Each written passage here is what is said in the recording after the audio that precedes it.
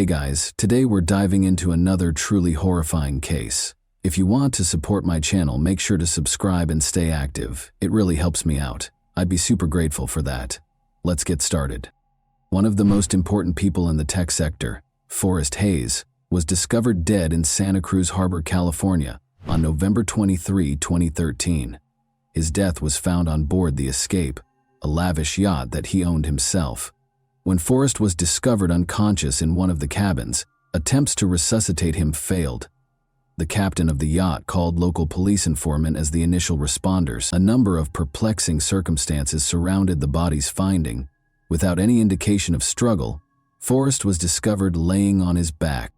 There was a noticeable injection mark on his arm, but there was no syringe or medical equipment in the area. As a result, detectives were instantly prompted to think about whether this was an accident or an intentional conduct. There was chaos in the cabin where Forrest was discovered. He had company, as evidenced by the lipstick traces on one of the two wine cups on a tiny table in front of him. A sense of seclusion was created by the meticulously drawn curtains covering every window and the low illumination. There were no obvious indications of violence, yet the scenario was strangely contrived. Forrest regularly used the yacht for private excursions, the captain told the authorities. He said that although Forrest liked to be alone himself on the yacht, he would entertain people from time to time. However, once Forrest set out on this specific voyage, the captain did not witness anyone boarding or departing the boat, and the coroner's preliminary investigation indicated that a drug overdose might have been the cause of death. It was unclear at the beginning of the investigation, nevertheless, if this overdose was an accident or deliberate. More doubts were generated by the fact that there was no syringe found next to the body. Was it removed on purpose, or was it never there in the first place? Investigators started looking into Forrest's life, contacts, business transactions, personal ties, and the circumstances surrounding his death in an effort to find leads. Who had been with Forrest in his last hours was the crucial question. The lipstick-stained wine glass and the absence of obvious evidence at the scene suggested a woman was present, but neither the harbor personnel nor the captain saw anybody get off the yacht after Forrest got on board. Examining Forrest's phone, which was discovered close to his body, was the first step in the inquiry. An initial look through his texts and applications turned up nothing unusual, but the investigators made the decision to delve further into his private life. Investigators believed Forrest might have had a secret side to his life that might provide hints about what had transpired. Despite his impeccable professional image, it became clear from a thorough examination of Forrest's relationships and routines that his apparently ideal existence might have been hiding some surprising truths.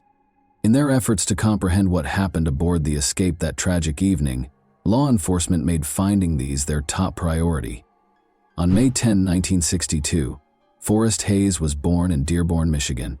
He demonstrated exceptional learning skills at a young age, and his innate charisma, curiosity, and talent for handling challenging situations made him a leader among his peers. His captivating personality and drive for perfection were often praised by teachers and classmates, and these attributes set the groundwork for his eventual success in the workplace. Forrest enrolled at a prominent university to study computer science and engineering after graduating from high school. He rapidly became proficient in the state-of-the-art technologies of the time and started working on his own projects, which attracted the interest of significant tech firms.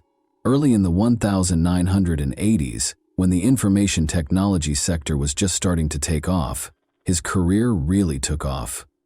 Forrest's 2005 hire by Apple was a turning point in his career. Apple was expanding quickly at the time and was creating groundbreaking devices like the iPhone and iPad. Forrest was hired by the corporation to work in one of the main divisions, in charge of developing cutting-edge technologies. He immediately gained the respect of his coworkers and leadership due to the substantial contributions he made to Apple's projects. Forrest was more than just an accomplished expert. He was a pioneer. He was a vital team player because of his exceptional ability to come up with novel answers to challenging problems. Coworkers recalled his unwavering commitment to putting innovative concepts into practice that improved the usability and accessibility of Apple's products. Forrest developed technology during his time there that went on to become industry norms, but Forrest's aspirations prevented him from taking things easy. He soon accepted an offer from Google to work for the multinational internet behemoth. He joined Google X, a division devoted to creating cutting-edge technologies, after 7 years at Google. In his position, he oversaw projects including smart devices, driverless cars, and other cutting-edge technologies. Forrest's accomplishments include helping to create self-driving car systems, a revolutionary development in the realm of autonomous mobility. According to colleagues, Forrest Hayes had the ability to motivate a group of people and lead them toward challenging objectives. He promoted a positive work atmosphere as a leader who was fair but firm. Forrest gained the respect and affection of his team since he didn't hesitate to take on the most difficult assignments. He was able to successfully oversee large-scale projects that influenced the direction of technology because of his ability to blend strategic thinking with meticulous attention to detail. Forrest's family life and career accomplishments were closely related. He married Denise Hayes in 1996, and the two of them had a close relationship based on support and understanding. Asha, Lily, Roscoe, Lauren, and Daniel were the couple's 5 children. Forrest was a loving parent in addition to being a prosperous businessman. He always found time for his family in spite of his hectic job schedule. He loved spending time with his children, planning family vacations, and establishing customs that strengthened their bonds, according to individuals who knew him well. Forrest seemed to have a happy family life. Situated in one of California's most prominent communities, their $3 million 0-cents home provided a peaceful and comfortable sanctuary. But trips aboard his yacht were the source of Forrest's greatest happiness. For him, the yacht was more than just a means of transportation. It represented the unity of the family. He regularly took his family on quick getaways, where they could unwind and spend quality time away from friends, co-workers, and the bustle of the city. Admired Forrest's ability to strike a balance between his commitment to his family and his career achievement. He demonstrated how to balance professional accomplishments with personal obligations. Those around him were profoundly impacted by his attention to detail and desire to succeed in all that he did. But notwithstanding, Forrest occasionally confided in intimate friends about feeling empty despite the external peace. Though it didn't provide him total fulfillment, he felt as though he had accomplished everything he could have imagined. This restlessness might have contributed to his pursuit of novel hobbies and experiences, which ultimately had disastrous results. Using the app Seeking Arrangement was a big part of Forrest's covert existence.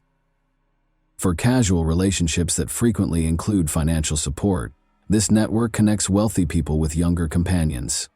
Forrest used the app frequently.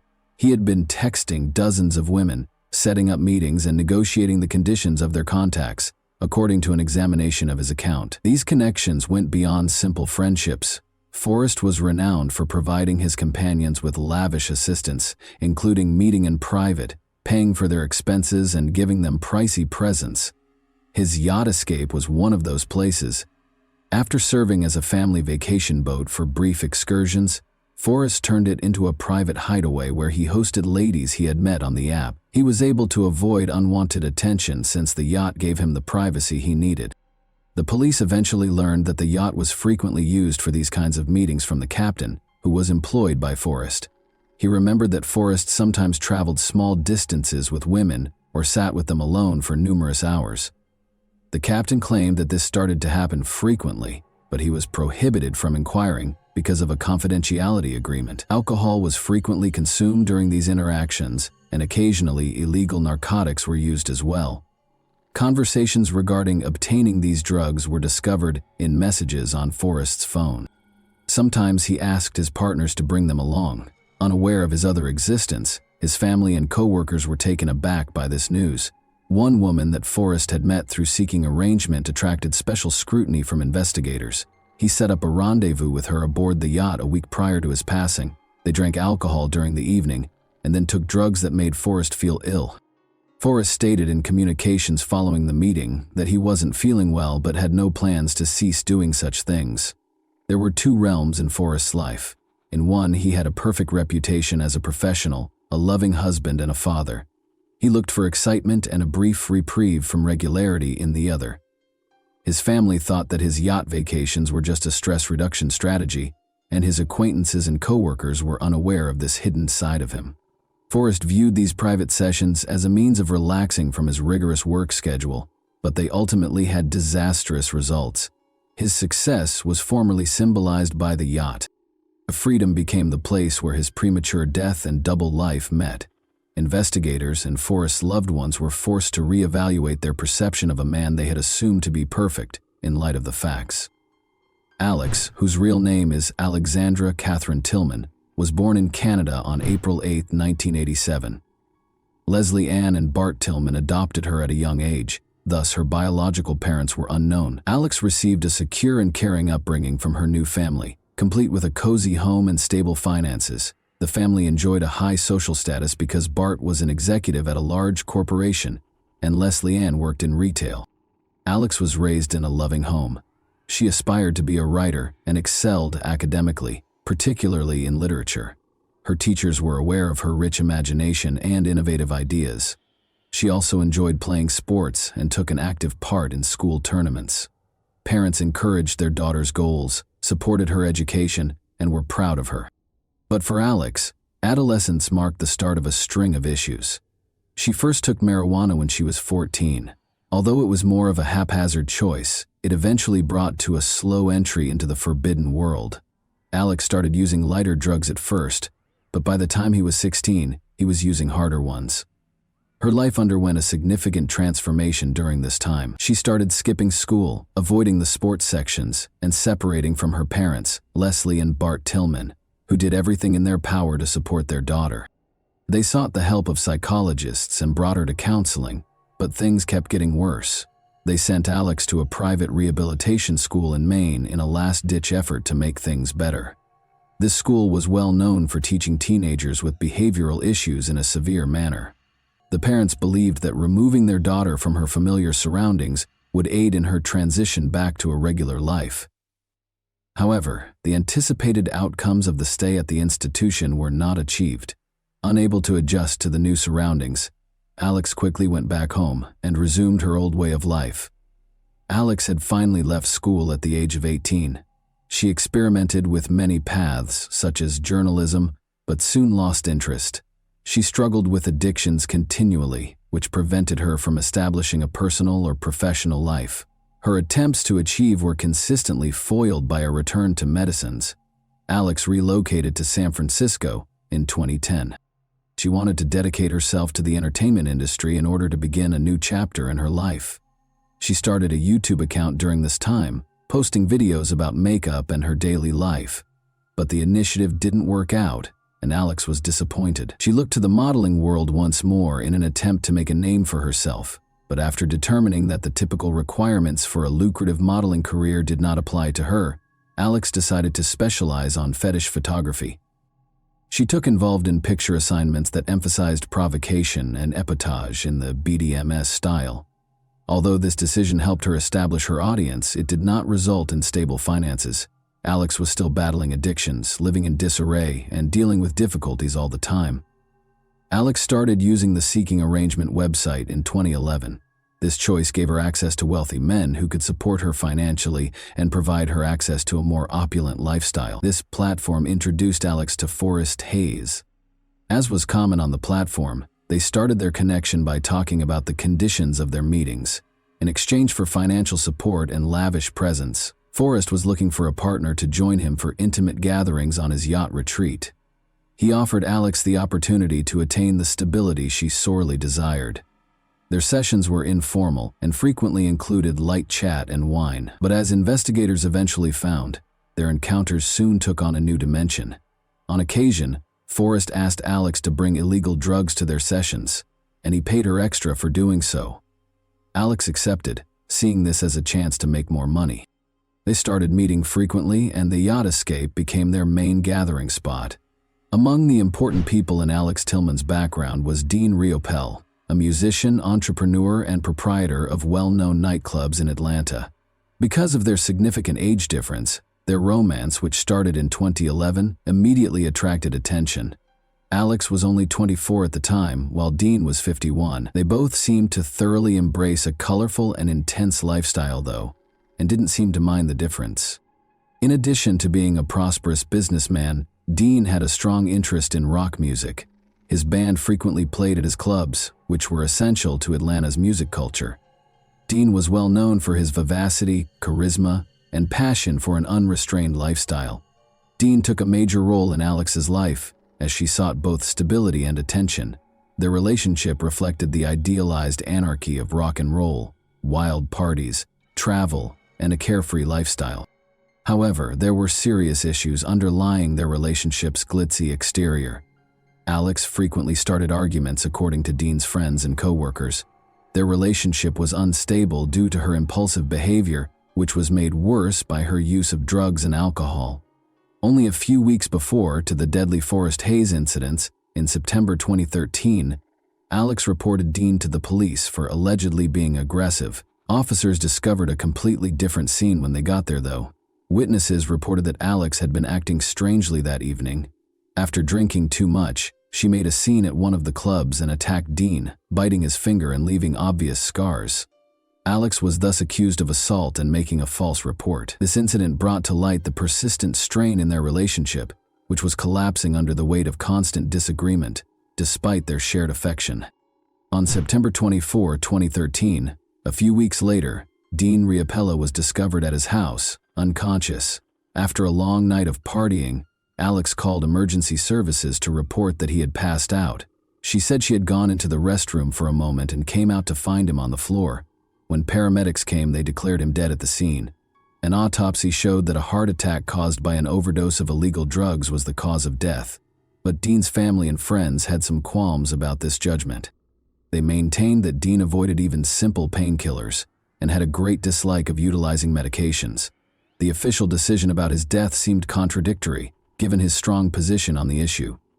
Despite their worries, there was insufficient evidence to support foul play. Therefore, the matter was closed.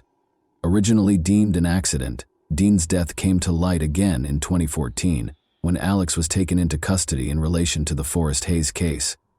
The police discovered parallels between the two incidents during the inquiry. The drugs that killed Forrest were the same ones that were discovered in Dean's system. The investigation into Dean's death was reopened as a result of this discovery. Suspicions were also heightened by Alex's enigmatic social media posts. She said, "Death is always near," in a post that was shared a few months after Dean's death. You might be surprised to learn how near it is. Although Alex never provided an explanation or clarification, these remarks generated a lot of conjecture. Dean's family backed the case's reopening, claiming that the first probe had been too cursory. They thought Alex might have been involved in his death because of his actions and relationship to illegal substances, but there was never any hard proof that connected her to the event. Investigators suspected that Alex's acts could not have been random events, but rather part of a wider pattern because of the similarities between Dean Riapell's and Forest Hayes killings. Nevertheless, Alex's purported involvement has never been confirmed, and Dean's case is still formally closed, despite the increasing attention. This ambiguity keeps raising unanswered questions that might never be resolved. With the use of video records recovered from cameras on the yacht, witness statements, and other pieces of evidence, investigators were able to piece together what happened the night Forrest was discovered dead. As usual, Forrest arrived at the escape in the afternoon on November 23, 2013, and he boarded by himself. Alex Tillman joined him on the yacht shortly after. The captain testified that Forrest had asked the crew to leave the yacht for the night, stating that he wanted some alone and a peaceful night to unwind. The yacht still had several working cameras. In the main cabin, the video showed Forrest and Alex conversing, joking, and sipping wine. Substances and syringes were later found in the backpack that Alex had brought with her. The talk grew more informal as the evening went on, and Alex produced a syringe loaded with a drug. After giving herself an injection, she gave it to Forrest, who accepted. The precise moment of the injection was captured by the camera. Forrest's condition quickly deteriorated after receiving the dose. After losing consciousness, he fell into the couch. At first, Alex failed to see how terrible the situation was. She kept looking about the cabin and drinking her wine. She finally shook Forrest by the shoulders in an attempt to resuscitate him, but he didn't react. Alex became alarmed when he realized that Forrest was not waking up. She started acting frantically.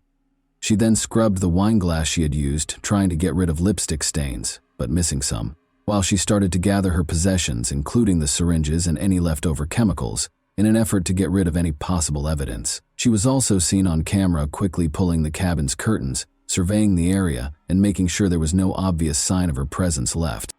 Alex then departed the yacht without telling anyone what had transpired. Forrest lay on the couch for several hours after she left him asleep, and no one bothered him. The skipper didn't return to the yacht and see Forrest dead until later, after his worried wife had called him. According to the inquiry, Alex attempted to evade notice following the incident by turning off her phone and leaving the marina. But police were able to piece together the events thanks to the yacht's camera recordings, fingerprints, and text messages between Forrest and Alex on his phone, as well as traces of lipstick on the wine glass. Alex played a significant role in the catastrophe, as evidenced by her actions during the escape. She was suspected of trying to avoid responsibility because of her frantic flight and attempts to destroy evidence. One crucial question, though, was still unsolved. Was the injection planned, or was it a snap decision taken under pressure? Law enforcement launched a manhunt to find Alex Tillman when it was determined that she was a major contributor to Forrest Hayes' death. Suspicions that Alex was involved were further cemented when she went into hiding right after the incident. Her phone was off and her once accepted social media profiles were inactive, making it more difficult to find her. But investigators came up with a strategy. They concentrated on Alex's Seeking Arrangement profile, which was the site where she had first made contact with Forrest. The secret to finding her was this app. Investigators constructed the persona of an affluent man looking to make new friends, using a fictitious profile. Alex accepted to meet despite his best efforts to stay out of the spotlight because he couldn't resist the chance to make money. She set up a rendezvous at a remote spot in California after days of messaging. Alex was arrested by police enforcement when she showed up for the rendezvous. Everything went without a hitch. Despite not resisting, Alex's behavior throughout the arrest was described as calm and uninterested. She claimed not to grasp the charges against her. She was shortly formally charged with illegally distributing forbidden narcotics, tampering with evidence, and second-degree homicide. Her attractiveness and contentious past caused the trial to immediately become a media sensation. When it started in early 2014, Alex, known as the beauty-turned-criminal, became the focus of media and public attention. During court appearances, a lot of people talked about her previous appearances, interviews, and demeanor. Alex had a composed and self-assured demeanor, frequently wearing immaculate clothing, which elicited conflicting responses from the general population. According to the prosecution, Alex was completely aware of the dangers associated with her behavior. They played camera footage from the yacht that showed her giving Forrest an injection and then walking away without helping him. The prosecution asserted that this showed her lack of interest and willful efforts to hide her activities. Alex's defense team argued that she didn't mean to hurt anyone and that she only did what Forrest asked her to do. Her attorneys claimed that her hasty departure was motivated by panic and that his death was a terrible accident. They further underlined that Forrest had agreed to the injection and had asked for the drugs. There was a great division in public opinion. Some believed that Alex was a heartless criminal who killed a well-known and prosperous person. Others questioned the morality of Forrest's actions, such as his use of a dating site and involvement in dangerous pursuits, and saw her as a victim of circumstance. Alex and the prosecution agreed a plea deal in May 2015. She avoided a jury trial and received a reduced sentence by entering a guilty plea to involuntary manslaughter and possession of forbidden narcotics. She received credit for time already served and was given a 6-year jail sentence. Another round of debate was triggered by the ruling. Given the circumstances, some people thought the punishment was too light, while others thought it was appropriate because there was no concrete proof of intended injury. In 2017, Alex was deported to her native Canada after completing her term. Her name did, however, keep coming up in conversations and stories about well-known crimes. To the general public, Alex Tillman came to represent double lives, dangerous conduct, and the far-reaching effects of careless choices that resulted in a catastrophe that affected a great number of lives. After being freed, Alex tried to start over. She remained out of the spotlight for a while, avoiding social media and media interactions. But a year later, she had her first significant video call interview with a Canadian journalist. To many, Alex seemed collected, serene, and emotionally aloof. Her account of what happened rekindled controversy and sparked fresh discussions about her behavior and the fallout. Alex claimed in the interview that she had never meant to hurt Forrest Hayes and that she was shocked by his passing. She asserted that she was not aware of any prior medical conditions he might have had and that the injection had been given at his request. Alex said she thought Forrest knew his boundaries and had control over his behavior. Additionally, she denied intentionally attempting to conceal evidence, stating that her actions were motivated by panic and ill-advised decisions made in a moment of crisis. However, the evidence in the case contradicted her allegations. Video from the yacht showed Alex leaving the area without trying to contact for assistance, in addition to deleting any record of her presence. Her justifications were criticized harshly by the Forrest family, who saw them as an attempt to deflect blame and cast further doubt on her sincerity. Her comments regarding Dean Riopel were equally contentious. Alex revealed in the interview that his passing had hurt her and that their relationship was tumultuous but sincere. She did not, however, respond to inquiries regarding the circumstances of their last encounter or the reason behind Dean's overdose. Suspicions were only heightened by her silence. According to Dean's family, who had previously demanded that the case be reopened, Alex's remarks left more questions than they answered. It's still unknown how far along the Dean Riopel death investigation is. The Fulton County District Attorney's Office stated in 2018 that the matter was being reviewed, but they did not release any additional information. Rumor has it that investigators failed to find fresh evidence that would support or contradict Alex's involvement. The public was kept waiting for answers, and Dean's family was left in a condition of uncertainty. Alex Tillman currently lives in Canada and keeps a low profile. Her social media accounts are still inactive, and journalists have had varying degrees of difficulty reaching her for additional comments. She continues to be a contentious person who significantly divides opinions despite her modest profile.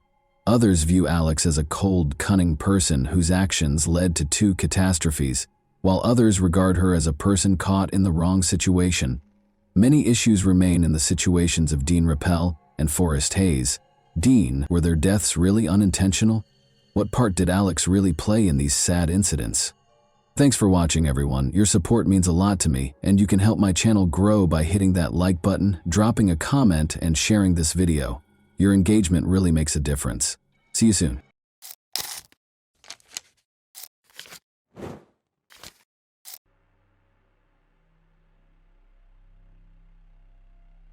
Tension rose in the Mendoza criminal courts on December 1, 2020, as people waited for the verdict.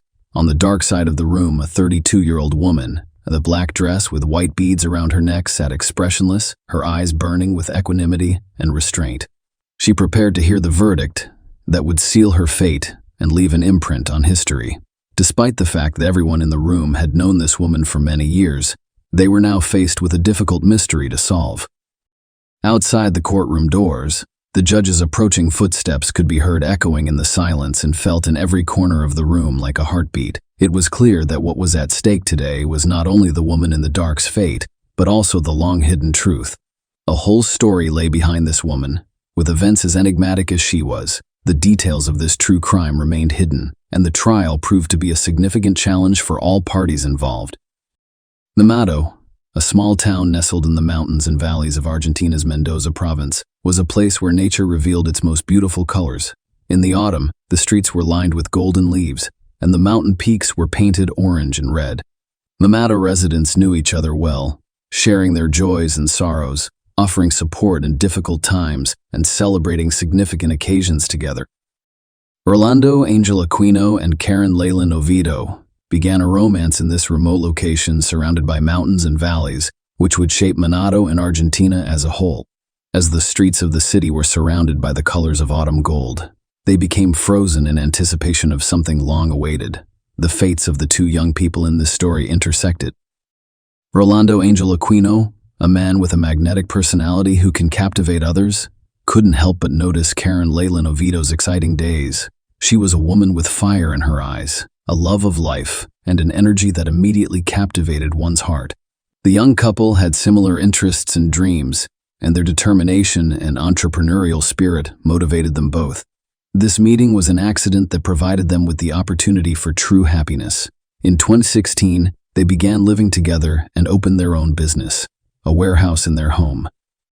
Karen had a keen eye for detail, and she lovingly crafted a sign for customer service on one of the windows, as well as lists of items for sale. This little corner became something they could be proud of, and the people of Manitou looked on with interest and respect.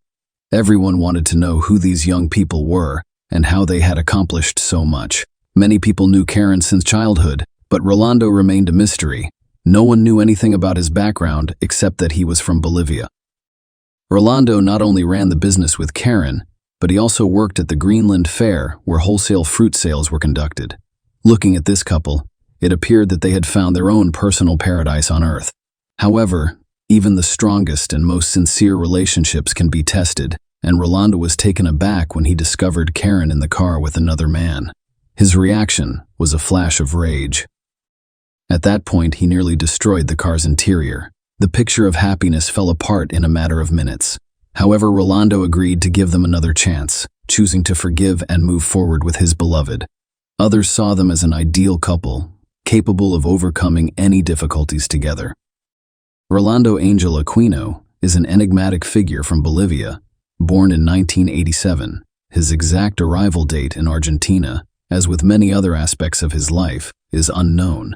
As the eldest of 7 children, Rolando learned at a young age the importance of family bonds and hard work in creating an ideal family filled with joy and laughter. In his youth, he met Carolina Chavez, with whom he had a son.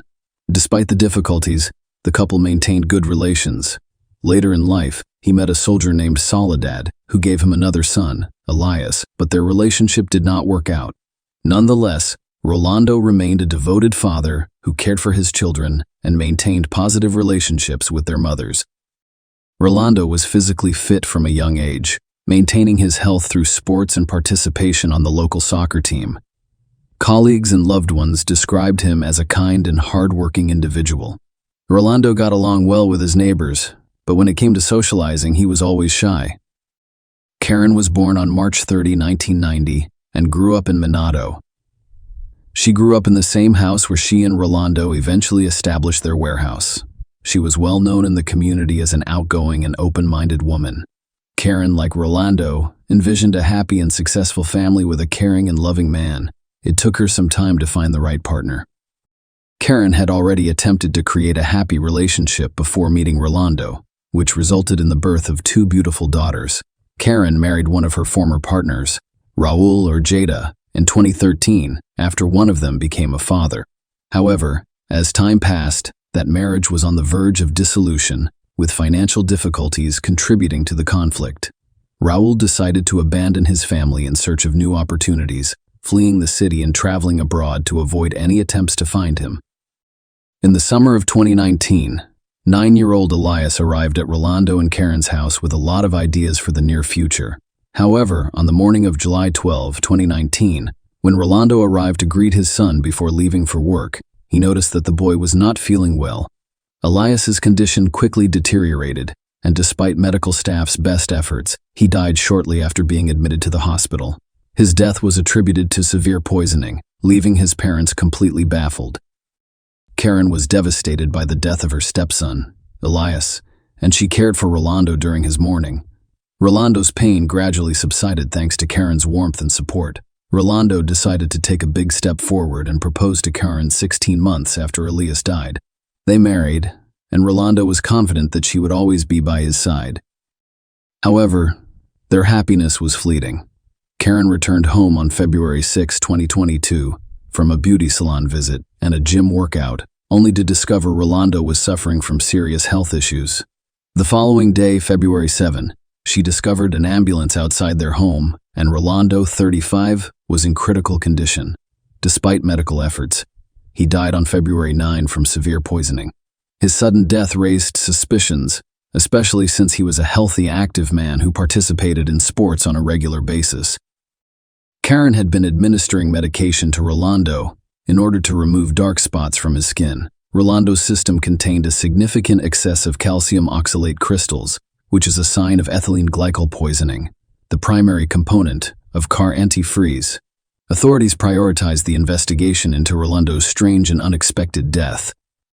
Neighbors reported that Karen had repeatedly given her husband an unknown medication and expressed concern about Rolando's son. During Karen's interrogation, officers from the Technology Crimes Unit conducted forensic examinations and thoroughly questioned her, uncovering numerous contradictions.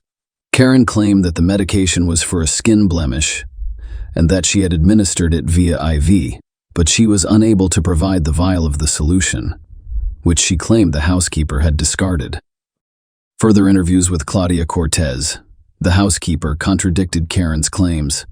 Claudia reported overhearing the couple discussing Rolando's dissatisfaction with the medication he was receiving.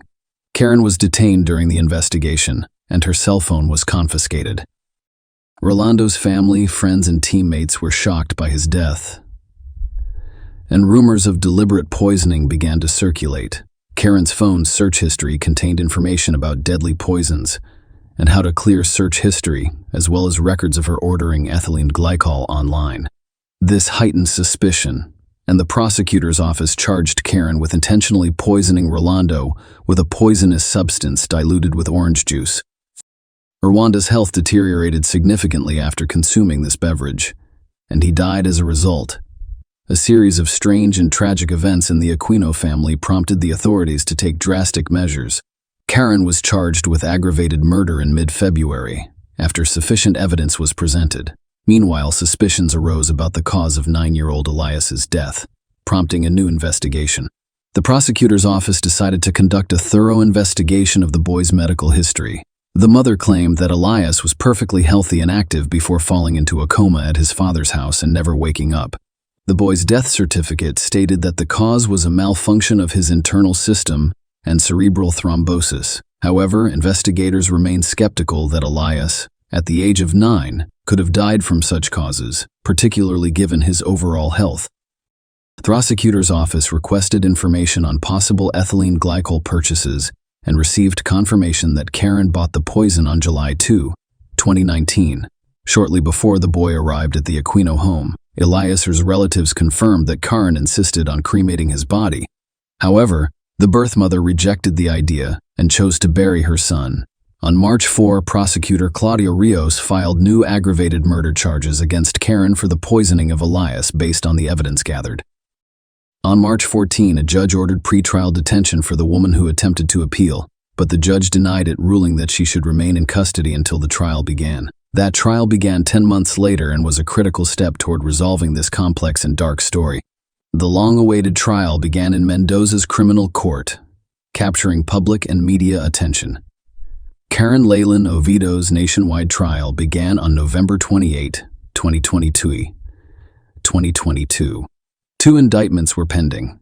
The first, led by prosecutor Fernando Gusto, concerned the murder of Elias, and the second, involving Claudia Rio, dealt with the murder of Rwanda. When the trial began, Rolando, the eldest son, Javier Aquino, who was only 15 years old, appeared as a plaintiff, accompanied by counsel. Prosecutor Gusto claimed that Karen killed Elias and then his father by administering ethylene glycol, mixed with orange juice. This resulted in severe poisoning and the deaths of both son and father. Karen's defense team attempted to refute the charges against her. They argued that Rwanda was violent and abusive to their client, and that there was no credible evidence to back up the claim. The defense also claimed that Karen had no motive for the murder. Why would she kill a lion? Obviously, little Elias couldn't resist the threat. Karen's attorney stated that the house, cars, and business belonged solely to her. He also claimed that her client did not make any purchases using her phone. And why would she have looked up poison information on the internet if she had already poisoned a liar with ethylene glycol, as the prosecutor claims? The lawyer emphasized that, while the actions that resulted in the father and son's deaths were heinous, it does not give the right to indict a person until they have been fully proven guilty. The defense attempted to cast doubt on the jury by claiming that the charges against Karen were false. Karen claimed that her partner could have made the antifreeze purchase by hacking into her account. She also claimed to have an alibi for when her husband was poisoned. Karen was not at home on February 6 when he began experiencing health issues. The defendant, known to the media as the Dwayne Allen poisoner, was given the opportunity to speak after the first phase of the trial concluded. Judge Diego Liberty gave her the opportunity to speak, and Karen argued passionately that she was being accused of a heinous crime she did not commit. It was extremely painful for her to realize this, especially as the mother of 2 young daughters. The court hearing continued, and it was the turn of the witnesses to reveal new details about the case. The prosecution decided to ask Karen several questions, with Prosecutor Gusto focusing on key points. Karen later suggested that her son Rolando be cremated. Karen emphatically responded to this question, stating that she had never made such a suggestion and that the decision was not up to her. The prosecution called relatives of the deceased to testify and reveal more details about what had happened. Elias's mother, Soledad, told the court that after her son died, Rolando relayed Karen's words to her, in which she suggested that Elias's body be cremated so that both families could keep the boy's ashes. However, Soledad rejected the idea. She also shared her memories of meeting Rolando at the cemetery and learning about Karen's jealousy. According to her, Karen even slept in a separate bed, and Rolando and Karen's relationship was so tainted that they slept apart. Carolina, the mother of Rolando's first child, also testified. She confirmed that, according to her ex-husband, the couple slept separately, but Carolina had no contact with Karen prior to the incident. However, Karen called her on February 8 to inform her that Rolando was ill and in the hospital. Karen informed Carolina that her husband had probably taken medication and was feeling ill. She also asked Carolina for assistance in unlocking her husband's cell phone, claiming she suspected he was seeing another woman. Carolina was taken aback when she learned of Rolando's condition because they had only seen each other a few days before, and he appeared to be in excellent health. She revealed that when she arrived at the hospital, Karen was already there, having gone to see the doctors. Carolina was not allowed inside, so she was left waiting.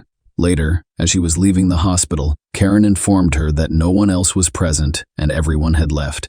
Carolina became suspicious and demanded an explanation from the doctors, who informed her that the patient had lost consciousness and was not responding to treatment. Carolina then approached the hospital secretary and complained. After speaking with Karen, Carolina discovered that Rolando had taken medication for skin blemishes, which caused an allergic reaction. He claimed that the medication bottle was no longer there because the housekeeper threw it away. All of these details contributed to the mystery surrounding this complex case. The trial continued, and doctors and experts appeared before the jury to present forensic evidence and the results of the psychological examination. This evidence revealed previously unknown details.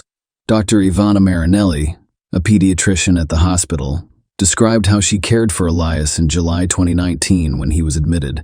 She described how Elias was brought to the medical facility with severe breathing problems and urgently needed intubation. He also had a CT scan, which revealed a deep cerebral thrombosis. Elias underwent intensive care. The doctor confirmed that Elias's symptoms were consistent with ethylene glycol poisoning. This included impaired consciousness, restlessness, and a subsequent coma with a blood clotting disorder. Despite the best efforts of medical personnel, the boy's condition deteriorated, and after 5 p.m. on July 12, cardiac and respiratory arrest occurred. Doctors attempted to resuscitate Elias for 50 minutes with the participation. His father's efforts were futile. He was pronounced dead at 60 meters. The jury was also given the results of Karen's psychological examination, which had been requested by the prosecution. The experts' findings emphasized Karen's lies and concealment of the truth. She was portrayed as someone trying to project a decent image, but in reality, her conclusions were cold and cruel. The experts also stated that a psychological examination was performed immediately following her husband's death, but revealed no emotional effects from her spouse's death. This cast doubt on Karen's sincerity and portrayed her as a cold-blooded, self-centered woman. The examiners discovered latent hostility and impulsive behavioral reactions. Karen was finally prosecuted, and Gusto expressed doubt that she was a victim of gender-based violence, as she claimed in her testimony. This information described the defendant's true psychological profile. The long weeks of tense waiting and continuous court hearings came to an end. The trial drew a large crowd into the courtroom, their gazes fixed tensely on the jury and the judge, waiting for the decision that would bring justice to this complex and tragic story. In moving for a judgment of conviction against Karen, the prosecutor assured the jury that all of the evidence gathered strongly indicated that she was the one who planned and carried out both murders. She purchased ethylene glycol and discarded the packaging, claiming it was regular juice. Karen watched her loved ones die without offering assistance in their time of need. Cloudy Maria, the prosecutor handling Karen's case for Lundo's murder, presented the court with an ethylene glycol purchase receipt paid from Karen's bank account. The prosecution and plaintiff insisted on a unanimous verdict because it was the only way to ensure justice in the case. They insisted that Karen Leyland Oviedo be convicted of murder with evidence of extreme cruelty. The defense, on the other hand, claimed that there was insufficient evidence to establish her client's guilt. The defense attorney argued that a person can be good or bad, but it is not always related to committing a crime, and that the deaths of Rolando and his son were a tragic and sad event for their clients. Despite the defense's arguments, Karen Leyland Oviedo has added herself to the list of Argentine criminals who poisoned their victims. After a long, intense wait for the verdict, the jury made their decision. They issued a unanimous decision. Karen Leyland Oviedo was convicted of killing a liar and committing the crime with extreme cruelty. She was also convicted of Orlando's aggravated death through an insidious procedure. Karen, dressed in black and wearing white beads around her neck, listened to the verdict calmly. The jury returned a guilty verdict, and she was sentenced to life in prison. Karen Leyland Oviedo, the woman in the dark, attempted to avoid punishment for the heinous murders that shocked society and left many unanswered questions. The plans to cremate the victims' bodies may have been her final attempt to avoid the punishment she deserved. Despite her efforts, the court and jury did not give in and returned the justice verdict. So why did Karen Leyland Oviedo kill her loved ones? That remains a mystery. She had all she needed to be happy. Perhaps the motivation lies deep within her own soul. Karen refused to admit her guilt out of jealousy, self-interest, and pride, so the motives for this heinous crime are unknown. Karen Leyland Oviedo will now spend years behind bars, wondering what dark forces ruined her and those around her. This story reminds us that even the most intimate relationships can conceal terrible secrets and mysteries, and that true love and loyalty must always come first. Share your opinion with us in the comments and subscribe to the channel for more.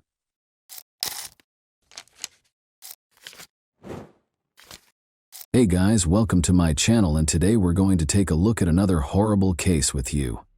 It was a very pleasant evening for the Solis family on Friday, April 20, 2012. Their 6-year-old sister, young Isabel, was present at a baseball game between Rebecca and Sergio's 2 sons.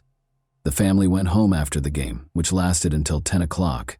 Rebecca braided the girl's hair to save time before work the following morning, when she was scheduled to play baseball. After saying goodnight to his daughter, Sergio departed at 11 o'clock. Isabel frequently slept in her brother's room, even though she had her own bedroom. This night, however, she remained by herself. Becky and the boys soon fell asleep, and Sergio dozed off on the couch as he watched a baseball game that he had previously recorded.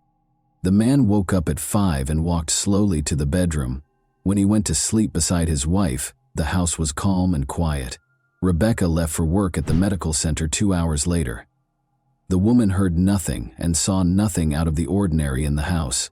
She left for work without visiting her daughter's room. Isabel wasn't in her bed when Sergio went to get her up for the game at about 8 in the morning. No one answered when he asked his sons if they had seen their sister. He called for Isabel and searched the house with the boys, but she didn't answer. Then, at the age of 14, Sergio Jr. saw that his sister's room had an open window and that the protective screen was on the ground in the yard. While Rebecca was hurrying home and the sons were desperately looking around the neighborhood for their younger sister, Sergio called his wife. Sergio dialed the emergency number. This was the call that ultimately led to a great deal of controversy and backlash against him. Sergio was remarkably composed throughout the call, despite the fact that people react differently when under stress or panic. In addition to his composure, many found it odd that he announced his daughter's kidnapping right away. The idea of telling his wife to come home even made him laugh. Sergio clarified that he was only attempting to maintain composure so that he could give the police all the information they required. It's interesting to note that Sergio Jr.'s neighbor also dialed 911.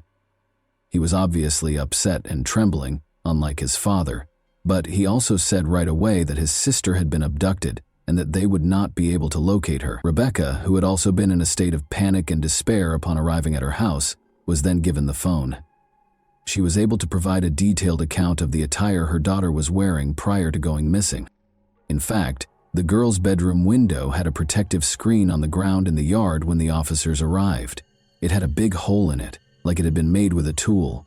Soft toys that were always lying in the room beneath the girl's window were now strewn about. Isabel's shoe prints, which were found on the electrical box beneath the family's high fence and on the alley behind the house, were found on the floor next to blood. When he kidnapped the girl, the criminal most likely climbed over it. The police conducted extensive door-to-door searches, dismissing the possibility that the 6-year-old girl had escaped because they thought the case was one of kidnapping. Around 6:30 a.m., Alicia Stardevant, the Solis family's neighbor, reported being awakened by a noise. The girl's room is right across the fence from her bedroom. Alicia claimed to have heard the barking of the Solis family's dogs as well as her own. She heard men's voices outside of them, as if they were coming from her side of the fence rather than the Solis family's house. However, she ignored the fact that it was already becoming light outside and went back to sleep. The men didn't whisper or lower their voices, according to Alicia, and she didn't even consider the possibility that there was a small child present. Only locals were permitted to pass through the checkpoint that the police had set up around the Solis family's home. Since children are typically killed within 100 meters of the scene of the kidnapping, the search initially concentrated on a small area surrounding the house. After that, they interviewed residents and broadened the search area to include multiple apartment complexes. Officers used underwater cameras and sonars to examine the lakes and ponds, the local garbage dump, and the stadium where Isabel's baseball game was scheduled to take place. The Solis family's house was searched by forensic specialists and search dogs, and border guards handed out pictures of Isabel. There is a significant likelihood that children who disappear in Arizona wind up on the Mexican border. Furthermore, 16 criminals who had harmed women and children resided close to the family's residence in 2012. At the time, they were all questioned and turned away. There was a theory that someone had followed the family after spotting Isabel playing with her brothers in the evening and kidnapped the girl from the house at night. Officers followed this lead by looking up the registration numbers of every vehicle in the parking lot. The family's home was close to surveillance cameras, which revealed an exceptionally bustling nightlife. A car belonging to a private security firm pulled up in the alleyway close to the house at 2:36 a.m. 10 minutes later, 2 more cars were spotted in the parking lot. All of a sudden, there were a lot of people walking around the house, some of them curious about the trash cans. A car sped around the corner next to the trash can an hour before the 911 call, but during the 10 hours of filming, the girl did not show up anywhere. However, when the police searched the house, they found something intriguing. Inscriptions were discovered by the officers on Isabel's wardrobe doorframe. Rebecca said she was unaware of the inscriptions, which were written in a child's handwriting and contained phrases like "bad father," "I don't love father," and "bad day." Nevertheless, the police chose to thoroughly question Isabel's family. According to one of the sons, their father got violent, cursed, and struck him twice after drinking. Concerned about the Solis sons, investigators invited Child Protection Services staff because, as it turned out, the agency had been called to the family's residence multiple times. One of the boys left a glass in the detergent while doing the dishes in January 2012. Sergio reprimanded his son for his error and drank water from that glass. The boy told his friends about the incident the following day, and someone's parents called Child Protection Services, despite Rebecca's insistence that they laughed about it. In any case, Sergio willingly left the house in May 2012 at their request, despite Rebecca's assertion that her husband was a great father and that all questions would be addressed when Isabel got home.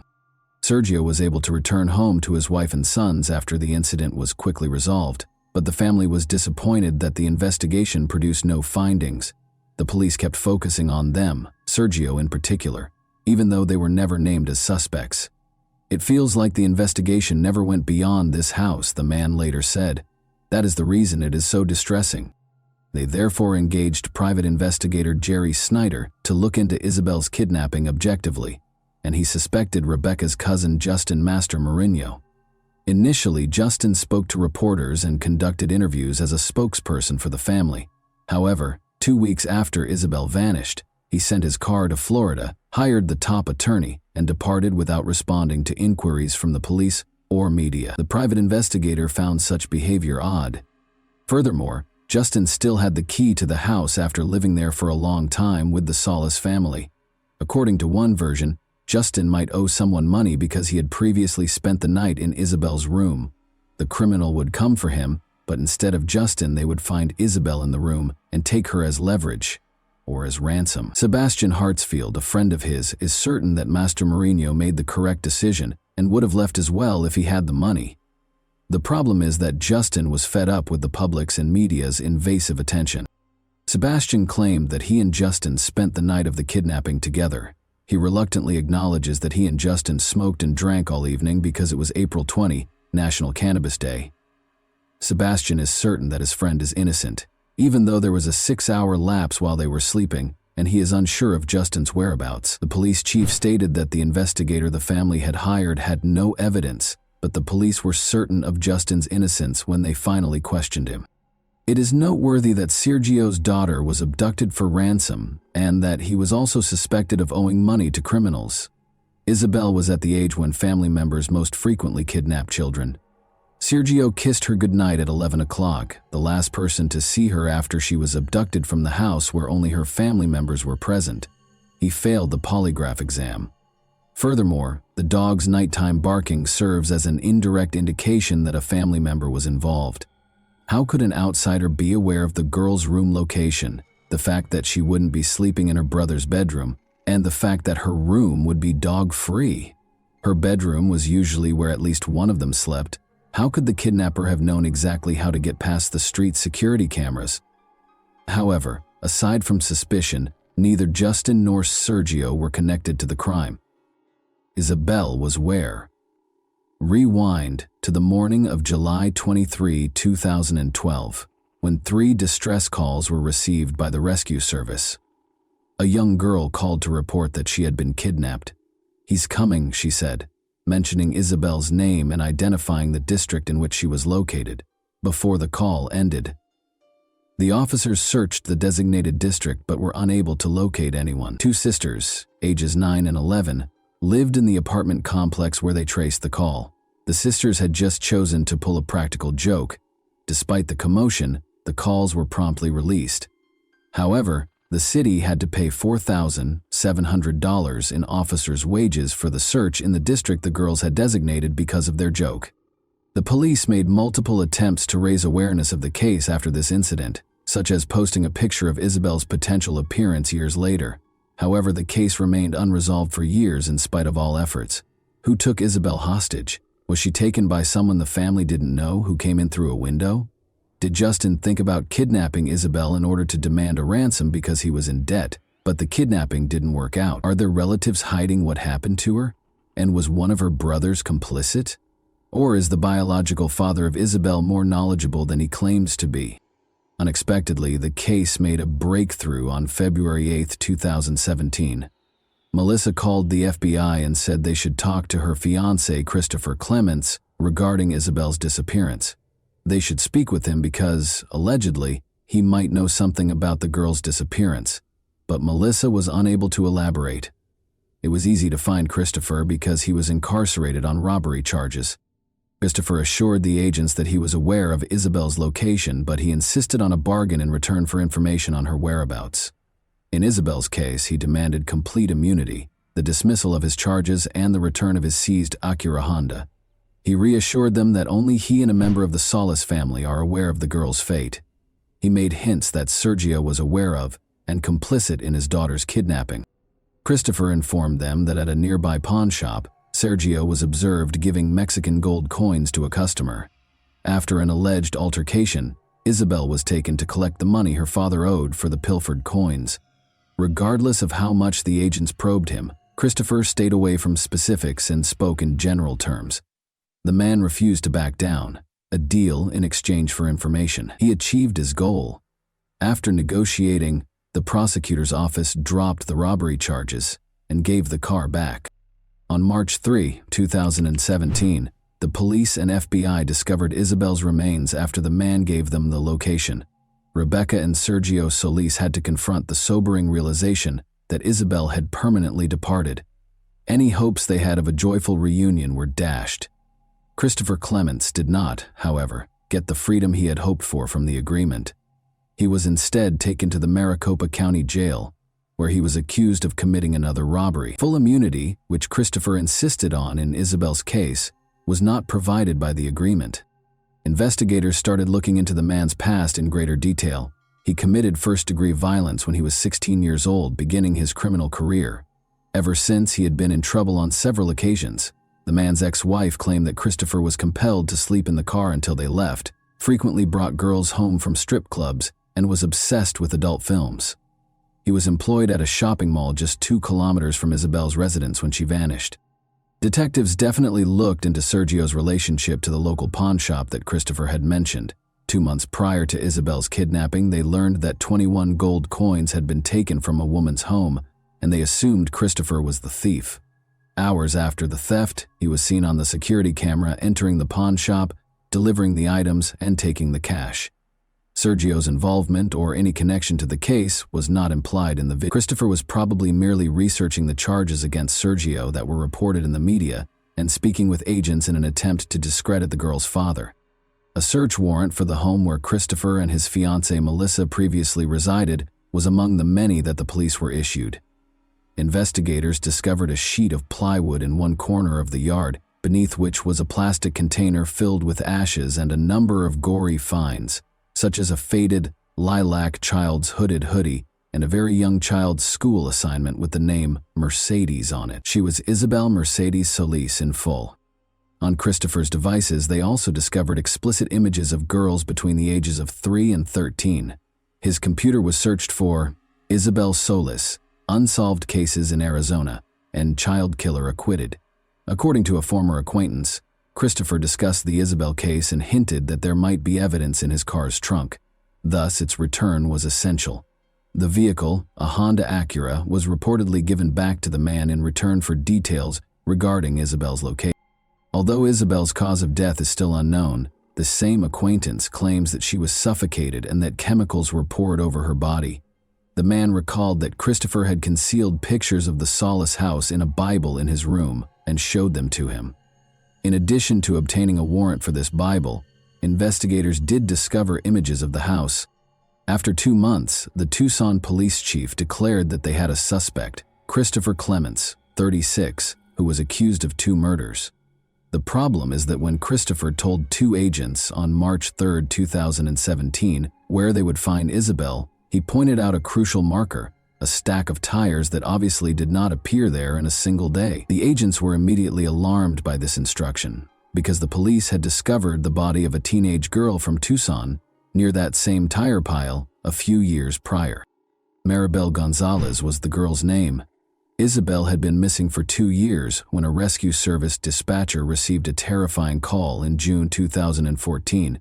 A woman reported seeing a body by the side of the road. When the police arrived on the scene, they discovered a naked body buried beneath the tire pile, the smell of decay and evidence that someone had been dragged on the ground. The place was a long way from the closest residences. In an attempt to identify the girl, the police sent a picture of the tattoo on her collarbone and a chain with an anchor that she was wearing to the media. In fact, a number of people reported that it was 13-year-old Maribel Gonzalez to the police. According to Maribel's relatives, she was seeing Mariano, a man in his 20s. A month before Maribel vanished, they ended their 3-year relationship. Around 11 or 12 p.m., Mariano told the police she sent him a message. She had a fight with her mother the day she vanished, so she asked him to come get her. He had to get up early for work, so he disregarded her message. She was never seen by him again. Even at night, she enjoyed taking solitary walks, according to her boyfriend. She also enjoyed visiting the mall, which is the same one where Christopher Clements worked and is close to Isabel's house. Because the bodies were discovered close to one another, the police were able to connect these cases. Maribel's DNA and Christopher's DNA were compared, and they matched. 2 years prior to Maribel, Isabella was abducted and murdered. Could Maribel's death have been avoided if the offender had been apprehended following the initial crime? As it turns out, Christopher's name was mentioned multiple times during the investigation, prior to his 2018 conversation with the agents. As is already known, The officers got in touch with everyone who lived close to Isabel and committed sexual offenses, which are violent crimes against women and children. Christopher was one of 16 names on the list. He was classified as a Class 3 offender, which means that he has a very high chance of committing the same crime again. He spoke with the police, but he clearly managed to persuade the officer that he was unrelated to the case. Maybe he had an alibi from his girlfriend. In addition, Isabel's parents requested that anyone who might raise suspicions, such as traders, distributors, advertising agents, unannounced visitors, or unexpected meetings, be remembered after Isabel vanished. Rebecca thought of the man who had shown interest in their red Acura right away. Despite his 2 visits, he never entered the house, and the woman was unaware of his name. It's interesting that during the interrogations, Christopher also brought up that encounter. On February 10, 2017, he told FBI agents this. He claimed that 2 individuals feigned interest in the vehicle. Actually, they had to confirm that Sergio actually resided at that address. Rebecca gave them her phone number and insisted that they speak with her husband Sergio about the possibility of purchasing from him. The men thus verified their desire. Christopher claimed that although he was aware of the visit, he had never gone to the Solis residence. However, he repeatedly used the pronoun we rather than they throughout the conversation, seemingly admitting that one of the men was actually him. With one exception, the woman described only one man who fit Christopher's description and drove the same car as him. Her account of the visit deviates slightly from her husband's account, but otherwise, it is consistent with Rebecca's account. What if this lead had been pursued by the police right away after Isabel vanished? Would they have found Christopher Clements as a result? Investigators think Isabel was not abducted on her own initiative. Christopher's crimes were premeditated. When the woman from whom he had stolen gold coins was not home, he called her house several times. As early as October 2011, he also made a call to the seller's family residence.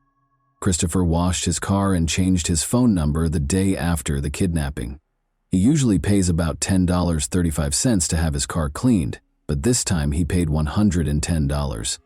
However, since phone records connected Christopher to 2 crimes, changing his number did not help. The shoes that Christopher was frequently spotted wearing and even photographed in, but which none of the Solis family wore, matched the footprints discovered at the scene of Isabel's abduction.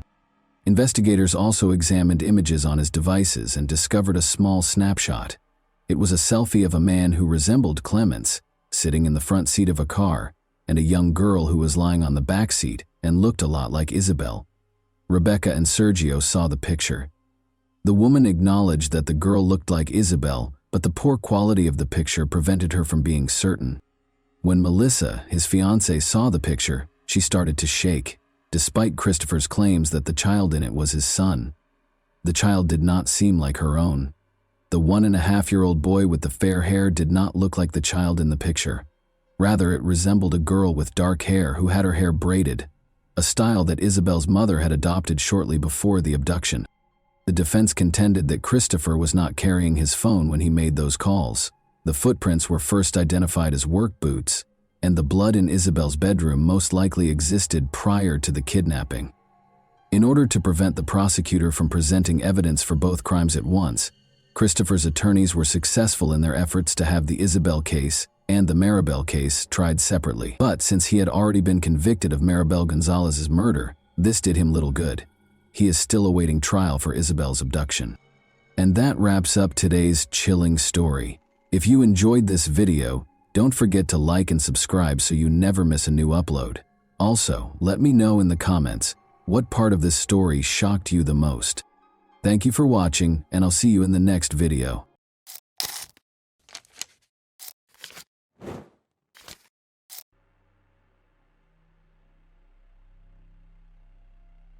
The tragic story of Lacey Peterson, a young schoolteacher, not only shocked the public with its unimaginable cruelty and inhumanity, but it also set the stage for the passage of the Lacey and Connor Act. Connor was the name of her unborn son, who died alongside his mother, and the law was intended to protect children from violence before birth and punish those who endanger their lives and health. The case is far from unique, but the fact that a pregnant woman was abused by someone close to her, who was supposed to protect and care for her, is shocking and puzzling. Several television documentaries have been produced about the case. Despite circumstantial and controversial evidence, no one questioned the defendant's guilt. And he, in all of his appearances, demonstrated that he is not sorry or repentant for what he did.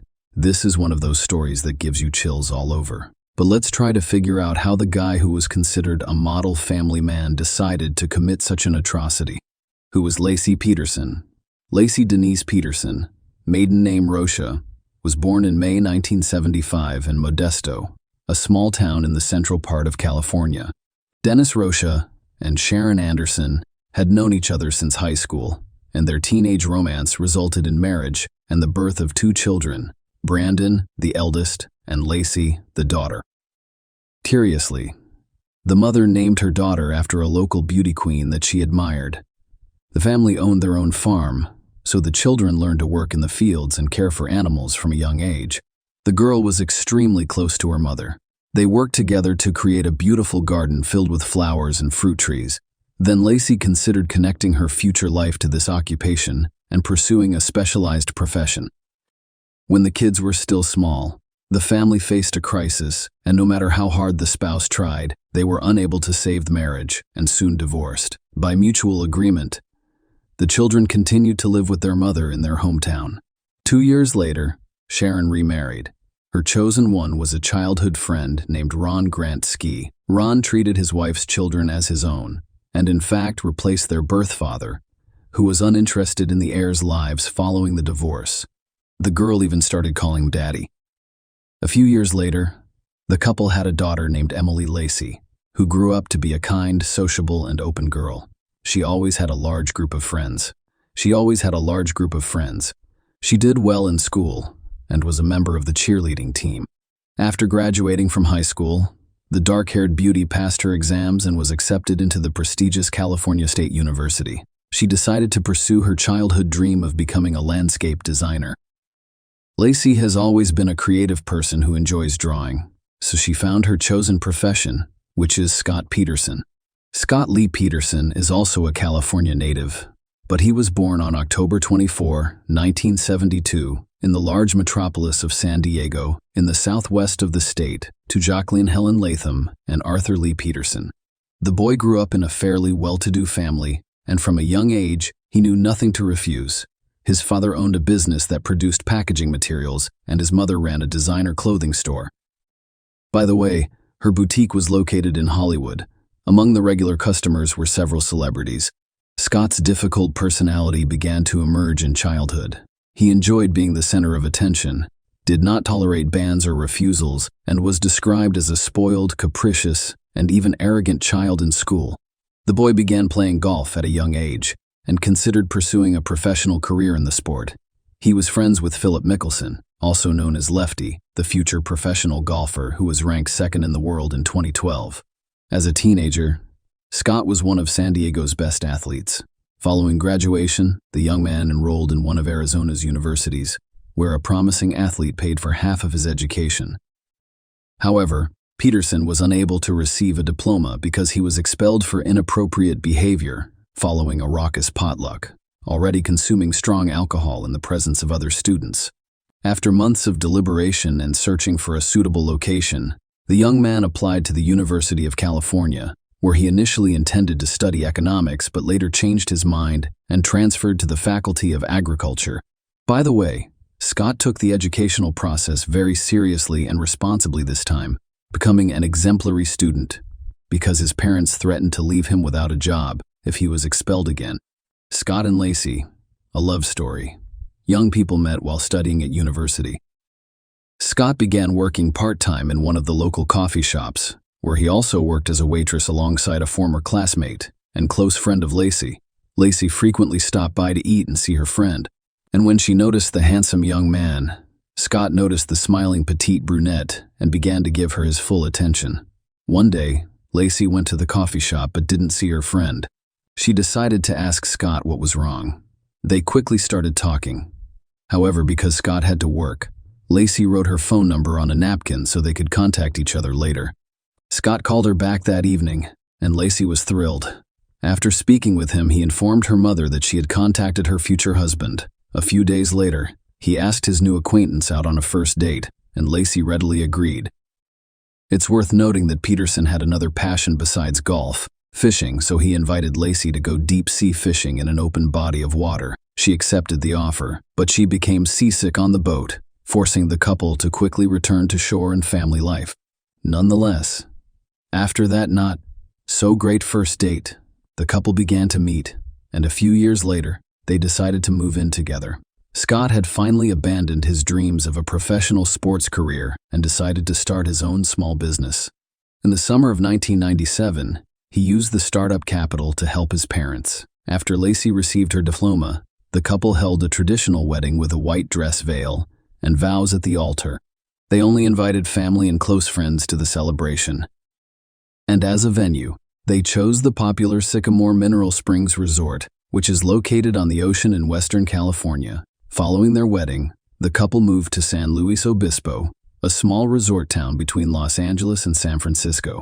They decided to open their own sports bar, but the idea was doomed from the beginning. There were rumors that Scott's parents once again assisted with the execution of the business plan.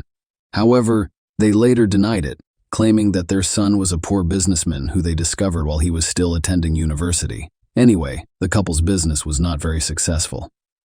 They initially had constant problems, first with the institution itself, then with the management, but they eventually managed to spin the number of visitors up over time, and by 2000, when the Petersons decided to sell the institution, it was already a well-known and popular destination.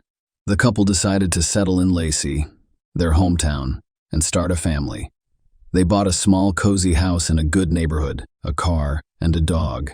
And about a year later, the young woman told her husband the happy news that they would soon be parents. Lacey had already decided to change her career path and accepted a position as an art teacher at a local school. Her husband was having difficulty finding work and was forced to accept a position with a fertilizer and organic fertilizer company. Lacey tried to be the perfect wife in order to bring comfort and peace into her and her husband's new home. She kept everything in perfect order, loved cooking, entertaining guests, and had a lovely flower garden on the lawn. Scott appeared to be supportive of his wife in all aspects, and from the outside they appeared to be the perfect couple. He accepted the news of the upcoming addition to the family with joy. When the couple discovered they would have a boy, they actively began to choose a name for him. The future parents chose the name Connor for their son, and everyone was sure that they were looking forward to the child's birth as a pregnant teacher. Lacey, who was 8 months pregnant at the time, mysteriously disappeared on December 24, 2002.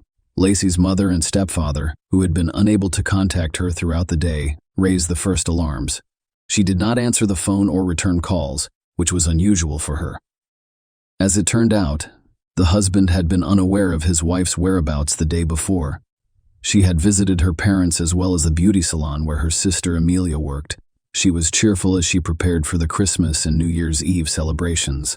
Lacey allegedly went for a morning walk with her dog, but a few hours later, neighbors discovered the Petersons' dog wandering down the street, dragging a dirty leash behind him. At the time, no one suspected anything wrong.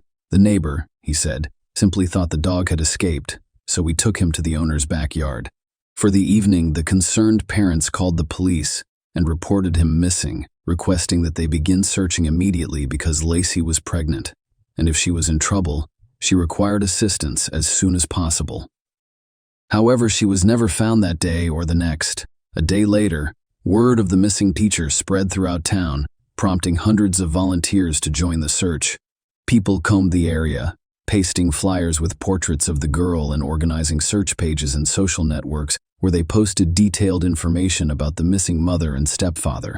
The older brother and younger sister appealed to all concerned on television, requesting assistance in the search and sharing any useful information for which a reward was even announced, except that Scott behaved strangely and even suspiciously, refusing to participate in press conferences, showing little interest in the search results, and appearing unconcerned. Mr. Peterson's behavior, according to the investigator in charge of the case, raised suspicions from the start. He was frighteningly calm, and the police officer's questions annoyed him. He asked no questions, acted arrogantly, and, most interestingly, confused his statements by changing them multiple times. Scott was the last person to see his spouse on the day she went missing. He went to the golf course in the morning to get some exercise and play while his wife stayed at home, intending to walk the dog and do some cleaning later. When he got home, he found the dog in the backyard, but Lacey was nowhere to be found. Scott did not go to the police because he believed his wife was visiting her parents. However, when she still did not show up, he became concerned and called his mother-in-law's house, where he was informed that Lacey had not arrived, and that's when the first inconsistencies in Scott's testimony became apparent. First, no one could confirm his alibi because he hadn't been seen on the golf course. Second, the father-in-law claimed, as confirmed by the taped conversations, that he had called Scott himself while looking for his stepdaughter.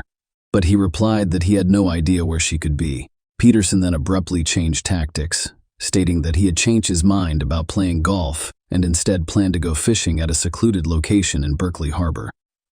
He explained the confusion over the phone calls by stating that all of the relatives were on edge and couldn't remember who had called whom or when during the inspection of the couple's home.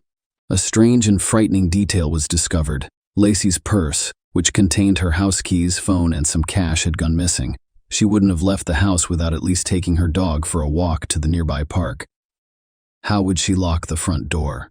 This nuance was alarming, raising suspicions that Lacey had not vanished on the street, but rather from her own home. A grisly discovery. On April 13, nearly 4 months after the pregnant teacher went missing, local fishermen noticed something strange on the rocky shores of San Francisco Bay and decided to investigate further. As it turned out, their attention was drawn to the body of an infant that had washed up on shore. The boy's body had hardly decomposed, but it was severely disfigured, apparently as a result of the body being battered by the waves against the rocks for quite some time. His umbilical cord appeared to have been torn rather than cut. A day later, in a different part of the bay, a few kilometers from where the infant was discovered, a severely decomposed body of a young woman was discovered. The corpse was so disfigured that it wasn't immediately identifiable as human remains. But the most gruesome aspect was that the body was missing its head and most of its limbs. There were only a few fragments of clothing left on the body, including a special maternity bra. It was simply impossible to identify the body, so only DNA testing could determine that it belonged to the missing teacher. According to criminalists, the baby was well preserved because he was in the womb the entire time, but the body rejected the fetus during the decomposition process. According to eyewitnesses who discovered the boy, something strange resembling a ribbon or rope was wrapped around his neck, and he had a large cut on his body. Although the autopsy results were never officially released, the experts claimed that the cut was caused by a wave hitting the body against a sharp rock, and that the noose around his neck was simply trash. Scott evaded capture during the investigation and search. Furthermore, Lacey's parents actively defended their son-in-law for the first few days, describing him as an ideal husband and their marriage as happy and built on love and trust. But the more the police learned about this man, the more suspicious he appeared to them. Peterson began cheating on his wife almost immediately after the wedding, even before the couple moved to Modesto. Later, he had numerous mistresses with whom he lied about not being married or recently widowed. Thus, in the fall of 2002, Scott went on a blind date with a lovely blonde named Amber Frey. The girl worked as a seuse and raised her young daughter alone. She was looking for a life partner who would love and accept her and her child, and Scott was handsome and polite. She knew the feelings were mutual. Scott almost immediately admitted that he had recently been widowed, and that the upcoming Christmas would be the first without his beloved deceased wife. Amber consoled him as best she could, and from that point forward, they communicated almost daily. Scott soon told his mistress that they could move in together after the holidays, and the couple began to plan their future together.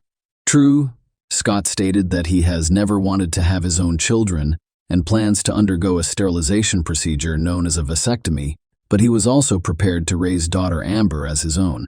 Everything was fine until Amber happened to see a TV report about the disappearance of a pregnant local teacher. Despite the fact that the missing woman's husband did not give an interview or appear in front of the cameras, the broadcast featured photos of her and Lacey together, and Amber recognized her lover. Another intriguing feature was Scott's drastic change in appearance following his wife's disappearance, which included growing a beard and bleaching his naturally dark hair on his head and face. Amber couldn't believe what she was seeing and hoped it was all a dream. However, she soon realized that she was dating the same guy. She went straight to the police and told them everything, even agreeing to record their phone conversations. Amber wondered why Scott had told her he was a widower a couple of weeks before his wife vanished, but he must have sensed something was wrong. Despite his evasiveness, as soon as the bodies of the deceased mother and child were found, the question of immediately arresting Scott as the main suspect arose. Despite the fact that the investigation lacked hard evidence, there was a good chance Scott would try to leave the country. In fact, that was exactly what he planned to do. But, fortunately, he did not have time. On April 18, 2003, the widower was taken into custody, but he refused to admit his guilt. Simultaneously, his house, garage, and car were thoroughly searched, yielding frightening results. Microparticles of Lacey's dried blood were discovered on tools in the garage, the trunk of the car, and the bottom of the fishing boat. Experts discovered several hairs from the deceased woman. The clothes Scott was wearing on that fateful day had long since been discarded. The house had undergone several general cleanings with the assistance of cleaning services, and the building itself had already been listed for sale. But the most difficult aspect of the investigation was the inability to determine the exact date of Lacey's death, which made it impossible to verify the suspect's alibi. Traces of cement were discovered in the garage, trunk, and Peterson's boat, further complicating the investigation. The material was thought to be the foundation for a homemade anchor, with which he intended to dispose of the body so that it would never be discovered. However, there was no direct evidence against Scott. He was found guilty of 2 counts of first and second-degree murder. Despite the lawyer's vigorous and confident defense, almost no one doubted Scott's guilt. His actions were the most obvious indication of this. He was neither excited nor upset. He took no part in the search. He was in a hurry to get rid of the evidence, selling his wife's house and car almost immediately after her disappearance, changing his image, and leaving the country with his mistress. Investigator Jonathan Bueller, who had been working on the case since Lacey's disappearance, stated in court that he had no doubts about Peterson's guilt from the beginning. He realized this after his initial conversation with him. The court first imposed the death penalty as a punishment.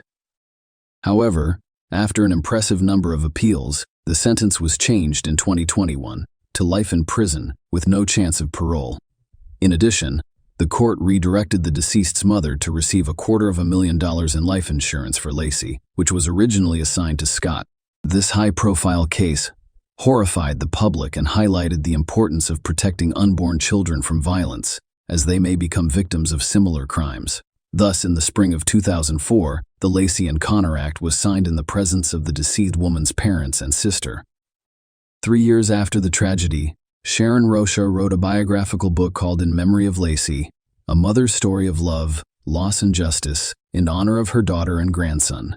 All proceeds from the sale of the publication were donated to charity. The book was one of the top bestsellers in American nonfiction. Lacey, Sharon's husband and stepfather, died of a heart attack in the spring of 2018, just before another court hearing. He was buried next to his beloved stepdaughter and grandson. By the way, Lacey's father died in December of the same year. Share your opinion with us in the comments and subscribe to the channel for more.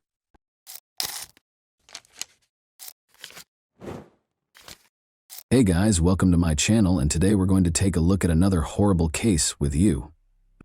The son of a wealthy businessman, 6-year-old Robert Bobby Cosgrove Greenlease Jr., was abducted from his school, Notre Dame de Sion in Kansas City, Missouri, on September 28, 1953.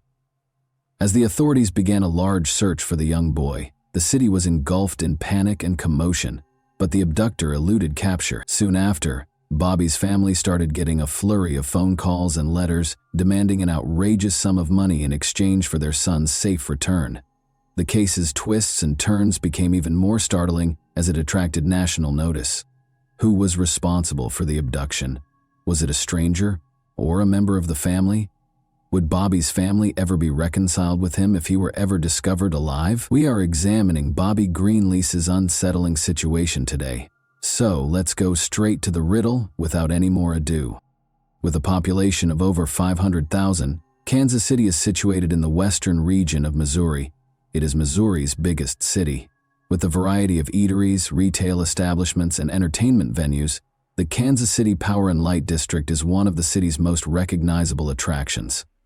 The Kauffman Center for the Performing Arts and the Nelson Atkins Museum of Art provide visitors more opportunities to see the city's thriving art scene. It's difficult to forget the horrifying crime that previously took place in this city in the 1950s, though, despite all of the beauty and excitement. Multi-millionaire Robert Greenlease Sr. lived in Kansas City's affluent Mission Hills area and had it all. He was a vehicle dealer with locations all throughout the nation. Early in the 20th century, he brought General Motors automobiles to the Great Plains, which is how he made his money. The birth of his son, Robert Bobby Cosgrove Greenlease Jr., on February 3, 1947, at the age of 65, permanently altered his life. Robert's second wife was Virginia Pollock, Bobby's mother. The Greenlease family was loyal to their beloved Bobby and had a luxurious lifestyle. Virginia, his older sister, was born in 1941, therefore he wasn't an only child. In addition, he had a 1917-born half-brother named Paul. Robert's first marriage produced a son named Paul. Bobby was enrolled at the esteemed Notre Dame de Sion, a private Catholic school situated at 3823 Locust Avenue in Kansas City, when he was 6 years old in 1953. He developed alongside his contemporaries there. Bobby's future was bright and everything was going well, but destiny had other ideas for the young child and his family. On the morning of September 28, 1953, Bobby's school, Notre Dame de Sion, was much like any other day. Nobody could have predicted, though, how tragically this day would shortly turn out. When Sister Moran, the nun on duty that day, opened the school door at about 11 in the morning, she was met by a chubby woman who claimed to be Bobby's aunt. The woman revealed that Virginia, the boy's mother, had been taken to St. Mary's Hospital after suffering a heart attack while shopping at the Country Club Plaza. She continued by saying that she was told to take the boy to his mother right away by the Greenlease family. Sister Moran went to get Bobby from his classroom without thinking twice. The 6-year-old, who was naive and trusted people, had no reason to suspect the woman's identity or motivations. The nun watched as he took the woman's hand and they both climbed into a taxi and drove away. She figured everything was all right. Nobody realized that the woman wasn't Bobby's aunt. And what happened that day would forever alter the Greenlease family's course in life. Virginia will never forget the phone call she got less than an hour after the unidentified woman took Bobby. Another nun from Bobby's school, Sister Martha Anna, was on the other end of the telephone. She had called the family's residence to ask about Virginia's alleged heart attack. However, the nun was shocked to learn that nothing similar had occurred. Virginia had not suffered a heart attack and was not in the hospital. Both Virginia and the nun quickly realized that something evil was going on, and they quickly came to the conclusion that Bobby had been abducted. Virginia immediately called her husband Robert after speaking with Sister Martha over the phone and told him what had transpired. Like his wife, Robert was astounded and perplexed. As soon as possible, he reported the offense to the Kansas City Police Department. To help with the problem, the FBI was also called in. As word spread that Bobby had been abducted, panic swept the city. Despite launching a large manhunt, the authorities were unable to find the woman who had abducted the boy, which hindered their efforts. Hope started to wane as the hours passed. However, Bobby's parents received the first of many ransom notes on the same day that Bobby was seized. Signed by a person going by M, the letter requested $600,000, 0 cents, to ensure Bobby's safe return. It was an astounding sum of money, more than $6 million, 0 cents in today's dollars. The demands, however, did not end there. Additionally, M demanded that the ransom money be paid in $10, 0 cents, and $20, 0 cents small denomination notes. After learning of the ransom note, the authorities set to work finding the enigmatic M and securing Bobby's release. An additional ransom note arrived on September 29, 1953. This time, a pin Bobby had been wearing the day he was abducted was sent with the letter. Desperate to ensure his son's release, Robert made the decision to go collect the ransom money and sought assistance from connections and trusted friends. Among them was Commerce Trust Company Executive Vice President Arthur Eisenhower. In addition, he was the brother of the U.S. President at the time. Eisenhower made sure that all bank clerks handling the ransom money noted the bill's serial numbers, which were then published in newspapers across the nation. As Bobby's family continued to collect the astronomical ransom requested by the kidnapper, The excruciating wait for his safe return seemed to drag on forever. A man called the Greenlease home several times during this period to let Virginia know her son was still alive. Despite the family's desperation, the kidnapper appeared to relish his perverse game. 6 ransom letters and 15 phone calls were sent to the family in a week. Additionally, they consented to follow all of the kidnapper's directions, but they would quickly come to the realization that they had made a grave error. Robert amassed an incredible $600,000, 0 cents in ransom money for his son's safe return by the evening of October 4, 1953. The funds were then transferred to a bridge close to Highway 40, just east of Kansas City, in a duffel bag. At the time, it was the biggest ransom ever paid in American history. The kidnappers contacted the Greenleases early the following morning to verify that they had recovered the money and that Bobby would be returned in a day. However, no information on the boy's whereabouts was released as the day wore on. Anxiously, the family awaited any updates, but none arrived. The Greenleases were left to question whether the kidnappers had deceived them or whether their son was still alive. It felt like their darkest worries were going to come true, and the tension was excruciating. The most challenging and devastating period of their lives would be the following 24 hours. An ex-convict and taxi driver named Joe Carr was set to become a key player in the inquiry as Bobby's quest went on. In the state of St. Louis, a guy by the name of Carl Austin Hall had employed him as his personal driver. Carr was aware that Hall was a newcomer to the area and was spending money carelessly. Hall was living like a king after renting an apartment and purchasing new clothing. Carr chose to get in touch with his employer at the taxi firm Joe Costello because he was skeptical of Hall's actions. In addition to having links within the St. Louis Metropolitan Police Department, Costello was a man with ties to the mob. On October 6, 1953, after the sun had fallen, Costello tipped Patrolman Elmer Dolan and Lieutenant Louis Shoulders about the man showing off a lot of cash in St. Louis. They hurried to Hall's residence where he was and took him into custody. The officers discovered 2 heavy metal suitcases stuffed full of cash inside the room. The sight was stunning. After that, Hall was taken to the Newstead police station in North St. Louis, where he was questioned by the police on the money's origin. Hall insisted that he had done nothing illegal at first, but investigators quickly started to piece the puzzle together. Because Hall had so much cash on him, they assumed he was implicated in the kidnapping of Greenlease. Hall eventually broke under pressure and admitted his involvement in the crime. However, the most startling discovery was still to come. When questioned about Bobby's whereabouts, he disclosed that the boy had passed away. He had not acted alone, Hall disclosed. A woman named Bonnie Hetty was his accomplice. They had come up with the idea to kidnap Bobby and demand a large ransom from his affluent parents. Investigators were able to piece together the events and discover the startling specifics of how the kidnapping took place, thanks to Hall's confession and a comprehensive background investigation. It was a network of treachery and deceit, with avarice at its core. It was discovered by authorities that Hall was from a wealthy family. He was a lawyer's son. He received a sizable inheritance and his parents' 1,100-acre Pleasanton, Kansas homestead after they died. However, Hall's life took a turn for the worst when he lost his riches, was divorced, and developed an addiction. When he was condemned to the Missouri State Penitentiary for robbing a cab driver of just $38.00, his life reached its lowest point. Hall recalled the rich Greenlease family when he dreamed of one huge score that would set him up for life while he was incarcerated. You see, Hall had learned about the family's fortune years earlier when he had gone to a military reform academy with Bobby's older adoptive half-brother, Paul. Hall quickly came up with a scheme to pay the ransom. The only thing left to do was figure out how to kidnap the youngster. Bonnie entered the picture at that point. Bonnie was a contradictory person. She continued to engage in prostitution and extravagant parties, even though she was the recipient of a substantial bequest from her father. She also appeared to be attracted to crooks. Her first spouse was a bank robber who was shot and killed by the police. She ended up inheriting a house from the divorce settlement, though, because her second marriage didn't work out any better. Bonnie first met Hall in the bar of the Hotel Robideau in St. Joseph, Missouri.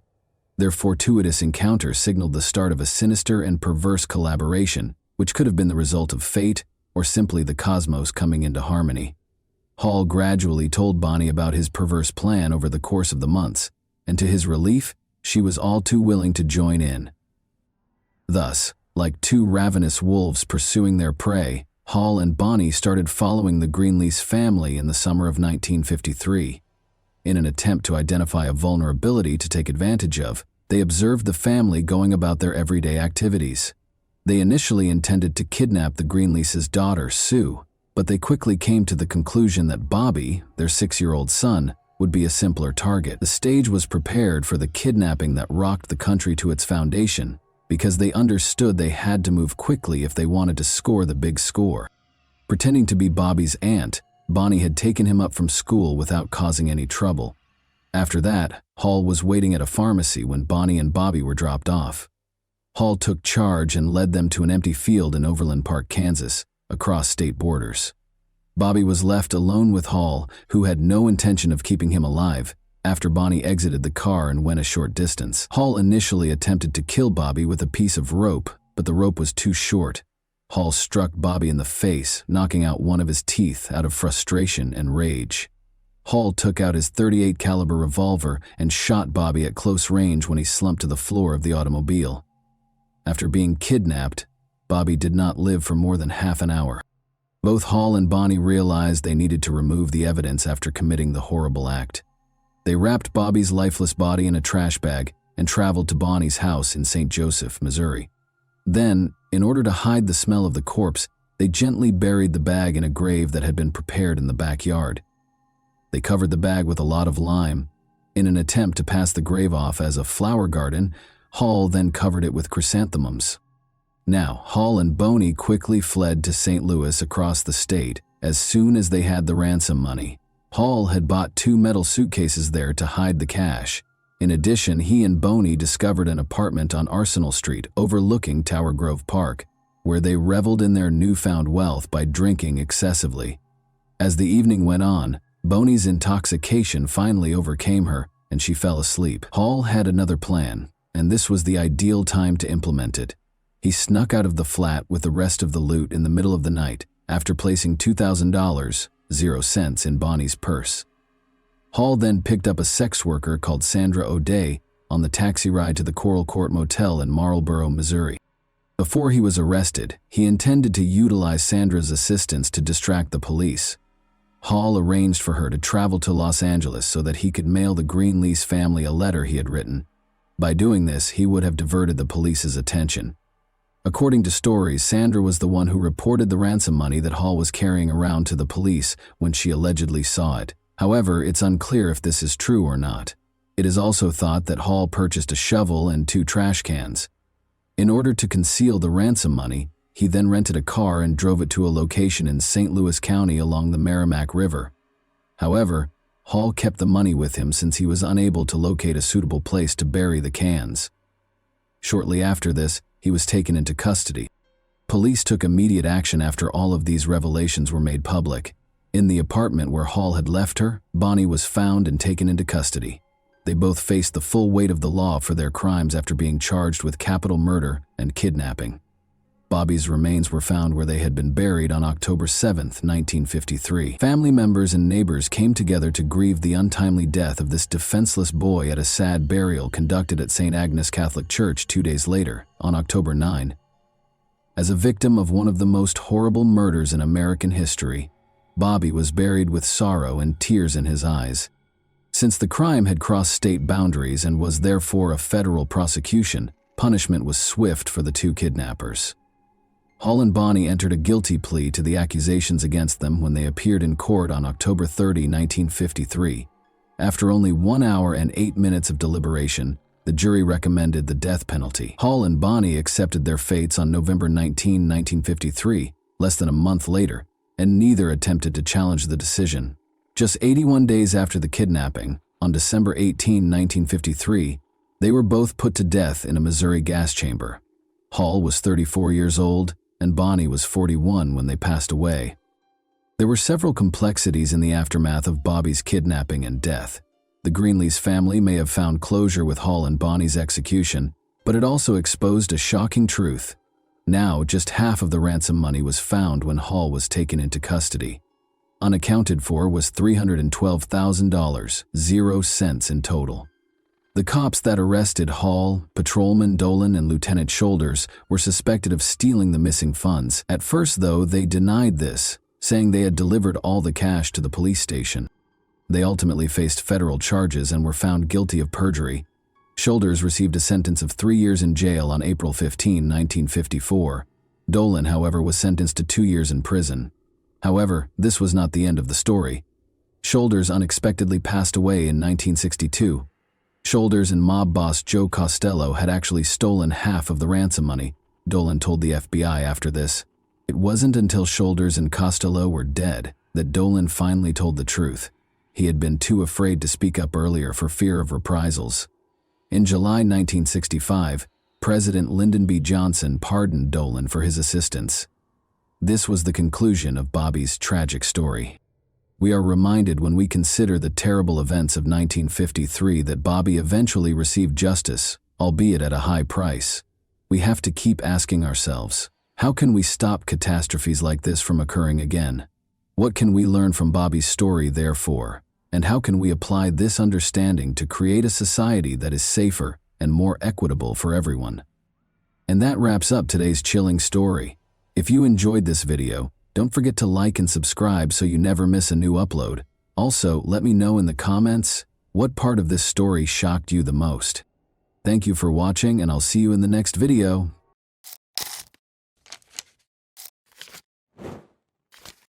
Hey guys, welcome to my channel, and today we're going to take a look at another horrible case with you. Bryce Rhodes, 25, is the man you just saw on the screen. He acts in a reprehensible manner and shows no remorse or guilt for his actions. He is charged with the murders of 2 brothers, 14-year-old Larry Ordway and 16-year-old Maurice Gordon, whose bodies were found after the authorities were alerted by a disturbing 911 call. Elizabeth Wren, their mother, was devastated by the news, and her entire world fell apart. However, the horrific manner in which her sons were murdered only served to exacerbate the suffering. Before their bodies were burned, they were repeatedly stabbed in the chest. The police had to stop Elizabeth from seeing her sons for the final time because it was so graphic. However, why would anyone commit such a heinous act? Bryce claims that the boys were aware of a secret of his that could endanger his life. What might that secret be? And why would it cause 2 young lives to end so horribly? And why did Bryce act so reprehensibly in front of the police? On the 4000 block of River Park Drive in the Shawnee neighborhood of West Louisville, on May 21, 2016, a 22-year-old girl was riding her bike past an old abandoned building. However, that day was different because she noticed something odd. The structure, which had appeared fine the day before, was now completely destroyed by fire. Curious about what had actually transpired there, she made the decision to look into it more. She noticed an odd shape that didn't seem to belong in the ruins of the burned-out building. Her heart raced with terror as she approached and realized it was a dead body. The surprises didn't stop there, though. She discovered another body nearby, both of them severely burned. She immediately called the police for assistance because she was so terrified. Police officers were soon swarming the scene, attempting to determine what enigmatic events had transpired there the previous evening. The police described the crime scene as the most horrific they had ever seen because it was so graphic. Even one of the officers felt so moved and compelled to shake his head in shock as he covered the 2 dead bodies with a white cloth because it was so unsettling. Pathologists hurried the bodies to the hospital for an autopsy. The remaining officers, meanwhile, remained at the scene and cautiously looked for any additional hints that might aid in their investigation. Following the autopsies, it was discovered that something even more heinous was the cause of death rather than the fire. A document made public by the coroner's office stated that both boys had been stabbed in the chest and had suffered severe blunt force trauma to their heads. The fact that they had already passed away hours before their bodies were burned and abandoned at the scene makes it even more horrifying. The police now had to identify the boys and determine why someone would hurt them in such a horrible way before they could start their murder investigation and collect evidence. The police were fortunate to be able to draw sketches of the boys despite the fact that the bodies were severely burned. The public was given access to these sketches along with an appeal for anyone who might be able to identify them to come forward. However, they went beyond simple sketches. Unfortunately, They were unable to locate any missing persons reports that had been filed a few days prior and that fit the victims' descriptions after searching through their records. Despite Monday coming and going, no one came forward to identify the boys, and days went by. Elizabeth Wren, a worried woman, hurried to the police station the next day, May 23, 2016, when she informed the officers that the sketches they had made public featured her sons, 14-year-old Larry Ordway and 16-year-old Maurice Gordon. She was clearly nervous. When the officers broke the devastating news that her sons' bodies had been discovered fully burned, Elizabeth was taken aback. She was informed by the police that they suspected foul play and thought the murder was a well-planned one rather than a simple accident. The officers had to politely turn down Elizabeth's fervent wish to see her sons one last time. It would not have been suitable for a mother to see the bodies in such a terrible condition. Even though she felt completely powerless, Elizabeth mustered the courage to share an important piece of information. When Elizabeth spoke with the police, she described how her sons had told her that they were going out with some friends she had never liked on the evening of May 21, 2016. In the past, she'd tried to stop her sons from spending time with these friends, but they continued to do so. They went to a party that evening with 3 people: 25-year-old Bryce Rhodes, 15-year-old Anjuan Carter, and 17-year-old Ja'Cory Taylor. Elizabeth voiced her worries about Bryce, who had a concerning criminal record that included a number of serious crimes, including physical assault, domestic abuse, kidnapping, and even abuse. Elizabeth didn't worry too much because the boys assured her they would return soon, despite the fact that days had gone by with no sign of them. They would frequently go out to parties and not return home for days at a time. Therefore, she assumed it was just another instance of that kind. She had no idea, though, that this time would bring heartbreaking news that would permanently alter her life. The entire group was quickly located by the police. Anjuan Carter was promptly located and taken in for interrogation. They kept looking for Bryce in the meantime, and by Tuesday, May 24, 2016, they had also found him. In a brief period of time, Ja'Cory Taylor, another group member, was also captured that same day. While Bryce and Ja'Cory spoke separately with detectives regarding Larry and Maurice, they were detained by the police for hours. In an attempt to elicit information about the killings, the detectives showed Ja'Cory pictures of the 2 brothers' crime scenes in an attempt to frighten him. Ja'Cory, however, only claimed to be friends with the brothers and to have had no involvement in their deaths. However, Bryce persisted in telling the police that he didn't know the brothers' whereabouts and ultimately asked for legal assistance. The police changed their strategy after Ja'Cory and Bryce failed to provide any helpful information. They observed a shift in Anjuan's behavior during their individual interviews with him.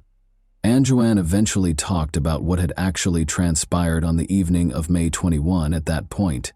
He clarified that evening, Bryce had summoned him and Ja'Cory to his apartment. There, Bryce told them his biggest secret, that he was afraid Larry and Maurice might tell the police about something they had seen on May 4, 2016. In order to get Ja'Cory and Anjuan to help him with a plan, Bryce was able to convince them to do something horrible, kill the brothers on the evening of May 21. Telling the brothers that Bryce was taking them to a party, Ja'Cory went to their house and persuaded them to come out. After a period of hesitation, Larry and Maurice consented to go along.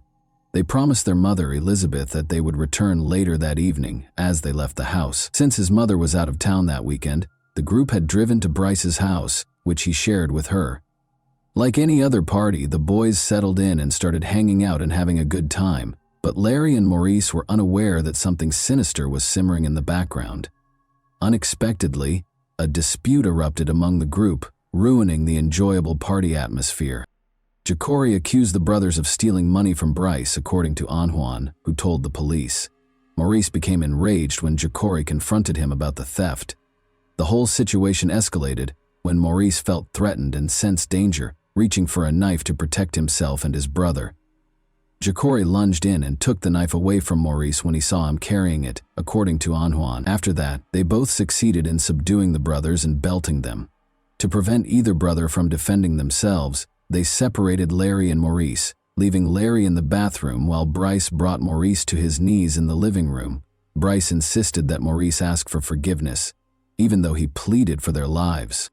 As Ja'Cory and Anjuan watched Maurice tearfully plead for forgiveness in an attempt to protect himself and his brother from whatever was going to happen next, It was a tense moment. Bryce was unrestrained in his cruelty. He placed a blanket on the floor beneath Maurice, pulled stockings over his head, and stuffed a rag in his mouth. Then, in a startling display of violence, Bryce repeatedly stabbed Maurice in the chest and started beating him viciously. The graphic and horrifying scene in front of them frightened and unsettled the other teenagers who were watching. With his intimidating manner, Bryce intimidated the boys who were watching the horror and coerced Anjuan into giving Maurice a single stab wound to the chest. Anjuan reluctantly followed Bryce's orders and stabbed Maurice out of fear for his wrath. Anjuan went on to tell his terrifying story, revealing that after Maurice died, Bryce dragged Larry from the bathroom into the living room, where his brother's blood was all over the floor. Larry was devastated to learn that his brother was no longer alive. Bryce shifted his focus to Larry, pushing aside Maurice's lifeless body. Anjuan could still clearly recall Larry's agonized voice as he begged Bryce to spare him, but he was unsuccessful. Like his brother, Larry endured the same horrifying treatment. Before Bryce shockingly stabbed Larry 20 times in the chest, Anjuan could still hear his frantic cries. Bryce coerced Ja'Cory into stabbing Larry by threatening him once more. Now that Maurice and Larry were dead, Bryce called a friend to help dispose of them and loaded their bodies into the car. Bryce left Anjuan and Ja'Cory in the apartment to clean up the gory scene while he and his friend drove away with the brothers' lifeless bodies in the back seat. Bryce drove their dead bodies to an abandoned lot and burned them. Anjuan disclosed as he continued his confession. Maurice and Larry's bodies burned that fateful night as the flames consumed them. Fortunately, though, their bodies had not burned to ashes. The police eventually learned the terrible truth about Larry and Maurice's terrible demise after questioning Nguyen, but they still had unanswered questions. What was the brothers' relationship to Bryce, and what was the secret that brought the siblings such a terrible end? Despite being stepbrothers, Larry and Maurice had a close relationship and were just typical teenagers who loved life. However, things changed when they met Bryce in 2015, and they were immediately drawn to his laid-back demeanor. Bryce was a rapper who appeared extremely wealthy and successful in a number of music videos that were posted online. His charisma and way of life captivated Larry and Maurice, who quickly became enmeshed in his world. As they grew closer, Bryce introduced them to Ja'Cory Taylor, a 17-year-old friend. A fourth teen, 14-year-old Anjuan Carter, joined the group as the three boys spent more and more time with Bryce. They all spent a lot of time with Bryce in 2015. He would take them places, buy them food and clothing, and even give them money to spend however they wanted. According to Ja'Cory's police interview, Bryce used to assure them that if they followed in his footsteps, they would become famous. The boys appeared to adopt Bryce's gangster lifestyle more and more over time. They even made an appearance in a few of his music videos, which suggested that they were taking up his mindset. During this time, Elizabeth observed a shift in their conduct. Images of them smoking cigars, flaunting stacks of cash, posing with fictitious weapons, and featuring women began to flood their social media accounts. They also started going to parties frequently, sometimes staying out for days at a time. Late on May 4, 2016, they were making their way back from one of these parties. Maurice was driving Bryce's car at around 12:30 a.m., with Anjuan in a truck following them, Ja'Cory in the passenger seat, and Bryce and Larry in the back. When Maurice noticed a man strolling on the sidewalk in the 800 block of South 43rd Street in Louisville, Kentucky, Bryce abruptly forced Maurice to apply the brakes. He struggled to recall where he had known him, but it quickly became clear that he was Christopher Jones, the 40-year-old man targeted by neighborhood gangs. However, Bryce made a grave error. He mistook Christopher for someone else, attempting to pick up the prize that had been placed on his head. It was such a mistake that it abruptly altered everything. Bryce jerked out his gun in a panic and fired a bullet from the car window into Christopher's chest. All of the teenagers were in disbelief as they saw a murder unfold before their very eyes as Christopher fell. Fearful and pumped with adrenaline, they drove as quickly as they could out of there without even pausing to think. Christopher was taken to emergency surgery after the shooting, but he tragically passed away during the procedure. Larry and Maurice couldn't get over the horror of what they'd witnessed for the next 2 weeks, even after Bryce had driven the boys home and told them not to speak about what had happened that night. They became uncomfortable around Bryce and began to avoid him more and more. Bryce, meanwhile, was experiencing anxiety as well. He was concerned that he would be in big trouble if the brothers told everyone about the shooting. Thus, on the evening of May 21, 2016, he decided to take their lives. Bryce made the terrible choice to kill 3 people in a short amount of time, all in self-defense. The repercussions of his actions, however, are now bearing down on him. Both Jacori and Anjouan confessed to 3 charges of aiding and abetting murder and tampering with evidence after the interrogations. They were sentenced to 10 years in juvenile detention facilities because they were under the age of 18, with the remaining time to be spent in adult prisons after they reached the age of 18. They also had to testify against Bryce at his trial as part of their agreements. Bryce has ruined the court proceedings ever since he was taken into custody. The relatives of the victims believed he did it intentionally. He knew the prosecution wanted the death penalty, so they thought he was trying to stir up trouble. He reasoned that they might not execute him if he caused enough trouble and slowed down the procedure. Bryce did something startling at first. When he discovered that his court-appointed lawyer was friends with the victim's grandfather, he spat on him. Due to a conflict of interest, this created a significant issue and forced the lawyer to withdraw from the case. The court footage even shows the fight that broke out later between Bryce and the lawyer. Bryce even threatened to "see you when I get out." As a result, Bryce was forced to wear a spit mask and be restrained to his chair during subsequent court appearances. However, his behavior did not change despite these actions. He even threatened the judge and her family during one hearing. Bryce's courtroom antics continued after that. He frequently asserted that he didn't trust his lawyer and wouldn't allow them to speak for him. As a result, he even had 3 different state-appointed lawyers. It seemed as though he was adamant about doing things his own way, regardless of what other people thought. Following this court appearance in 2017, Bryce dug a hole in his cell in an attempt to break out of jail. Officers discovered the hole, though, along with a threatening note he had sent to Jacori. "Rats get exposed," the note said. "This demonstrated Bryce's will to control even while incarcerated. Prove to me that you're not a rat." Another shocking incident that was caught on court video showed Bryce acting shamelessly as he was seen blowing kisses at the victim's mother. It was an unsettling demonstration of his lack of regret or shame for what he had done. The trial was repeatedly delayed, and Elizabeth was growing more and more irritated with Bryce's demeanor in the courtroom, as well as the delays. She had to leave the courtroom during one hearing because her emotions got the better of her.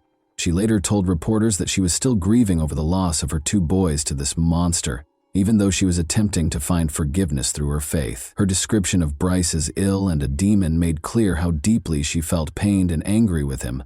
Justice was finally done. In 2022, after Bryce's absurd actions and dramatic courtroom proceedings lasted for 6 long years, Bryce Rhodes was found guilty of killing 2 teenage brothers, Maurice Gordon, 16, and Larry Ordway, 14, by stabbing them and setting their bodies on fire. They allegedly saw him shoot and kill 40-year-old Christopher Jones in 2016, which prompted this horrific act. The jury also found Bryce guilty of 2 counts of abuse of a corpse and tampering with physical evidence, in addition to the 3 murder charges. The jury suggested a life sentence without the possibility of parole for the killings. They also proposed a 5-year sentence for evidence tampering and a 1-year sentence for each count of corpse abuse. Although Bryce was not eligible for the death penalty, his sentences will be served concurrently, meaning that unless his defense prevails in an appeal, he will be imprisoned for the remainder of his life. Deborah Wren, the grandmother of the teenage brothers, spoke tearfully about her memories following the verdict. The jury had to consider Bryce Rhodes' mental state during the trial in order to determine the appropriate punishment for him. According to psychologists consulted by the defense, Rhodes had an intellectual disability. They added that he had bipolar disorder and ADHD, but they felt he hadn't gotten the help or instruction he required to cope with these issues. The jury chose to side with the prosecution and the victims in spite of these arguments. How do you feel about the case? How did the teenage boys in the case become more vulnerable as a result of the absence of positive adult role models? What steps can be taken to stop future instances of violence and manipulation among young people who are already at risk? And that wraps up today's chilling story. If you enjoyed this video, don't forget to like and subscribe so you never miss a new upload. Also, let me know in the comments, What part of this story shocked you the most? Thank you for watching, and I'll see you in the next video.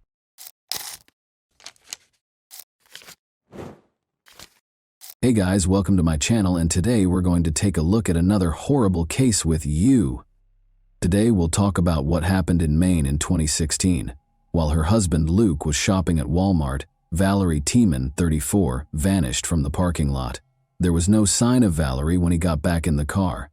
The police opened an investigation as soon as they heard about Valerie's disappearance, but it soon took a surprising turn. Sarah Jean Sampsarmanen and Jean Allharman welcomed Valerie Jo Harmanen into the world on December 3, 1981, in Salem, Virginia. Valerie attended Hampton Park Christian School and graduated in 2000. She was born and raised in Greenville, South Carolina. She graduated from Bob Jones University with a degree in cosmetology.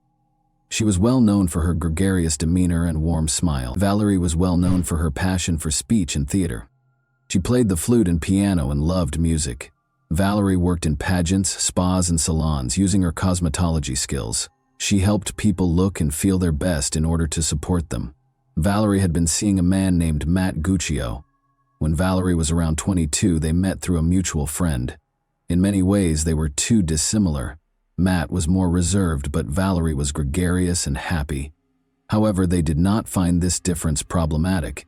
Valerie and Matt were married in 2004. They moved into Matt's tiny house after the honeymoon, and while everything was great at first, Valerie's parents started to notice behavioral changes over time. Matt was very frugal with his money.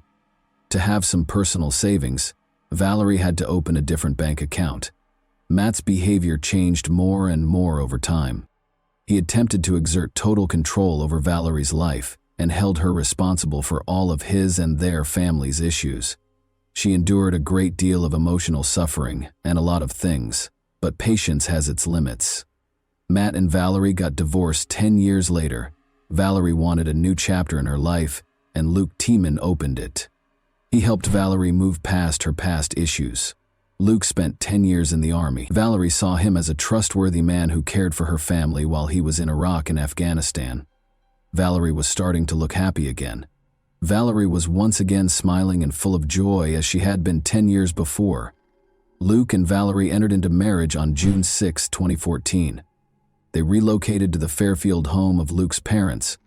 Luke was living in Maine at the time, and Valerie's parents were in South Carolina. After visiting Valerie's family in South Carolina, Luke and Valerie returned to Maine in August 2016. The final text message exchange between Valerie's mother, Sarah Jean Harman, and her daughter took place on August 18, 2016. Luke was spotted with a woman he had begun chatting with on Facebook a week prior, on August 24, 2016. This woman and Luke Tiemann had sex on the evening of August 24, 2016, and it appears that Valerie learned of it that evening. In 5 hours, Valerie called Luke 31 times.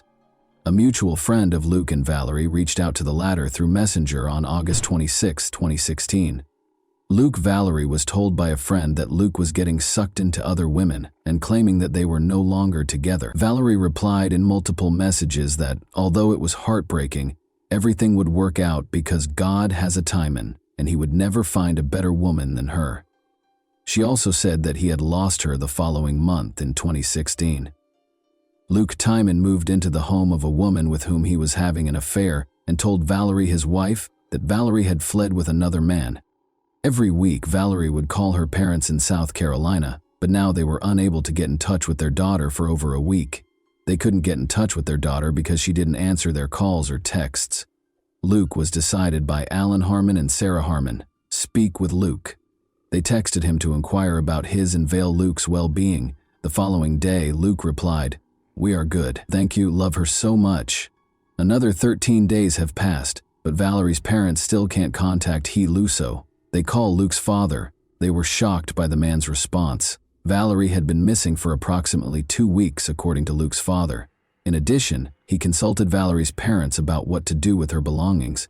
After that, Luke Tiemann was questioned about why he hadn't informed them about their daughter. "I was waiting for her to get in touch with you because," Tiemann said, "I never speak poorly of her. I still adore each of you." Luke said Valerie had run off with another man, and he thought she would tell her parents that they had broken up. Sarah Jean and Alan knew it wasn't true. It was a far cry from their daughter's behavior. Valerie couldn't have done that, they were certain.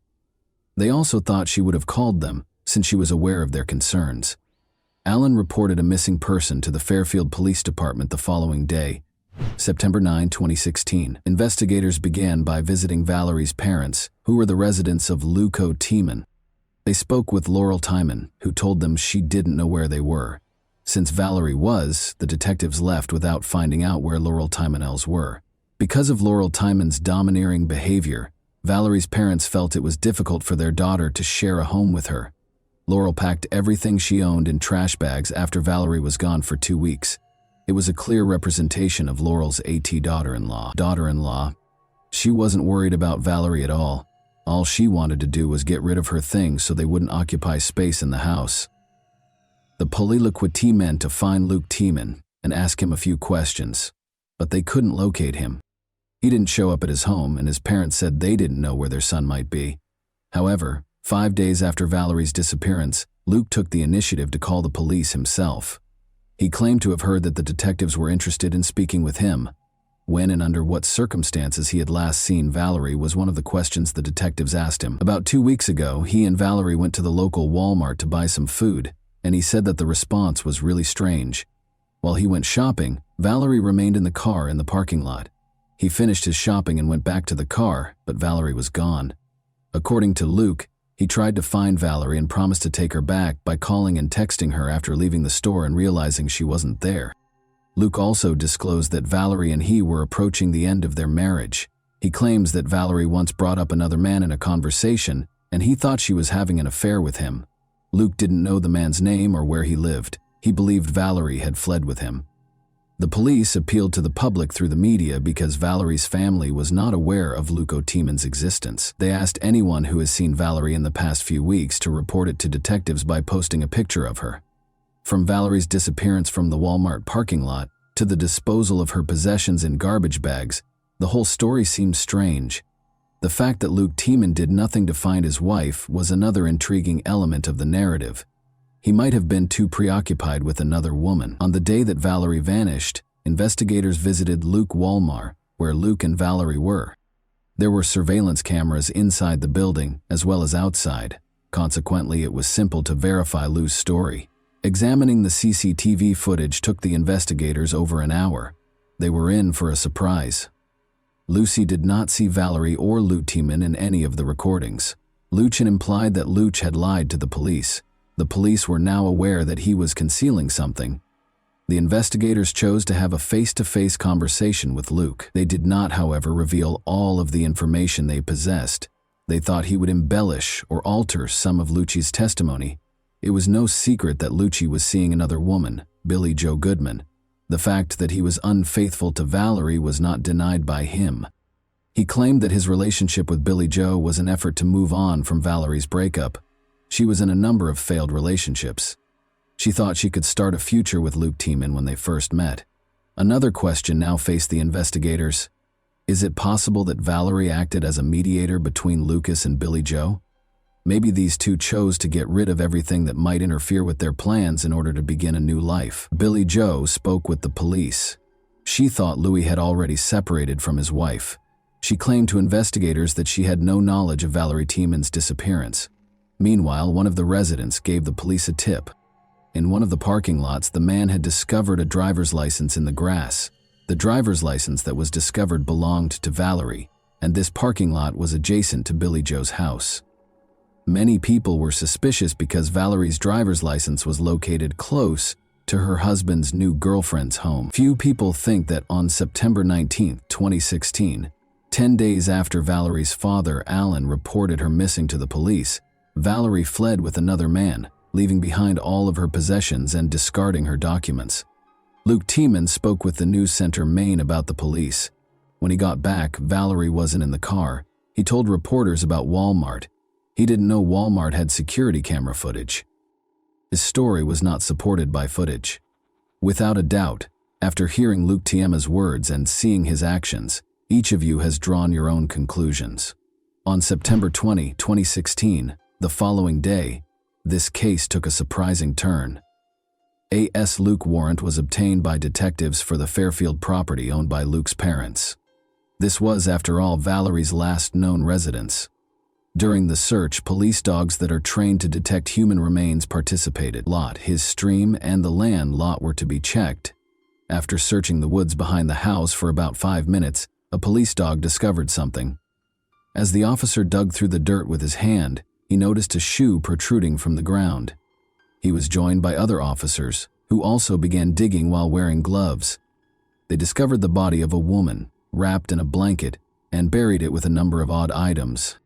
These items included a package of sweet tarts, a bag of potato chips, a bottle of Gucci perfume, a flannel shirt, a handwritten note, a Mason note, and a wedding ring, an item that was not found until the evidence was being packaged for trial. While handling the con jar, Sergeant Scott Bryant, chief of Maine's Evidence Response Team, testified that he discovered the ring. There were twigs and flower stems made of dirt in the mason jar. "I knew there was something heavy in the envelope when I heard a thud." According to Bryant, it was still unknown if the ring belonged to a man or a woman. But according to Bryant, the discovered ring was significantly larger than his own wedding band. For my sole happiness, the police read the soiled handwritten note that was discovered with Valerie's body. "Joy, you will always bloom. I love you, Valerie," the note read. "May you rest in peace with Jesus in my heart, Joy. I am looking forward to seeing you again. T. Lucio Bear," signed Lucy Bear. Teaman Lucy Bear Sirs claimed in a police recording that he gave himself the nickname Lucy Bear and used it to sign a number of other notes discovered in Valerie's purse throughout the course of the investigation. Valerie's death was connected to all of Lucy's possessions. They took the body. For an autopsy and identification, the body was brought to the forensic medical examiner's office. Unfortunately, the body discovered behind the Teaman family home actually belonged to their daughter, V. Lucre, so Jean and Alan Harmon had to worry about the worst thing their parents could hear. In addition to Valerie and Luke, the house was also occupied by his parents and younger brother Sam. Detectives discovered Sam's landscaping tools in the barn. Valerie discovered a contraband device in the same barn where Sam had dug up the burial site using these tools. Detectives soon discovered that Sam, Luke's younger brother, had engaged in illicit substance use. When Valerie visited her parents in South Carolina, she told them she used illegal drugs, which led the police to look into whether Sam Teaman was involved in Valerie's death. When investigators searched Valerie's parents' bedroom, they found a .45 caliber handgun that Luke Teaman had bought in 2015. Luke's parents told investigators they were unaware Valerie was buried close to their home. It's difficult to accept that this was the case, of course. Around the same time that Valerie was located, investigators found Luke and Billy Joe, his new friend. Luke Teaman was taken into custody by investigators and taken to the police station to be questioned. He told the investigators Valerie had used illegal drugs and had overdosed and died nearly 25 months ago on August 25th. It is alleged that Lucian did not want Valerie's parents to be aware of their daughter's illicit drug use. He didn't tell them anything because of this. Since she was already dead, her husband knew that 911 would not be able to help her, so he chose not to call. As an alternative, he left Valerie in bed until nightfall. When it grew dark, he wrapped her in a blanket, left a note outside, and led her to the house in the woods. After that, Luke Clary was buried in a hole that Luke and his brother Sam had dug. Valerie had no physical wounds prior to her passing, according to Luke. Luke Teaman was lying, though, according to the autopsy results, which showed that Valerie's blood had no traces of illegal substances, only traces of prescription medications were found. It wasn't the most unexpected thing, though. 2 gunshot wounds to Valerie's head and neck were the cause of her death. According to the results of the ballistics analysis, investigators used a .45 caliber handgun to fire the bullets that were taken from Valerie's body. When investigators searched Luke's parents' bedroom, they discovered the same gun. He claimed to have purchased a Buga Gohei gun for his father approximately a year ago, but he did not deny owning one. He asserted that he was unaware that Valerie had a loop shot. Valerie's age is 32. Luke Teaman was charged with the murder of Valerie Teaman, 34. The police were unable to uncover any proof that her brother was involved in Valerie Teaman's death when they were investigating her death at the age of 4. According to Luke, his younger brother, Sam helped him bury Valerie's body, but according to the police, Sam wasn't home when Valerie died. and it's still unclear if his parents knew about it or had anything to do with it. However, it's rather odd that they didn't hear 2018. The 5-day trial started with opening statements on April 2, 2018, at Somerset Skowhegan's principal court. Luke entered a not guilty plea and claimed that he had been set up, although he insisted he wouldn't have left incriminating objects like a note and an engagement ring close to Valerie's body. The investigation linked Luke Tiemann to every item discovered there. After looking over the data on both Luke's and Valerie's phones, a computer forensics specialist also testified. The last time Valerie's phone was used, according to the records, was August 25, 2016, the day authorities think she died. The majority of the detective's time was devoted to outlining the process for monitoring cell phone usage and how it can be used to ascertain an individual's location at the time of a call. According to the documents, Valerie allegedly spent time with his friend Billy Joe while making 31 calls in a single day. Valerie only took the final call, which lasted a little more than 13 minutes. By the end of the call, police think he was at home. Another woman accused him of cheating on her in a message that Valerie received the following morning. After that, she refused to be with Tiemann again, and his defense questioned these phone logs. Luke's younger brother, Sam Tiemann, testified against his brother in court. Sam told the jury that he had no relationship with the 28-year-old, despite Luke's claims to the police that he helped him bury Valerie. Saways, 28, had his work log to prove that he was actually working 2 hours away. Sam testified in court that he overheard his brother confess to being an accomplice, and that Luke chose to confront him about it. He asked Luke why, and he responded with claims. Luke said, "What else do you do with a dead body?" in response to what he said. Luke kept asking questions about Luke, pointing the finger at Sam's parents and accusing him of shooting Valerie. Tiemann said that neither she nor Sam's parents could Luke anything like that. The officer questioned whether PTSD was the reason behind Luke's blackout. He had previously admitted to police that he occasionally had flashbacks due to his PTSD. Afterwards, witnesses that the prosecutor brought to the court discussed Valerie's side of the story and Valerie's team behind closed doors. They testified that the couple used a lot of illegal substances and that Luke informed people that he was divorcing Valerie at the same time that Valerie's ex-girlfriend, Sam's girlfriend, was getting a divorce. Sam Jackie Spencer, the older brother, told jurors that she and the couple had a wonderful relationship. At their wedding, she even served as the maid of honor. Spencer testified that she saw Valerie and Luke using a variety of illegal substances together. Spencer claimed that, around the time Valerie disappeared, Luke began texting her frequently. She had always sensed that he was interested in dating her. "He used to tell me that he always felt a connection to me." According to Spencer, he has always wanted to get together or hang out. Jurors were shown additional evidence from the crime scene in addition to witnesses who knew the couple personally. 3 minutes after Valerie's body was found, a video showed the officer walking through dense forest on an overgrown ATV trail, a common sight behind many rural Maine homes, to Tiemann's house. At the Tiemann Lucidance, members of the evidence response team gave testimony regarding their fee Tiemann. Luke's defense team quickly objected to a few items, such as a .45 caliber handgun taken from one of the home's rooms and gardening tools found in a property. Tiemann Smith, a team attorney, NC attorney, argued that the state assumed the gun and ammunition that Tiemann had taken because they were discovered in the house. They noted that they never confirmed who owned them, suggesting that someone else in the house might have had access to them. UC Tiemann gave his closing remarks on the 5th day of the trial. Despite his own objections, he testified. Tiemann admitted that he had made many changes to his version. To protect his clients, he provided investigators with multiple stories, he told the jury. According to Luke, he was forced to make a false statement by the detectives. He said he had no motive to take his wife's life and that there was no DNA evidence linking him to the crime. All the evidence pointed to Tiemann, the prosecutor, as the only person who could hurt Valerie. The jury deliberated for less than an hour before finding Tiemann guilty. On May 11, 2018, the jury announced the verdict. Valerie T. Mothers Mothmog Thayed acknowledged her sincere grief and heartache in her statement at the sentencing hearing.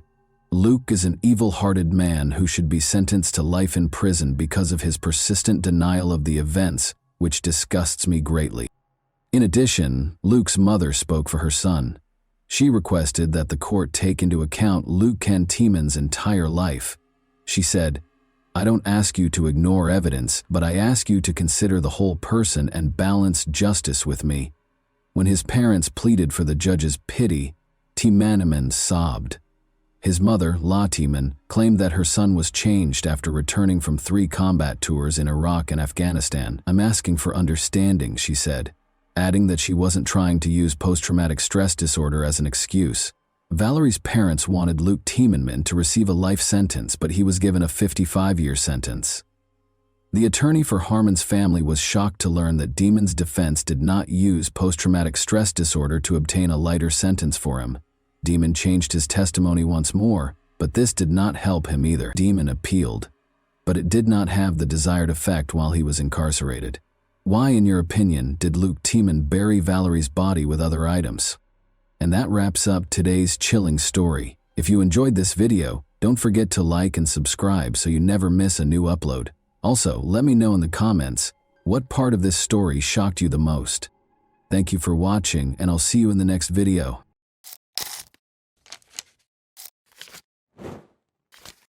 Hey guys, welcome to my channel, and today we're going to take a look at another horrible case with you. Today we'll examine what happened in the U.S. state of California in 2011. Daylene Carlson, a 23-year-old college student, relocated from Idaho to Stockton, California. She was looking forward to beginning a new chapter in her life while residing at her Aunt Maggie's house, but she never came home after going out to meet some friends on August 6, 2011. Beginning at 3:30 a.m. on August 7, her aunt called her multiple times but got no response. Worried, she informed the police about Daylene Elaine's disappearance. To find the truth, detectives started an investigation and used CCTV footage. Daylene Elaine was preparing to go out on Saturday night. Her cousin Cecily had plenty of time to acquaint her with the local nightlife, as college was still 3 months away. Cecily had a fever, so they stayed home instead of going to the Finnegan's pub to meet up with some more friends. Daylene had to return home by 1 in the morning after going to the bar by herself, but Maggie and Aggie started to worry when 1 in the morning rolled around and Daylene was still not home. Maggie repeatedly called Colleen Eileen but got no answer. Maggie stayed up all night calling Colleen Eileen's number every now and then, but, as before, her niece didn't answer. Maggie searched for a plausible reason why Colleen Eileen hadn't come home. Daylene Elaine hadn't come home by morning, so she speculated that her niece might have spent the night at a friend's house. Maggie called the police when she realized she could not wait any longer. Despite receiving a report, the police believed Daylene Elaine had stayed at a friend's house following the party and would soon return. The investigators made the decision to hold off a bit longer. In the meantime, Daylene's family started their own inquiry. On social media, they announced Daylene Elaine's disappearance and urged anyone with information to get in touch with the police or her family.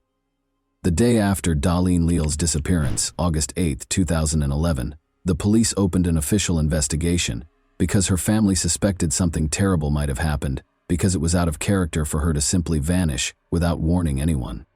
Her Aunt Maggie's home was the first location the detectives visited. They wanted to talk to Daylene's relatives, see her in her room, and make sure none of them had anything to do with her disappearance. Danielle was a girl, like any other American. Her disappearance was extremely unusual, and she was young, attractive, and had big plans for the future. Detectives searched Daylene's room, but they found no evidence that she had fled her house. Her room contained all of her possessions, as well as a few documents. Cecily took a picture of Daylene wearing torn jeans and a brown and white striped top the night she vanished. Cecily informed Detective Daylene that they had frequently visited the Finn Pub's pub in the past, and that Daylene had planned to go there. The detectives then went to the bar to speak with the employees and perhaps obtain additional information. On the night Daylene vanished, the bar manager recalled seeing her in the street at around midnight. He described what had happened that evening, but he could not think of anything out of the ordinary. Thankfully, security cameras were present. Surveillance footage can greatly aid an investigation, even though it might not give a full picture. 2 operational security cameras in the bar recorded hours of Saturday night activity. The detectives made the decision to obtain a copy of the recordings and go over everything back at the police station, because it would have taken a long time to go through the footage. This, they hoped, would allow them to find out who Daylene had slept with and more crucially, with whom she had left the bar.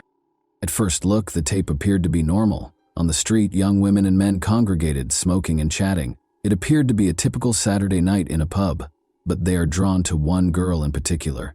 She's dressed in a striped top similar to the one from the day. Lean is wearing a striped top in the final photo. She goes back to the bar at 1:40 and 0 in the morning. Another security camera is located inside, in the corridor close to the restrooms. Photo 41 is watched by detectives. After 61 minutes, she was observed consuming alcohol. She might have been a bit more exposed than normal. In a hallway full of young men, she is the only woman. Every person in this video could be a suspect, and even if they are not, they might be a witness. Deline seems content and at ease as she watches the video. At 0:40 in the morning, detectives see a young man approaching her from behind and placing his arm around her waist, indicating that someone is about to approach too closely. A short while later, as she was going into the bathroom, a man with a beard and an outfit that was backwards passed her. Deline, who was not particularly disturbed by the young man's presence, also didn't seem very happy to see him. As soon as they saw this video, the detectives knew they needed to find this man. So they talked to her friends and neighbors. They discovered once more that Jason Gilly was the man who had Deline around his waist. Jason was well known to Dawn Cecily's cousin Cecily and her friends, who frequently got together at his house for an enjoyable evening. Investigators found Jason Gilly's home and spoke with him. They questioned him about where he was when Deline vanished that night. Jason clarified that he had planned to take Deline home after spending the evening with her, but he had to leave early due to his child's needs. Jason claimed that he came home by himself. He claimed that because his young son was ill, he left the bar at around 1 in the morning and got home at 1:30. He brought up another possible suspect. Jason suggested to the detectives that they should speak with Evangelisti. According to him, Evangelisti was seeing Jacob Evangelisti, but they had a fight in front of Jason 4 days prior to her disappearance. Because jealousy frequently leads people to act rashly, the detectives were interested in this information. Thus, they made the decision to learn more about Jacob Evangelisti. The investigators discovered some recent images of Jacob while searching through Deline's social media accounts. To find out if Jacob was present, they made the decision to watch the bar's security footage again. They changed the video at 1:06, when Deline left the eatery and went up to the man who was leaning against the wall. Deline's behavior appears to drastically change when he is around. She seems to be very upset about something, as evidenced by the vigorous hand movements. The investigators attempt to determine whether it might be her boyfriend Jacob, but the bright lights make it impossible to see his face. After a few seconds of their brief conversation, Deline left, leaving the detectives to keep watching and trying to figure out who the mystery man was. They finally recognize him as Jacob Evangelisti when he turns to face the camera. During the interview, detectives brought Jacob Evangelisti in to be questioned. Jacob appeared to be quite upset. He was asked about his relationship with Deline by the detectives, who specifically wanted to know when and how he had last seen her. Jacob claimed that he and Deline had last seen each other at a bar. Jacob disclosed that Deline had ended their relationship that evening at Negan's bar. "I had no intention of ending my relationship with Deline," he said. To be honest, he was furious that she had ended their relationship. Deline had left the bar without him, Jacob later said. He adamantly denied any involvement in her disappearance. After that, the investigators reviewed the CCTV footage to see if it supports his account. Jacob walks into the bar at 1:09 in the morning. They keep on observing. Deline enters the picture after Deline.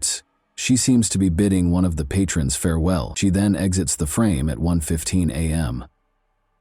The detectives kept going over the video until the bar had closed and all of the patrons had left.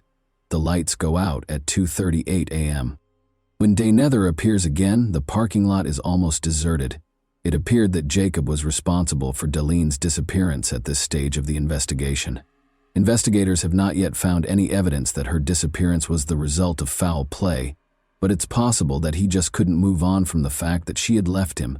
Deline's family is searching on their own, according to Deline. They created flyers and began distributing them throughout the city. They wanted as many people as possible to know about Doli's disappearance. After she left the bar, she might have been spotted by someone. Detectives ask Evangelisti if anyone knows what happened to her at the stock station. Evangelisti wants more, but he maintains his denial of any knowledge. James, another person in Delaney's social circle, is the name he gives instead. Delaney claims to have a new boyfriend. Delaney's social circle also includes James. They had a relationship, even though James wasn't Delaney's boyfriend. James was also a close friend, which was another interesting fact. Jason Gilley's pal. They actually shared the same home. Darlene's ability to enter into such a relationship and then vanish almost instantly afterward was highly intriguing. This sparked intense suspicion about James and the idea that he might have had something to do with her disappearance. James was asked to talk about his relationship with Darlene at the police station. Although he acknowledges that he and Darlene were romantically involved, he says he has no knowledge of the night she went to the bar. James had information he wanted to share, but he claimed to have been out of town when the police began looking into his alibi.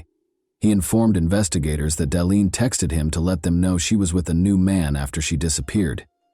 James verified that Darlene was there by showing the detectives his phone, which was Darlene's. Detectives came up with a new theory after she wrote that she was leaving the bar to go to a friend's party, but the friend's identity was still unknown. It is likely that Darlene had to visit the grocery store or the liquor store in order to continue the party. A list of 24-hour liquor stores has been compiled by investigators. Elis was the name of the store that was closest to Finnegan's. When detectives arrived, they discovered that a Darlene was equipped with security cameras. The security cameras recorded Darlene if she was there. The detectives began watching the security camera footage outside. When Darlene saw her walking into the store with a young man, their suspicion was confirmed. However, who was he? Since the video only captured his back, a precise identification was not possible. Darlene and her enigmatic companion purchased what appeared to be a bottle of alcohol as the detectives started going over the footage from the other cameras. At 1:31 a.m., they waited for them to leave the store before switching back to the exterior camera. Detectives have a better picture after the couple leaves the store. The first face the detectives saw in the bar footage was the same as the one with the baseball cap and goatee on backwards. This gave them a new lead for their ongoing investigation when Jason Gilley noticed it. Jason initially claimed to investigators that he went home alone at 1:30 a.m. to tend to his ailing son after leaving Finnegan's bar. It was now evident to the police that he and Darlene had left the liquor store at 1:31 in the morning. Jason became the prime suspect right away because he had lied about leaving the bar by himself. Jason Gilley was taken into custody by the police 1 week after Darlene vanished. After an hour or so of waiting, the detectives started questioning him while keeping an eye on any behavioral changes. The detectives went over Jason's account of what transpired that evening without disclosing that they had a tape recording of Jason's shopping excursion at night. They asked him to recall the time he left the bar and arrived home. Jason lied once more, claiming that he got a text from his grandmother at 1 in the morning and went home to see how his son was doing. The detectives then told him that they had spoken to his grandmother, who denied any involvement in the night. Jason admitted to the detectives that night that he had gone home by himself to spend time with his son and that his grandmother had not gotten in touch with him. Jason repeated his claim that he left alone and came home, after telling another lie when asked who he left with. The detectives realized that Jason was putting himself in a situation he would never be able to get out of. They claimed to have surveillance footage that refuted all of his claims. Jason then acknowledged that he had left the bar with Dal for less, to buy her a bottle of Jägermeister and to eat for less. However, he claimed to have driven her back to the bar before leaving for home. He claimed it slipped his mind when detectives questioned him about why he had lied about a crucial detail, such as the fact that Darlene had left with Darlene. Darlene claims that he invited her to stay the night on his couch and she agreed. He acknowledged that he and Darlene had had intimate contact and that they shared a Jägermeister. After he explained it to Darlene became upset, said it shouldn't have happened, and sobbed as he went home. Jason related a news story about how they got into a fight early on Sunday morning while he was driving Darlene home. He picked up his grandmother on the corner close to his house and got into her car. She tried to get out of the car just before they arrived at Darlene's house. Darlene Karengrein was upset and yelled to be allowed to get out of the car for the duration of the 30 to 45-minute drive. She said she couldn't believe Jason had done this and called him a piece of garbage. Jason claims that the last time he saw Delaney, she got out of the car and fled when he pulled over. The interview ended when Jason insisted on having a lawyer. Gilly was not charged by the police because they did not have enough evidence. Gilly had no choice but to let him go. Jason went to the police station on August 22, 2011, after being released on August 18, 2011, to report that his wallet had been stolen or lost. Upon seeing him, detectives investigating Dalene's disappearance were taken aback. Jason was approached by Detective Robert Fain, who asked him to accompany him on a retracement of the path he took on the day Dalene vanished. Jason consented and led the detective to the spot where Dalene is said to have jumped out of the car and run away. When the detective questioned Jason about why he didn't try to apprehend her, Jason said that he had to return home because the car behind him was honking, so he got back on the freeway. Then Jason explained that he had been looking for Lean for 10 or 15 minutes, but he had to leave because his gas tank was nearly empty. To get gas, he drove to Stockton's Archie Road. The detective went to the gas station with no fresh leads. Luckily, security cameras were in place. There, at 10:46 a.m. on August 7, 2011, Jason pulled over at the gas station on Archie Road exit on Highway 99 in Stockton, according to surveillance footage. It had been 9.5 hours since he had last taken a video at the Dalene liquor store. Jason appeared to be acting normally at first, but the inconspicuous gesture caught our attention. Jason appears to be unclean. Jason's shirt and arm are covered in dirt. He seems to be shaking his shoulders at one point. This conduct seems very suspicious. Before leaving the gas station, Jason checks the passenger door before getting into his car and walking back to it. He opens the passenger door once more and slams it shut after 20 seconds. Dalene was the last person to use that door, he said. At last, he takes off in his car. Detectives have developed a new theory after seeing this footage. Their theory is that Dallin took Dalene to a field south of Stockton and, in a hurry, physically pulled her out of the car, causing the front passenger door to jam. Dallin thought that she was dead, but they told her that in order to arrest Jason. Dalene was still missing, and Jason was out and about interviewing representatives. The case then underwent a sea change on October 15, 2011, more than 2 months after Dalene's disappearance. A farmer made a tragic discovery in a field 20 miles outside of Stockton. According to court documents on the 15th of 2011, human remains, later identified as Dalene, were found in a cornfield approximately 64 feet from Lone Tree Road in the Escalon. That afternoon, senior criminalist Sarah Yoshida of the Department of Justice was sent to the crime scene.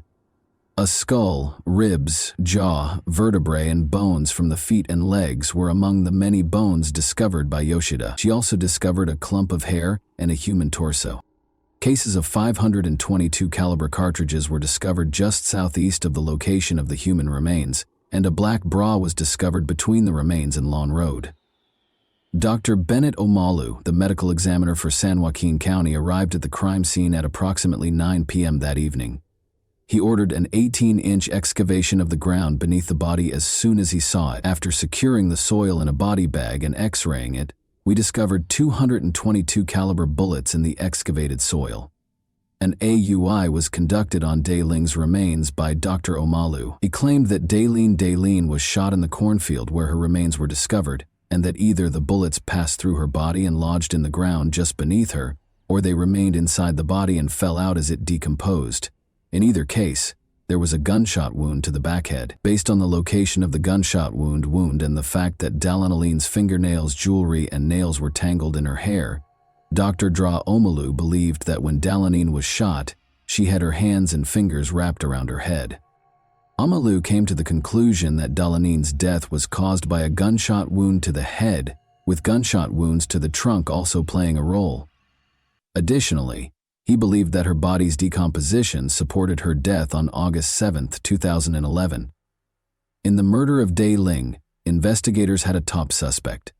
Detectives also found that Jason had access to a Jennings .22.2 semi-automatic handgun that belonged to one of his relatives, according to court documents. The gun's involvement in Dalene's shooting was verified by ballistics testing. Jason Gilly was arrested by authorities when he was eventually taken into custody. On the evening of Saturday, August 6, 2011, Delene went to a bar to meet some friends, and investigators developed their theory about what happened the night she vanished. Among them was Jason Gilley. Delene was convinced to come to Jason Gilley's house. On their way to Jason's house, they made a stop at a liquor store. This liquor store is where we last saw Delene alive. Nothing seemed to be bothering her based on this footage, but after she and Jason left the store, things started to happen that ultimately resulted in her death. Delene was naked when her body was discovered by investigators. Because of this, authorities concluded that she didn't want to have an intimate relationship with Jason, but he coerced her into doing so. That was the only plausible explanation. Authorities believe that Delene told Jason that she would report it to the police, so he put her in his car, drove many miles past her home, and then turned into a field where he killed her. However, the body's extreme decomposition made it impossible to verify that theory. Jason Gilley was found guilty of Delene's murder in November 2013 and given a life sentence without the possibility of release. He made an unsuccessful attempt to appeal the sentence. And that wraps up today's chilling story. If you enjoyed this video, don't forget to like and subscribe so you never miss a new upload. Also, let me know in the comments what part of this story shocked you the most. Thank you for watching, and I'll see you in the next video.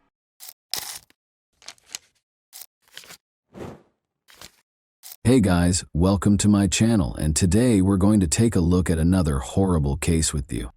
Horia and Bouvier, both foreign students, became friends while attending the Sorbonne in Paris.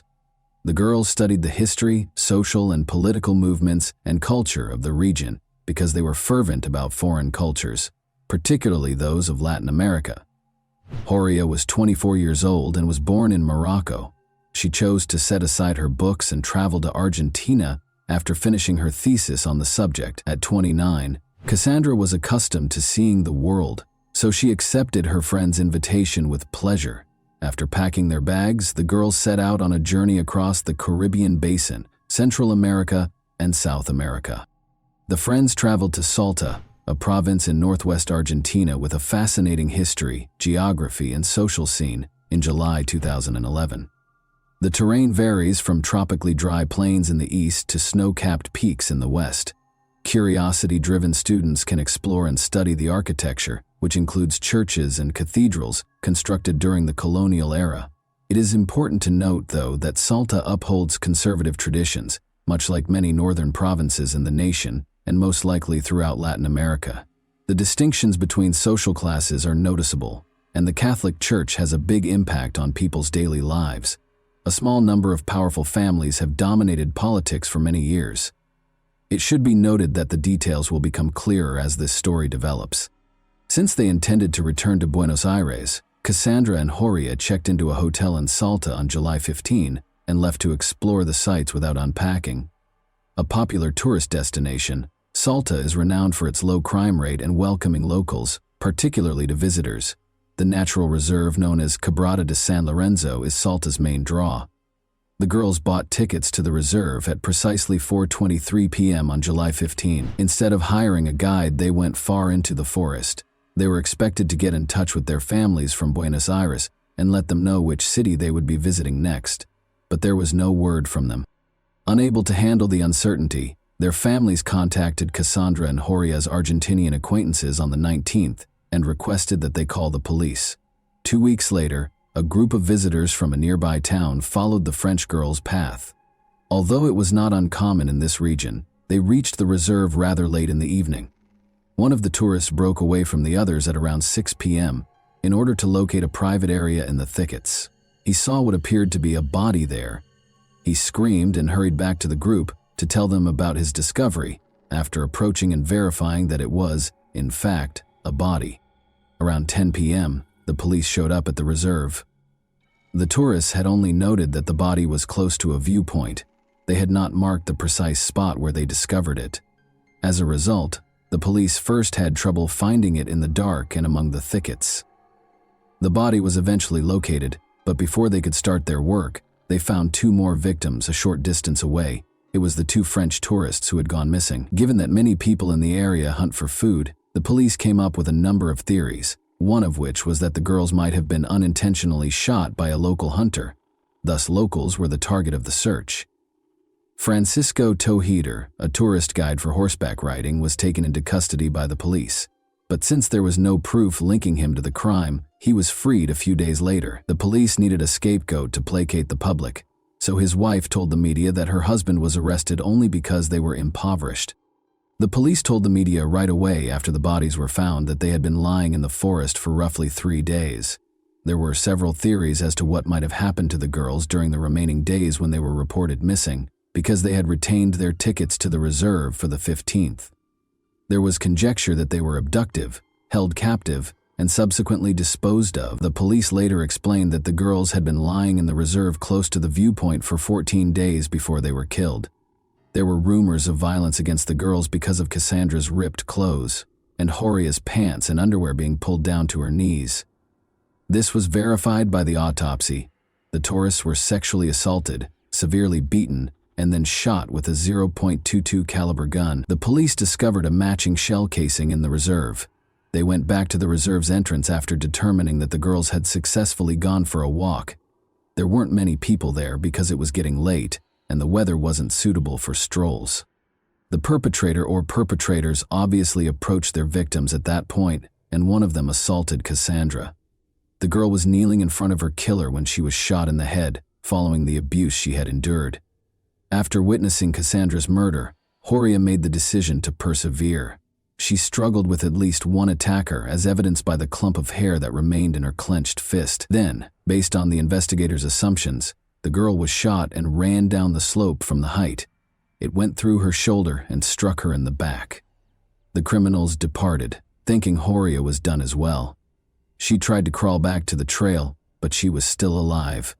Her efforts were in vain, however, for she was too feeble and suffered for several more hours before passing away from blood loss. When the investigators looked through the girls' hotel room, they discovered that there was only one phone among their possessions, rather than the 2 they had anticipated. They found that a local girl named Maria Fernanda Canyons, RS, the daughter of a former police officer, was using Horia's phone after tracking it down. They also discovered that Horia was in possession of her camera. According to the girl, these were presents from Gustavo Lassi, her boyfriend. The 23-year-old Gustavo was a guide in the reserve, and his father was a tourist ticket vendor. Gustavo had offered the French girls his services, but they turned him down. Gustavo thought that changing the SIM card in the phone would be sufficient to evade detection. Gustavo Lassi admitted to being at the crime scene and taking part in the violence, though not right away. He asserted, however, that he was only a witness and neither the murderer nor the instigator of the French girls. He described how, after hearing a commotion and rushing to the cries, he saw 2 men, a stonemason named Daniel Vilt, 24, and a gardener from the plains of San Lorenzo named Santos Clemente Vera, 31, tormenting the girls. These men allegedly forced him to take part in the violence before letting him go. He did, however, remember to bring the girls' camera and phone. The gun that fired the deadly shots was found by the police during a search of Gustavo's house. The police were able to determine the precise moment of the attack on the French girls thanks to Horia's camera. Before starting their hike through the reserve, the girls took a few pictures while they were sightseeing. The tourists' final photograph, taken at 6:28 p.m., 2 hours and 5 minutes later, was hazy and ambiguous, leading investigators to surmise that the attack happened at that exact moment. Murder charges were brought against all 3 men. Witnesses came forward right away and identified Vilt as the individual who tried to sell a rifle. But since he was at a bank when the attack happened and could provide proof, he had a strong alibi. Vera was freed because of insufficient evidence and his denial of guilt, while Gustavo Lassi was sentenced to 30 years in prison in 2014. He said he had an alibi too. Both men were given life sentences in prison in 2016, though, after the prosecutor insisted on a review of the case. One of the most well-known cases in Argentine history appeared to have come to an end. The story doesn't stop there, though. The case was investigated by French journalist Jean-Charles Chattard, who spent 4 years writing a book outlining his reasons why the girls could not have been killed on July 15 in the nature reserve, as the investigators claim. The journalist is certain that the girls' bodies were just taken to the reserve following the murder, not that they perished there. First of all, in contrast to the victim's shoes, His were covered in dust and dirt even after a brief stroll through the reserve. Such a path, enduring violence, fighting for their lives and still having clean shoes, would have been impossible for the girls. Second, the tourists' overall appearance was peculiar. They weren't dressed for a hike in the nature reserve, but rather for an evening event in the city. The bodies were left in Quebrada de San Lorenzo for 2 weeks, which is the next oddity. The reserve is an open, wild place where condors, foxes, and pumas live. The police might have discovered fully gnawed bones after such a time. Despite the fact that the bodies were found in a well-known reserve close to a popular viewpoint, they were found to be spotless. Last but not least, the pathologist who examined the bodies declared with confidence that they were killed no more than 3 to 5 days prior to the autopsy. The doctor was categorical when it came to the date of the murders, stating in the report that it was July 26, 2011. Interestingly, this date was rescheduled for July 15 by the investigating judge. Is there any chance that the judge purposefully falsified the facts in order to shield someone? Was he attempting to falsify the evidence? The commissioner in charge of the investigation, Nestor Piccolo, was persuaded of this very thing, and it might have cost him his life. 4 months after the investigation began, Commissioner Piccolo passed away, inexplicably. He was discovered with a bullet wound to his head at the commissioner's office entrance. Although his mother claimed that her son made the decision, she is positive that he was executed. Nestor was developing a new version prior to his passing, and no signs of gunpowder were discovered on his hands.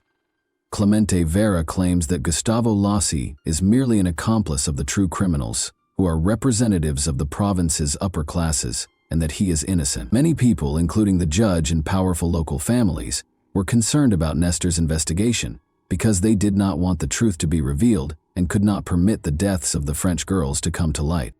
But in April 2014, an anonymous letter detailing the same trail that Commissioner Piccolo was looking into broke this conspiracy of silence.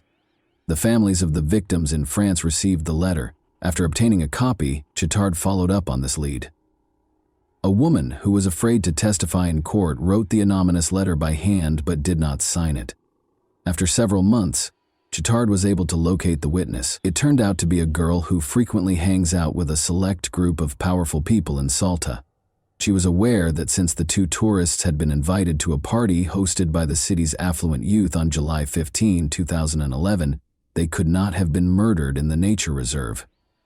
Her account of what transpired is entirely different. Alcohol is served freely at these parties, and everything seems like it's from a movie. But it's all real. The girl claimed that Cassandra and Horia were among the visitors, and that they were spotted close to the pool. The men's interest in the gorgeous French women grew as the evening went on, and more alcohol was consumed. They led them inside the house at around 3 in the morning, and nobody saw them again. One of the tourists was being harassed by the guys. She refused, of course, but things went too far and the men no longer cared about her opinion.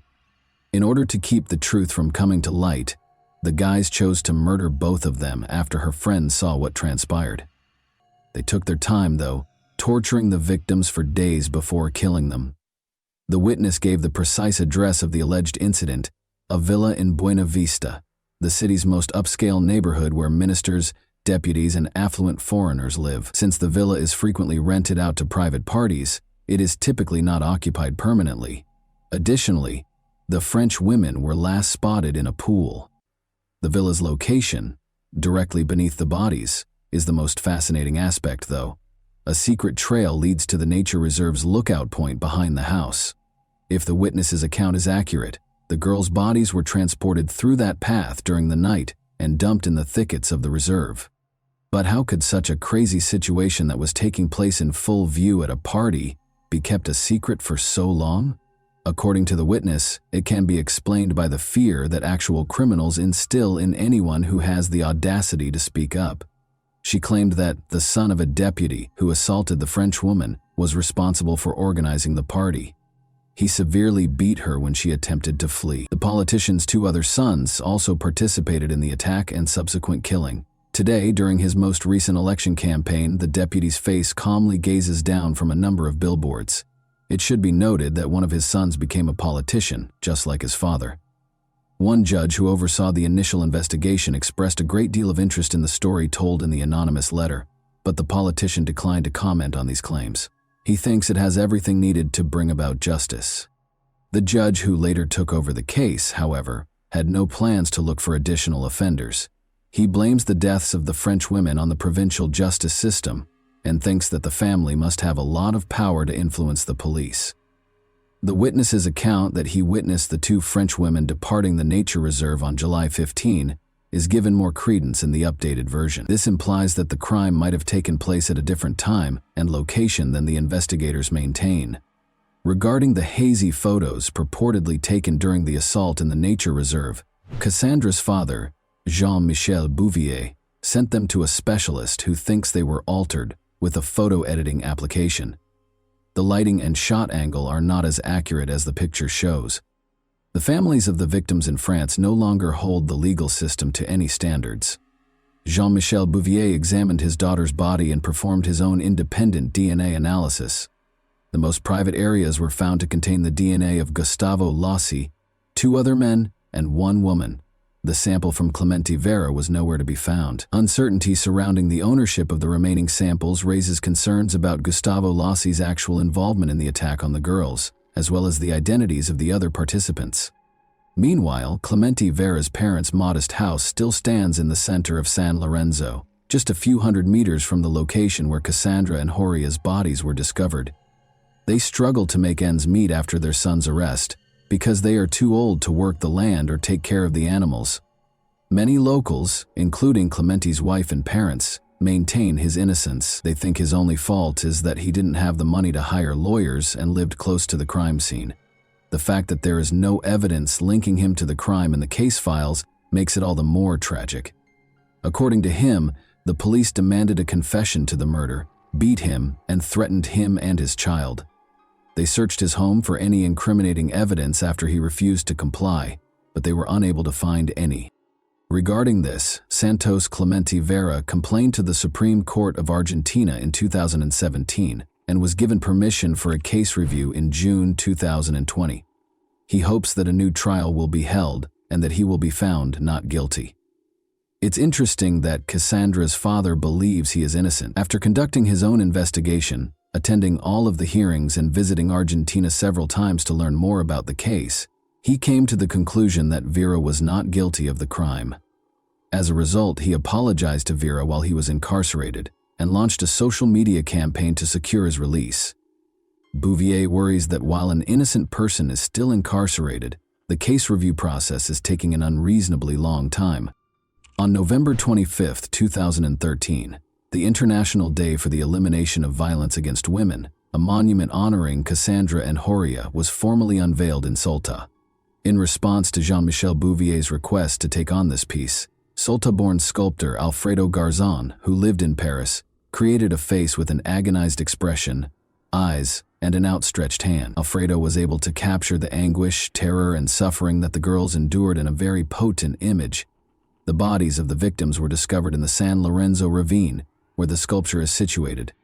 And that wraps up today's chilling story. If you enjoyed this video, don't forget to like and subscribe so you never miss a new upload. Also, let me know in the comments what part of this story shocked you the most. Thank you for watching, and I'll see you in the next video.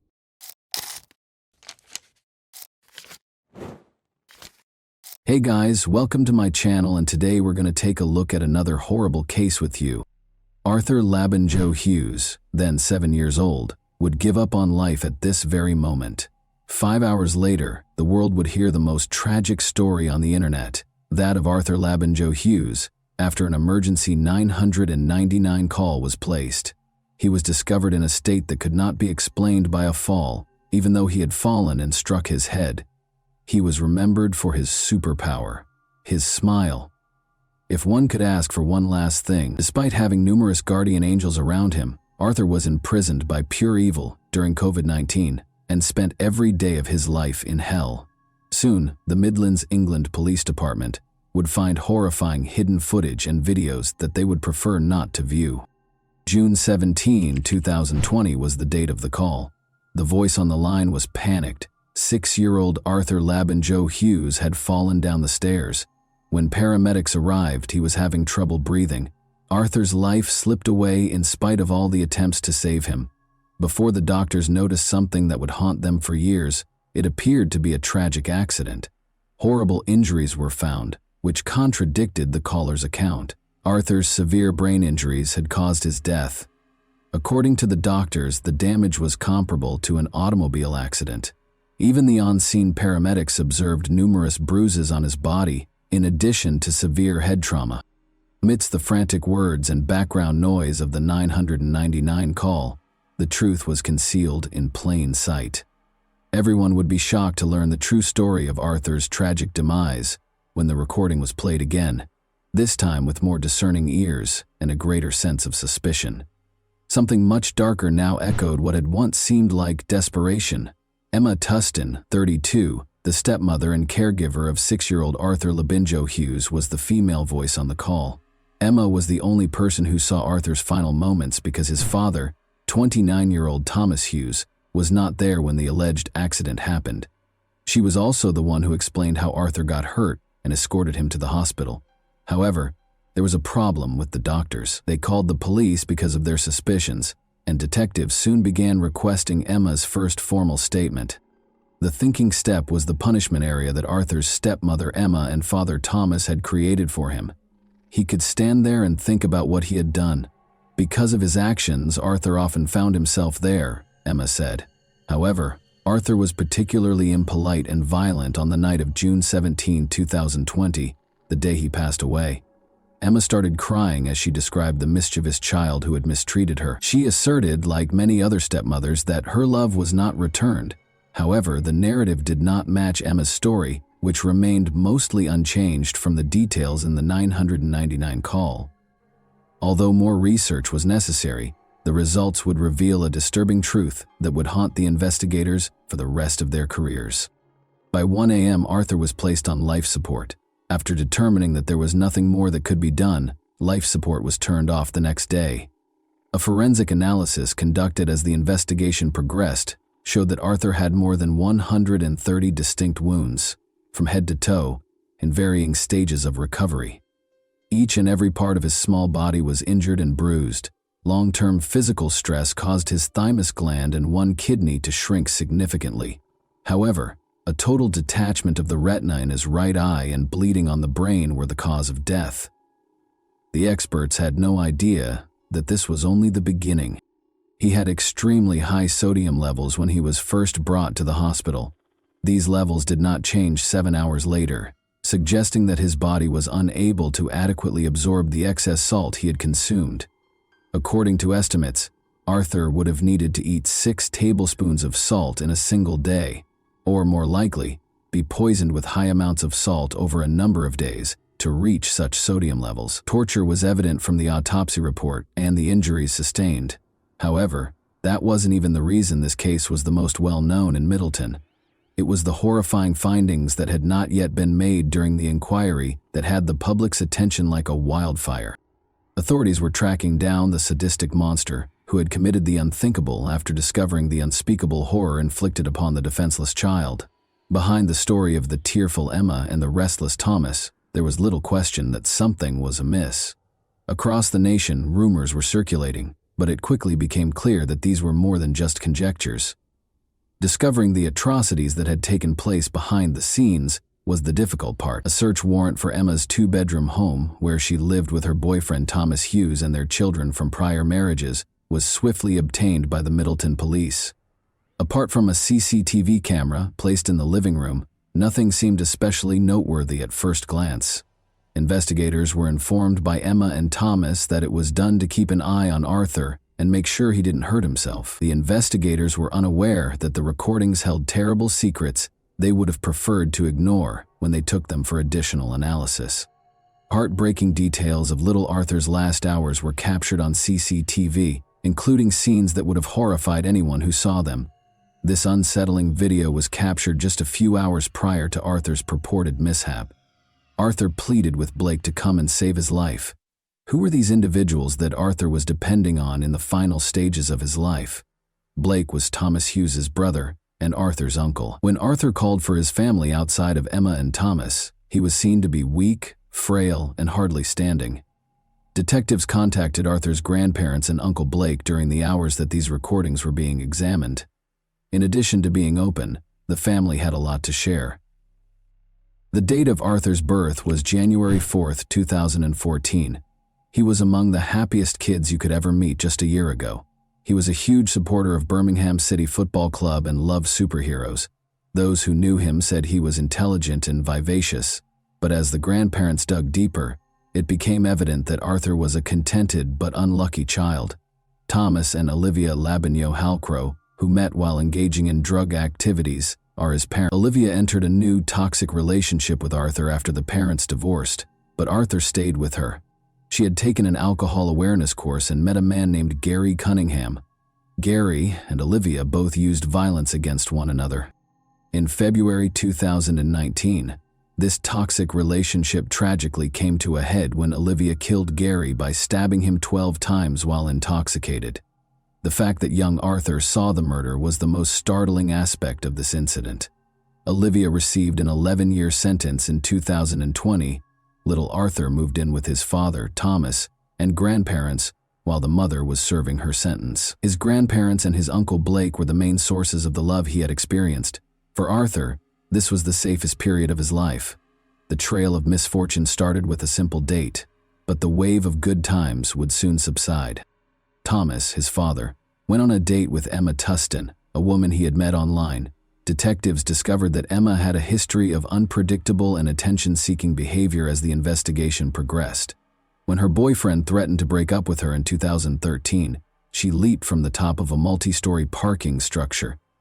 She once threw herself out of a bedroom window to stop her partner and his best friend from going to the pub. In an interview with the Daily Mail, one of her ex-boyfriends stated, "She's a black widow. Every man she hangs out with is sucked dry by her. She has absolutely no maternal instinct. She wanted children because of the attention they gave her as a newborn and the benefits they provided. But she didn't want to know once the attention stopped and she was left alone with a baby." She was also accused of being a careless mother, and social services frequently visited her home. The ultimate application of this woman's evil would be when she entered Thomas's, and eventually Arthur's, life. Thomas wasn't a perfect father, but he wasn't a total nightmare either. But as he and Emma became closer, that would soon change, and Arthur would lose his father in a way he never could have predicted. Arthur went on a number of excursions with his father and Emma, but each time he came back, the grandparents noticed that he was becoming less and less eager to accompany them. He couldn't quite understand the unnerving tension that was replacing the warmth of family. His grandparents claimed that they became aware that something was amiss in their own house. Every time Emma came to visit, Arthur would try to hide because he was afraid of her. She was disliked by Thomas's brother and parents as well, who perceived dishonesty and disdain in her. They were unable to foresee the scope of what was happening, though. When Arthur's grandmother tried to buy him a Subway sandwich during one of Emma's visits, Emma yelled at her to stop feeding him, saying it was a needless luxury. This brief interaction acted as a warning, demonstrating Emma's ease and eagerness to make choices regarding Arthur's life. She wasn't alone, though. Thomas was also acting differently. He had started to become easily agitated. Blake saw the young boy staring blankly at the wall when for a child, it was an unusual sight. Blake tried to give him a snack to lift his spirits, but Thomas stepped in and said Arthur was being punished and shouldn't be fed. As the pandemic spread, this was only the start of a nightmare that would only get worse. A total lockdown was proclaimed by the Prime Minister. Arthur had the danger in his own house while others hunkered down to protect themselves. Separated from his cherished grandparents, he was raised by his father, Thomas, and Emma, and saw them infrequently. Things were gradually coming together for Arthur's decline. Arthur's grandmother saw a blue bruise on his shoulder during one lockdown. She took prompt action and lodged a complaint with social services, even though she was Thomas's mother. When Arthur got back to Emma and Thomas's house the next day, a social services agent called Emma and paid her a visit. But nothing was done about it. They insisted that Arthur and Emma's other two children looked content and healthy, and they denied that there was any bruise. But the call prior to the visit was sufficient justification for Emma to be on guard and take the required precautions to hide it, according to the grandmother. Blake tried to get in touch with the Middleton police, but sadly the officers never got through to Arthur because they believed social services was handling the case. The family made repeated attempts to enlist assistance for Arthur, but there would be no outcome. Arthur was suffering terribly, and there was nothing anyone could do about it. Meanwhile, Arthur's death was being investigated more thoroughly. Though they were unsure of what might have caused Arthur's death, Arthur's grandparents and family blamed Emma and Thomas. The couple was the subject of a more thorough investigation, and the most repulsive information began to come to light. After seizing their phones, investigators started going through the data. They found shocking information in the audio recordings and text messages between Emma and Thomas. The weight of what had been concealed behind closed doors became painfully evident with every new line that appeared on the screen. Emma and Thomas's messages exposed the depth of their perverse collaboration, and they were complicit in this nightmare. The messages described Arthur's living conditions, which included physical abuse, loneliness, and hunger. Emma vented her frustrations and documented her increasing cruelty towards the boy in the majority of these texts. She punished Arthur by depriving him of food and liquids and making him stand in the hallway for hours on end. The young boy's pleas for sustenance and solace were ridiculed. He referred to his desperation as misbehavior. For Emma and Thomas, the conversations were a perverse kind of reinforcement in these messages. When Thomas wasn't home, she would frequently record Arthur's anguished cries and send Thomas audio snippets, seemingly to get his approval for her severe treatment. Thomas would reply by expressing his own annoyance with Arthur and urging her to be even harsher, telling her to just end him or recommending violent means to stop his screams. The boy was left to suffer alone in his room or cry himself hoarse in the hallway while the couple, at times, were only a few feet away from Arthur and texted, their phones buzzing with nasty conversations. Emma complained that Arthur was acting out or spoiling him because of his need for affection. Emma and Thomas talked about how Arthur should be disciplined for small transgressions or denied certain foods. Neglect was not the only form of abuse. There were numerous instances of name-calling and verbal abuse in these messages. Both sides' hatred was clearly visible in these messages. The messages made it abundantly evident that there was physical torture and intimidation in the home. Arthur had been attacked several times. According to one of the messages, Emma and Thomas had a falling out, and Emma said she could accept Thomas but not Arthur. In a stern reply, Thomas insisted that she would have to take Arthur and him together or not at all. Since Emma's rejection of Arthur only made Thomas more irate, this exchange exposed the problematic dynamics of their relationship. This tension suggested that Thomas's rage could quickly grow and result in more abuse of Arthur. One thing was certain, despite the numerous questions, Arthur was leading a miserable life and frequently going without food. For the investigators, one CCTV clip that had previously seemed unimportant took on new significance. On one of the hottest days of the year, the video showed Thomas and Emma lounging and eating ice cream. Arthur, meanwhile, was made to stand on the stairs, hot and hungry, without water, and in a bulky onesie that made him feel even more uncomfortable. Emma stooped to eat McDonald's in front of a starving Arthur, who was left defenseless in the hallway, while Thomas sat cross-legged. The question came up. Did Emma's children all experience the same level of suffering? The investigators learned from Arthur's grandparents that Emma's children were frequently abandoned and left hungry for extended periods of time, while Emma remained in her room. But Arthur's ordeal was particularly horrifying. Emma's children didn't seem to experience the same degree of abuse as Arthur in any of the video. Subsequently, Emma's kids would inform investigators that if they attempted to assist Arthur, they would also be punished. As another heartbreaking clip awaited their review, the unsettling details of this case seemed to go on forever. Arthur was seen standing and shuffle-footing in these clips. It appeared innocuous at first, until they discovered he had been upright for as long as 14 hours. Police clamped down on Thomas and Emma as the horrific details surfaced, interrogating them about Arthur and the devastating information in the recordings. The details of Thomas and Emma's accident story started to shift piece by piece, but Thomas would be the first to reveal the truth, which was even more terrifying than they already knew. Thomas admitted to them that his punishment of Arthur might have been excessive. He explained to the investigators that Emma and the family suffered as a result of Arthur's behavioral problems.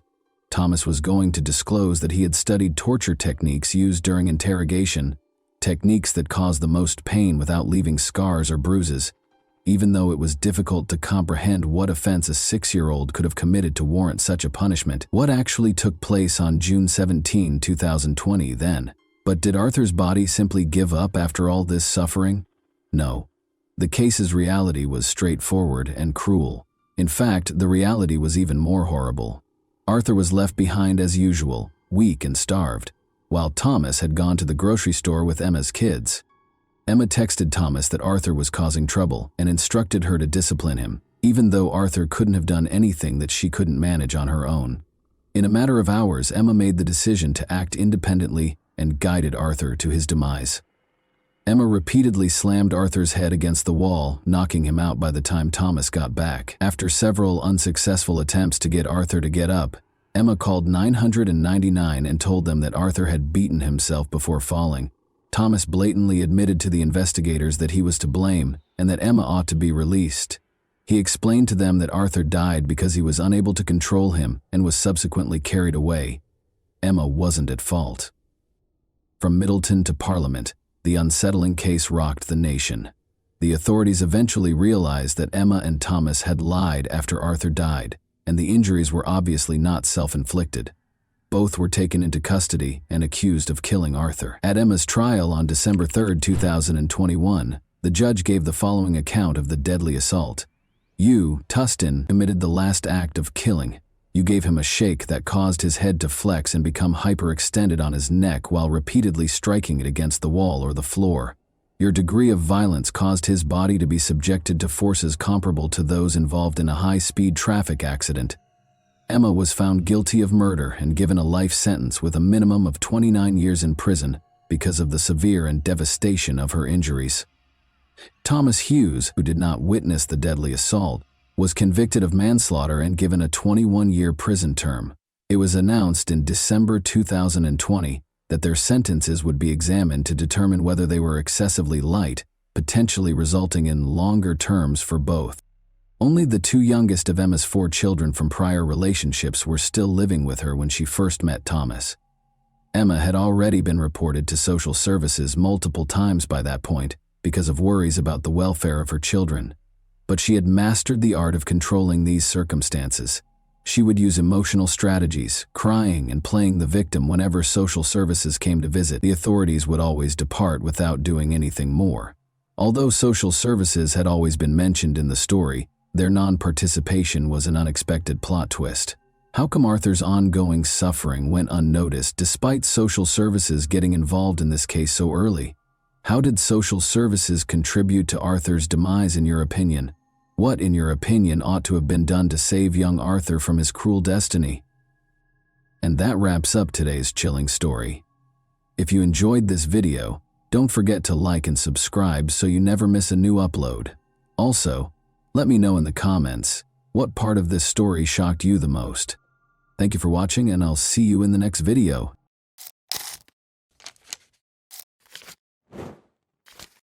Hey guys, welcome to my channel, and today we're going to take a look at another horrible case with you. A person's life can be completely transformed by the emotion of love. It can be tender and loving, or it can be hurtful and disappointing. Almost everyone has times in their lives when they meet someone who becomes special to them, but occasionally these relationships don't work out as planned. In this tale, a man and a woman fell in love, but their relationship ended because of a well-publicized investigation. What transpired between them? For what reason were their parents against their relationship? This video will teach you the answers to these questions. I want to start by saying that this is one of the most unbelievable stories I have ever posted on my channel. Why do those who are meant to protect and serve act indifferently? And everyone will be shocked by this story's conclusion. We will therefore talk about what happened in Kemerovo, Russia, in 2020. The administrative hub of the Kemerovo Oblast is the sizable Russian city of Kemerovo. It is located in western Siberia's southern region. It is one of the biggest cities in Siberia, with a population of over 500,000. On September 24, 1997, Vera Pekteleva was born in Kiselyovsk, Kemerovo Oblast. She developed into a happy, imaginative adult. She enjoyed singing and she won several competitions while she was in school. Despite their divorce while she was in school, Vera's parents, Oksana and Yevgeny, remained friendly. Vera got along well with her mother's new husband and her father's new wife. She was characterized as a non-confrontational, upbeat, and kind individual. As previously mentioned, Vera was a creative person, so her family was taken aback when she chose to attend the State Technical University in Kemerovo after high school graduation, rather than pursue a career in the arts. Vera spent her free time visiting her mother, Oksana, who lived in Kislyovsk, approximately 110 miles from Kemerovo. Vera met a man her own age, Vladislav Kanius, during one of these visits in 2016. The total opposite of Vera was Vlad, as everyone called him. He was reclusive, irritable, and lacked life goals. Vlad was raised in a dysfunctional household and left school after the 9th grade. He lived with his father after his mother abandoned her family. But the challenges in his life did not stop there. In the end, his father committed suicide as a result of his legal troubles. Vlad was profoundly affected by everything that transpired in front of his eyes. Vera fell in love with Vlad despite the fact that they had little in common. Vera's parents opposed this relationship because they were aware of Vlad's identity. Of course, the guy's life wasn't easy, and we felt sorry for him, but we wanted a completely different life for Vera. We disapproved of her choice. We waited for her to end this relationship, Oksana, her mother, said. Vera's father asked her to break up with Vlad after learning about him. But Vlad and his daughter remained together. She simply ceased discussing him with her parents. Vera's mother, Oksana, recalled, "Vlad was never at our family gatherings. He was not in the photos on Vera's social networks. It was like she was hiding him." An essential fact to note here is that Vera and Vlad moved into Kemerovo together in 2019. Vlad, who was unemployed and did not want to change that, loved living with Vera, and her parents helped pay for the apartment. She was intelligent, attractive, and always had cash in her pocket. She gave him financial support. The couple's relationship was strained. It was obvious that Vlad would not stop abusing alcohol. Her parents thought Vlad had beaten her. Vera ultimately made the decision to end this toxic relationship in November 2019, but her boyfriend was adamantly against it. As previously stated, Vera and Vlad shared an apartment that was partially funded by her parents. In November 2019, Vera made the decision to break up with Vlad. According to logic, Vlad ought to have moved out. He was not going to do it, though. He enjoyed living at the expense of others. This is a passage from Vlad's testimony. It will help you understand what transpired after Vera made the decision to break up with him. However, keep in mind that this is Vlad's testimony. Whether or not you believe what he says is up to you. He stated in his testimony, "On December 15, 2019, I got into a fight with Vera because she wouldn't let me go to a nightclub. Throughout our relationship, Vera started to frequently leave for Kislyovsk and gradually started to distance herself from me, telling me that she was talking to someone else. Don't forget that a month prior to that, Vera told Vlad that she was ending their relationship. We continued to live in the same apartment during this period, and I also learned that she was seeing someone else through our mutual friend, who informed me that Vera was seeing another man, Alexander, from Kislyovsk, whom I did not personally know. I wanted to speak with Vera after learning that she was seeing Alexander. After our argument on December 15, 2019, she left and took some items with her, but I kept in contact with her over the phone, and on January 12, 2020, I called Vera and offered to help her move her remaining possessions to a different apartment. Vera accepted my offer to meet and move things, and we decided that I would assist her with the move. We decided to meet in the afternoon on January 13, and she was to come to me for her belongings. On January 13, 2020, at approximately 4 or 6 p.m., Vera arrived, and we packed her and my belongings since I wanted to leave this apartment as well and didn't want to live there without Vera. We drank beer, liqueur, and vodka while packing, and afterward I felt inebriated, and Vera was too. We drank until 5 in the morning on January 14, 2020. We didn't have any arguments while we were drinking, but when I started talking to her about our relationship, suggested that we should get back together, and revealed that I knew she was seeing another man, we started to argue. She didn't like it, so she began to curse, insult me, and hit me, specifically kicking me at least 5 times in the groin and hitting me in the face with her palm at least 8 times. I didn't feel any pain when she slapped me, but I did feel pain when she kicked me between the legs, which is how Vera began hitting me first, and I was upset because she had lied and claimed she wasn't seeing another man. Vera continued to insult me while claiming that I was intruding on her personal life because I was well informed about her. Vlad told the police that version of events. We'll then go over the opposing viewpoint, which provides compelling evidence that Vlad was dishonest in his testimony. Take note of this statement. We drank alcohol until 5 a.m. on January 14, 2020. There were no conflicts between us in the process of drinking alcohol. Vera had no intention of sharing the apartment with Vlad, much less partaking in alcohol. She requested a friend's assistance with the move. Vera left her friend a voicemail at 5:08 p.m. She claimed to have already arrived at the apartment and was gathering her belongings. She promised to arrive at her new apartment around 6 o'clock. Vera requested assistance from a friend to move her belongings from the taxi to the apartment. Vera left another voicemail 3 minutes later. She asked her friend to assist her with the move by coming to the apartment where she and Vlad shared. But before Vera could finish, Vlad interrupted, saying, "No one's coming in here." As a result, he opposed Vera's friend visiting the apartment. 4 minutes later, at 5:15 p.m., Vera asked her friend to come in a low voice, suggesting that things had gotten out of hand. This message appears to have been a request for assistance. She purposefully spoke quietly so Vlad wouldn't hear her. Vlad's commanding voice can be heard once more, at 5:25 p.m., when Vera sent another voicemail. He advises Vera's friend to wait for Vera to text her and not to bother them. Vlad recorded the voicemail himself at 7:19 p.m. Vera was unable to use her phone from that point on. The monster and she were left alone. But we must explain what happened next.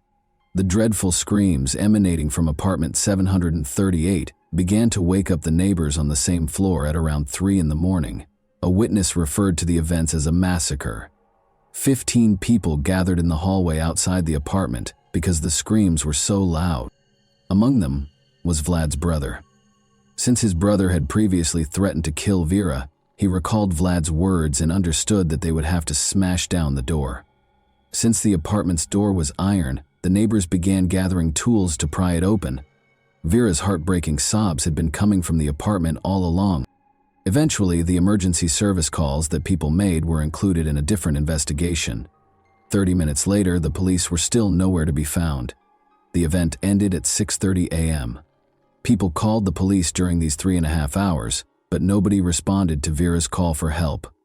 While Vera was fighting for her life, the witnesses called the emergency services 7 times, but no one answered.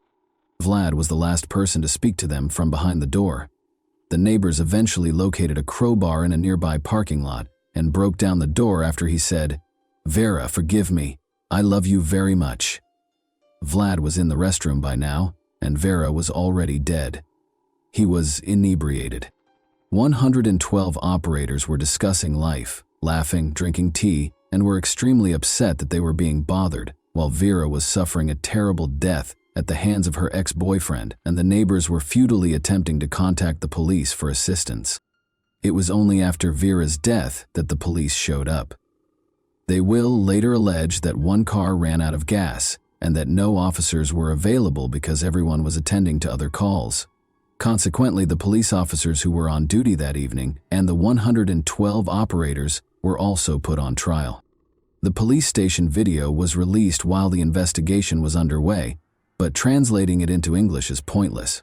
One word sums it up for me: indifference. And even without subtitles, it is obvious. Recall that Vlad stated in his testimony that he and Vera did not have any disagreements until 5 in the morning, but the forensic analysis revealed that he was lying. 6 hours prior to her demise, Vera sustained her initial injuries. At around midnight, that is, it indicated that she had been beaten and injured by Vlad Knus for 6 hours prior to her passing. She had stab wounds among the approximately 100 injuries on her body. She had broken ribs and a nose. Her neck also had marks from strangulation.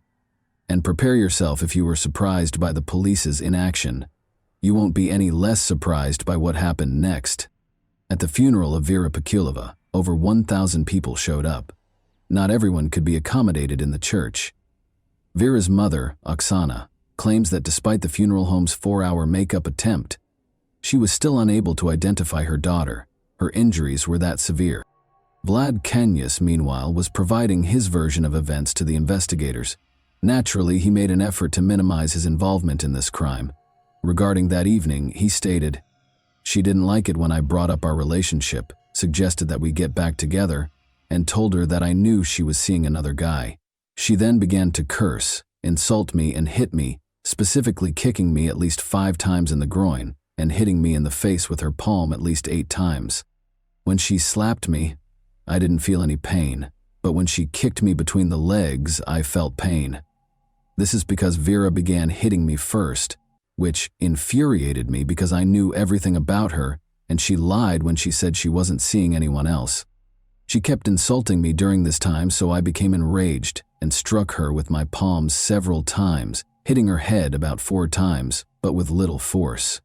When I struck Vera, she fell to the floor, hitting the closet, and she struck me back, specifically hitting my head with her fists and palms, which hurt. I asked her to stop, but she didn't, and I recall that she scratched my back. I then grabbed her by the neck, and after noticing an iron on the floor, I wrapped the iron cord around Vera's neck, tightened it a little, and squeezed her neck for 1.5 minutes or 2. I didn't want to kill Vera, and I didn't know at the time that what I was doing could do so. I was tightening the cord around her neck to frighten her, to make her lose consciousness, to put her to sleep. She began coughing and wheezing for 15 minutes after I took the cord off her neck. Vera was in a prone position when I took the cord off her neck, but I later placed her on her back. At that point, she was unconscious, but she was also making noises, i.e. wheezing, and I assumed she was okay. Vera was not responding when I tried to wake her up, so I put my ear to her mouth and then to her heart to check if her heart was beating. She had no pulse and was not breathing. I don't recall what happened next, but I do recall that I ended up in the bathroom at one point while holding a knife. After a while, the door to the apartment opened and my brother and a policeman were inside, and then I was told to get dressed and taken to the police station. I had a knife with me because I wanted to hurt myself, and I didn't want to live because I knew Vera was dead. I want to apologize to Vera's family for what I did, and I acknowledge that my actions were the reason behind her death. I didn't intend to kill her. Vlad has a selective memory, as you have observed. He recalled strangling Vera, but he couldn't recall how he hurt her roughly 100 times.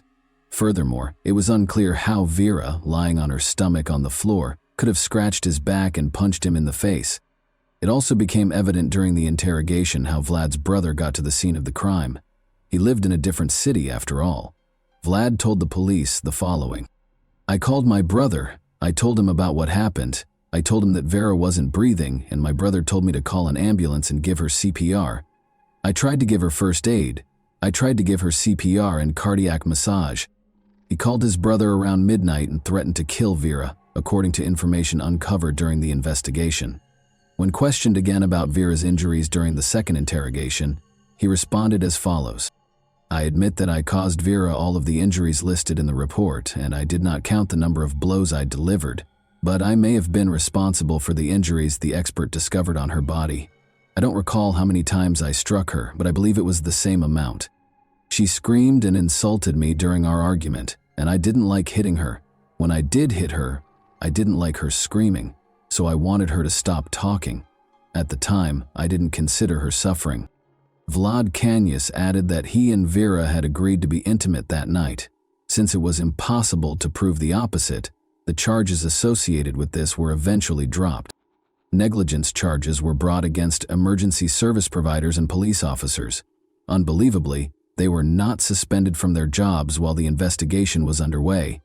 They persisted in providing absurd justifications for their actions. For each of the 5 defendants, the prosecutor sought actual prison sentences. But the judge made a different decision. They were given suspended sentences ranging from 1.5 to 2 years. Additionally, the court mandated that each give the victims roughly $350. The police department also had to pay about $11,000 at the same time. Although the ruble is the currency of Russia, I have converted all amounts to US dollars so that everyone can understand them. According to the indictment, The police officers had gasoline, and even if they hadn't, they still ought to have taken the proper action to address the situation. However, they didn't view arriving at the scene as an urgent matter. Both police officers did not confess to any wrongdoing and refused to assist with the investigation. They claimed that the investigation team was at another address where a man's body had been discovered earlier when witnesses called to report the woman's screams and cries for assistance. It's likely that we will never find out what actually transpired that evening. Vera had no intention of residing in the apartment. She even asked a friend to assist her in moving.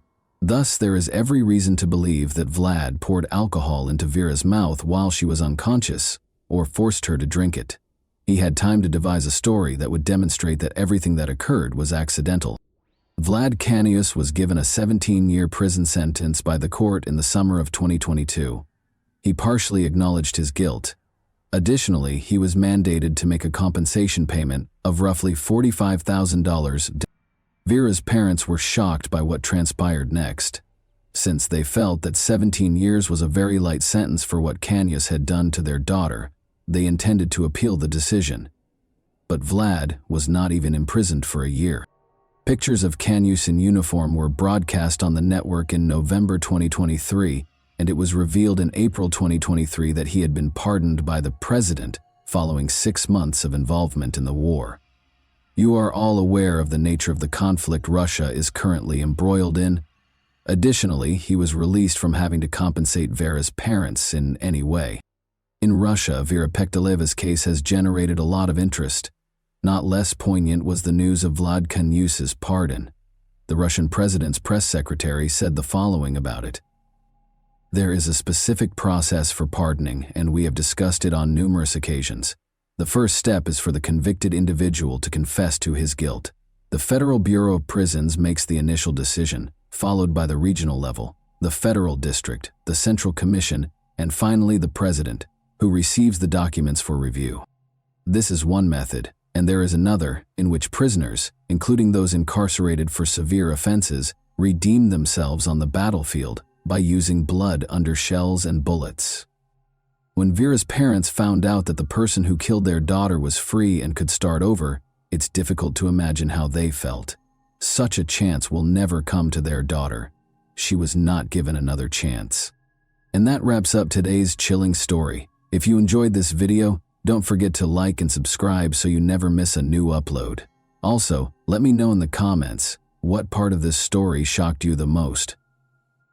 Thank you for watching, and I'll see you in the next video.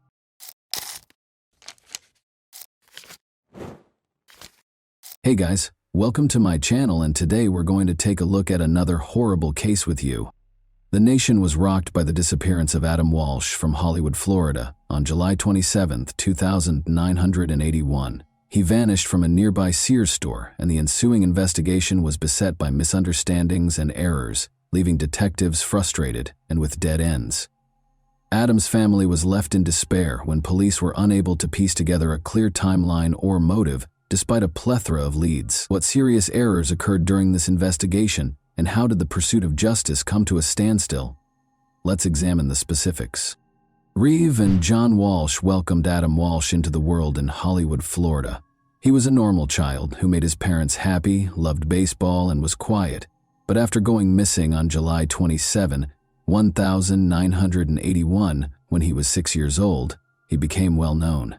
Adam and his mother, Reeve, went shopping at the Hollywood Mall that summer afternoon.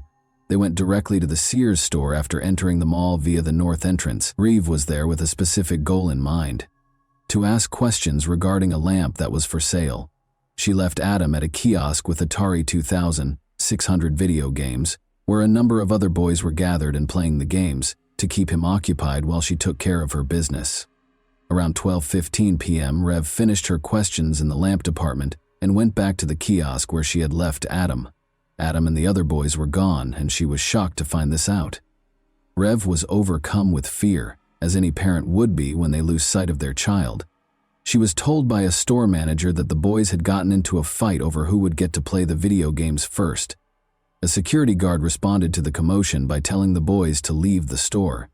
The older boys responded that their parents were not present in the store when the guard asked them if they were.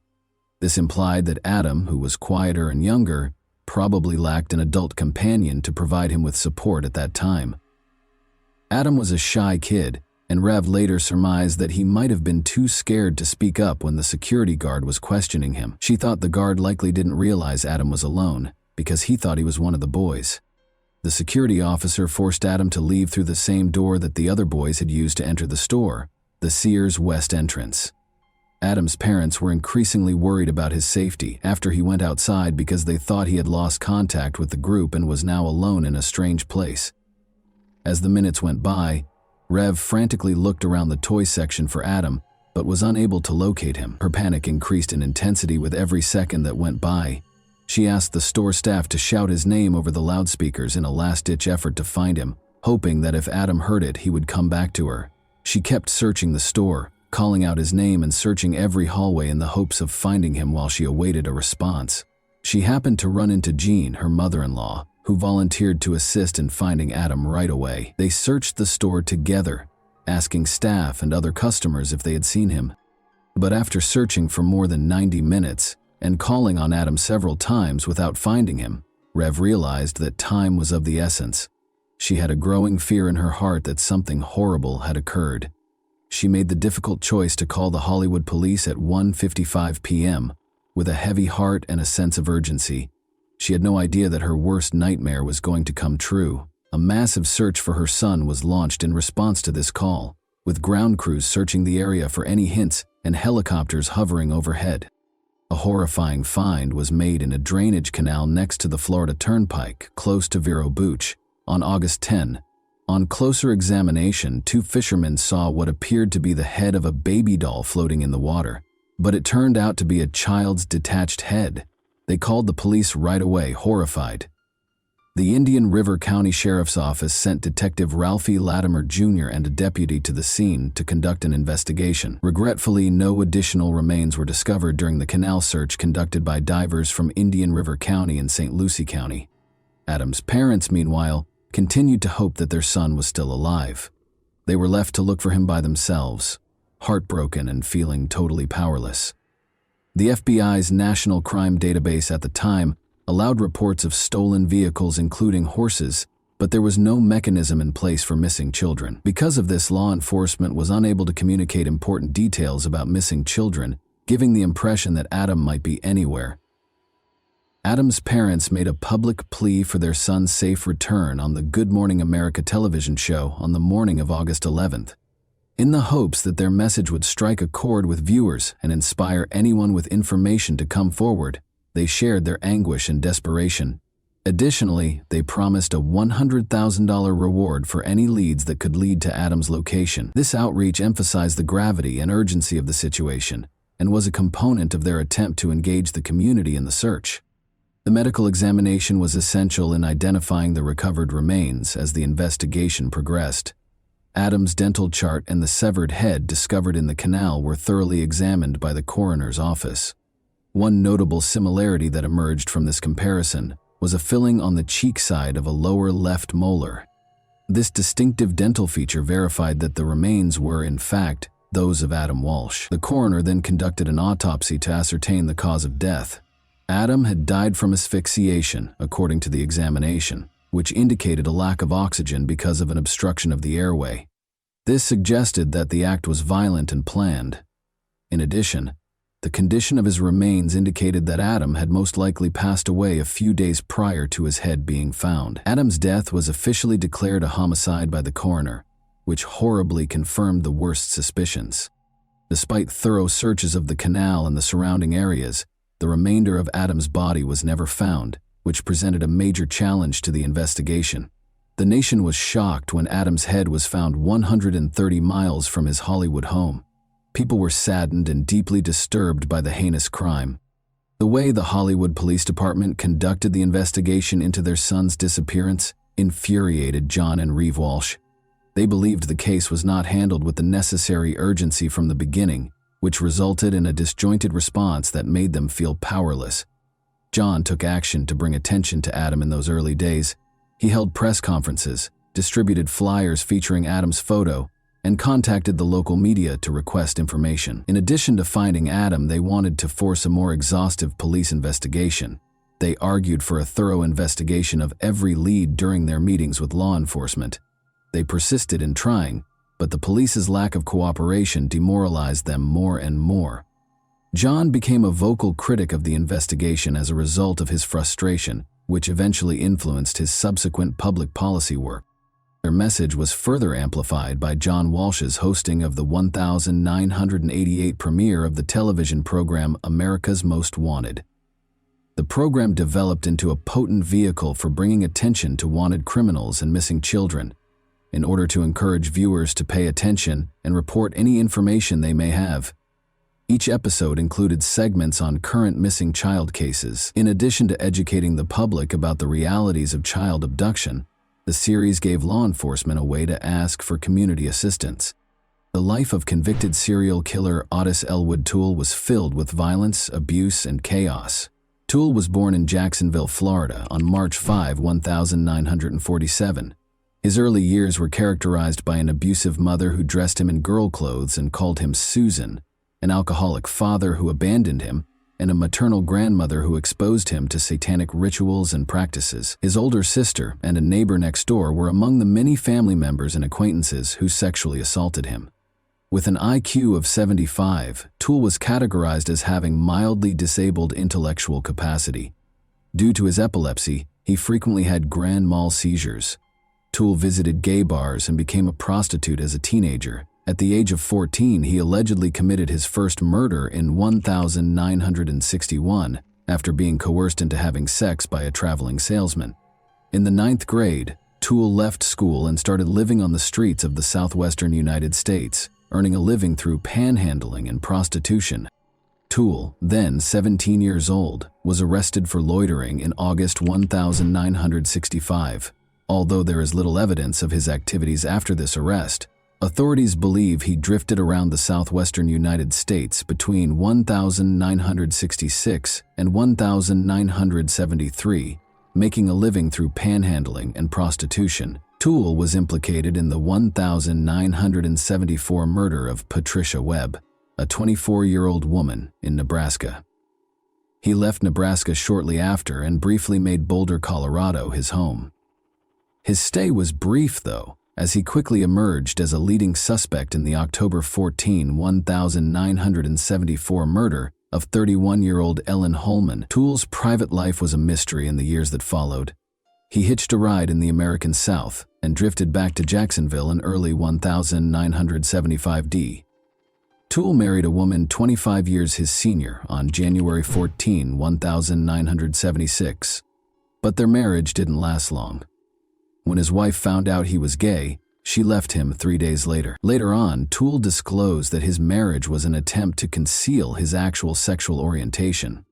Toole was taken into custody for an unrelated arson incident in April 1983, while George Sonnenberg, 65, was inside his house. He had set it on fire. For the horrifying arson attack, Toole was taken into custody, admitted to the crime, and was sentenced to 20 years in prison.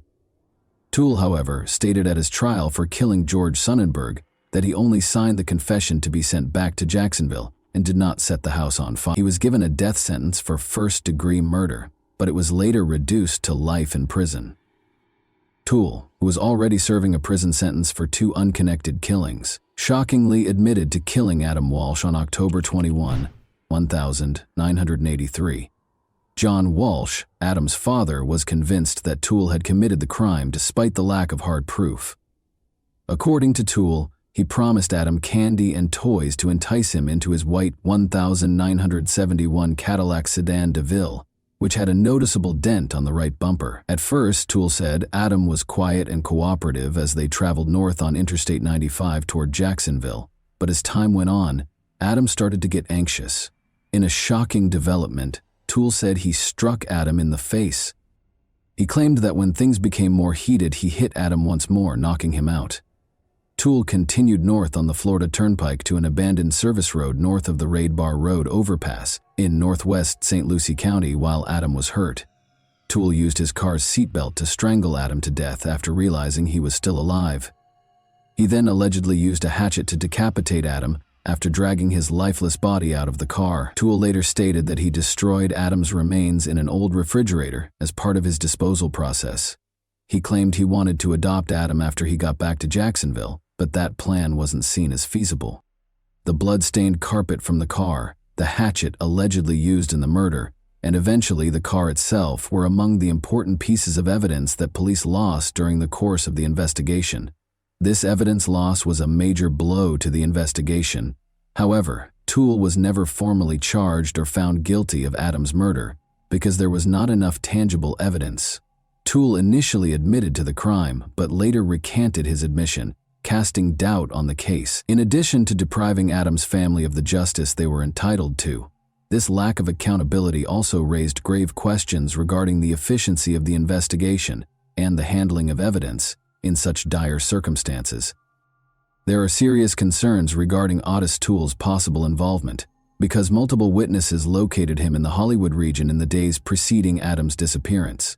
Toole, who was serving a life sentence for other offenses, passed away in prison in September 1996 at the age of 49 from cirrhosis after a long and difficult life. According to his niece, he confessed to Adam's murder on his deathbed after he passed away. On October 10, 1983, the television movie Adam, which told the tragic tale of Adam Walsh's kidnapping and murder, debuted. When it first aired, it attracted 38 million viewers and significantly increased public awareness of child abduction. In 1983, 1984, and 1985, each broadcast included a hotline for tips along with images and descriptions of missing children. 13 of the 55 children who were highlighted were able to recover successfully as a result of this initiative. The American rapper Busy Bone was reunited with his mother after a babysitter recognized his photo during the broadcast, making it a noteworthy case. The Walsh family changed the way society views missing children by using Adam to transform their tragedy into a potent advocacy tool. Additionally, in 1984, the U.S. John and Reeve Walsh, along with other parents of missing children, tirelessly lobbied Congress to pass the Missing Children's Assistance Act. The National Center for Missing and Exploited Children, NCEMEC, an organization devoted to offering resources, support, and advocacy for missing children and their families, was made possible by this important legislation. The act sought to strengthen the response to kidnappings of children and guarantee that law enforcement had the resources and direction required to successfully handle these tragic situations. After John Walsh's book was published, Hollywood Police Chief Rick Stone conducted a thorough review in 1997, which sparked a renewed effort to look into Adam's case. Prior to being named Hollywood's chief of police the year before, Stone had 22 years of law enforcement experience, having worked for the Dallas, Texas, and Wichita, Kansas departments.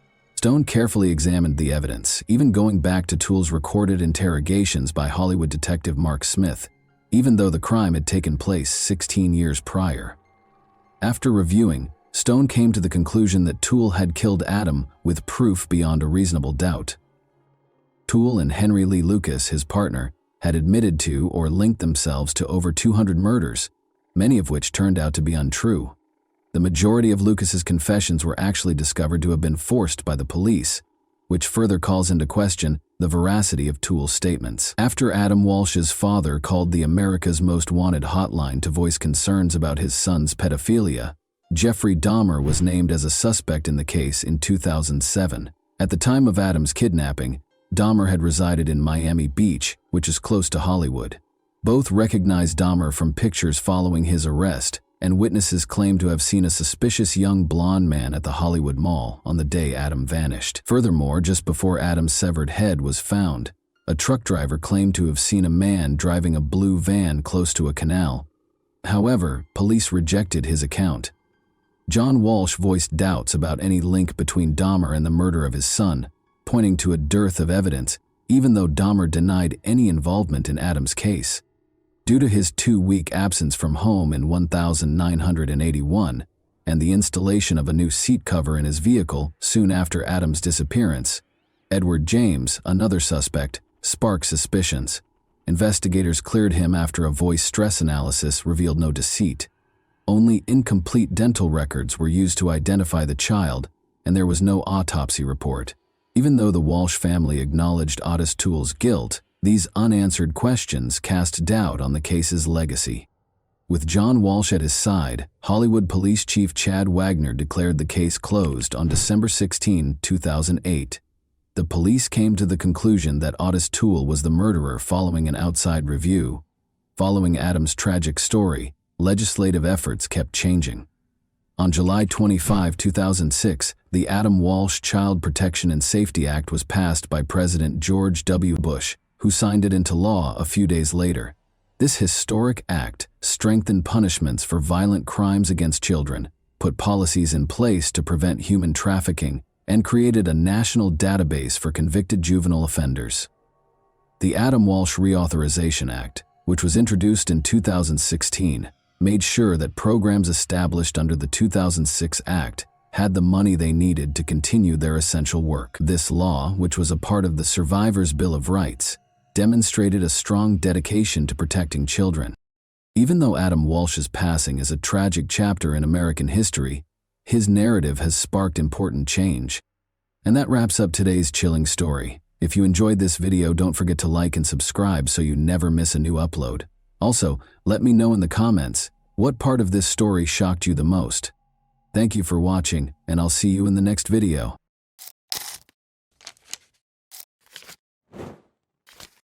Hey guys, welcome to my channel, and today we're going to take a look at another horrible case with you. When 9-year-old Charlotte Senna abruptly vanished in the middle of the crowded park in Greenfield, New York, a fun and laid-back day in the park turned into every parent's worst nightmare. Charlotte appeared to disappear into thin air, but dozens of people immediately began looking for her. In a matter of seconds, the nation's attention was drawn to the Charlotte disappearance case, a terrifying story of a kidnapping, endless searches, and an amazing turn of events that left everyone in shock when the kidnapper gave a crucial clue to solving the case. Possibly more than one, this thriller is full of unexpected twists and events that unfold before our eyes. Charlotte Senna, a 9-year-old fourth grader, lives in Greenfield, Saratoga County with her two sisters ages 4 and 10 and her parents, David and Trish. Her mother is a food inspector for the Stewart Shops chain, and her father, David, is a pipeline mechanic. Charlotte's parents are a typical working family, and they never would have thought that their daughter would be the object of a repeat criminal who wants to use her to help him out financially.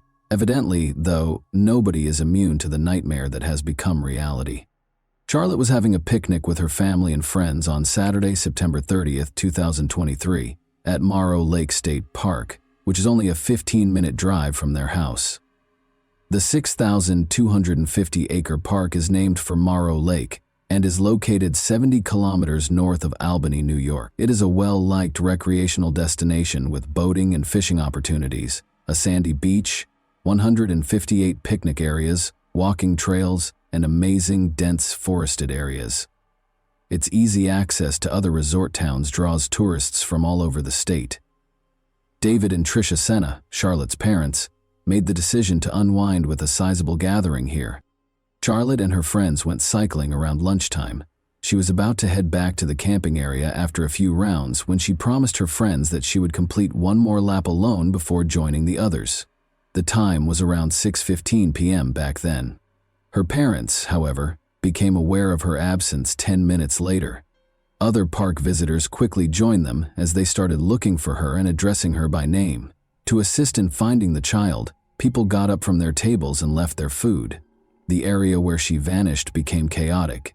They eventually located her daughter's bicycle at 6:45 p.m. That was the beginning of every parent's worst nightmare. The parents had already called the police at 6:47 p.m. They were appalled that they had already lost 30 minutes and were positive that Charlotte had been kidnapped. How were the girl's parents made aware of her abduction? They got a clue from her bicycle. Charlotte wasn't the type to just up and start walking instead of riding her bike. She could ride with the breeze, so why would she get off? If the bike had malfunctioned, things would have been different, but it was in perfect operating order. Besides, it was standing on its kickstand, not lying on the path. In other words, something, or probably someone, managed to attract the girl's attention, stop her, and then kidnap her. Police officers reached the park by 7 p.m. There were definitely severe worries about Charlotte's safety because the bicycle was located, but she was nowhere to be found. But the police could not rule out the possibility that the child had just lost their way. As a result, both directions were pursued. Information regarding the missing child was quickly disseminated by the media. Numerous individuals looked for her, but as night fell, the situation deteriorated.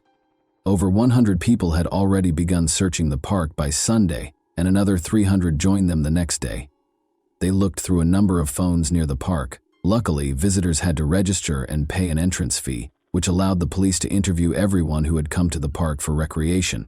But this took time, and when the officers searched diligently and failed to locate the girl nearby, they began to suspect that she had been kidnapped. Furthermore, Charlotte's scent trail was lost nearly at the same location as her bicycle. If it was a kidnapping, the kidnapper probably had a car, took the girl inside, and drove off. As a result, the stakes were much higher. The likelihood of finding the kid alive drastically decreased just 3 hours after the kidnapping. This is due to the fact that most of the time a criminal views the victim as an object to satiate their personal desires rather than as a child. The victim becomes a witness, evidence of their crime that must be removed. Once they have accomplished their objective, of course, this discussion is about a situation in which the abductor is an unrelated individual who targets the victim, not about a parent kidnapping a child because of a custody dispute. The police put an officer at Charlotte's family's home immediately after she vanished. As David and Tricia Senna, Charlotte's parents, were still looking for their daughter in the park on October 1st, very early in the morning, even before dawn, a car pulled up close to their home. At 4:20 a.m., the policeman observed an unidentified man placing something in the family's mailbox. The man hurriedly got into the car and drove away as the officer started to approach him. Despite noting the car's model, the officer was unable to apprehend him. The police were shocked to discover a ransom note in the mailbox. For Charlotte, the man demanded $50,000. He allegedly made her write the note by force. For failing to stop the stranger, the officer was criticized. It was a chance to save the child and apprehend the kidnapper. Although he witnessed the man leaving the letter, the officer was unable to determine what the man had left in the mailbox. Many people send the parents cards, flowers, and letters of support after learning about a child's disappearance. But this note proved to be very important in saving Charlotte's life. The kidnapper must have arrived so early because he thought no one would be home and no one would notice him. However, he left a crucial hint. The case made an unexpected breakthrough at 2:30 p.m. on Monday, October 2. A fingerprint was discovered on the note by forensic specialists. They found a match after running the fingerprint through the database. Craig Ross, who was previously charged with driving under the influence in Saratoga Springs in 1999, owned it. Craig was among the people in the park when Charlotte was kidnapped, and his phone ping matched theirs. Additionally, a car registered to Craig was tracked by the police back to his mother's house in Bolton Spa, New York. Craig lived behind his mother's house in a tiny motorhome. DNA frequently plays a big part in cases like this. But in this instance, the letter contained an old fingerprint that was found to match a prior drunk driving case. Given the fingerprint, DNA would undoubtedly be present on the note, but fingerprint comparison is 1,000 times quicker. 2:30 p.m. was when the match was found.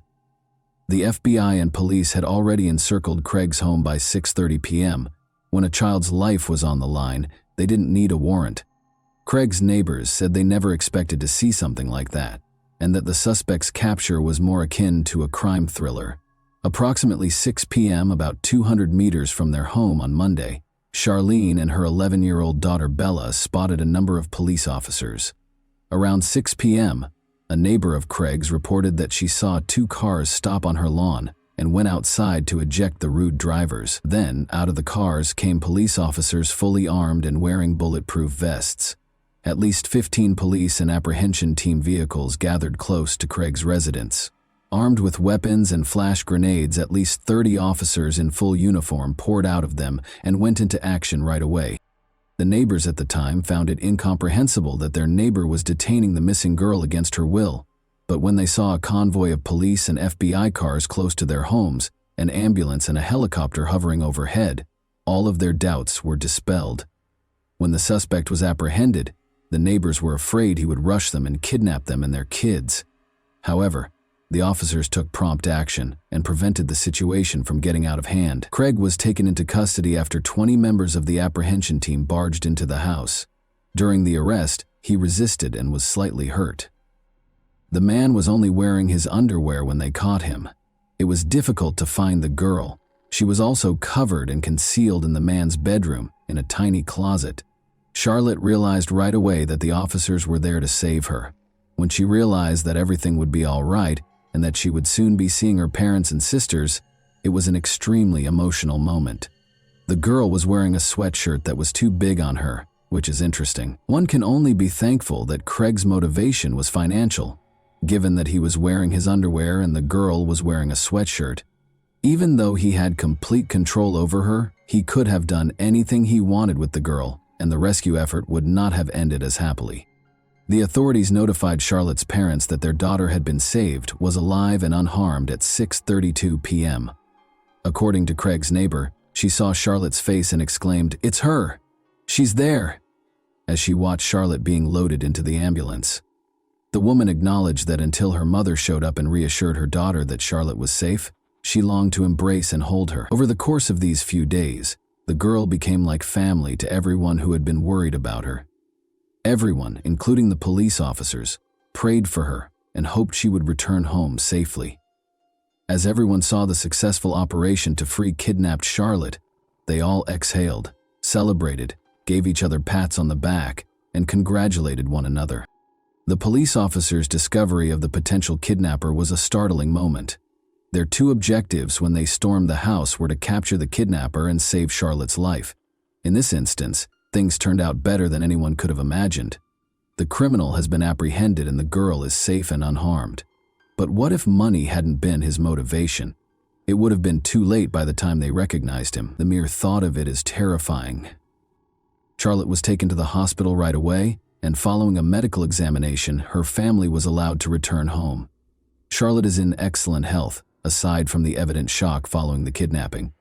She will still have to respond to inquiries regarding the kidnapping and her experiences during her captivity, so it's not quite over for her.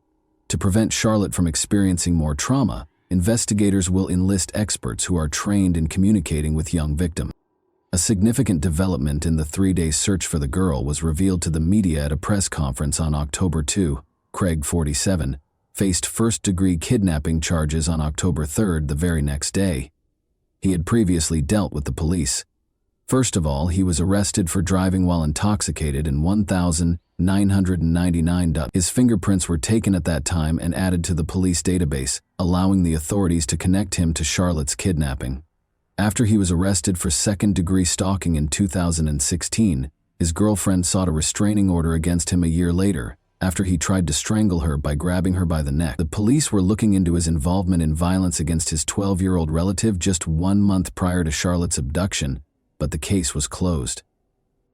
According to reports, the man, who has multiple sclerosis, moved into a trailer on his mother's property. Due to missed payments, his condition became so bad that he was unable to stay in his previous home in Porter's Corners, New York. Craig has an 11-year-old daughter and 2 grown children. He is characterized by his neighbors as a reclusive individual. They did, however, occasionally catch him working in his home's yard and interacting with his daughter, who is 11 years old and lives with him most days of the week. In reference to the man's older children, Craig's son said he doesn't want to get involved with his father, doesn't want to hear anything about him, and finds his behavior disgusting. Craig is currently detained without the possibility of bail on a first-degree kidnapping charge. He will be represented in court by a free attorney who has been given to him.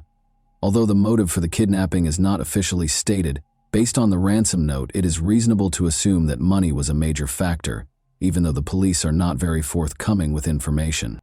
Craig's former girlfriend, Amanda Priest, had a lot to say. According to her, Craig hated his job and was constantly looking for people he could trust to help him. Amanda is certain that money was the driving force, but it's interesting to note that Craig appeared to have targeted Charlotte in particular, rather than just any child. The problem stems from an incident in which Patrick Senna, Charlotte's grandfather, sued Greenfield after a sledding accident in 1998. The $2 million settlement he received was well known among Saratoga's citizens. Given this knowledge, Craig may have been monitoring the family to learn more about their residence, regular locations, and other details. This is exactly why Craig kidnapped the man's granddaughter and demanded a ransom, Amanda claims, in an attempt to obtain funds to help him out financially. Amanda also mentioned that Craig had covered his trailer's windows with tarps not long ago. She is certain that everything was carefully planned as a result. He kept an eye on the family, observed them, was aware of Charlotte's routine, probably followed them from their house to the park, and waited for a chance to see the girl by herself. Investigators are looking into whether the suspect in Charlotte Senna's case is connected to any other crimes, such as the kidnapping and killing of 18-year-old Jennifer Hammond and 19-year-old Christina White. As is customary, investigators are looking into his involvement in any significant incidents in the area, even though there is currently no evidence connecting him to these cases, since their disappearances in 2003 and 2005 respectively, from Milton, the same town where Craig spent decades. The cases of Jennifer and Christina, whom investigators believe to be connected, have remained unsolved. On November 2, 2003, Jennifer went missing according to her boss. No one saw her after co-workers dropped her off at the Creek and Pines trailer park, where she was supposed to sell magazines. Later, all of the girl's possessions were discovered in an Albany hotel room where she was lodging with co-workers. After Christina's family last saw her in the evening on June 30, 2005, 2 years later her disappearance came to light. 5 kilometers from her home, witnesses reported to investigators that they saw her strolling down a road. In March 2006, hunters discovered Christina's remains, which were essentially just a skeleton, 16 kilometers from her last known location in the D-Town Forest in Greenfield. According to the autopsy, Christina's chest and abdomen were fatally struck by the murderer. In October 2009, Jennifer's remains were discovered a few kilometers away. Although the cause of her death is unknown, investigators concluded that considering the location of their kidnapping and the location of their bodies, the girls were most likely murdered by the same individual. According to criminal profiler John Kelly, who was familiar with the area and probably liked red-hamed girls, Craig Ross presumably abducted Charlotte, but we know that the best predictor of present or future behavior is past behavior. Therefore, it's always important to find out if a person has committed abductions in the past. There may be a connection because Craig's path from the park to his house apparently goes through wooded areas connected to these 2 unsolved murders. He was keeping an eye on the family and may have believed he could kidnap them again because he had done it successfully in the past. However, he could demand ransom and simultaneously improve his financial situation rather than committing murder. In any event, the inquiry is still ongoing to determine whether he is connected to any other crimes.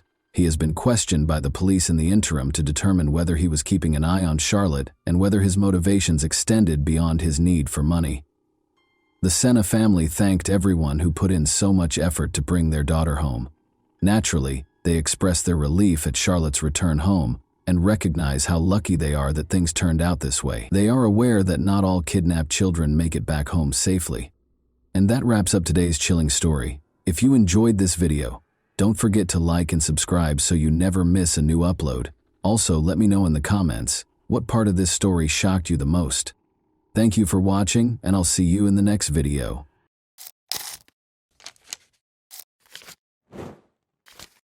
Hey guys, welcome to my channel, and today we're going to take a look at another horrible case with you. Susan Walters, formerly known as Susan Kuhnhausen, was employed at Portland Hospital in Oregon's Critical Care and Resuscitation Unit on September 1, 2006. Before going home after her 6th-floor shift, she made the decision to visit a beauty parlor to get a new hairstyle and unwind after a demanding day. She felt revitalized and renewed when she left the salon. Maybe she thought of the proverb that says, "A woman is about to change her life when she changes her hairstyle." Susan had no idea how accurate this statement would prove to be. She came upon a 1-story blue Cape Cod-style home with a gray fence around it. She went through the back door and discovered a note from her husband, Mike, in the hallway by the microwave. He said he had gone to the beach and had to leave. They would meet up on Friday or Saturday, he added. Susan heard the security system and unlocked the kitchen door.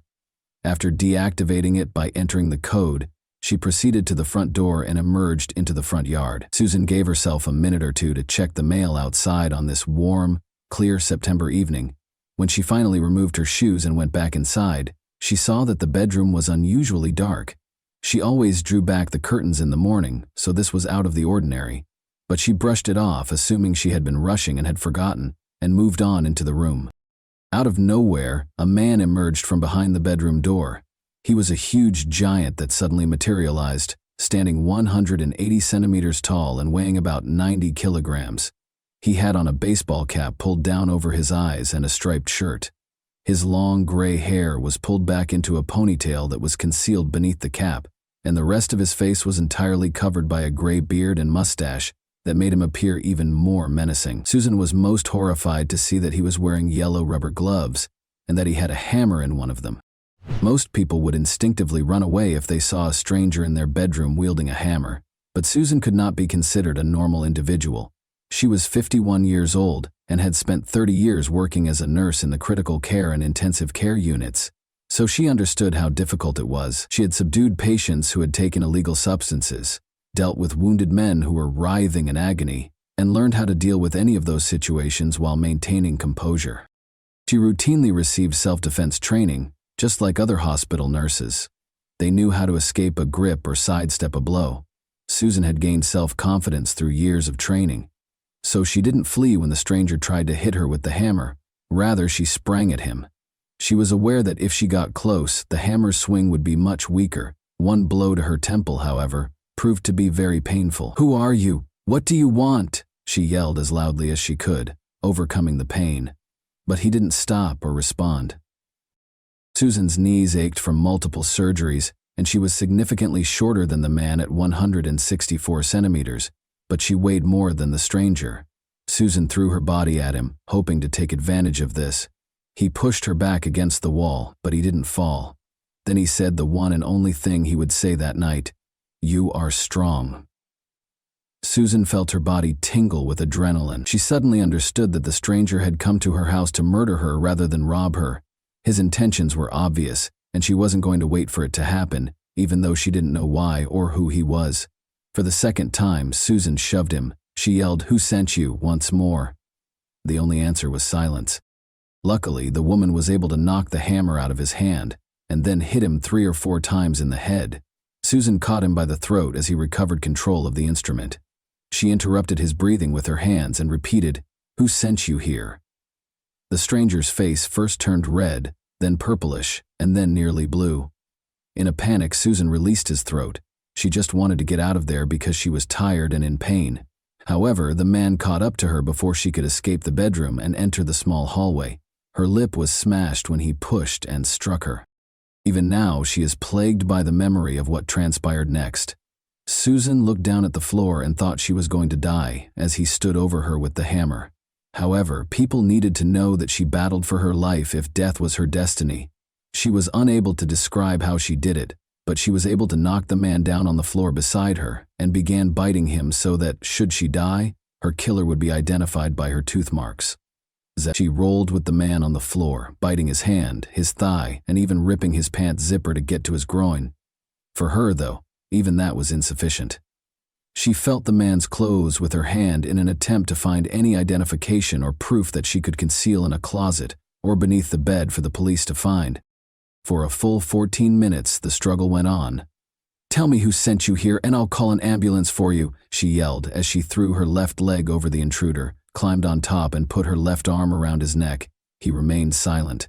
Rather than letting her off his back, the intruder just growled. Susan pressed her hand more firmly against his throat as she leaned in. The man eventually ceased to move. Susan ran to the neighbor's house, grabbed his hammer, and dialed 911. When Susan's neighbor told the emergency dispatcher that the injured woman may have strangled an unidentified intruder who had broken into her home with the intention of killing her, the dispatcher was shocked. The neighbor clarified that Susan had put the man in a chokehold and repeatedly hit him with a hammer after the operator explained what the injured woman had done. The neighbor, who works as a nurse herself, responded that the man needed the ambulance when asked if the injured woman needed one. The dispatcher reassured the women that the ambulance was already en route and asked them to stop handling the hammer. Susan was taken to the hospital where she worked by the paramedics who arrived. Her worst fears were validated at that point. The man who had attacked her was dead, she found out. The identity of the man was quickly established by investigators. In his back pocket, they discovered an identification card. The police had been keeping an eye on Ed Haffey, a 59-year-old Viet. While Susan was being treated, she began to reflect on her life and try to figure out who could have wanted her dead. Susan had a difficult upbringing. Despite their love for her, her parents were unable to provide personal examples of what a successful marriage looked like. Their lives were very hectic because her father was an Air Force chef and her mother was a stay-at-home mom. The family had to constantly adjust to new homes and schools after moving from Colorado to Arizona, California, and Nevada. When Susan was in the second grade, her parents got divorced. Susan's romantic life took a turn in the early 1980 when she moved to Oregon and began working as a nurse. Susan's mother and friend sponsored a newspaper ad in 1988 announcing that she was prepared for a committed relationship. The ad was written in Susan's usual light-hearted and upbeat style. Mike Kuhnhausen, 39, wrote that he loved nothing more than strolling along the beach at sunset in one of the many responses she received. Mike spent a lot of time talking on the phone. He spoke in a pleasant tone and didn't hesitate to bring up weighty subjects. They threw unsalted peanuts to squirrels and fed ducks on their first date in February 1988 at the Crystal Springs Rhododendron Garden. They were married within a year. However, things weren't always easy in their marriage. The days of taking long walks in the park were over.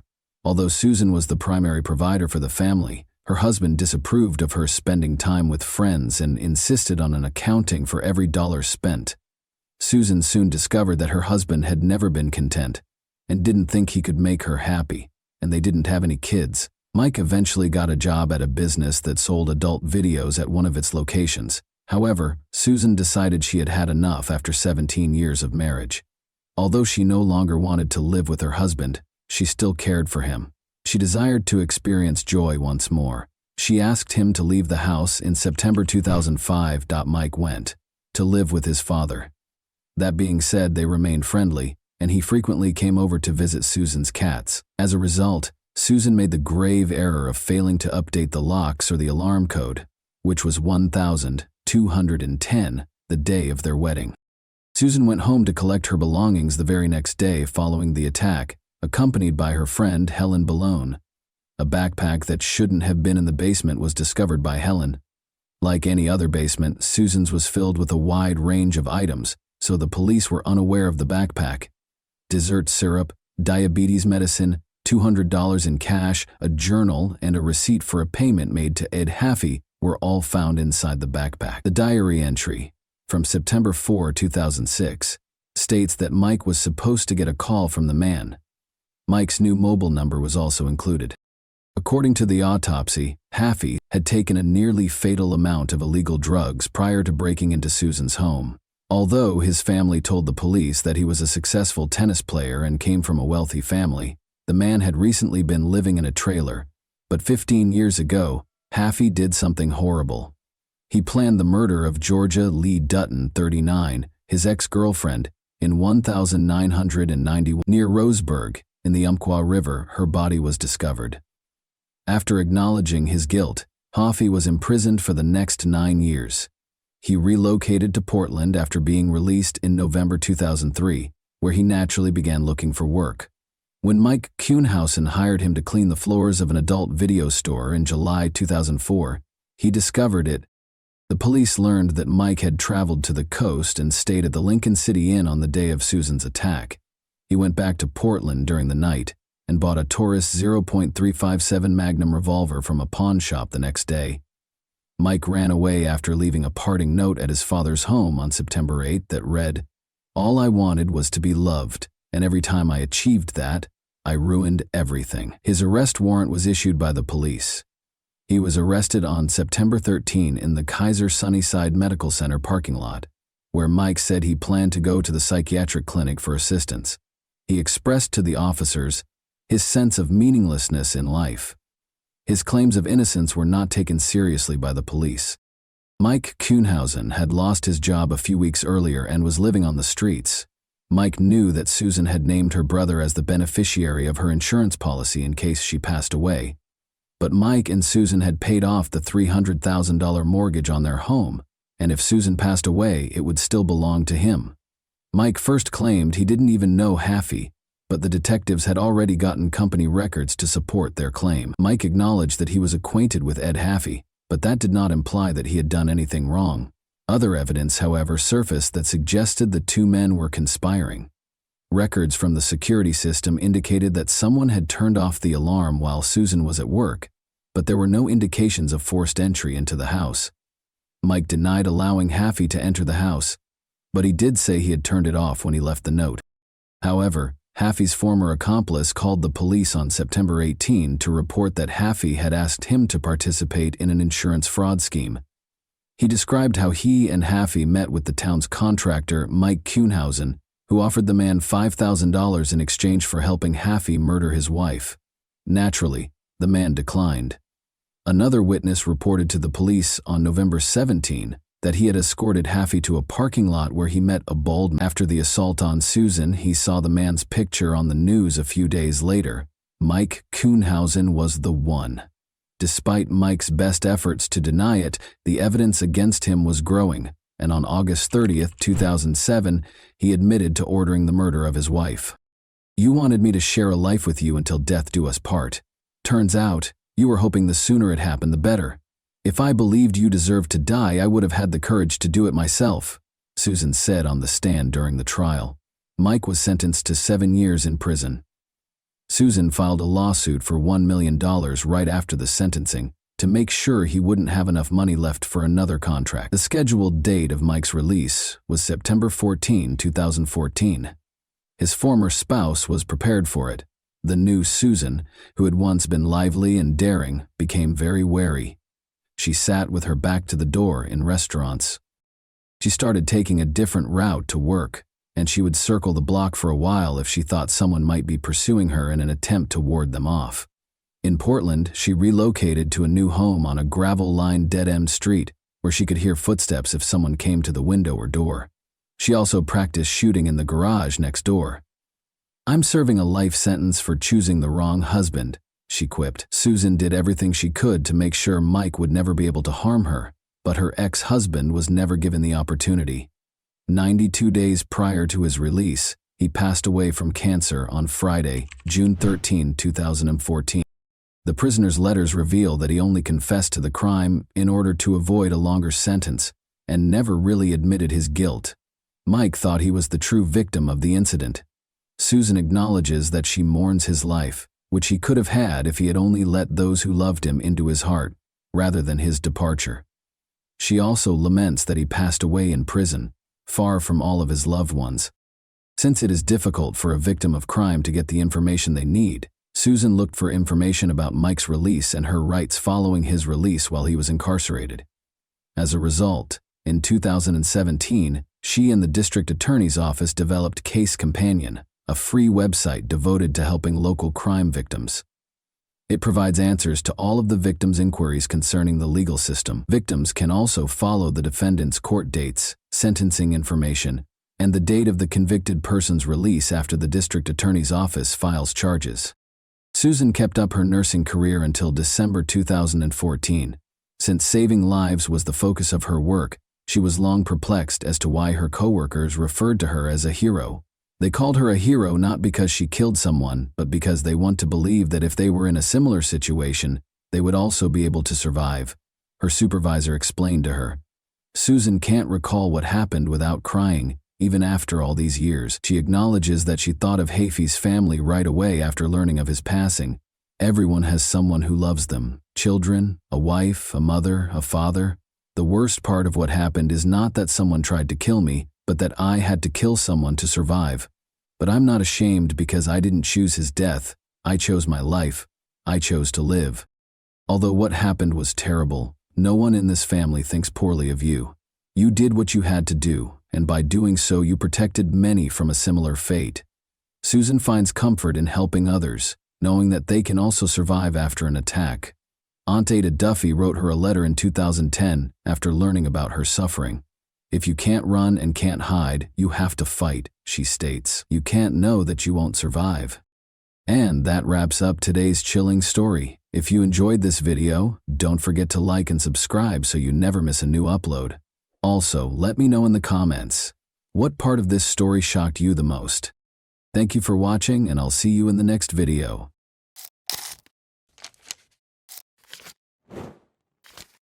Hey guys, welcome to my channel, and today we're going to take a look at another horrible case with you. This video shows 47-year-old Fiona Beale, a primary school teacher at Eastfield Academy in Northampton, dancing sloppily in front of the pupils. Every one of her pupils enjoyed having her as their instructor. She was a committed educator who wished to make the most of her students' school time. Nobody in this video has yet to comprehend that Fiona's tale will be featured on newspaper front pages in a few months. We will thus talk about the events that took place in England in 2021 today. The details of Fiona Beale's early years are scarce. She was a lovely and amiable woman who liked her work and her students, according to many who knew her. She lived in Northampton, which is roughly 60 miles northwest of London, with her partner Nicholas Billingham, 42. According to the 2021 census, the total population of the urban area is close to 250,000, making it one of the biggest towns in England. Moore Street was the residence of Nick and Fiona, and it was on this peaceful street that the events of today took place. They spent 17 years together. Naturally, Fiona and Nick experienced highs and lows like any other couple. Here's what I know about Fiona and Nick's connection, though many facts will likely be revealed later as this case was concluded approximately 2 weeks ago. According to Leslie Oldham, who knew the couple well, I thought she was really nice. Leslie remembered that although they weren't holding hands or smitten, they appeared content enough. She was quite courteous and talkative when Nick invited her around for tea. You never knew how long a relationship would continue with Nick, because he was always a little of a ladies' man and liked being pampered by women. When Nick and Fiona became infected with a virus that was then circulating the globe in November 2021, their love ended. After testing positive for the virus, Fiona and Nick had to separate themselves, she told her loved ones, on November 1, 2021. All they needed to do was complete an online application and spend 10 days at home, but she texted her sister the very following day to let her know that Nick had broken up with her and gone out with someone else. It's crucial to remember that it happened in early November 2021. Nicholas Billingham remained in contact with his friends and family after splitting from Fiona Beale. He sent his mother a text message claiming that he had fled with Faye. He claimed to be content and to have a wonderful new life. After 10 days at home, Fiona went back to work after her recuperation. When she returned to work, co-workers who had learned about the breakup gave her a lot of encouraging comments. But many saw that she was affected by the separation with Nick. Nearly 4 months after splitting with Nick, at the end of February 2022, her mental health started to decline. She could no longer live in a home that made her think of Nick all the time. She thus relocated to Cumbria, which is roughly 200 miles away from Northampton. Her family members were alarmed by the text she sent them on March 15, 2022. Her relatives phoned the police because they were so concerned. Police discovered Beale gravely hurt in a bath at a Lake District property she was renting while doing a welfare check. Constable Josh Parkin spoke in court about how he first thought she was dead and how ominous music was coming from her cell phone. According to Parkin, "I saw a female laying in the bath, completely naked. It looked like bodily fluids in the bath, leading me to believe the individual was deceased. What I would describe as sinister acoustic music was playing from a mobile phone that was next to her. I immediately requested an ambulance to attend our location. I suggested that we tried to get her out of the bath to perform CPR. She then roused and became somewhat conscious. I pulled quite violently on her ear to try and get a pain response. She moaned and went to turn over in the bath. We sat her up, and that's when she started to become emotional. I discovered a blue notebook that was leather-bound and had a logo of some kind on the front. The fact that the paper and the parting note were identical at the time held significance for me. It was evident from a cursory glance at the notebook that it contained information about her mental health at the time. I remembered that the last page of the book mentioned both vomiting and defecating. At the time, I believed it to be essentially a continuation of the farewell note. Fiona left a second message for the home's owner along with her bank card. The message read, "This is my PIN, don't go into the bathroom."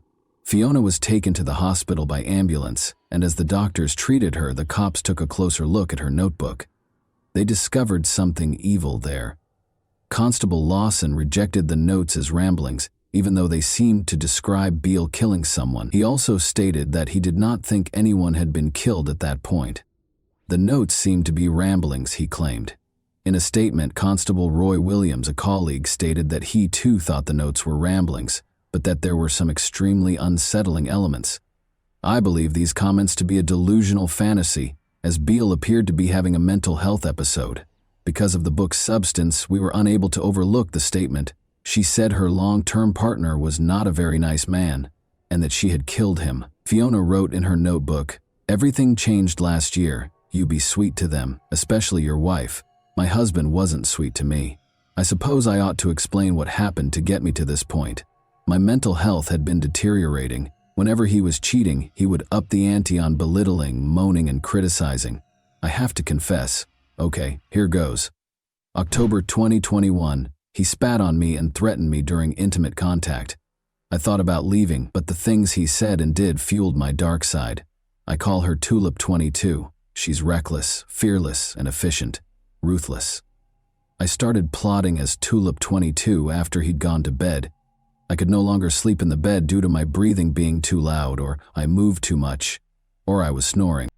Another notebook entry mentioned that Nick had been nasty and mean for 17 years, and that she decided she couldn't let him get away with it because of his disgusting behavior on Halloween. Another entry stated, "That night I planned pandemic rules, meant I had a guaranteed 10-day isolation period from positive symptoms.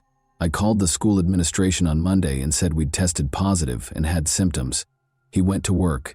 Tulip 22 smoked and planned. I'd planned it mentally so many times before. I had a bath. I left the water in. I encouraged the bath with the incentive of intimate contact. Afterwards, while he was in the bath, I kept the knife in my dressing gown pocket and then hid it in the drawer next to the bed. I brought a chisel, bin bag, and cable ties up too." She made him put on an eye mask before stabbing him, according to the note. The notes that followed read, "Still, my actions haunt me. I sometimes have to catch myself and remember what I did and then remember my cover story. Neither seemed convincing. I got him to wear an eye mask. It was harder than I thought it would be. Hiding a body was bad. Moving a body is much more difficult than it looks on TV. I am sorry I didn't leave him. I am sorry I let him rip my self-esteem and self-worth apart. I am sorry. I am weak. I am sorry for what I did. Yes, I am alive currently, but it's more like a waiting room. People will blame my mental health. I should have, could have fixed myself. Do I regret what I did? Of course I do. I'm not a monster. It had been building up for so long. The funny thing is that he was such an unlikable person, I only had to send a few texts. No one seemed bothered. I don't think anyone would have looked for him." Beale had written in her journal that Billingham why she stabbed him. Recall that Nicholas Billingham vanished on November 1, 2021, and he only used text messages to communicate with his loved ones after that. The police visited Fiona Beale's residence on Moore Street, where she and Nick resided, the day after they finished reading her notebook. In their hasty inspection, they found nothing out of the ordinary, but when they came back the following day, they discovered a few things, such as a mattress in the cellar that was noticeably covered in blood when it was moved. More evidence was discovered when the police returned to Moore Street on March 19. A body was discovered buried in the backyard by forensic investigators and specialized search teams, which included a cadaver dog.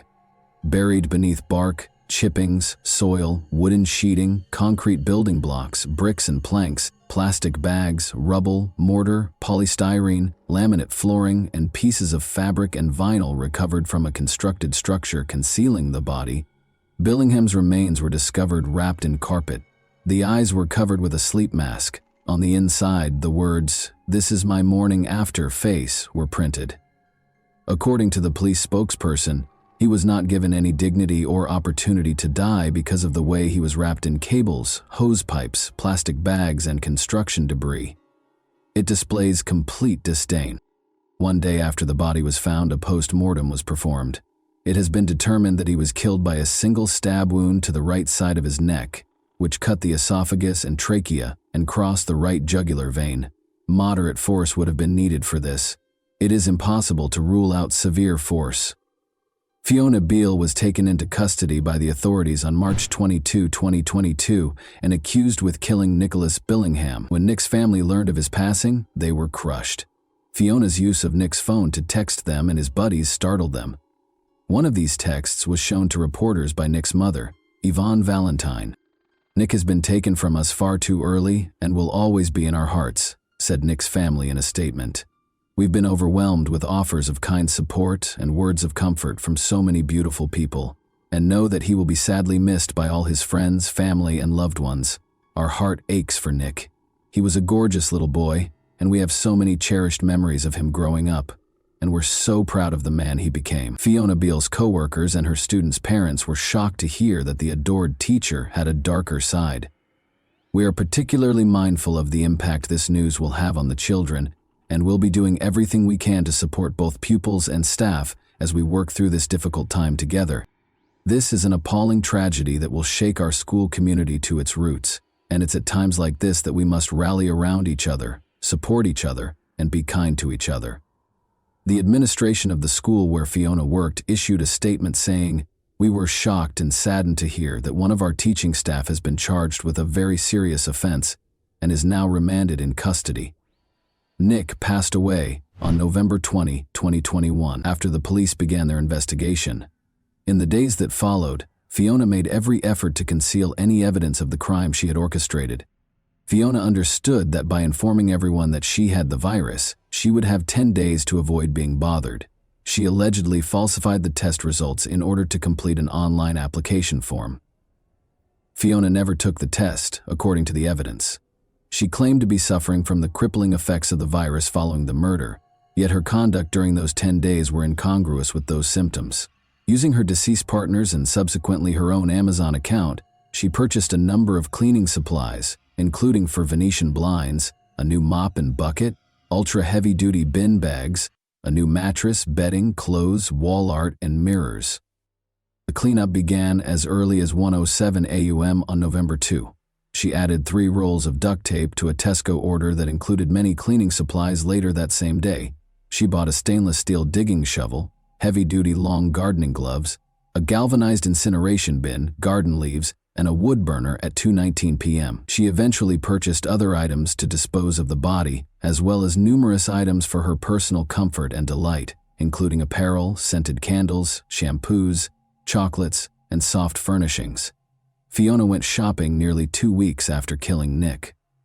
On November 13, she was seen purchasing a variety of goods from supermarket cameras, including building supplies that she would later use to construct a cemetery. The cops revealed the CCTV footage. As I mentioned before, Fiona spent several months texting Nick's friends and family in an attempt to pass for him. She also extended an invitation for Nick's mother to come see her. On December 23, 2021, as her son was buried in the backyard, Ms. Valentine recounted how Beale invited her to her house for a Christmas drink. "You moved the furniture to obscure views to the garden. Why? To stop anyone seeing where you had buried my son. You sat in your front room with me, having a casual chat with me, having a Christmas drink with me, and the whole time you knew that you had killed my son and buried him only feet from where I was sat." Ms. Valentine said in her victim impact statement that Beale continued to go about her personal life and work as usual, showing no signs of depression or trauma. There was evidence to the contrary. She was enjoying what she referred to as a new life in one of her erased files, after killing a partner she no longer liked and likely suspected of having an affair. Fiona Beale first protested her culpability during the trial, but she eventually acknowledged that she killed Nick, saying it was an involuntary crime. The prosecutor, however, thought otherwise. He said during the trial that during their 17-year romance, Nicholas Billingham had cheated on Beale with other women. Despite leaving the defendant a few times, Nicholas Billingham always came back to her, and she welcomed him. He stated, "One of the women he slept with became pregnant and gave birth to his child. Instead of leaving him, she worked out a plan on how and when to kill him, where to conceal his body, how to cover up and explain his disappearance to others, and to explain her own absence from work when she killed him." However, defense lawyer Andrew Wheeler informed the jury in a brief statement read following the prosecution's opening argument that Beale had suffered from mental health issues for years prior to the murder, as a result of Mr. Billingham's coercive actions. Beale's attorney, Wheeler, continued, "We submit that in fact this case is not as straightforward as the prosecution suggests. Miss Beale is 49 years of age. She is a lady of good character, a partner to Nicholas Billingham for some 17 years, a hard-working and thoroughly liked schoolteacher. In essence, a lady about whom you will hear many good things as you listen to the evidence." Wheeler next asked the jury, "How does that person go on to kill? There is no dispute in this case that she unlawfully killed Nicholas Billingham. What this case is really about is her state of mind. You will hear that she has, over the years, struggled with her mental health. As you will hear, the defense lawyer described Nicholas Billingham as psychologically controlling and wearing her down over time. She was worn down till she was practically broken over the years. We surrender to you." Many of the specifics of the actual act itself are difficult for Fiona Beale to remember. The teacher continued to work as usual, even traveling to London with the class, according to the court. However, Beale started messaging the head teacher frequently to claim she was sick a few weeks after her capital visit. When the worried head teacher called Beale's mother after receiving the texts in March, she disclosed that Beale had informed her that she was leaving on a school residential trip. After that, the head teacher reported her missing to the police. She was located by Cumbrian police at a rental address close to Kendal. But Beale informed the officer that she didn't want her family to know her precise whereabouts and that all she needed was some peaceful time. Fiona Beale eventually modified her initial statement and completely accepted her guilt, but not before Beale sent a message to her family saying, "I'm so sorry, I love you all very much." The officer then sent the message to Beale's mother, and 3 days later, they went to the lodge. She then described her personal and professional life to the jury at Northampton Crown Court, claiming that Billingham had made cleaning a major point of contention between them and had thrown a dinner plate against a wall twice. Beale said that she was administered antidepressants while attending college. She claimed that when they first started dating, Billingham, who was working as a builder with his stepfather, was incredibly kind and considerate. Little by little, Billingham had changed. "I remember when we were in a flat," Beale said in the opening statement to the court.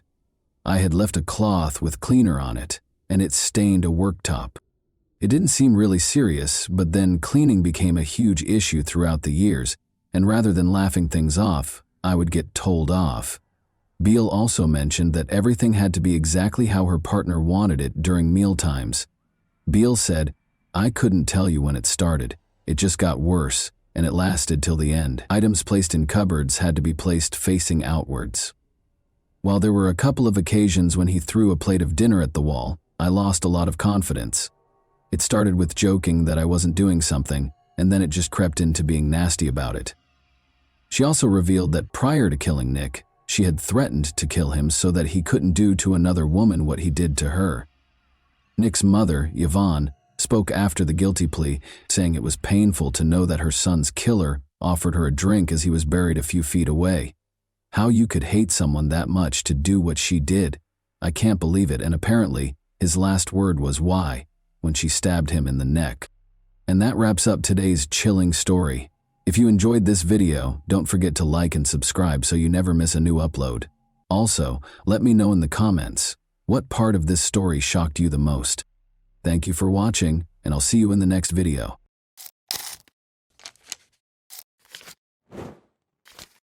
Hey guys, today we're diving into another truly horrifying case. If you want to support my channel, make sure to subscribe and stay active. It really helps me out. I'd be super grateful for that. Let's get started. Sometimes it is hard to embrace the truth, so people make up a lie that they genuinely start to believe and persuade others of.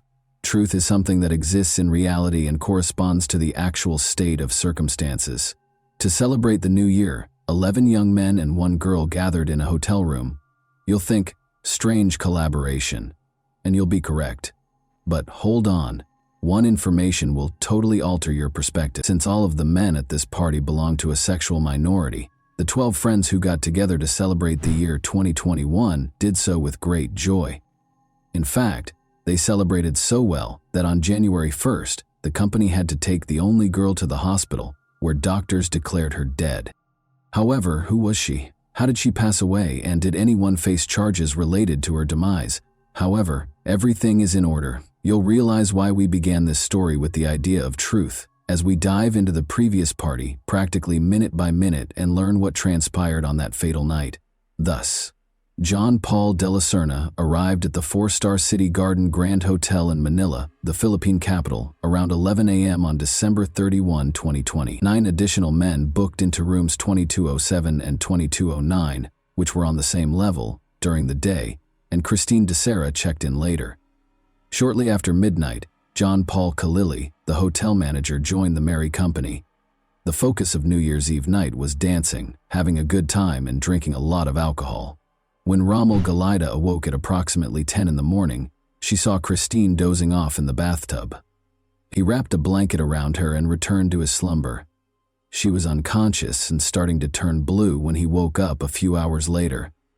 3 friends and hotel employees drove Christine to the hospital, but when they arrived at the emergency department, the physicians just declared her dead. The only girl was dead in the morning after spending the whole night in the hotel room with the 11 guys. News. The public was outraged by the crime's headlines. Since it was clear what a bunch of young men and 1 female could do all night, everyone had the same idea of what the story would be about. The investigation's task was to determine what actually transpired on that New Year's Eve night and the cause of Christine de Serra's death.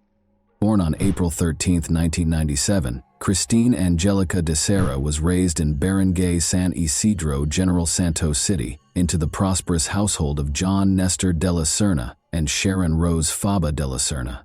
She developed into a bright, independent, and gregarious young woman.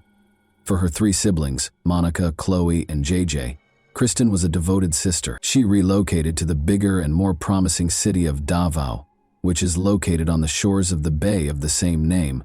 After completing high school, she enrolled in a university there. Christine was active on social media, danced, modeled, and studied hard. In addition, Christine was the pinnacle of knowledge and beauty. She received a Bachelor of Arts in Communication, Arts with a major in Media Arts from the University of the Philippines, Mindanao, in Davao City in 2017 with honors. The girl has taken an active part in both acting and modeling.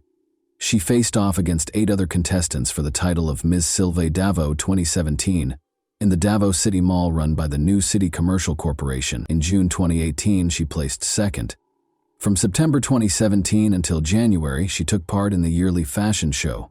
She served as a marketing consultant for Gaisano shopping centers in Davao City, General Santos City, Tagum, Toro, and Digos in 2019. Christine has had a rich and satisfying life. Her life's ambition was realized in February 2019.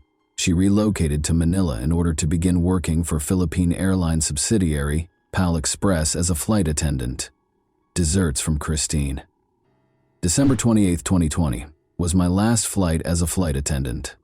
Since Christine's passing was widely reported, a lot of debates and theories were developed among the community. At first, authorities believed that Kristen was probably murdered and abused by a group of men she was hanging out with on New Year's Eve.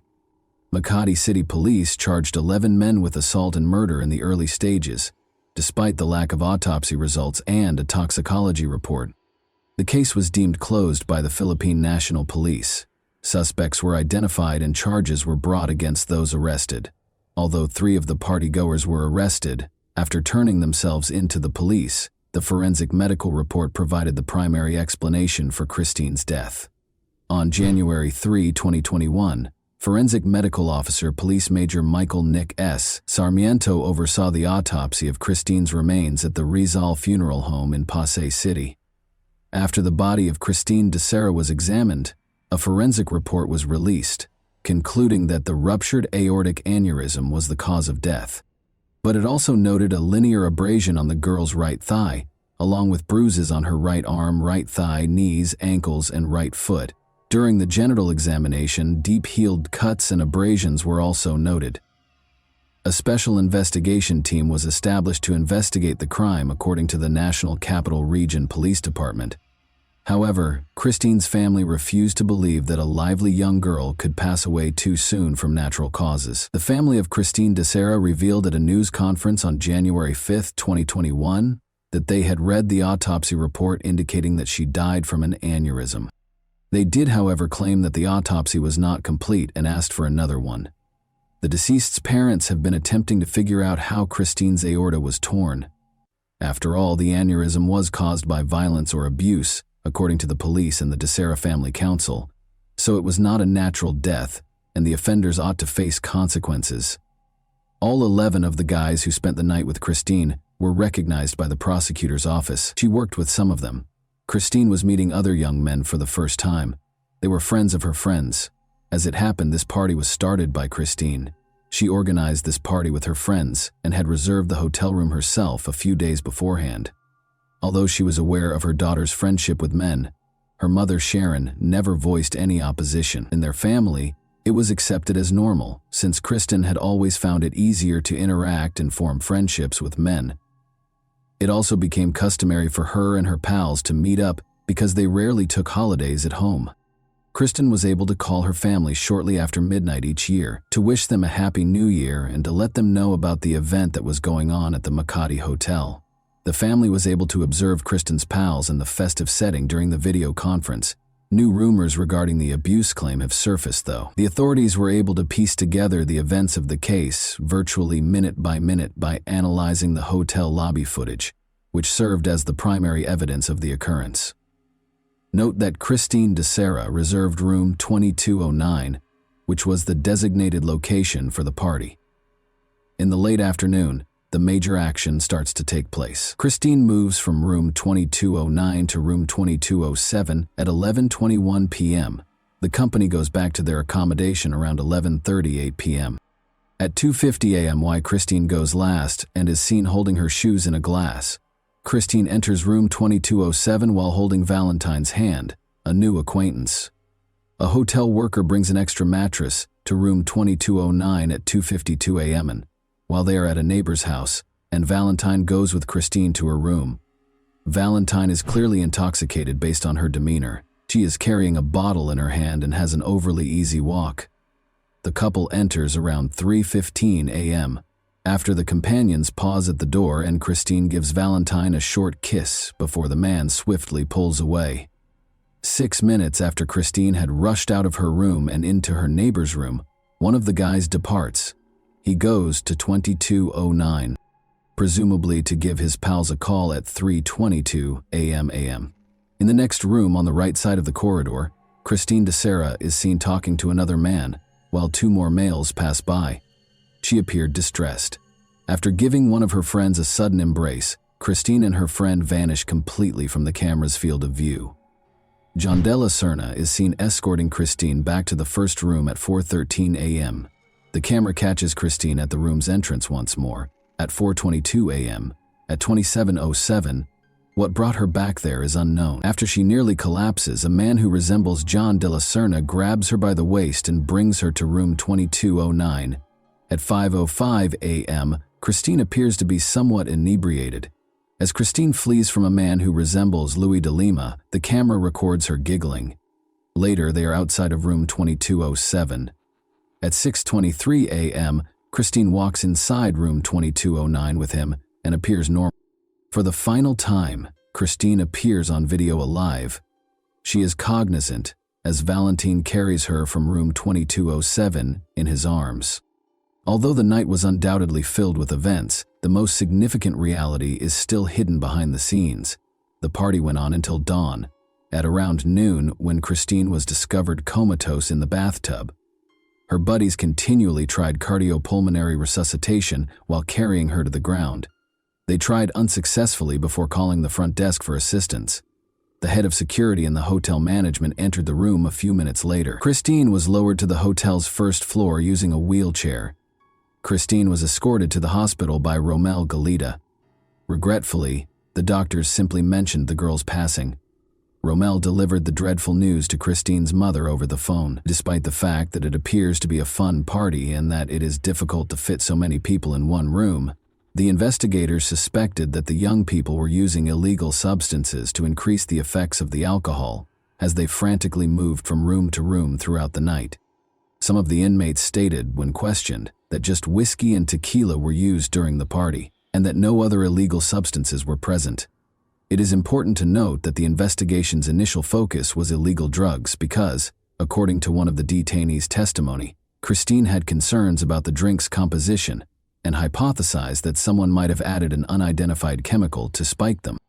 Guests were instructed to bring their own food and beverages, it turned out, though the post-mortem report indicated that neither alcohol nor illicit narcotics ingested the night before her death would produce this type of aortic dilatation or defect. There was conjecture that Christine's drink was poisoned and might have caused the aneurysm that ultimately resulted in her death. Since there were no illegal substances or evidence of them in the room or the suspect's personal items, the substance information was ultimately deemed unsubstantiated. The 2009 search for possible evidence in the two rooms and the adjacent room did not produce the expected results, which at least partially demonstrated Christine de Serna's brutal death. When questioned, Mark Rosales and John de la Serna declared that they would never harm Christine and openly acknowledged their unusual orientation. John further disclosed that early in the morning, Christine was already throwing up, so they had to take her back from room 2207. According to Romel Galita, he discovered Christine in their room's bathtub at around 10 in the morning. Assuming she was asleep, he just covered her with a blanket. However, he discovered the girl was blue and not breathing around midday after he woke up and went back to wake her. He hurried to his pals for support. She was taken to Makati Medical Center per the hotel's recommendation, where she was declared dead upon arrival, allegedly as a result of an aortic aneurysm rupture. The Makati City Police were notified of the death by the hospital. By that time, other men from a nearby hotel room had departed. In a separate statement to the public on January 4, the Philippine National Police stated that, despite some missing information and contradictory claims, the case involving Christine de Serra is nearly resolved. According to Police Chief Debold Sinas, 3 individuals have already been identified and taken into custody. The Makati City Prosecutor's Office ordered the release of the 3 males who were in detention on January 6 owing to a lack of evidence, even though other suspects were still being sought. The prosecution maintained that there was not enough evidence to prove Christine had been molested. They added that the police have not yet established that Christine de Serra's death was due to abuse, even if it occurred. In addition, Christine was an extra lady at the party, which was a get-together of males with unconventional sexual orientations who were all flirting with one another. Most of the people at the party, including Romel Galita, were Christine's co-workers and stewards, Sarah, at PL Airlines, demonstrating her familiarity with these individuals and their sexual orientation. The Makati City Prosecutor's Office opened a preliminary investigation on January 13, 2021, after an official autopsy verified that the 23-year-old's cause of death was a ruptured aortic aneurysm. Additionally, the prosecutor's office demanded that the police make public the findings of the victim's toxicological report, histopathic research, and DNA analysis. The claim that her daughter was not abused, however, was disputed by Christine's mother, Sharon de Serra. She stated during an appearance on a news program that a gang of men were abusing her daughter. If you're a mother and you see Christine's body, you'll likely understand the suffering she endured as a result of them. But my daughter is no longer able to speak because she is no longer alive. During the TV show, the woman voiced her opinion. As proof that the autopsy report was erroneous, Sharon pointed to the cuts and bruises on her daughter's body that were not included. Later, Christine's relatives stated that they wanted a second autopsy to refute the authorities' initial conclusion that she passed away naturally. The foundation was bruising and injuries that weren't noted in the initial report. Brick Reyes, a family representative, stated that there would be enough proof of Christine's torture from the wounds on her arms and legs, as well as from her remains. Additionally, according to Rick Reyes, they think the young lady was assaulted and drugged before to her passing. During the New Year's Eve celebration, Christine, who was already drunk, claimed that her drink appeared to have been tampered with. According to Christine's parents, they have lodged a complaint, calling for Michael Nix Armiento to be fired immediately for egregious carelessness and incapacity in creating Christine's death certificate and forensic report. Reporters were informed by Dr. Maurici Ramos, a friend of the Dosser family, that a second autopsy was performed on the deceased. He also underlined that the Death Investigation Unit has received the biological fluids retrieved from the second autopsy and will furnish further information following a final review and compilation of all the forensic team's results. The cause of death was consistent with a ruptured aortic aneurysm, according to the pathology post-mortem results from the Southern Police District Crime Lab Division's forensic report, which was then circulated on social media. According to the official autopsy, Christina was not mistreated the night before she passed away. The aorta was the real cause of Dicera's demise. The deficiency weakened as a result of the aorta's continuous rise in blood pressure, and ultimately, the aorta burst. There was blood loss at the moment of the aortic rupture, according to the Philippine National Police Crime Lab report. Christine thus had a number of symptoms, including nausea, weakness, and perspiration. Within a few hours, she died from the blood loss brought on by the aortic rupture. According to the report, this indicates that the girl had an aortic aneurysm that ruptured, causing the lower portion of the aorta, the primary vessel that delivers blood to the entire body, to grow. This conduit passes through the chest and belly after leaving the heart. The aorta is the largest conduit in the body, so if it bursts as it did in this instance, a person could lose a significant amount of blood and possibly pass away. The fact that Christine's aneurysm did not happen recently was also mentioned. It began many years ago. According to the article, dilatation existed long before she passed away and is a chronic illness. Even if she hadn't passed away that tragic night, she would have perished in any situation when her blood pressure would have increased to the point where the aneurysm ruptured. Christina Dicera's undetected hypertension was further confirmed by the autopsy, which also showed that her heart was larger than a healthy heart. Although it is generally accepted that the girl died of natural causes, the 11 young men who attended the party and genuinely attempted to provide Christine with first aid were shamed and persecuted as criminals as a result of the pervasive false information. Since then, all 11 of the men who were initially charged have been freed. In an attempt to correct the problem, the Makati City Prosecutor's Office stated that suitable proof could not be obtained at the time of the publicity and that the evidence offered was insufficient to prove that Christine Dicera had been abused. As a result, they had to construct a version based on indications of the victim's physical decline. 2 further suspects also claimed that they were coerced by the police into making up a story about the presence of illegal narcotics at the scene. Party on New Year's Eve. Another tale participant described how his kiss with Christine, which was caught on camera the night before she passed away, was captured. The man claimed that Christine was the one who started it, but he made an effort to push her away. When the flight attendant's body was discovered, law enforcement officials came under fire for failing to do a comprehensive toxicological analysis. The men's charges were ultimately withdrawn for lack of evidence, due to suspicious circumstances that appeared to contradict the Philippine National Police's findings. Christine Dicera's death garnered a lot of public attention. As further information emerged from Christine's family, who were unable to accept the reality and believe in their daughter's natural death, her story began to garner a lot of attention online. In an attempt to secure justice for her daughter Sharon, the girl's mother made a plea to President Rodrigo Duterte. "I'm just a regular person. You have a daughter as well. Since I don't want anyone to suffer from the same brutality and cruelty as my Christine, I want to speak out publicly." More than a week after Christine Dicera's passing, her friends and co-workers sent condolence messages, reposts, and farewells over social media. She was interred at Forest Lake Memorial Park, in her birthplace of General Santos. In the end, Christine Dicera's unusual situation is a perfect illustration of how the media may disseminate false information and how it can influence both the public and the individuals involved. The story's goal as it nears its conclusion is to return to the truth, which will eventually, in one form or another, assume its rightful place. Even though there is just one truth, Christine's family continues to believe that these individuals killed the girl and that there is a mystery behind this tale. For my part, I don't understand, and couldn't find any information regarding Christine's body wounds and bruises. Why was it kept quiet? Despite having cuts and bruises, it appears that Christine's death was caused by an aortic rupture, brought on by heart disease rather than by those injuries. As a result, they ignored her body's wounds. You guys are the judge.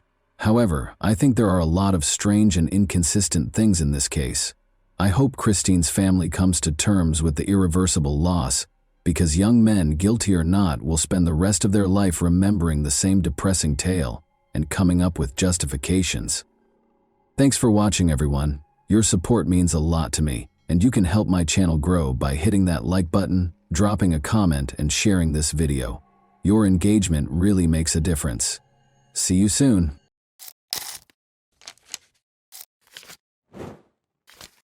Hey guys, welcome to my channel, and today we're going to take a look at another horrible case with you. I'll see you in the morning, Mom. Misty Morse never spoke to her mother again after making that unfulfilled promise.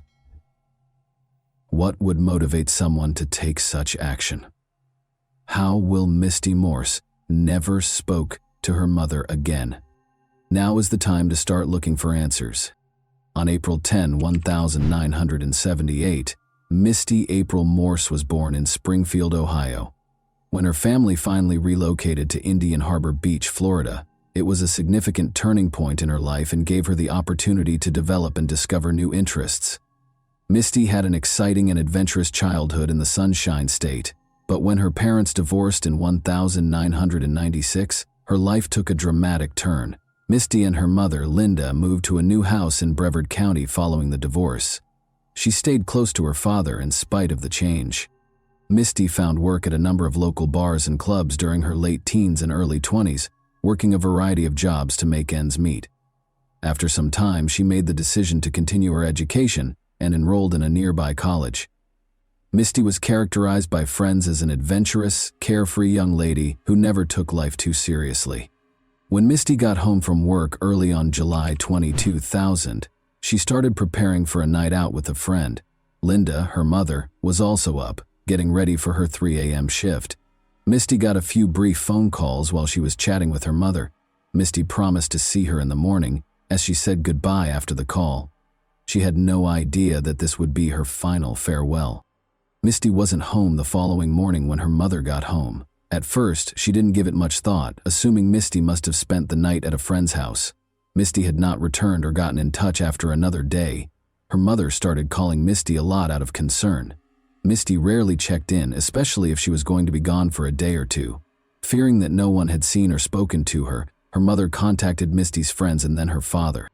The more days went by, the more she worried. A retired judge went for a peaceful walk on July 24, 2000, to see how his boat, which was moored in the lagoon behind his house, was doing. He had no idea that a somber discovery would soon upend this serene moment. He was walking along the wooden dock when he noticed an odd object floating in the water below. His eyes widened in surprise as he leaned in to get a better look. When he followed the strong odor to the edge of his property, he initially believed he had discovered a dead manatee that had washed up in his backyard. Then, to his surprise, he soon discovered that it was a young woman's body. The man, appalled, hurried back to his home, picked up his phone, and dialed 911 telephone. Upon their prompt arrival, Brevard County Sheriff's Office officers immediately began their investigation. They observed that the body was in a highly decomposed state, indicating that the woman had been dead for a number of days. Her death was clearly not a coincidence. A marine rope was used to tie her hands and feet, with elaborate knots holding her wrists to her ankles, and white duct tape was used to firmly bind her mouth, eyes, and neck. Rolls of spline, a rubbery black substance, held the Publix plastic grocery bags strapped around her body. To sink the body, investigators thought these bags might have been weighted with sand or rocks. Due to the body's decomposition, detectives were unable to find any clues along the shoreline, including a wallet, phone, or purse that could be used to identify her. Medical examiners suspected asphyxiation but were unable to determine the cause of death. After that, investigators looked for any recent missing persons reports that might be related to the unnamed woman, but they were unable to find anything. The police had not yet been notified of Misty's disappearance. Finally, they attempted fingerprinting. She was eventually identified through the database after forensic specialists used a technique known as degloving to lift fingerprints despite the skin's deterioration. Officers called Misty's mother, Linda, to break the terrible news after verifying the identity of the body. The harsh reality of her daughter's fate completely broke Linda's heart. Her voice trembled and broke into screams of anguish as she called a family friend, her grief echoing in every word. Investigators later showed up at Linda's house to conduct an interview. She tried her best to relive those last moments, now permanently altered by loss, as she described the events of the last night she saw Misty, her voice laden with grief. Although Misty had not disclosed her intended date for the evening, Linda saw her daughter's casual attire and deduced that Misty was probably meeting someone with whom she was totally at ease and with whom she didn't feel the need to impress. Linda remembered that early on July 20, Misty got 2 calls. Investigators quickly subpoenaed Misty's phone records just before she left, but in 2000, it could take weeks to get such information back. They continued interviewing Misty's closest friends and co-workers in the interim. Brought up the possibility that Misty was pregnant, which investigators couldn't ignore as a possible lead. Was her pregnancy a contributing factor? Linda also provided some names to the authorities, including Teddy Underwood, Misty's boyfriend. Investigators questioned whether Teddy might have reacted negatively to the news of Misty's potential pregnancy, given that they had only been dating for 2 months at the time. When Teddy was brought in for interrogation, it soon became clear that he didn't think their relationship was serious. Additionally, he stated that he was unsure if Misty was pregnant. He gave an alibi for the early hours of July 20 by claiming to be at work, which investigators subsequently verified, exonerating him from suspicion. The intricate knots that bound Misty's body caught the attention of detectives as they combed through the crime scene's evidence. This degree of specificity implied that the murderer may have had knot-tying experience, which made them think about careers as a Coast Guard member, a boat captain, or a person with Navy training. They hoped that this clue would bring them one step closer to the truth. Misty's hands and legs were tied with a rope that featured a cow-hitched knot, which isn't something that most people are familiar with. Investigators focused on the numerous layers of tape that were wrapped around the victim's hands, limbs, and face. She had a hat on. Her freedom of movement was limited. The head had tape wrapped around it. She was under control. She was tied up and bound. Despite having the appearance of duct tape, this tape was unique because it was white instead of the usual metallic gray. Because white duct tape was so uncommon at the time, the authorities were more interested. Their hopes were dashed when no trace evidence, such as DNA or fingerprints, turned up on the tape's adhesive. Another dead end, it seemed. They then discovered a few short black hairs adhered to the tape, almost by accident. Given that the victim's hair was a distinctive shade of brown with a hint of red, the detectives knew these couldn't be hers. This finding raised the possibility that the hairs belonged to the murderer. All of the evidence was sent for testing after the crime scene was carefully examined. Unfortunately, this lead could not be fully pursued in 2000 due to the lack of precise DNA analysis technology. As they met with the medical examiner the following day to discuss the autopsy results, their frustration increased. The body had been submerged for less than 72 hours, according to the examiner's report. However, it was impossible to determine the precise cause of death due to exposure to the weather. There were no visible signs of trauma, no broken bones, and no gunshot wounds. Detectives were left with 2 terrifying options. Either the victim had been thrown into the water while still alive, or the tape covering her mouth and nose had strangled or suffocated her.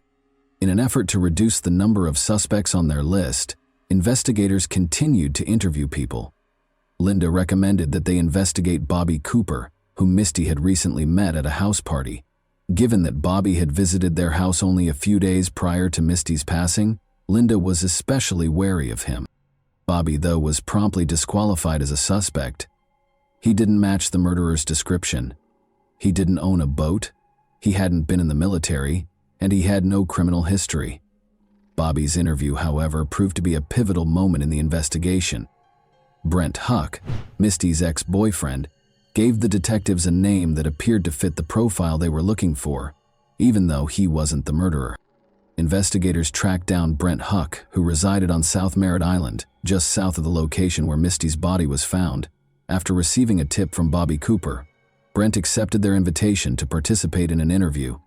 Brent disclosed in the interview that he was a charter boat captain and that he was from a wealthy family. He also acknowledged having been a member of the Navy SEALs. Brent acknowledged that he had kept up his relationship with Misty after their breakup, even though he was now in a new one.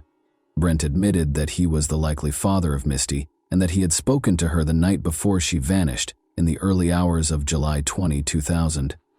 He also acknowledged that he knew she was pregnant.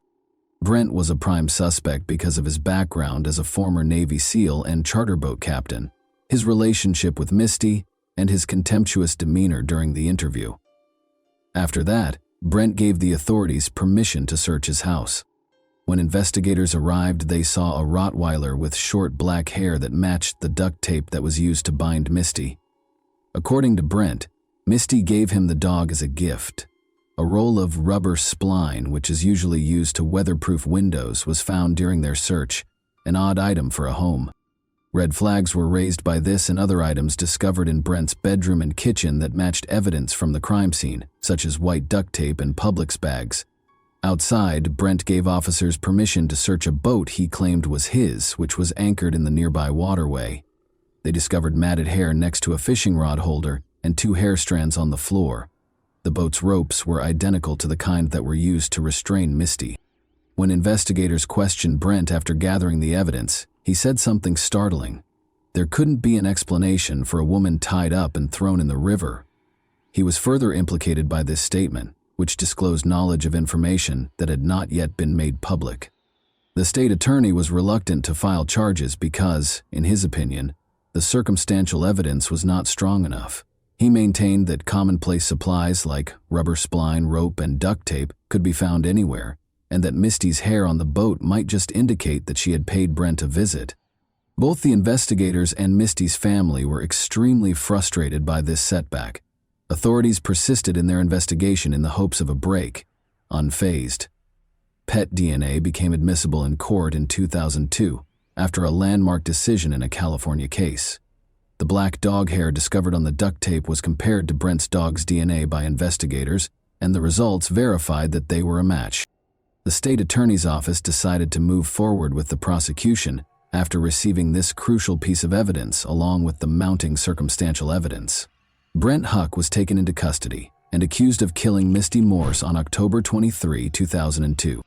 Prosecutors claimed during the trial that Brent killed Misty because he was afraid her pregnancy would jeopardize his new relationship. They described in graphic detail how he used the pretense of reconciliation to entice Misty to her demise. The crucial DNA match from the dog hair discovered at the crime scene was among the strong circumstantial evidence gathered by detectives and presented by the prosecution. It was time to decide Brent's fate after all the arguments and supporting documentation had been presented. Brent Huck was found guilty of first-degree felony murder and felony kidnapping in May 2003. He received 2 consecutive life sentences without the chance of release. He is presently incarcerated at the Apalachicola Correctional Institution in Florida. This decision ensured that Misty's terrible death was not unanswered and gave her family a sense of justice and closure. This case emphasizes how crucial it is to persevere in pursuing justice despite obstacles. It also reminds us how important it is for communities and committed investigators to hold people responsible for their actions. Even though Misty's life was tragically cut short, her story would live on thanks to the pursuit of justice. And that wraps up today's chilling story. If you enjoyed this video, don't forget to like and subscribe so you never miss a new upload. Also, let me know in the comments, what part of this story shocked you the most? Thank you for watching, and I'll see you in the next video.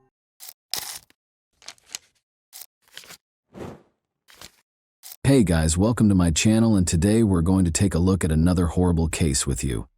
Brigitta Unto was close to passing away when she got to the emergency room. Despite the fact that her vital signs were rapidly declining, doctors were unable to identify any indications of infection or injury. Together, the police, FBI agents, and medical experts were able to solve the medical mystery and unearth a horrifyingly creative crime. The medical staff at a hospital in San Diego, California, waited for Brigitta, a 28-year-old patient, to arrive on March 5, 2018. An ambulance was taking her from the office of her family physician. Brigitta had called her mother Olga that day to complain of feeling ill. Brigitta's legs shook with agonizing pain, and she could hardly breathe. As Olga fought to get her into the car, the family doctor only needed to glance at the once vibrant and healthy young woman to realize that Brigitta was in serious trouble and that there was nothing he could do to help. In order to transport her to the hospital, he called an ambulance. The medics in the emergency room were also concerned because they thought they might not be able to stabilize her condition, and Brigitta was in excruciating pain, had no feeling in her hands or feet, could hardly see, and could hardly speak. The most perplexing symptom, however, was the clumping of her once beautiful chestnut hair. Immediately after starting their work, the doctors concluded that she had no visible signs of trauma, including no wounds, bruises, or infection. Her illness had an internal cause. According to Brigitte's mother, her daughter had been experiencing severe pain, exhaustion, and unexpected bouts of nausea for a number of months. She would spend days in bed because the symptoms would come on suddenly and without warning. It was difficult for Brigitte to care for herself, much less her husband and young son. She sought advice from several experts, but none of them could figure out what was wrong with her. There was no known illness that matched her symptoms. She was even told by one doctor that her condition was how critical days manifest. Ultimately, the doctors determined that stress was the cause and gave her tranquilizers. But her health deteriorated. The emergency department's medical staff recognized that she was in danger of dying within days if they didn't find out what was wrong with her quickly. Brigitte was raised in California, a short distance from the Mexican border. Her mother looked after their two daughters, Brigitte and her younger sister, Olga, while her father worked at customs between Mexico and the United States. The girls were raised in a loving and supportive household. Brigitte thrived academically while attending a Catholic school with joy. According to her friends, she was the sweetest and most amiable girl they had ever met. Running was Brigitte's passion, and she even represented her school in competitions. She met Race Remington Unto, her future husband, while running. Although Race went to a different school, they met in high school and shared a love of sports. Because Brigitte's daughter had no interest in dating boys, her family initially paid little attention to their friendship.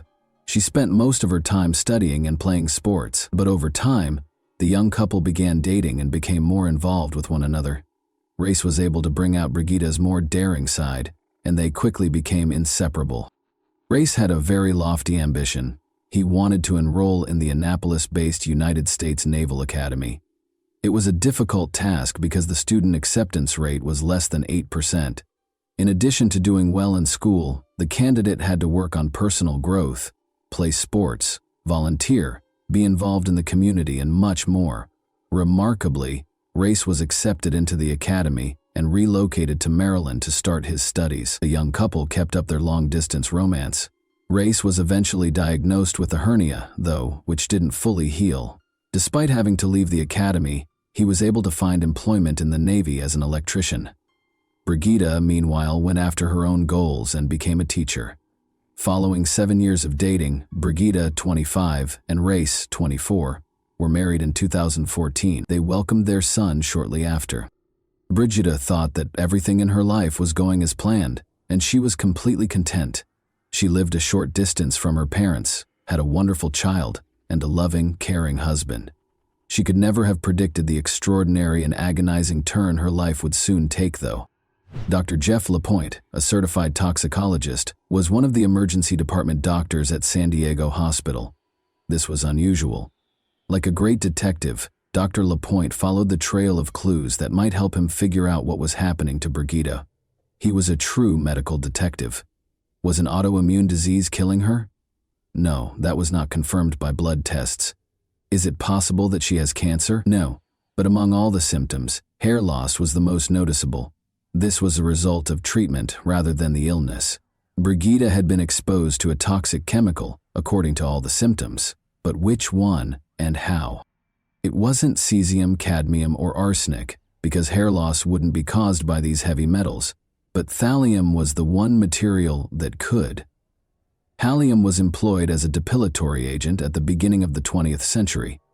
Additionally, doctors actively used it. For instance, if a child had lice on their head, thallium was applied to the lice, which caused the lice to fall off, along with all the hair. In the years that followed, thallium took center stage in rodent poisons. But by the 1970s, and arsenic had become so widely used as murder weapons that they were outlawed for use and sale. Leg pain, weakness, deteriorating vision, appetite loss, weight loss, and of course hair loss were all signs of thallium poisoning that Brigitte was experiencing. Dr. LaPointe's inability to promptly verify his suspicions was the issue. There was no way to test the patient for poisoning on the spot, and no one in the hospital had ever seen a case like this before.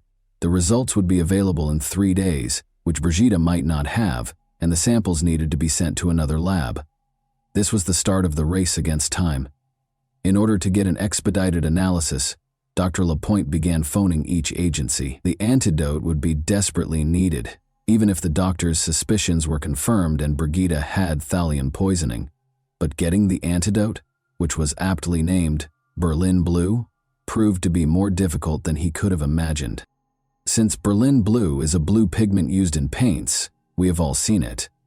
When creating Starry Night over the Rhone, Vincent van Gogh used it. Additionally, it speeds up the body's removal of heavy metal poisoning by acting as an antidote.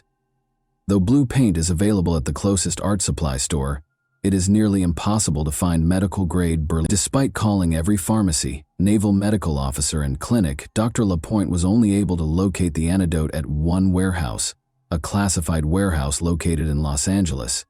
In the event of a dirty bomb explosion, for example, Berlin Blue can also be used as an antidote to radiation exposure. Therefore, until thallium poisoning was verified in the lab, Dr. Lapointe could not rely on receiving the antidote because the government maintains exacting records of every tube of Berlin Blue in the nation. Lapointe's worst fears were validated when the toxicological analysis of Brigida's case was delivered. Brigida's body contained 1,000 times more thallium than was allowed. To transport the antidote to San Diego, a hospital employee drove through the night. But the doctor was concerned that one antidote might not be enough for such severe poisoning. In order to purify the patient's blood, he recommended dialysis. After a long and agonizing process, Brigida's family and the medical staff were left with nothing to do but wait and pray. To keep an eye on their health, Brigida's husband and son were moved to a different hospital wing. They might have been impacted as well if she had been exposed to thallium. Where could she have gotten so much thallium? That was still the key question. FBI agents were looking for the answer to that. Remember, this was all taking place in a state with multiple military installations. Additionally, President Trump's scheduled visit was the backdrop against which these events took place. As a result, FBI agents became very interested in what was going on in the city when Dr. Lapointe began searching for Berlin Blue. It was ultimately delivered so far away from the city that a local scientist for Harvard chemistry began searching for cocaine flu. When Brigida started having an unexplained illness, police and FBI agents found that she had been treated at an alternative medicine clinic in Mexico a few months prior. After looking into this lead, the police decided to ignore it. Because Brigida's school was a former World War II military installation, rodent poisoning may have happened there in the past. Many of the school's teachers became ill that year. This lead, though, also proved to be a dead end. Because Brigida was depressed, investigators could not rule out the possibility that she had used thallium herself as a cry for attention. She loved life, however, and would never desert her son, according to everyone who knew her. Furthermore, rather than the other way around, her depression developed after the emergence of inexplicable symptoms. Regarding the poisoning of his patient, Dr. Lapointe had his own suspicions. After scanning Brigida's internal organs, he was appalled to find a large number of white spots all over her digestive tract. It became clear that food was the entry point for the poison into her body. The ideal crime had been attempted by someone close to her. The patient was placed in total isolation by doctor, but food was the least of her worries at the moment. The antidote helped Brigida regain consciousness a few days later.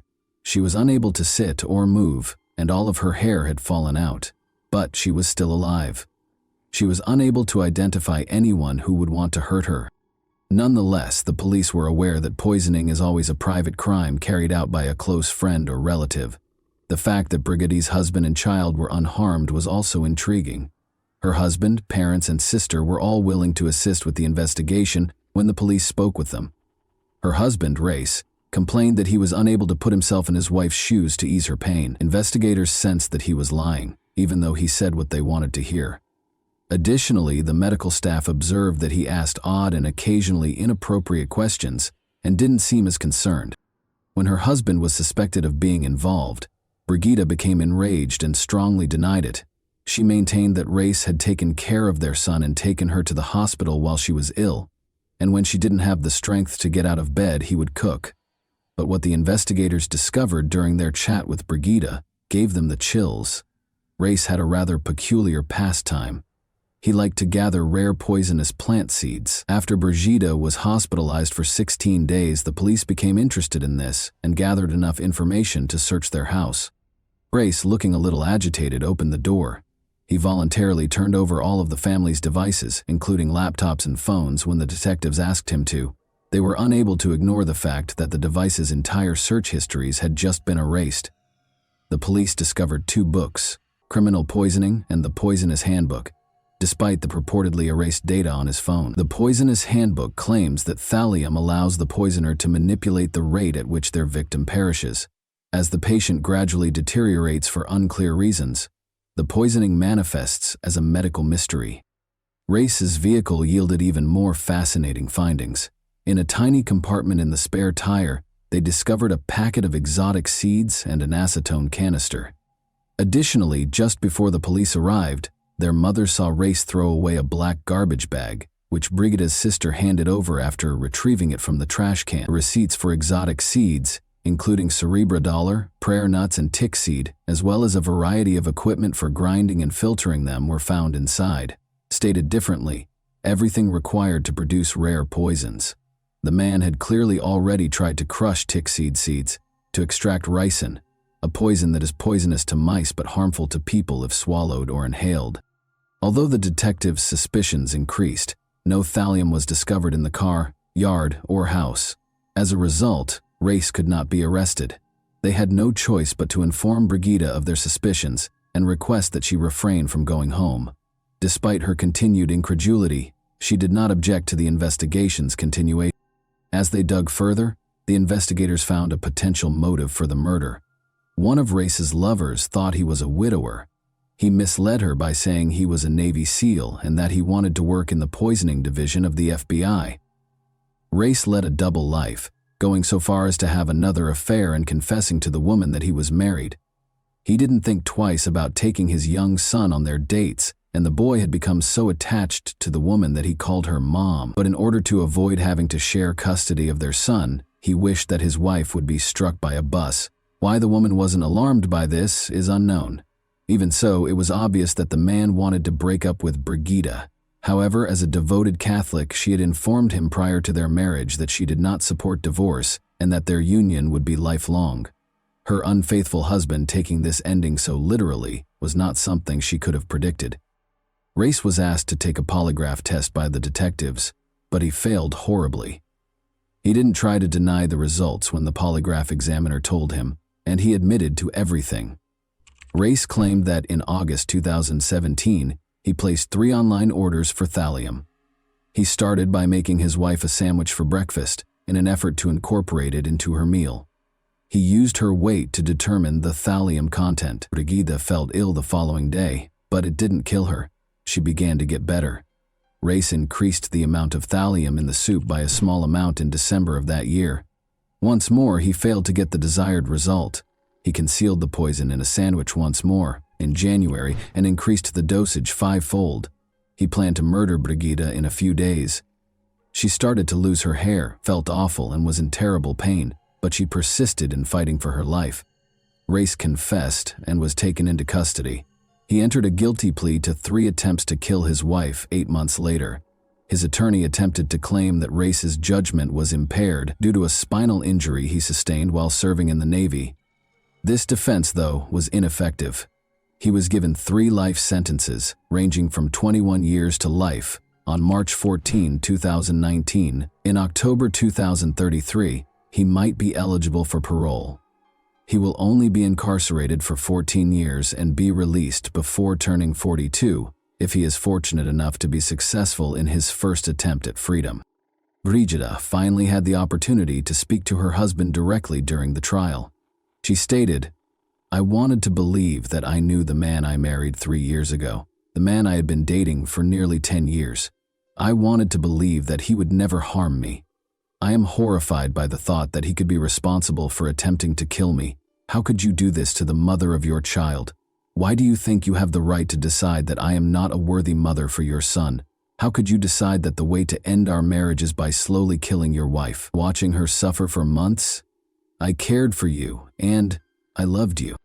Brigida gets cold sweats every time she thinks about the incident. She was lying in bed feeling ill. Her spouse brought her a peanut butter sandwich. Climbing onto the bed, their young son requested a bite. Race yelled at her to stop giving him any right away.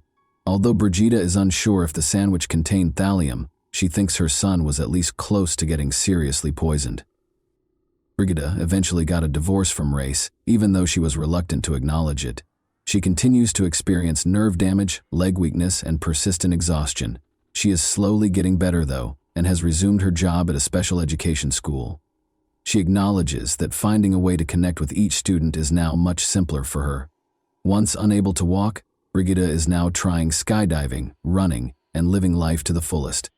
And that wraps up today's chilling story. If you enjoyed this video, don't forget to like and subscribe so you never miss a new upload. Also, let me know in the comments what part of this story shocked you the most. Thank you for watching, and I'll see you in the next video.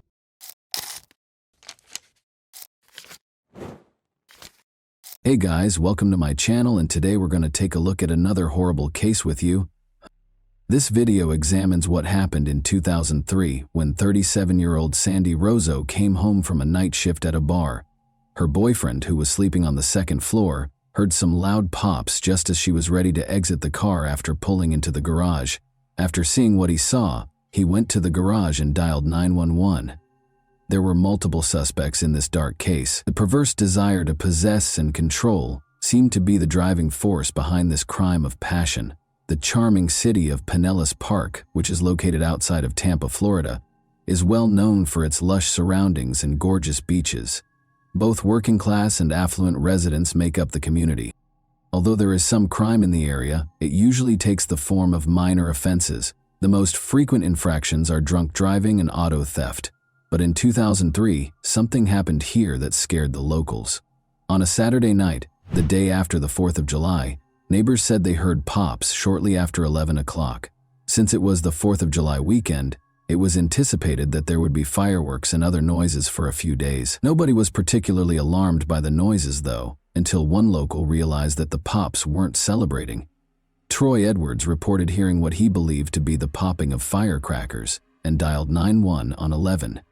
He went outside to investigate the noise and discovered his girlfriend, Sandy, bleeding in her car with the garage door open. Detectives soon followed rescue personnel to the scene. In the garage, the vehicle was parked. There was a lot of blood and shattered glass everywhere, and Sandy's body was inside. She sustained 8 different gunshot wounds to her head and other parts of her body. The perpetrator used a .22 caliber weapon, according to the preliminary analysis of the crime scene. Sandy seemed to have been ambushed by someone who was either following her to her garage or waiting for her. Despite being taken to the hospital immediately, she tragically died. The public was shocked to learn that Sandy had a daughter who was with her father at the time of the crime, and that she had been ambushed in her own garage on her way home from work. Detectives did not think Sandy's death was an accident, even though her wallet and purse were undamaged. Multiple gunshots and the attack's planned nature raised the possibility of a personal grudge rather than a straightforward random crime. The viciousness of the assault suggested that Sandy, not financial gain, was the intended victim. The detective's primary responsibility at the start of the investigation was to question Sandy's boyfriend, Troy. Suspicion is frequently placed on the victim's family members or acquaintances in murder cases. Given his proximity to Sandy, Troy might have had crucial information. He was nowhere to be found when the police first attempted to speak with him. The detectives found it strange that he had left the scene. Troy's behavior was suspicious because he locked up the house before leaving, even though it was later found that he had gone to the hospital. Given the large number of police officers still on duty, this behavior seemed strange. Why was he consistently blocking access to the house? What did he wish to conceal? Investigators worked to answer these questions, even though his behavior might have been the response of a scared or perplexed man. Troy was called in by detectives to be questioned. As might be expected, he appeared distressed. He stated that Sandy's departure for work was the last time he saw her. Because of their divergent work schedules, Sandy worked at night and Troy worked during the day. Troy clarified that Sandy was still asleep when he left for work at 5 a.m. on July 5. After a quick conversation when he arrived home at 2 p.m., Sandy left for her job as a bartender at Tampa's well-known Green Iguana bar. She was expected to be done by 11 p.m. that evening. Troy said that just after 11 p.m., at approximately 11:10 p.m., he heard what he believed to be clappers and heard her car pull up. Troy could not be ruled out as a suspect, but Tracy Humphrey continued to play a significant role in the case. Detectives contacted Sandy Rozo's friends and family during her murder investigation in an attempt to piece together the events of her final hours. They asked Sandy about her relationship with her daughter's father, Jesse. Their relationship showed indications of stress, which may have been caused by disagreements over child custody. Her daughter was residing in Alabama with her father at the time of Sandy's passing. Jesse was providing for his daughter monetarily and might have been vying for sole custody. Given that child custody disputes can occasionally result in criminal behavior, this raised suspicions about his involvement in Sandy's murder. Detectives went to Alabama to interview Jesse in order to learn more. Detectives chose to bring Jesse in for interrogation at the local police station after he denied any involvement in Sandy's death during the conversation. Jesse insisted on his innocence at the station, saying that Sandy had been instrumental in their daughter's life and that he had no motive to want their child's mother dead. When the crime was committed on the evening of July 5, he was questioned about his whereabouts. Around 1 in the morning, Jesse said he got a call telling him of Sandy's untimely death while he was at home watching movies with his daughter and girlfriend. Investigators collected additional data such as DNA samples, fingerprints, and Jesse's cell phone records to support his alibi. According to Jesse's cell phone records, he was not in Florida at the time of the crime. Detectives are now concentrating on the Green Iguana where Sandy was working the night of her murder after Jesse was exonerated of any wrongdoing. The Green Iguana is a well-liked bar with a vibrant nightlife. Sandy would frequently mingle with the regulars. In search of fresh information, investigators spoke with all of her co-workers, particularly those who had assisted her on the night of the crime. When her co-workers learned what had happened to Sandy, they were horrified and furious. The news of her passing devastated everyone who knew her because they all liked her. None of the co-workers saw anything out of the ordinary in the bar on the night of the incident.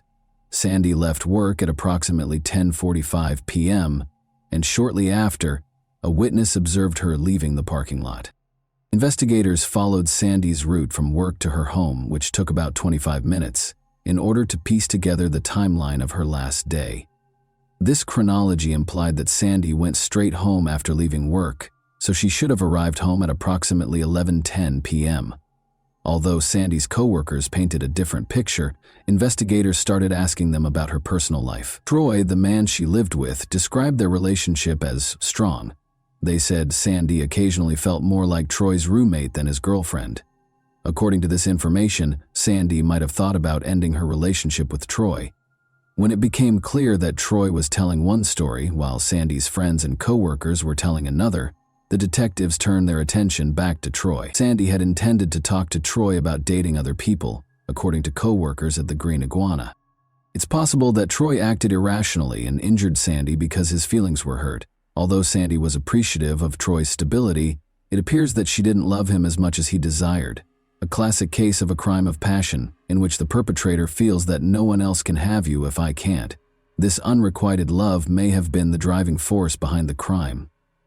Troy looked upset but cooperated with the investigation when detectives questioned him again. To avoid suspicion, suspects frequently pretend to be innocent and provide the police with their full cooperation. The detectives diligently looked for any evidence that would connect Troy to Sandy, now that he was at the center of the investigation. Murder. Despite conducting a thorough search of Troy's house and vehicle, they were unable to locate any suspicious objects or weapons. Troy was then informed by the detectives that Sandy's co-workers had given a far from accurate account of their relationship. Troy was clearly taken aback by the charges. Even though Sandy might have been planning to leave him, Troy maintained that his love for her remained unwavering because he thought their relationship was more serious and was ignorant of her true feelings. Detectives went over the timeline to support Troy's account. Setting up a precise timeline was essential. In accordance with Troy's account of hearing gunshots, locating Sandy in the garage and dialing 911, they were able to verify that Sandy got home at approximately 11:10 p.m. Troy's actions appeared to be typical of a man who had seen his loved one die tragically. Troy was ruled out as a suspect in the crime by law enforcement following a thorough investigation. The investigation then appeared to have come to a standstill. Who else might have been inspired to carry out such a horrible deed? Sandy was merely attempting to build her life and save money, so who would want to hurt her? Luckily, Troy found Sandy's folder in his house, which provided the detectives with some unexpected assistance. Troy was correct when he thought the folder held crucial information. Sandy's handwritten notes about her impending trial against a man she accused of assault and unlawful imprisonment were all inside the folder. Sandy was scheduled to testify against Timothy Humphrey in a Tampa courtroom. Only 1 month after Sandy's murder, in August, the trial was set to begin. Troy had previously identified Sandy's ex-boyfriend as Tracy Humphrey to the police. His true name was Timothy, according to the file's documentation. This provided crucial details, such as his birth date and other private information, which served as the initial lead in cracking the case. The databases contained a wealth of information about Timothy Humphrey, but none about Tracy Humphrey. Timothy Humphrey, better known as Tracy Humphrey, had a troubling history of assaulting women, according to additional investigation. For these offenses, he was actually sentenced to 8 years in prison. The most upsetting discovery was that, out of fear for Sandy's life, Tracy had abducted her, held her captive, and over the course of several days, repeatedly coerced her into pleasing him. After Sandy escaped, a sheriff's deputy discovered him beaten and naked. Tracy was facing jail time for his actions, and he threatened to kill her if she reported the assault. Sandy was willing to testify against Tracy in court despite her fear because investigators had solid evidence, such as Sandy's testimony, DNA, and photos. However, Sandy's testimony was crucial to the outcome of this case. The charges would probably be dropped if she was unable to testify. Tracy became the main suspect in the investigation because he had a compelling reason to keep her quiet. Tracy was explicitly mentioned as a possible threat in a handwritten note that Sandy left behind. Equipped with this new knowledge, investigators found Tracy at a gym in Brandon, a nearby city where he lived and worked as a personal fitness trainer who was well known for his dedication to fitness and strong physique. Because of his bald head, earring in his ear, and intimidating appearance, Tracy was frequently referred to as Mr. Clean. Tracy appeared shocked to hear about Sandy's murder when speaking with detectives, but when questioned about his relationship with Sandy, his evasive manner raised questions. Without his lawyer present, Tracy became defensive and wouldn't respond to any more questions. Since there was no record of Tracy's marriage in the databases, detectives deduced that he must have recently gotten married because he was wearing a wedding ring. As it happens, Ashley Laney is the woman he married. Compared to Tracy, Ashley was significantly younger. She was only 20 and he was 39. Investigators went to their home to speak with Tracy's new wife in the hopes that she would provide more details. Detectives saw that Ashley was becoming anxious as soon as they entered the house, but on July 4, she disclosed that she and Tracy were married. It was a remarkable coincidence because Sandy Rozo was killed on July 5, the day after their wedding, in violation of Florida law, which states that spouses cannot be forced to testify against one another in court. Because of this fact, investigators were suspicious of Ashley and Tracy's marriage's timing, which they interpreted as a strong and unsettling clue. Ashley claimed she had no knowledge of the murder when questioned about Tracy's whereabouts the night of the killing. Ashley voluntarily offered her alibi for the night of Sandy's murder when speaking with detectives. Murder. She claimed that she and Tracy were at home at 11 p.m. the night of the murder, eating pizza and watching a movie. Ashley added that evening, their friend Toby White had also come over to their house. However, when Ashley's lawyer called, the conversation took an unexpected turn. Another odd thing happened after Tracy called the lawyer and instructed him to call Ashley and tell her what to do if detectives got in touch with her. Tracy surprised everyone by going home and preventing Ashley from responding to the detectives' questions. His manner, body language, and facial expressions conveyed a sense of anger and frustration, which led the detectives to suspect that Tracy might have been involved in a conspiracy to conceal the truth about the Sandy Rozo murder. Ashley had stopped talking, but the detectives had a crucial new lead. Ashley and Tracy Humphrey gave the excuse that they had ordered pizza on the night of the Sandy Rozo murder. The detectives followed this lead, went to the pizza place, located the delivery person, and collected the receipt. At 10:49 p.m., Tracy's cell phone was used to order the pizza. The pizza arrived 15 minutes later on July 5. In a flashback, the pizza delivery man said that the big bald man had left him a $20 tip for a $12 pizza that evening. Detectives came to the conclusion that Tracy could not have been the murderer because his house was 40 minutes away from the scene of the crime. The detectives were disappointed by this discovery because they had suspected Tracy, and the puzzle pieces did not fit together as they had hoped. It can be demoralizing to experience a setback such as the one that comes with a confirmed alibi, but in this instance, he made the decision to investigate Ashley's role in Sandy's ordeal. The detectives discovered an interesting incident while conducting additional investigation. Ashley had no criminal history, was a good student, and behaved well, but Sandy reported her car stolen just before she passed away. Ironically, her car was later discovered fully burned out on a Tampa street. The car had been purposefully set on fire, according to the state fire marshal's office. Ashley had visited a shooting range in the Tampa area the day her car was set on fire, according to the police investigation into the arson. As it turned out, Ashley had been learning how to shoot a .22 caliber gun at the range with Tracy Humphrey. Given that Sandy was killed by a .22 caliber firearm, this information was vital. Investigators started comparing all of the data they had been given and investigating Ashley's role in Sandy's death. To learn more, they spoke with her relatives. Detectives were informed by Ashley's stepfather that he had lent Ashley his .22 caliber handgun so she could learn how to shoot. Ashley refused to give the gun back when he asked for it. Detectives were certain they were heading the investigation in the right direction after speaking with Ashley's mother. According to the mother, Ashley told her that Sandy had been shot 8 times. This particular detail was important because it had not been covered by the media, meaning that only the shooter and law enforcement would have known about it. Ashley's involvement in the crime became apparent as the puzzle pieces started to fit together. Apart from a possible link to Tracy, the reason behind Sandy's murder was still unknown. Investigators were able to determine the precise location of Tracy's phone at the time of the crime by acquiring Ashley and Tracy Humphrey's phone records. His phone was close to his Brandon home, according to the phone tower data. Ashley's claim that she had been at home the entire night was refuted by the records, which supported Tracy's alibi. Her phone was tracked close to Sandy's house, and it was active outside the Green Iguana at 4:30 p.m. Ashley called Tracy multiple times at 10:45 p.m. Ashley's involvement in the crime was strongly implied by the evidence. Ashley was the main suspect now. Detectives suspected she wasn't acting alone, though. Because Tracy had a reason to hurt Sandy, the phone records also suggested that he was involved in the crime. What part each of them had played in the crime was the only question left. Toby White, a friend who had been at Tracy and Ashley's house the night Sandy Rosa was killed, became the focus of detectives searching for additional evidence. She was called in by detectives to be questioned. As it happens, Tracy Humphrey had a client named Toby. Tracy, in her opinion, was an excellent trainer. Toby first confirmed Tracy's story when she was questioned about her whereabouts on the evening of July 5, saying she had been at his house, even bringing up the pizza delivery they had ordered, from 9:30 p.m. to midnight. However, it became evident that Toby was not in the house after more cell phone records were examined. Toby had to deal with contradictions in her testimony during that period.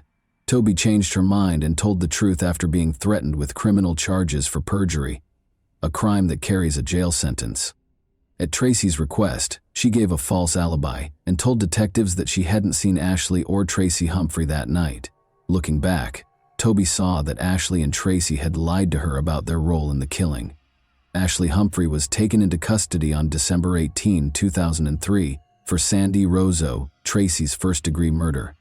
Humphrey was unable to handle firearms at a firing range because he was a convicted felon and was not allowed to own or use firearms. In order to ensure that Tracy could not influence Ashley, he was arrested on these charges and detained. Detectives hoped Ashley would tell them more about the crime because she was in custody and not with Tracy, but she didn't say anything. Given Tracy's history of abuse, there was significant concern about his possible influence over her. Investigators looked further into Tracy's past in the hopes of finding information that would persuade Ashley to speak. They discovered evidence that Tracy had cheated on Ashley in addition to other women. Ashley came to the realization that her marriage and all of her relationships had been based on lies and deceit, as she started to piece together the truth. Ashley was unable to avoid the question of whether she had been duped while she was incarcerated. The startling discovery that the man she had committed a crime for, the man she was prepared to serve a lifetime in prison for, was unfaithful to her, compelled her to alter her strategy. Ashley, feeling deceived, confessed to killing Sandy and gave investigators vital information regarding the location of the murder weapon. The firearm was found in Hillsborough County's northeast. Ashley kept talking to investigators and discovered more and more unsettling information. Tracy had been manipulating her from the start, telling her that he loved her and that Sandy needed to be killed so they could have a future together. Tracy claimed that Sandy had been falsely accused and that if he testified in court, he would be imprisoned. In addition, Ashley admitted to having tried to kill Sandy weeks prior to the tragic event. The disclosure of these sinister facts created a terrifying image of deceit, manipulation, and treachery. Initially, Ashley sat in her car in the parking lot, waiting for Sandy to finish her shift and emerge into the lot to drive home, with the intention of shooting her as she left the bar. After waiting for Sandy to exit the bar, Ashley squeezed the trigger. Ashley's issue was that she didn't strike Sandy, she shot her own car's mirror. Compromise evidence was left behind by this incident. Ashley and Tracy took the car to an empty lot and burned it to destroy the evidence. Law enforcement grew increasingly certain that they could charge Tracy with murder as more and more evidence connected him to the crime surfaced. Ashley was merely a pawn in Tracy's plot. He coerced her into executing his scheme to kill Sandy. The tragic events that transpired were orchestrated by Tracy Humphrey. Ashley would not have committed the crime, and Sandy would still be alive if it weren't for his influence. Investigators were able to piece together Sandy Rozo's final hours of life thanks to Ashley's confession. Sandy began working at the Green Iguana at 2:30 p.m. on the day of the murder, July 5, while Ashley waited in the parking lot with a .22 caliber handgun that she had borrowed from her stepfather. Tracy coordinated Ashley's actions while staying in close contact with her. Ashley patiently awaited Sandy's shift to be over. At 10:45 p.m., Sandy pulled out of the parking lot and Ashley trailed behind. Sandy parked her car in the garage after arriving home at 11:10 p.m. Ashley came in directly behind her. She fired. She kept shooting until her ammunition ran out. She fired 8 shots in all.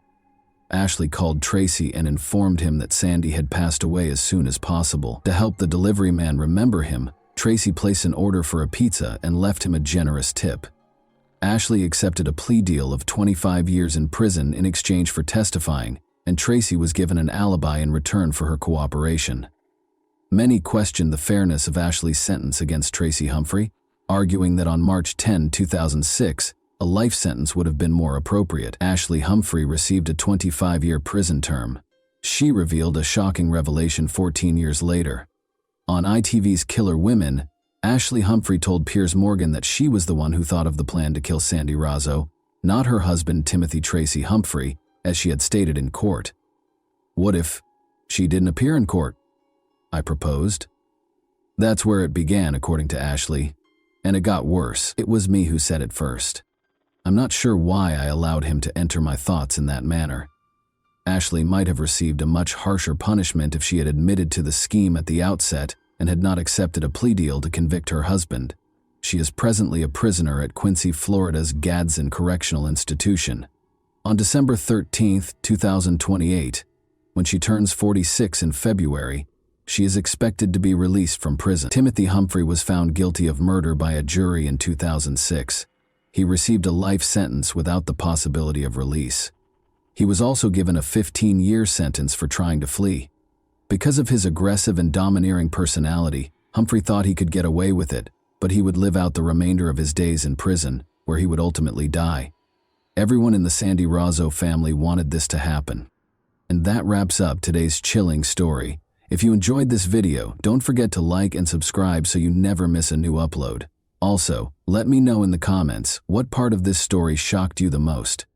Thank you for watching, and I'll see you in the next video.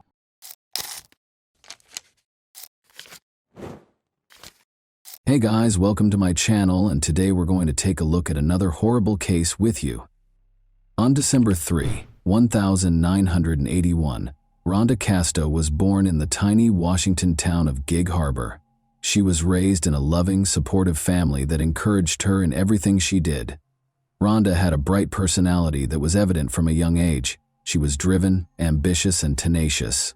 According to her loved ones, she was able to inspire others and quickly establish a common language with them. When Rhonda graduated from high school, she decided to pursue a career in fashion. She began a modeling career thanks to her charisma, slim build, and inherent beauty. She gradually gained recognition by taking part in photo shoots and small fashion shows. Even though she loved her job, she always hoped for more than cover shots. Rhonda felt that true happiness would come from having a family and kids. We took off right away after she met Stephen Nichols and Nichols in 2009. They were attracted to each other right away after meeting through mutual friends. Although Rhonda's loved ones initially had some reservations about Stephen's age, 15 years older than Rhonda, the couple appeared to be content. Stephen's confidence and attention to detail impressed Rhonda, she told friends. He appeared to be a man she could trust, someone who cared about her. For his part, Stephen found Rhonda's inherent beauty and joy appealing. He viewed her as a companion who could share life's pleasures and challenges with him. They started living together shortly after they started dating, planning their future together. Their relationship took a new turn a few years later. Rhonda learned she was expecting a baby. For her, this news marked the start of a new stage. When tragedy rocked their lives, she was 5 months pregnant. Along with happiness, Rhonda's pregnancy gave her new objectives. She aspired to become a successful mother and keep growing as a person. Stephen seemed happy to be getting ready to become a father and helped her in every way. The baby would be the pinnacle of their happy life together, he assured his friends. Even though they were very different in age, their relationship appeared to be strong and nothing could stop them from being happy. Rhonda, who always aimed for independence, had faith in Stephen and genuinely thought he would make a fantastic husband and father. They led busy, active lives. In order to escape the everyday grind, Rhonda frequently encouraged Stephen to take walks because she loved the outdoors. The area's wooded trails, where they could take in the scenery and clean air, were their favorite spots. Eagle Creek, a picturesque location in Oregon renowned for its rocky cliffs and waterfalls, was one such trail. Rhonda frequently recommended the trail for hikes because she loved it. They made the decision to hike Eagle Creek once more on the day of the tragedy. It was supposed to be a pleasant and easy walk. In order to preserve the memories of the happy time leading up to the baby's birth, Rhonda wanted to take some photos against the backdrop of nature, but nobody could have foreseen that Rhonda's walk would be her final one. On March 16, 2009, at approximately 6:30 p.m., Stephen Nichols reported to emergency services that his fiancée, Rhonda Casto, had fallen off a cliff on the Eagle Creek Trail. According to the dispatcher who took the call, Stephen's voice sounded tense and nervous. He tried to explain what had happened in a bewildered tone. "My fiancée went down. She tumbled off a precipice. I'm not sure if she's still alive." In an effort to explain the scene, Stephen repeated himself. He went on to say that Rhonda reportedly lost her balance on one of the challenging parts of the Eagle Creek Trail and fell while they were hiking along it. He informed the dispatcher right away that the situation was serious in a panicked voice. Rescuers arrived at the scene right away, fully aware that the Eagle Creek Trail, despite its popularity among hikers, can be hazardous. Numerous accidents have occurred in the past due to narrow paths, steep slopes, and slippery rocks, but none of the team could have imagined how messy this tragedy would end up being. Stephen was standing at the edge of the cliff when rescuers arrived on the scene. He appeared perplexed. He was obviously in shock, but his clothes were fine. His face showed a mix of horror and despair, and his breathing was labored. Stephen stated that he had attempted to figure out how to get downstairs to assist Rhonda, but had come to the conclusion that it was too risky. She was ahead. "I shouted at her to be careful when rescuers started asking questions, but she didn't listen," he said. "She slipped all of a sudden, and it happened too quickly." However, his words sounded sentimental. Rescuers found certain aspects of his story strange. Since Stephen was unable to pinpoint the precise location of Rhonda's fall and was unsure of her actions at the time, a group of rescuers descended to locate her. The circumstances were challenging. The ground was loose and the slope was steep. The rescuers themselves might have been in danger if they had made the smallest error. They discovered Rhonda's body on a rocky platform at the foot of the cliff after roughly 40 minutes. It was clear from her stillness that her wounds were incompatible with life. Rescuers had concerns because the location where Rhonda was discovered was a narrow ledge in the middle of a heavily forested slope. The rocks and vegetation there appeared to be unaltered. There were no signs of struggle, ripped branches, or slip marks, which are typically present when someone falls from this height. The rescuers also saw that, despite being steep, the slope itself did not appear to be dangerous enough to cause such a serious tragedy. At the cliff's edge where Stephen said the incident happened, there were no visible signs, such as ripped shoes or indentations in the ground, that would have suggested Rhonda had attempted to cling on. Although it seemed strange, the rescuers concentrated on evacuating the body, which was the primary objective. Stephen was upset when the rescuers came back to tell him about the discovery. There was a mix of confusion and guilt on his face. He restated his version of what had happened. Together they were strolling, conversing, and taking in the scenery. He claimed that Rhonda eventually made the decision to accelerate and run ahead. She loved the outdoors and occasionally got too reckless, according to Stephen. He recalled that she didn't seem to listen when I told her to be more cautious. She slipped and fell a few seconds later. According to Stephen, everything happened too quickly for him to take any action. I had nothing to do. With a trembling voice, he added, while recording Stephen's statement, rescuers observed that, in spite of his emotional statements, he appeared somewhat detached. He was acting strangely. He didn't try to approach the cliff's edge, and he didn't seem interested in learning the specifics of what had happened. When the police arrived on the scene, officers started questioning Stephen, which caused the rescuers to have their first reservations. He was still perplexed by certain details, but his story stayed consistent. For instance, he was unable to precisely explain why Rhonda chose to run ahead of her and what transpired just before she fell. Although officers recorded his statement, they pointed out that his explanation sounded too general and lacked specific facts. That was a trail we frequently walked. She knew what she was doing, according to Stephen. It's simply a horrible mishap. Police officers started to question his statements, though, because the accident's specifics did not make sense. Although the tragedy initially seemed to be an accident, rescuers and police were left wondering what actually transpired on the Eagle Creek Trail that day, due to Stephen's actions and the details of the scene. Why was it so easy for a physically active woman to lose her balance? And why did the fall site show no typical indications of struggle or slip marks? Although these issues are still unresolved, rescuers and law enforcement chose to conduct additional research in order to learn the whole truth about Rhonda Casto's fate.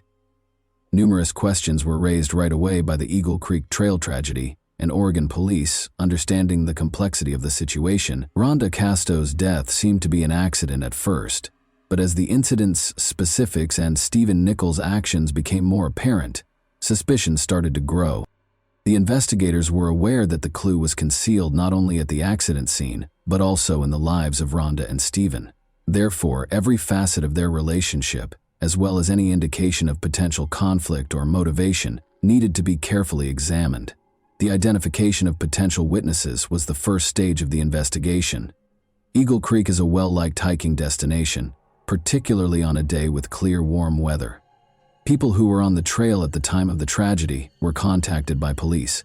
Before the incident, Rhonda and Stephen were spotted by a number of hikers. They were strolling together, and nothing about their behavior raised suspicions. According to one hiker, he saw Rhonda because she appeared to be very content. He was following her as she walked ahead. They were giggling. However, he recalled that no witnesses saw the fall occur. Only Stephen was able to determine the truth at that point. Although his explanation for Rhonda's decision to accelerate made sense, police started looking into other possibilities. Stephen Nichols claimed that his fiancée had called rescuers as soon as the incident occurred, tumbled down a precipice. He appeared startled at first, but his actions later started to seem odd. Though Stephen did not show the extreme panic or acute shock that might be anticipated in such a situation, rescuers who arrived on the scene noted that he was emotionally distressed. His actions in the days that followed were even more dubious. Rather than wallowing in grief, Stephen carried on with his routine. He avoided talking to loved ones about the incident and said very little about Rhonda. I found it odd that he almost instantly began acting as if nothing had happened, one of Rhonda's friends recalled. Additionally, police observed that Stephen showed no particular interest in the investigation's specifics. He made no effort to inquire about Rhonda's chances of survival or initiate contact with law enforcement. Rhonda's mother stated that in the days preceding the tragedy, Rhonda expressed her fears of something happening to her, which is why her family did not initially accept the accident version. "It's not an accident, I assure you," she informed her mom. These remarks suggested a potentially tense relationship between Rhonda and Stephen, which made them a crucial component of the inquiry. Additionally, according to Rhonda's mother, their relationship has never been ideal. Rhonda reportedly considered ending her relationship with Stephen, even though they were expecting a child. She complained to friends about her partner's excessive control and jealousy. Because it might have revealed underlying conflicts that contributed to the tragedy, this testimony raised suspicions among investigators. Rhonda appeared tense and anxious in the weeks prior to the incident, according to one of her friends. She expressed her fear for her future. According to him, the version of events that Stephen provided started to diverge from the testimonies that were collected from loved ones. The search of Stephen Nichols' house was a crucial part of the investigation. If the tragedy wasn't an accident, investigators were searching for documents that might provide insight into the couple's relationship and potential motivations. Police discovered a $1 million insurance policy in Rhonda's name during the search. Stephen was listed as the only beneficiary. Since it turned out that the policy had only been issued a few months prior to the tragedy, this document caused a lot of questions for investigators. Furthermore, the insurance company claims that Stephen pushed for clauses in the policy that guaranteed the full amount would be paid, even in the case of an accident. It's likely that Rhonda was unaware of the policy. She never brought up the insurance policy or financial issues with Stephen, according to her friends and family. Given that Stephen was in a precarious financial situation, the fact that such a sizable insurance policy had been taken out just before the tragedy raised police suspicions and might have suggested a financial motivation. To ascertain whether he intended to use the funds to address his issues, investigators started looking through his bank accounts and financial documents. Following Rhonda's passing, Stephen Nichols also displayed odd financial behavior. He immediately began the process of obtaining an insurance policy rather than delaying his affairs. Only a few days after the tragedy, investigators saw that he completed the payout paperwork. His actions appeared hurried, which added to the suspicion. Police also observed that Stephen avoided interacting with Rhonda's relatives. He didn't offer to assist her parents with funeral planning or show up for her memorial service. As a result, there was more friction between him and the grieving family, who were beginning to suspect Stephen of being responsible for her passing. The turning point was when Stephen Nichols, who had appeared distant and reclusive since the tragedy, became the target of law enforcement after they had accumulated enough strong evidence to file charges. Be aware that every piece of evidence, including witness accounts and financial records, pointed to a potential motive, and his odd post-event behavior increased suspicion. Police eventually accused him of murder, and they started questioning him. Given that Stephen might have been tense or dangerous if caught, investigators made sure they were ready for the arrest. They were alarmed by his actions in the last few days. It was a cold and calculating attitude toward the situation, not just emotional distress from the loss. Based on the evidence they discovered, insurance, financial records, and his peculiar behavior, the police took Stephen into custody at his residence. There were no problems during the arrest procedure.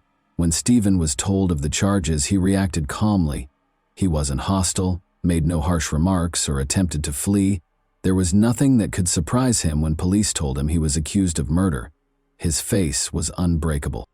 The first interrogation started after Stephen was taken to the police station.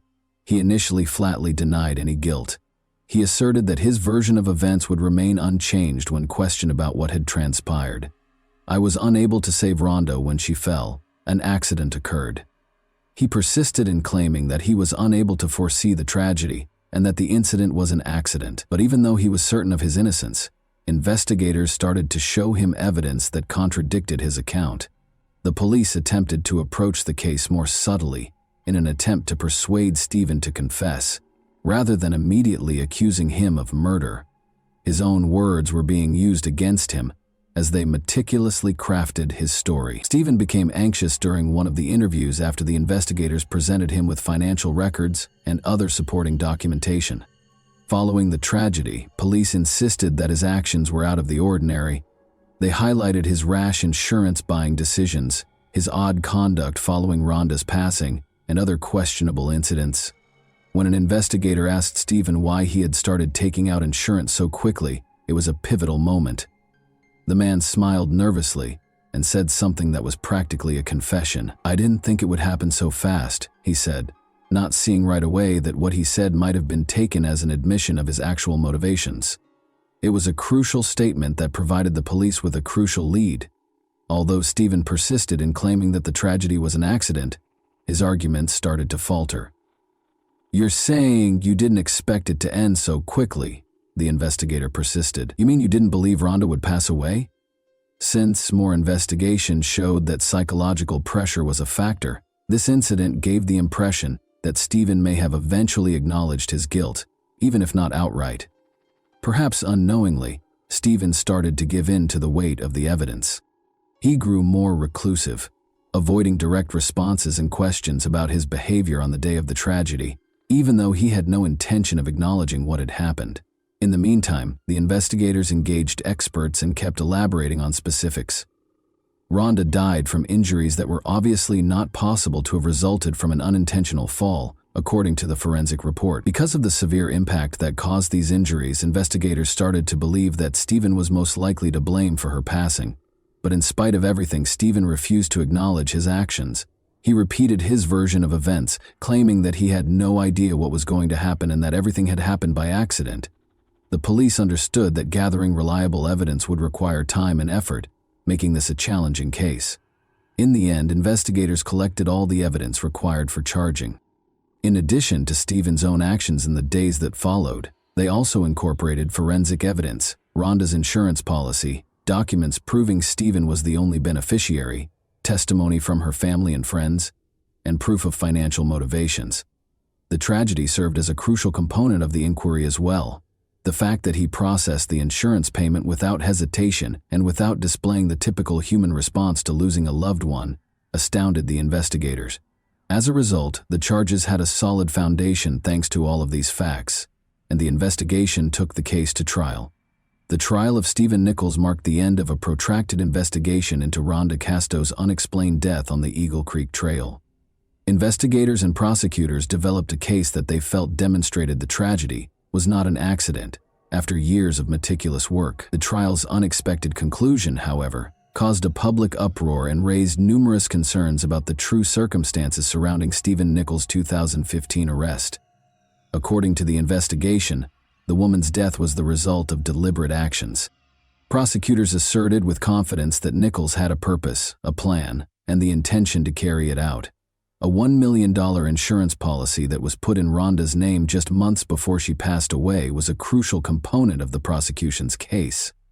Stephen was listed as the policy's only beneficiary. The prosecution claimed that the document suggested a possible financial motivation for the crime. Prosecutors also emphasized Rhonda's mother's testimony, claiming that her daughter had voiced concerns about Stephen's unpredictable behavior and had been vocal about the possibility that she might be abused if something were to happen to her. "You are aware it's no coincidence." According to the mother, Rhonda stated in court that her injuries were not totally consistent with an unintentional fall. Prosecutors also provided a medical report supporting this claim. The medical examiners came to the conclusion that rather than a simple loss of balance, Rhonda's injuries might indicate a push. The prosecution's case revolved around these conclusions. From the start, Stephen Nichols vehemently denied his guilt. According to his attorneys, Rhonda's death was a tragic but unintended accident. According to Stephen's own account, he and Rhonda were taking a leisurely stroll along the wharf on the day of the tragedy. According to him, Rhonda was feeling good and even decided to pick up the pace in order to feel more liberated and energetic. But she reportedly stumbled and fell off a cliff on one challenging part of the trail. "It happened too quickly, but I saw her lose her balance. I was powerless to help." According to Nichols, he also maintained that the accusations against him were the result of speculation and misinterpretation. His attorneys argued that the investigation had rushed to conclusions based on emotional testimony from the deceased's family members and circumstantial evidence. Additionally, the defense argued that married couples, particularly those who were getting ready to move in together and were expecting a child, frequently had insurance policies.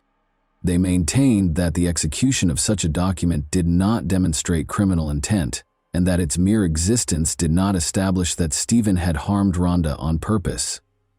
The attorneys stressed that Nichols had no established reason for the murder because, despite their occasional arguments, their relationship was not so tumultuous as to result in tragedy. There were several obstacles that prosecutors had to overcome in order to construct a perfect prosecution. The absence of first-hand witnesses was one of the main issues. Stephen was the only one who witnessed Rhonda's fall on the trail. Nichols's attorneys had a significant advantage because no one could definitively dispute their client's version of events, allowing him to continue insisting on it. The unclear expert conclusions were another flaw in the prosecution's case. There were no other obvious indications of violence. Even though some of Rhonda's wounds weren't consistent with the fall, this ambiguity was actively exploited by defense lawyers. They maintained that the prosecution's conclusions were based on speculation and conjecture, and that Rhonda's death was an accident. Stephen Nichols chose to reach an agreement with prosecutors in 2017, 2 years after his arrest. This ruling was an unanticipated development in the case. Nichols' degree of responsibility and potential sentence were greatly diminished by the agreement, which assumed that he would enter a guilty plea to manslaughter. In turn, the prosecutor's office accepted the agreement, likely understanding that the likelihood of a conviction on the manslaughter count was lower. A strong defense, unclear medical reports, and a lack of concrete evidence might have led to Nichols's acquittal. As part of the agreement, a plea deal in this case permitted at least partial justice. Although it was not his intention, Nichols acknowledged that his actions on the day of the tragedy might have played a role in Rhonda's demise. The public and the victim's family had differing opinions about this admission, which allowed the prosecution to wrap up the case without a drawn-out trial. The court imposed the sentence after the plea agreement. Stephen Nichols received a 3-year probationary sentence after being found guilty of manslaughter. Nevertheless, the court permitted Nichols to depart following his 19-month incarceration pending trial. Many people who had been following the case, including Rhonda's family, were taken aback by this light sentence. And that wraps up today's chilling story. If you enjoyed this video, don't forget to like and subscribe so you never miss a new upload. Also, let me know in the comments what part of this story shocked you the most. Thank you for watching, and I'll see you in the next video.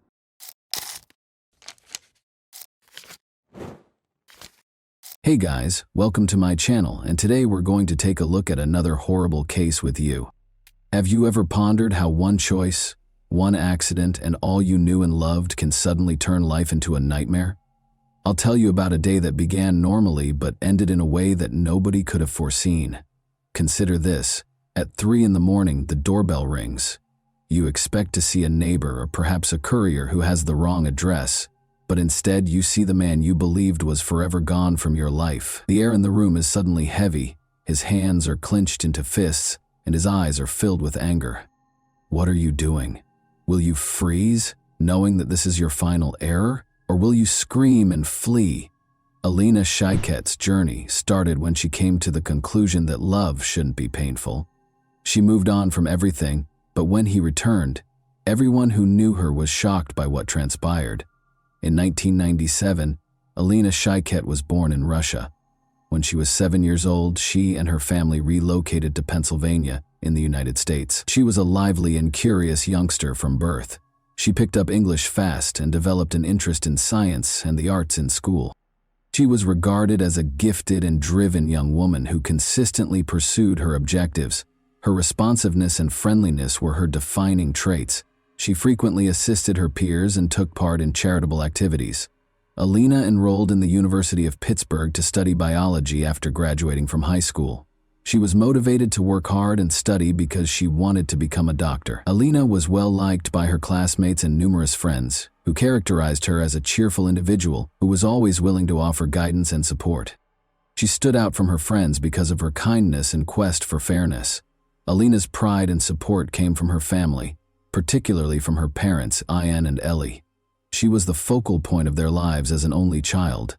They had a close relationship and frequently spent time together, traveling and helping her with everything.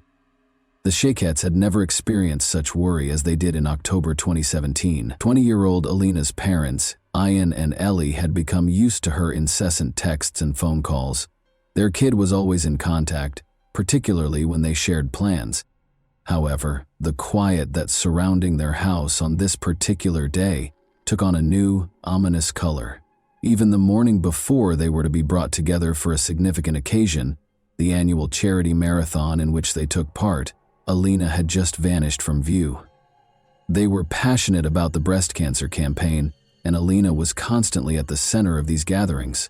She had a genuine and profound compassion for people. She seemed to find power in helping others, as though she were attempting to shield her family from the dangers of the outside world.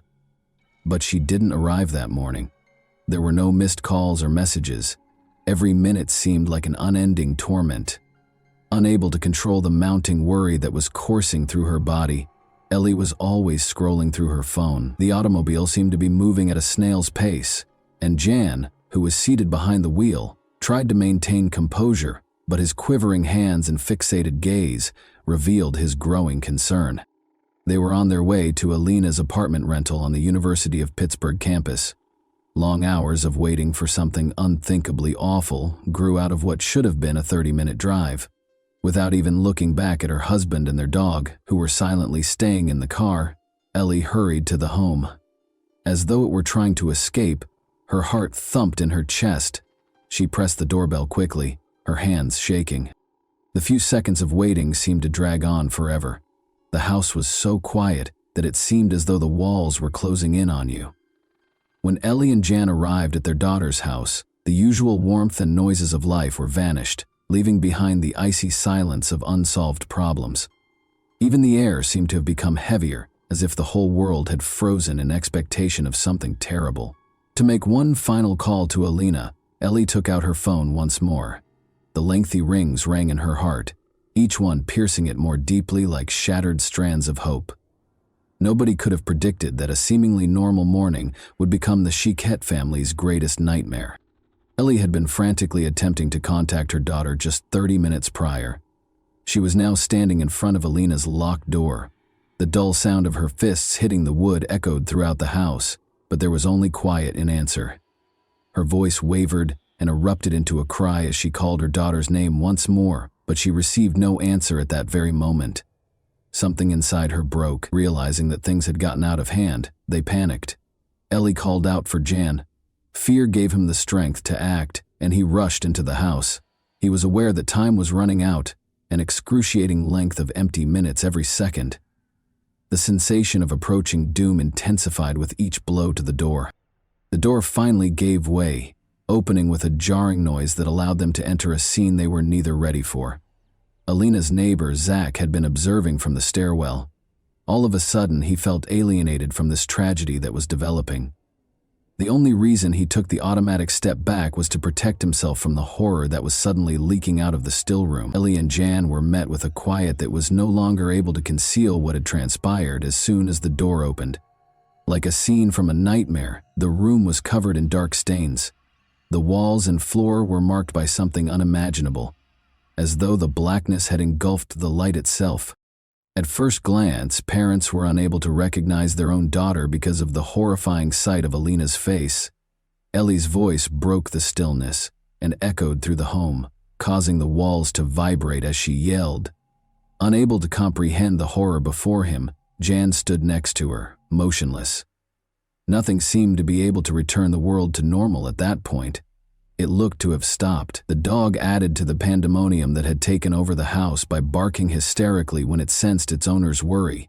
It was as if an unbreakable darkness had engulfed the entire area.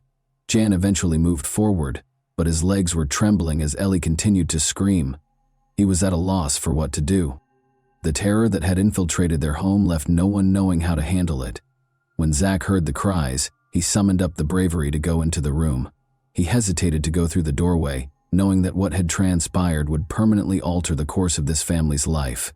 Alina lay on the floor in front of him. Her body was stretched out as though she had struggled for her life and defended herself until the end.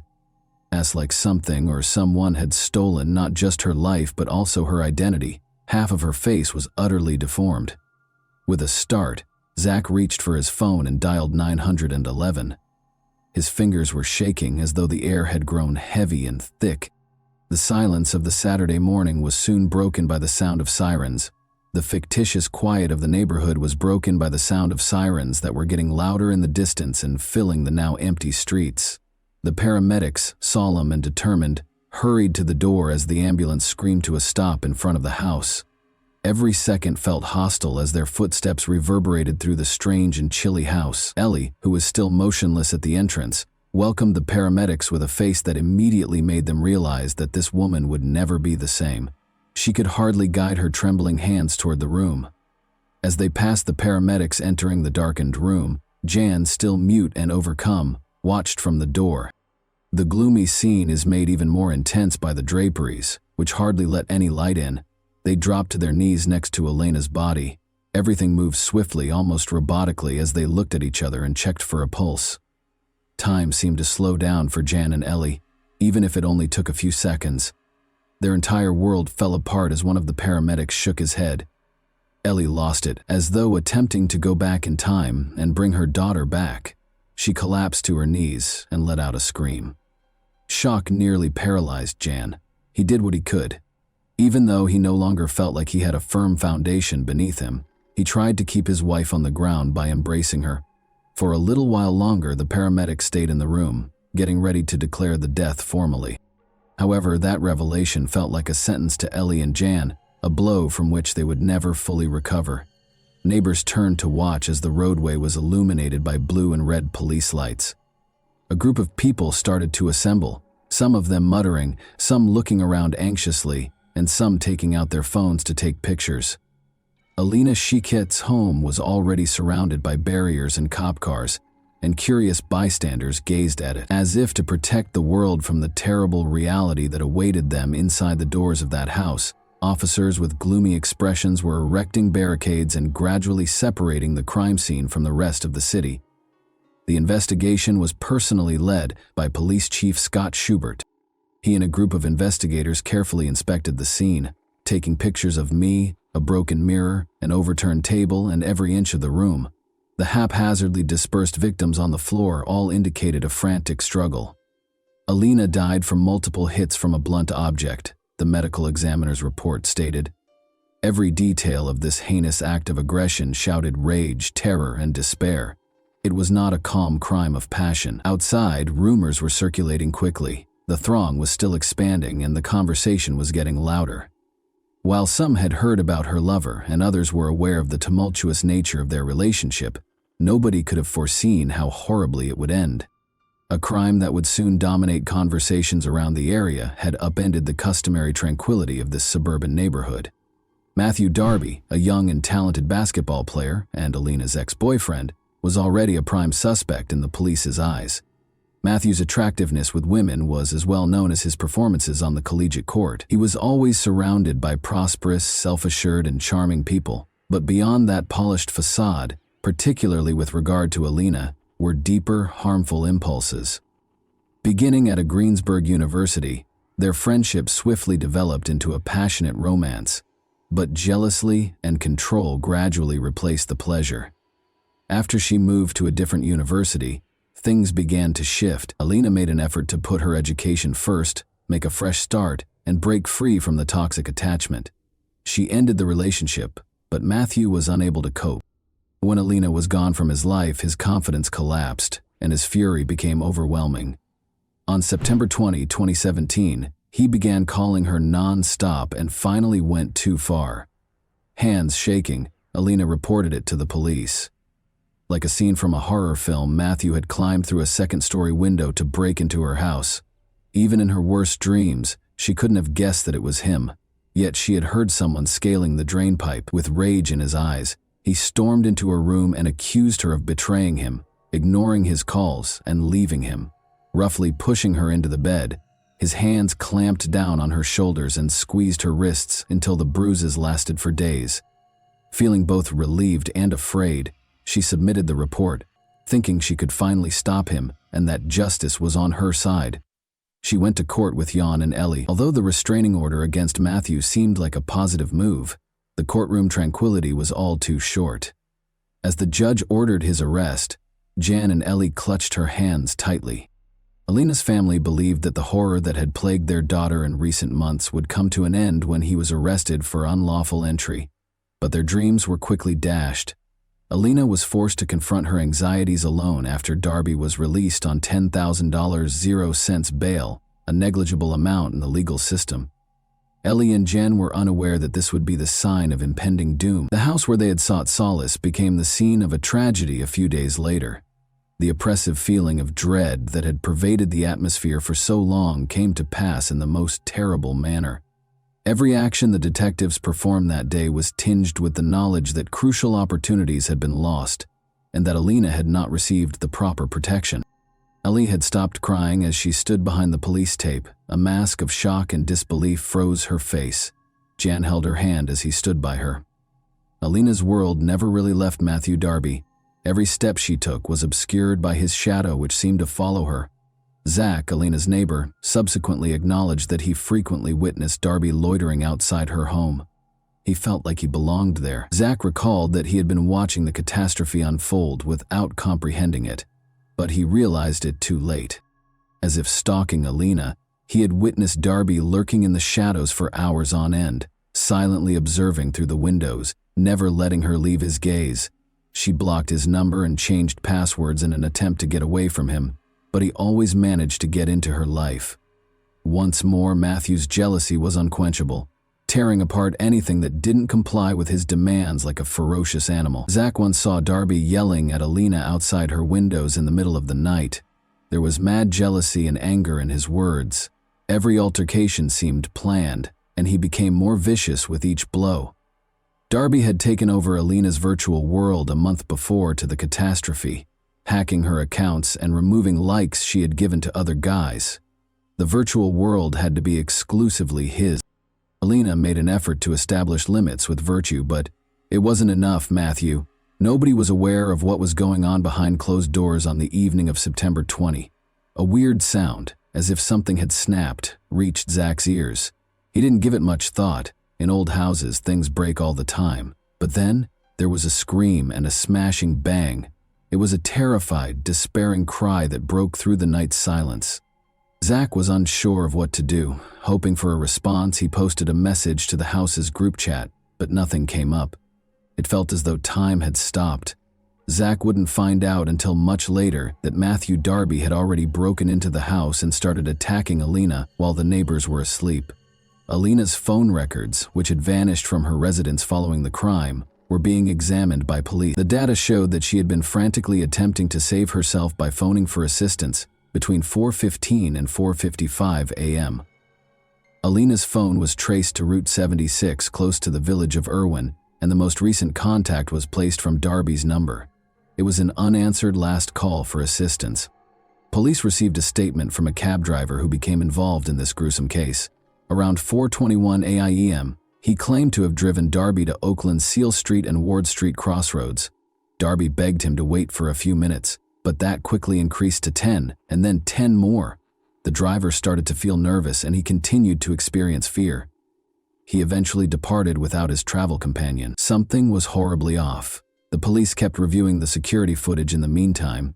They discovered video from a camera close to Alina's house that showed a man who looked like Matthew Darby strolling down the street while toting big black suitcases. Like a predator, he looked around warily, looking for a place to cover his tracks. The moment he came to a stop at a manhole cover was caught on camera. As though attempting to get rid of not only the evidence but also a piece of himself, his harshness and guilt, Darby carefully lowered the bags inside after lifting the lid. The case's main detective, Edward Fair, sent his team to the scene right away. There was no room for error on the part of the forensic investigator. After gently removing the manhole cover, they discovered a hammer and 2 knives within, all of which were smeared with dried blood. There were fragments of skin and hair on the hammer. Everyone working on the investigation was profoundly impacted by this revelation, which served as a silent testimonial to the ruthless and untamed aggression. The identification of the material would confirm the worst, and now everything depended on the forensic analysis. The system, which ought to have shielded Alina, failed her with every new fact. Only a trail of agony and misery remained after Matthew Darby had disappeared, as if vanishing into thin air. The police had enough proof to take action, even though they knew they wouldn't have much time to apprehend him. It was impossible to dispute the evidence gathered at the crime scene. Everything suggested Darby was the culprit, including surveillance footage, traces found at the scene, and the objects dumped in the manhole. An arrest warrant was issued right away, but Darby had already left Pennsylvania and vanished into the wide United States by the time the police began their thorough hunt. The search for Darby became a national manhunt. Although the search was conducted with unwavering resolve, the sense of urgency increased with every hour that went by.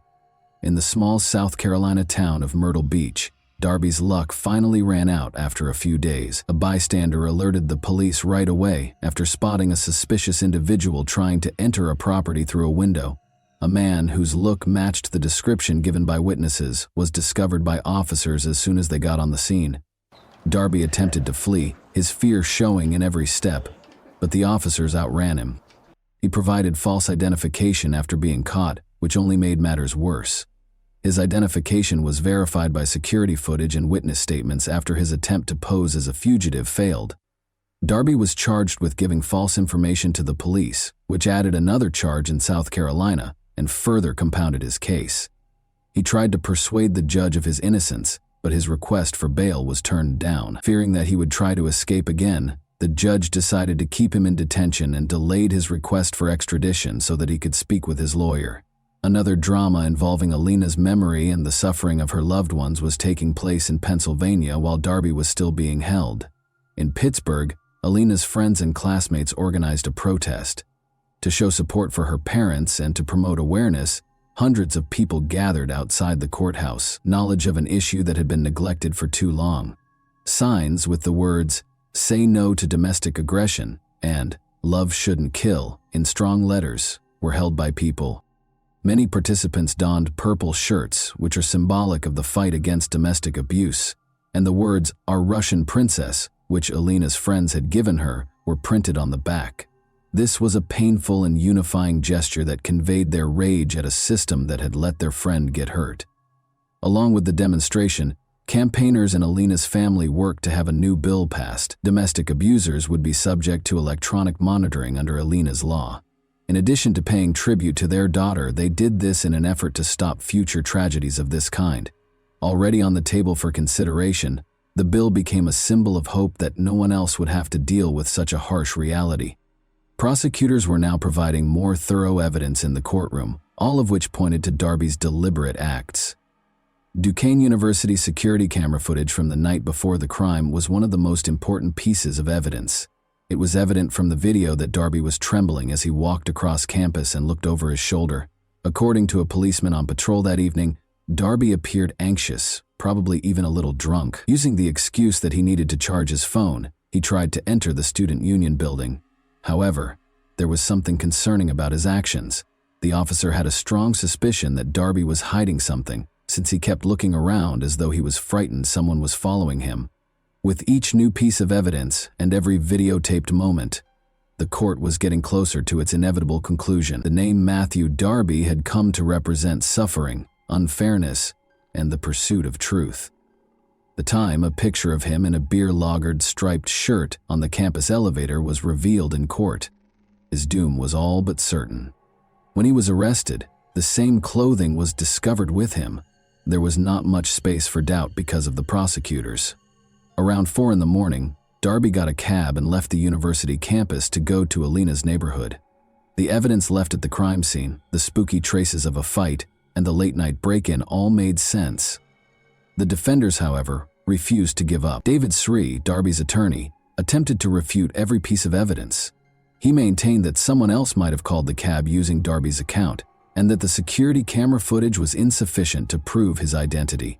Is there any chance that this will result in an acquittal? Not likely. Soon after, Darby was apprehended while trying to break into a house near Myrtle Beach, South Carolina. His use of phony identification simply served to bolster the evidence against him and further expose his flight. Darby decided to continue fighting in spite of everything. He went back to court with a new attorney, Joseph Haddock, a year after the conviction. Darby claimed that at his prior trial he had not been given adequate legal representation. According to Haddock, Darby was not completely aware of the trial's possible hazards and consequences. This was a new attempt to overturn the conviction on the grounds that Darby was not given a fair trial because of the lawyer's mistakes. In a prompt response to Darby's appeal, the Allegheny District Attorney's Office asserted that all of Darby's rights had been completely upheld. The concept of coordinating jurisdiction, which basically states that judges from one district shouldn't reverse the rulings of another without good reason, was debated. Nevertheless, the matter might still be reopened for a new hearing in the courtroom. The process might be slowed down but not completely stopped by this procedure. Despite the fact that his life sentence already appeared certain, Darby persisted in fighting for his freedom. His attorney put forth a lot of effort, gathering fresh information and looking for any way to overturn the verdict. Like a dying man clutching at straws, Darby clung to each attempt as if it were another lifeline. The problem is that this story isn't over yet, even though you're undoubtedly eager for the conclusion. Matthew Darby received a life sentence without the chance of release. Although it seemed that justice had been done, a new chapter had begun. He appealed, saying his last attorney had not done everything he could to protect him. Years after the initial sentence, Darby is currently battling for his freedom once more. Any chance to contest the case is being seized by his legal team. Despite her untimely death, Alina left behind more than just memories. She became a source of motivation for reforming a system that had for too long kept women at risk. Her friends and family have taken every possible action. Make sure it wasn't a pointless death. I would like to take a moment to speak to each and every one of you who is listening to this tale. How do we stop disasters like this from happening again? How can we ensure that Alina's parents' experience doesn't happen to any other family? We can't keep quiet. Thousands of women worldwide must deal with the realities of domestic violence. Every aspect of the issue needs to be addressed, from raising family awareness to taking legislative action. We must all realize that love should never be hurtful, and that caring should never become dominating. Together, let's help those who are in need. If we work together, we can make this world a safer place. And even though Alina is no longer with us, her influence endures because of the people she touched. And that wraps up today's chilling story. If you enjoyed this video, don't forget to like and subscribe so you never miss a new upload. Also, let me know in the comments, what part of this story shocked you the most? Thank you for watching, and I'll see you in the next video.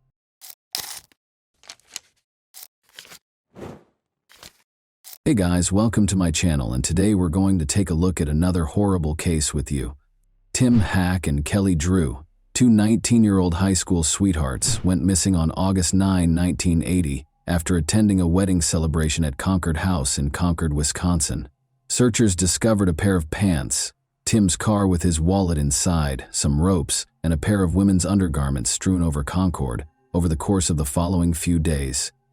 A gruesome finding resulted from these hints. Tim and Kelly's bodies were discovered brutally mutilated and allowed to decay in a field 2 months later. Nearly 30 years later, the culprit, a man so modest that even his neighbors were unaware he had such sinister secrets, was identified thanks to developments in DNA technology, an unusual witness, and an investigator's unwavering pursuit of the truth. But why did it take so long to locate this individual, and who was he? The story for today transports us back to Concord, Wisconsin, a tiny community of just over 2,000 people in Jefferson County. The peaceful town is a great place for those who enjoy the outdoors because it includes a lot of parks and natural areas. Locals frequently engage in outdoor pursuits like biking, hiking, fishing, and camping. At roughly 7%, Concord's violent crime rate is 1/3 of the national average of 22.7%. Concord was the kind of community where neighbors looked out for one another, and people never locked their doors in the 1980s when the major events of today's story took place. Tim Hack and Kelly Drew, both 19-year-old high school sweethearts, thought they could marry, settle down on a farm, raise their kids, and age together in this kind of setting. Tim Hack and Kelly Drew were high school sweethearts who were 19 years old and engaged in 1980. The couple originally met while attending Fort Atkinson High School, despite the fact that Kelly lived with her family in Fort Atkinson, which is also in Jefferson County, while Tim lived with his family in Hebron, a small village in Jefferson County. Kelly was a lovely, compassionate young lady who had a strong interest in cosmetics. Tim was a tough, industrious farm lad. Because of their gentle dispositions, their friends and family adored them both. As a pair, Tim and Kelly were viewed as role models for other young people.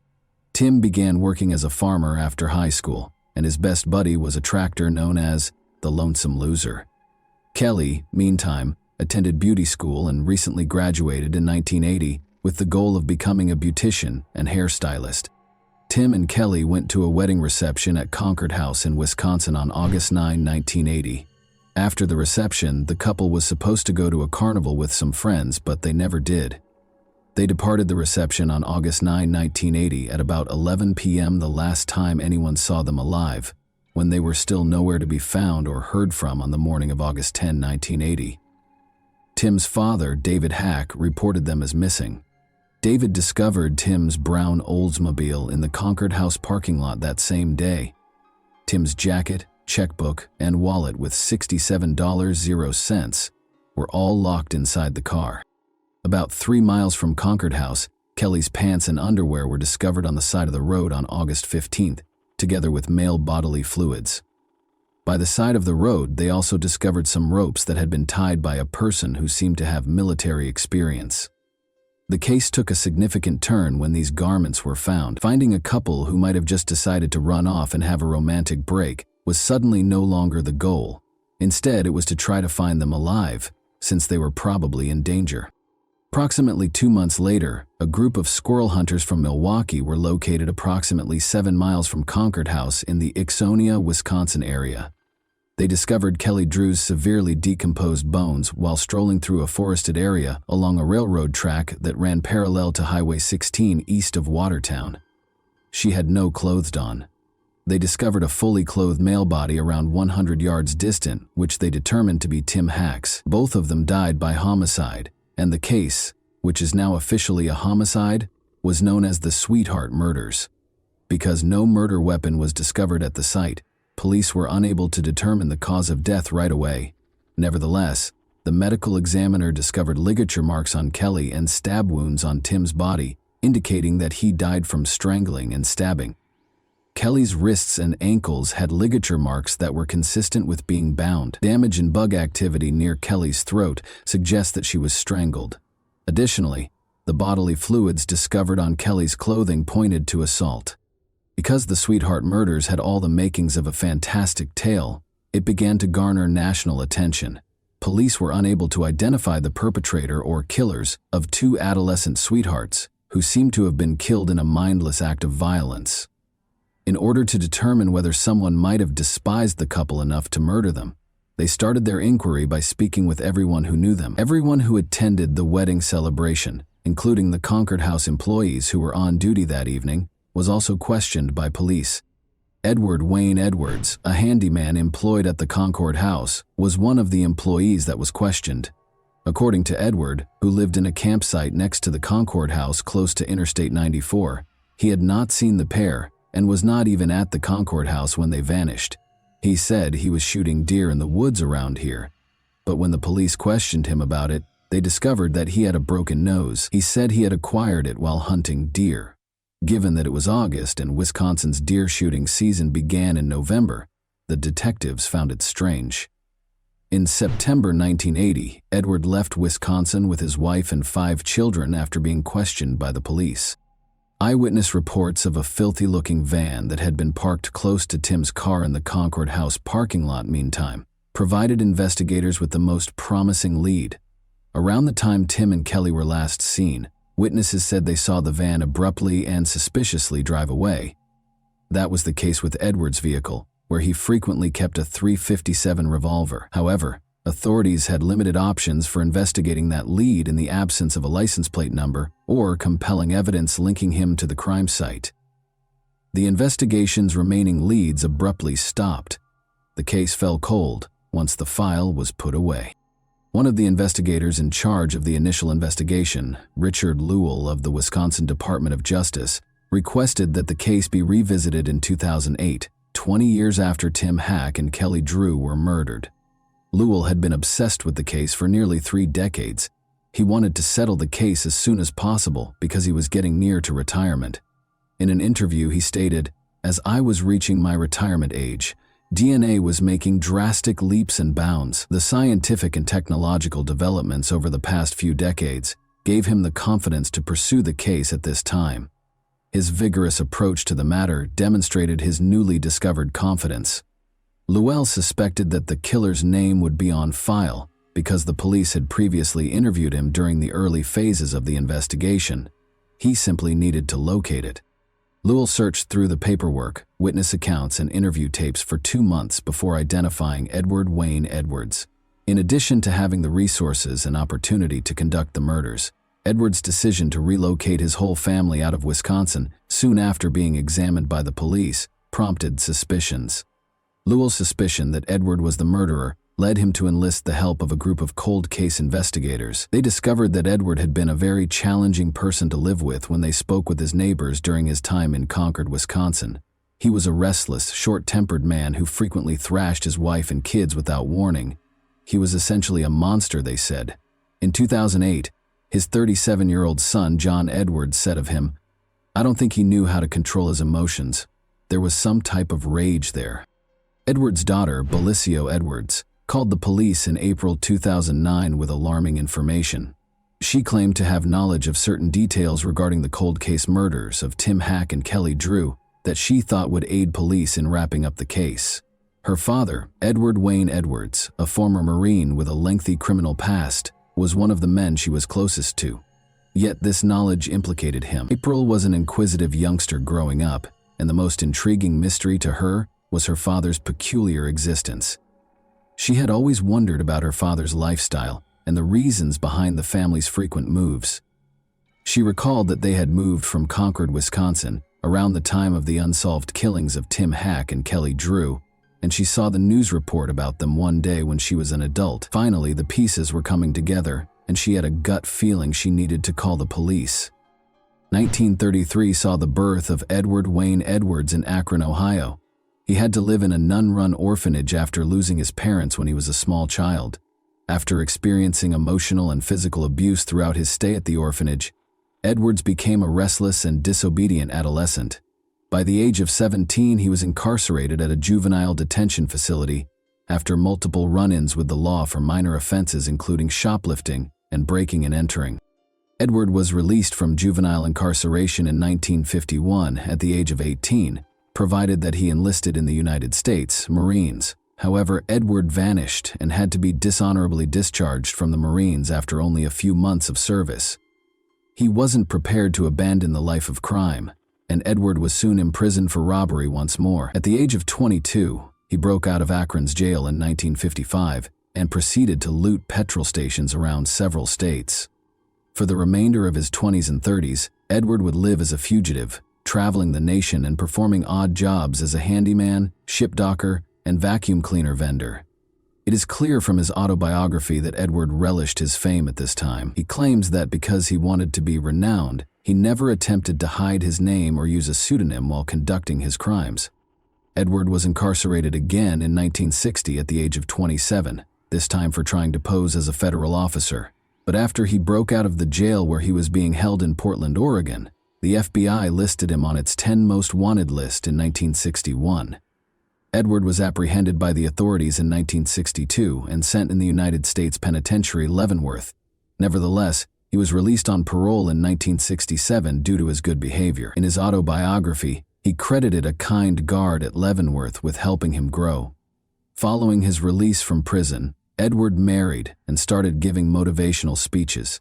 At the age of 39, Edward made appearances on 2 television programs, To Tell the Truth and What's My Line. In 1972, he also released his autobiography, The Metamorphosis of a Criminal, the true life story of Ed Edwards, and discussed his life as a master criminal on a number of talk shows and game shows. Edwards was listed on the FBI's 10 most wanted list in the late 1000s, 960s. He was one of the suspects in 2 murders that occurred in Portland, Oregon. Although they were unable to provide proof, it was evident from looking up Edward Lane Edwards' criminal history that he had served time in jail and had been found guilty of a number of offenses, including fraud, arson, robbery, and car theft. He had accomplished a great deal. For Edward, everything appeared to be coming together at last. The system had been beaten by him. He was headed toward success. Sadly, Edward's good fortune was short-lived. He killed his first victim in 1977. Billy Loveco, age 21, and his girlfriend Judith Straub, age 18, who lived in Sterling, Ohio, were his victims. On August 7, 1977, Billy and Judith went on a date, but they never came back. Judith's shoes and pocketbook were still in her car when it was discovered later that day in Silver Creek Metro Park's parking lot. On August 8, Norton police searched for Billy and Judith with the help of family members and a National Guard helicopter.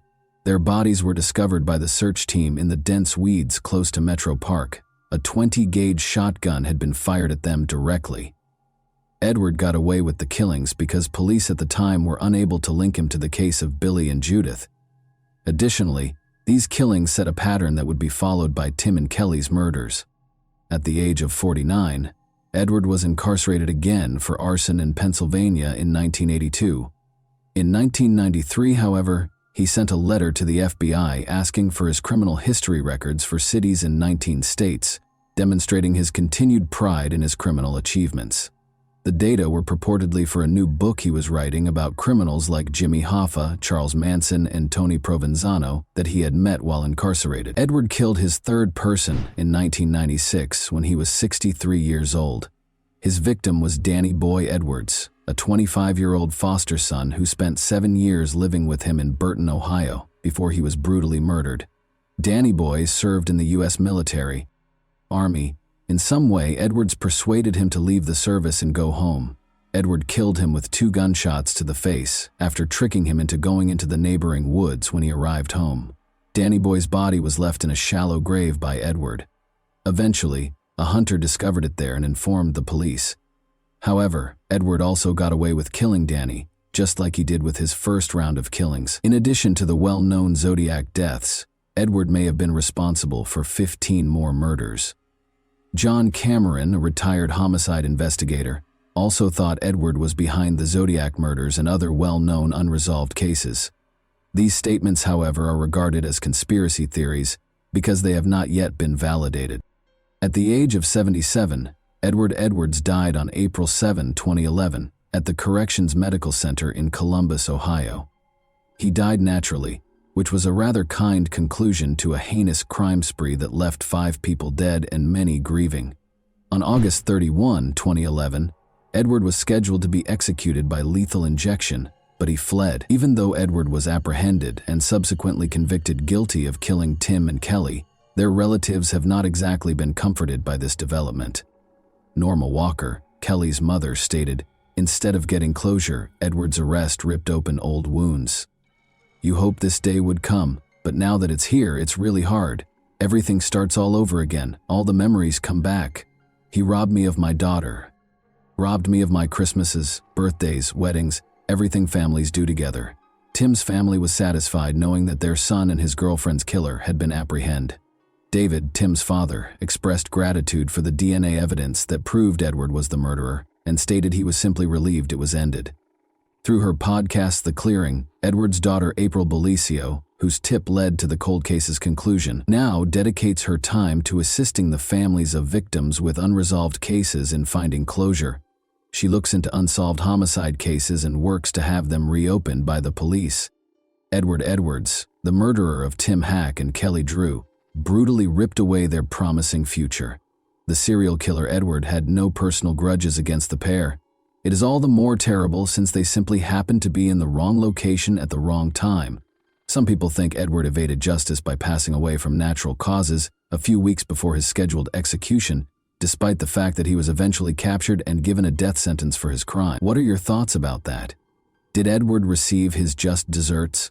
Were his victims given justice? And that wraps up today's chilling story. If you enjoyed this video, don't forget to like and subscribe so you never miss a new upload.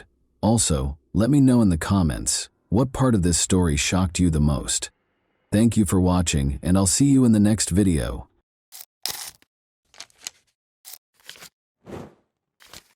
Hey guys, welcome to my channel, and today we're going to take a look at another horrible case with you.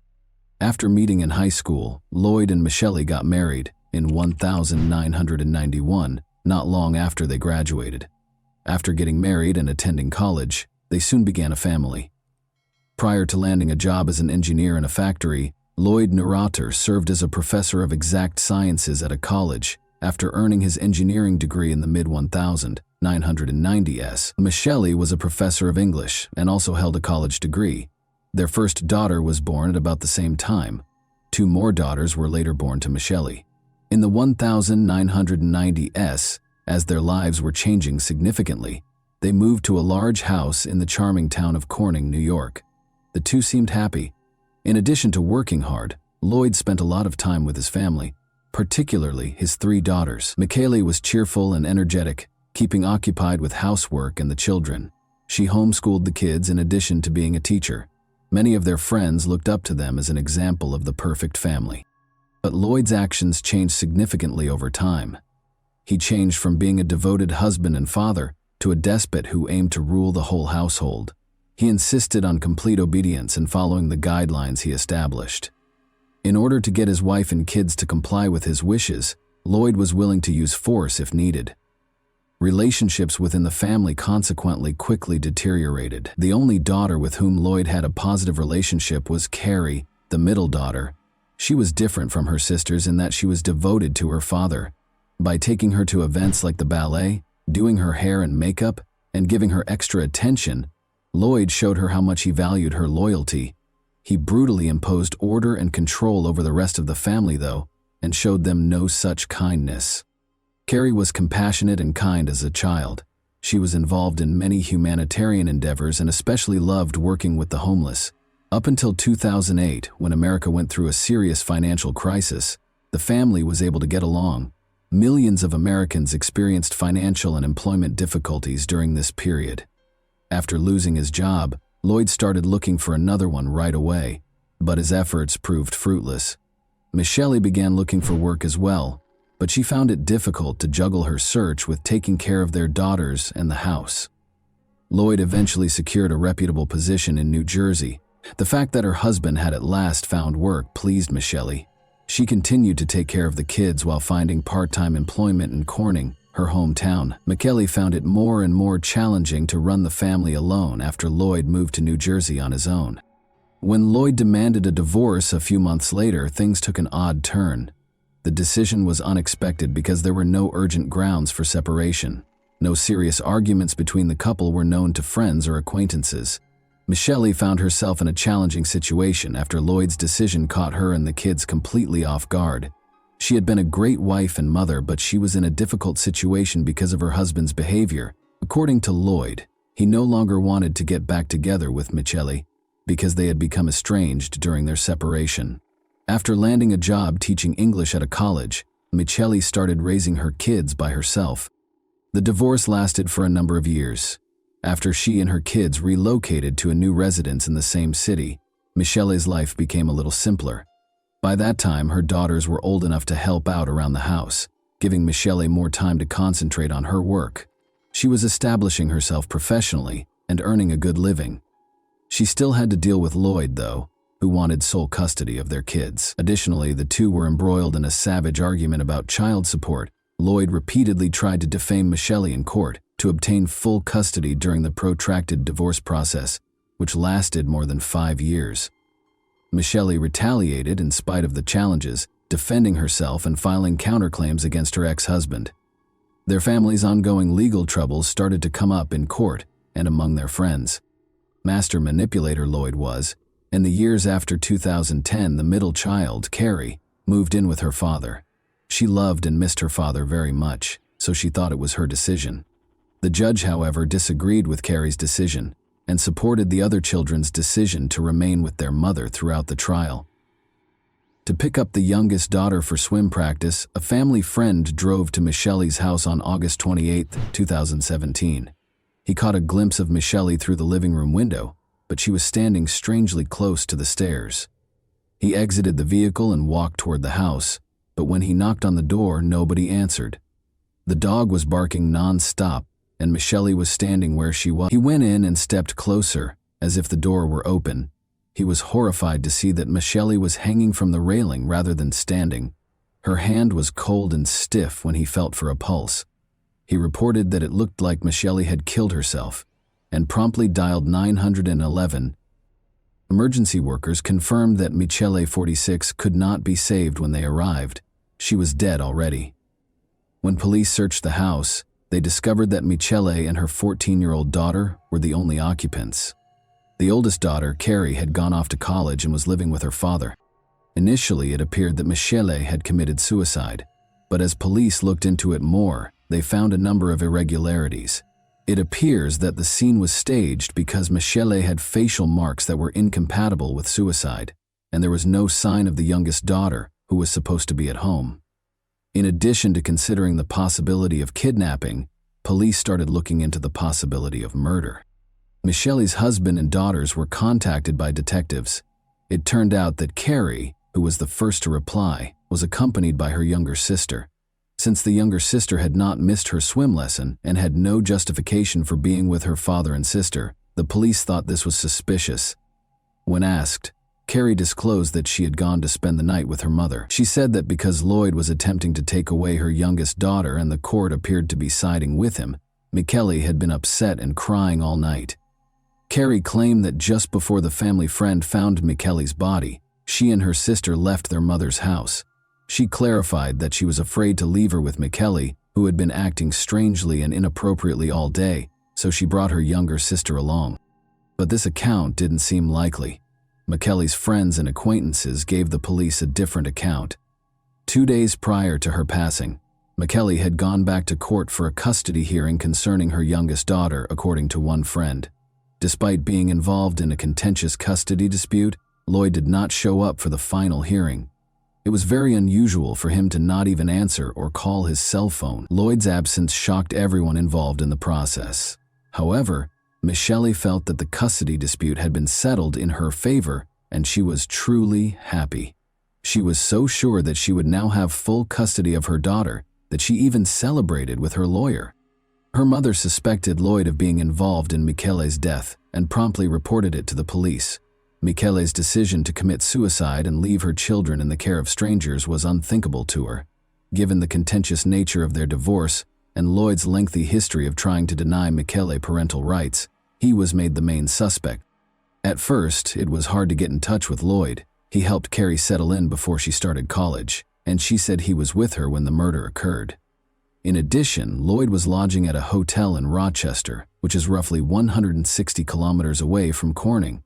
After that, he made the roughly 4,000-kilometer journey to California for a job interview. Lloyd didn't seem very upset when investigators finally got to him and told him about Michele's passing. He just took a plane to Corning and went directly to the courthouse to stop paying alimony, which seemed very suspicious in the situation. He confirmed Carrie's claims at the police station after the hearing, saying he had been assisting her with her move and was in a different city when Michele died. Lloyd never followed through on his promise to take a polygraph test. Detectives did not have enough evidence to charge Lloyd despite his evasive behavior, but as their suspicions grew, they started looking into his whereabouts. Through the examination of CCTV footage and cell phone records, they found inconsistencies in Lloyd's alibi. He seemed to have occasionally forgotten his cell phone, perhaps to conceal his whereabouts. According to the video, the younger sister was with Lloyd and Carrie when they left the Rochester hotel the night of the murder, and did not return until the following morning. This ran counter to Lloyd's assertions. A closer look showed that Lloyd was in serious financial trouble. He was in dire need of money and owed more than $100,000 on his credit cards. He had purchased a more than $200,000 life insurance policy on Michele, which would pay out to him after she passed away. Investigators' suspicions were raised by this discovery, and they started actively looking for Lloyd as a suspect. Investigating further, investigators discovered that Carrie continued to show up at crucial points in the case. They made the decision to listen in on Lloyd and Carrie's phone conversations, which showed that they were concealing something. Carrie was frequently rudely interrupted by Lloyd, who seemed to sense that they were being watched. He stressed during these calls that they should not discuss certain topics over the phone, and suggested that they speak face-to-face instead. The police believed they were headed in the right direction. The medical examiner's report added credence to the murder theory. Michelle had been attacked from behind and strangled, as evidenced by the marks on her chin and the bruises around her eyes. It was almost impossible for her to resist the killer's use of a rope to squeeze her throat. To make the scene appear to be a suicide, it had been sloppily staged. Armed with this evidence, investigators once again focused on Carrie. Detectives confronted her after her college classes, despite her repeated refusals to come to the police station for interrogation. Carrie initially denied any involvement, but after being coerced, she acknowledged that she and Lloyd had spent the morning of the murder at her mother's house. She said that after an argument between her parents, Lloyd and Michelle went upstairs, after which Michelle fell silent. But when the investigators dug deeper, Carrie told a far more sinister tale. While making sure her younger sister didn't see the crime, Carrie admitted that Lloyd had killed Michelle. She had actually been involved in the murder. She clarified that Lloyd had been outlining how to set up the scene to appear as though it was a suicide, a week prior to the incident. Although she was unable to provide a clear explanation, Carrie's startling admission made it clear that she had publicly detested her mother. She acknowledged that her feelings had been impacted by her father's continual disparaging remarks about Michelle. Because of Lloyd's manipulation, Carrie had turned against her mother and was prepared to help him commit the crime. Police moved to arrest Lloyd, and Carrie was taken into custody as an accomplice, but there was no sign of him. When police finally caught up with him in Princeton, he threatened to jump from a fifth-story parking garage railing. Officers were able to subdue and arrest Lloyd Neureuther, who was 45 at the time, after 2 hours of negotiating. Carrie and Lloyd were both charged with Michelle's murder. Lloyd was charged with tampering with evidence, conspiracy to commit murder, and first-degree murder. He strongly refuted the accusations, saying he was at a hotel when the murder took place. On the night of the murder, however, security footage showed him leaving the hotel with Carrie and coming back the following morning with her younger sister. Furthermore, GPS data indicated that Lloyd was close to Michelle's residence at the time of the crime, and his DNA was discovered on her pajamas. Carrie was accused of conspiracy to commit murder, concealing evidence, and second-degree murder. She entered a guilty plea and consented to cooperate with the prosecution in exchange for a reduced sentence, as she faced the prospect of a life sentence with the possibility of parole after 25 years. It was anticipated that she would testify against her father. The prosecution emphasized the case's unsettling aspects throughout the trial. Carrie had helped her father plan and carry out the murder, so she had been a willing participant in the crime.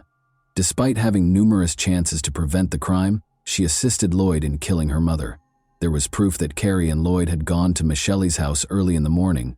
Unaware of their intentions, Michelle opened the door out of trust. Carrie made sure her younger sister didn't wake up and find out what was going on, while Lloyd attacked her from behind and strangled her with a rope. The younger sister was not aware of the tragedy, because they woke her up after the murder and fled through the back door. More than 26 folders of evidence were presented by the prosecution, showing how Lloyd had tricked Carrie into detesting her mother. He had disparaged Michelle on numerous occasions over the years, severing Carrie's connection with her mother and presenting her in a negative light. Carrie's hatred and willingness to commit the crime were fostered by Lloyd's persuasion that Michelle posed a threat to her and her siblings. The prosecution claims that Lloyd's desire to avoid sharing custody of his youngest daughter and financial gain were the driving forces behind the murder.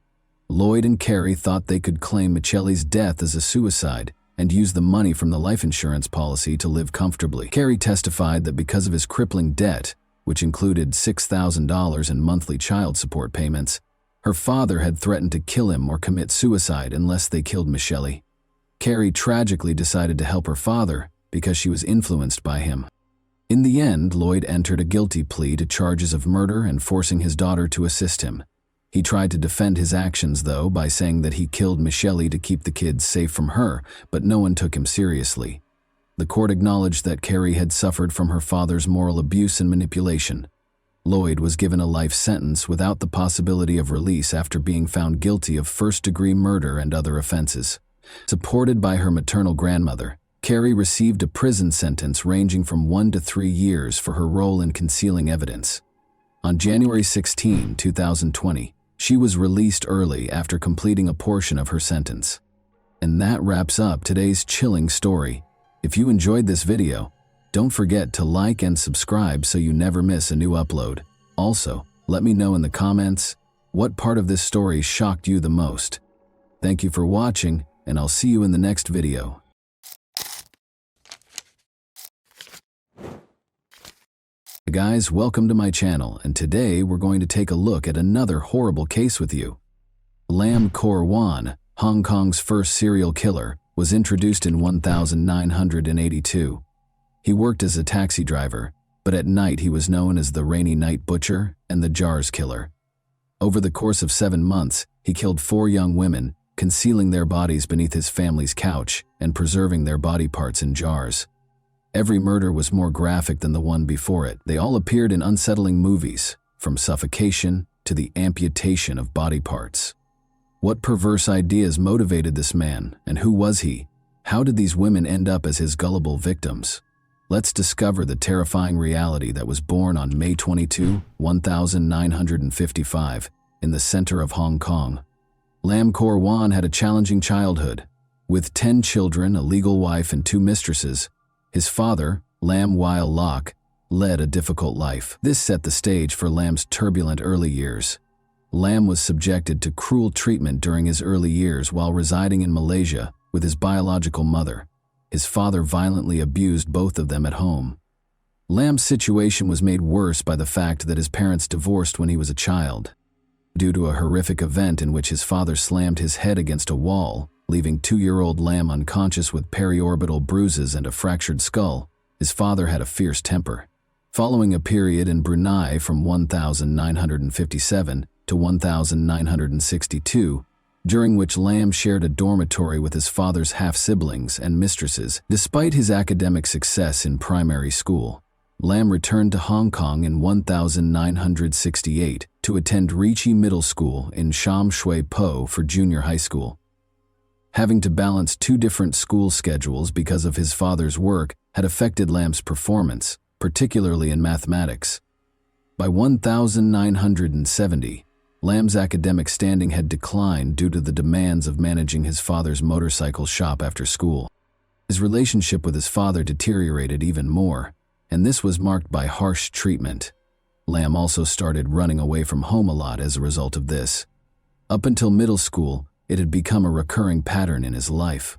Lam had begun working in his father's motorcycle shop years after he had graduated from high school. He later went on to learn how to service air conditioners from a relative.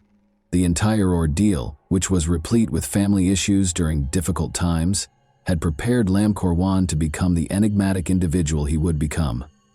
After a fight with his father outside a public restroom on Hakuin Street in early 1973, he was expelled from his house and sent home. After forcing a woman into the bathroom with a knife, he touched her lower body in an inappropriate manner. He was arrested as a result of this incident.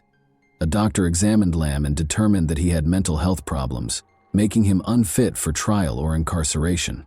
He was therefore ordered to receive treatment at King Shan Mental Hospital. He chose to change his name to Lam Jiao Koang by the time he was 19, after being treated for 102 days and being released from the hospital. Along with his collection of locked-away pornography kept in a metal ammunition box, his family noticed his odd fascination with the female body. Even though his family made an attempt to assist him, nothing seemed to change. His behavior changed to something more unsettling when these measures did not satisfy him. The women chased him down the street after he bought a Polaroid camera and started taking illegal photos of them from beneath the doors of restroom cubicles. At their home in Kwantong, he had later been caught snooping on his sister as she undressed outside the restroom.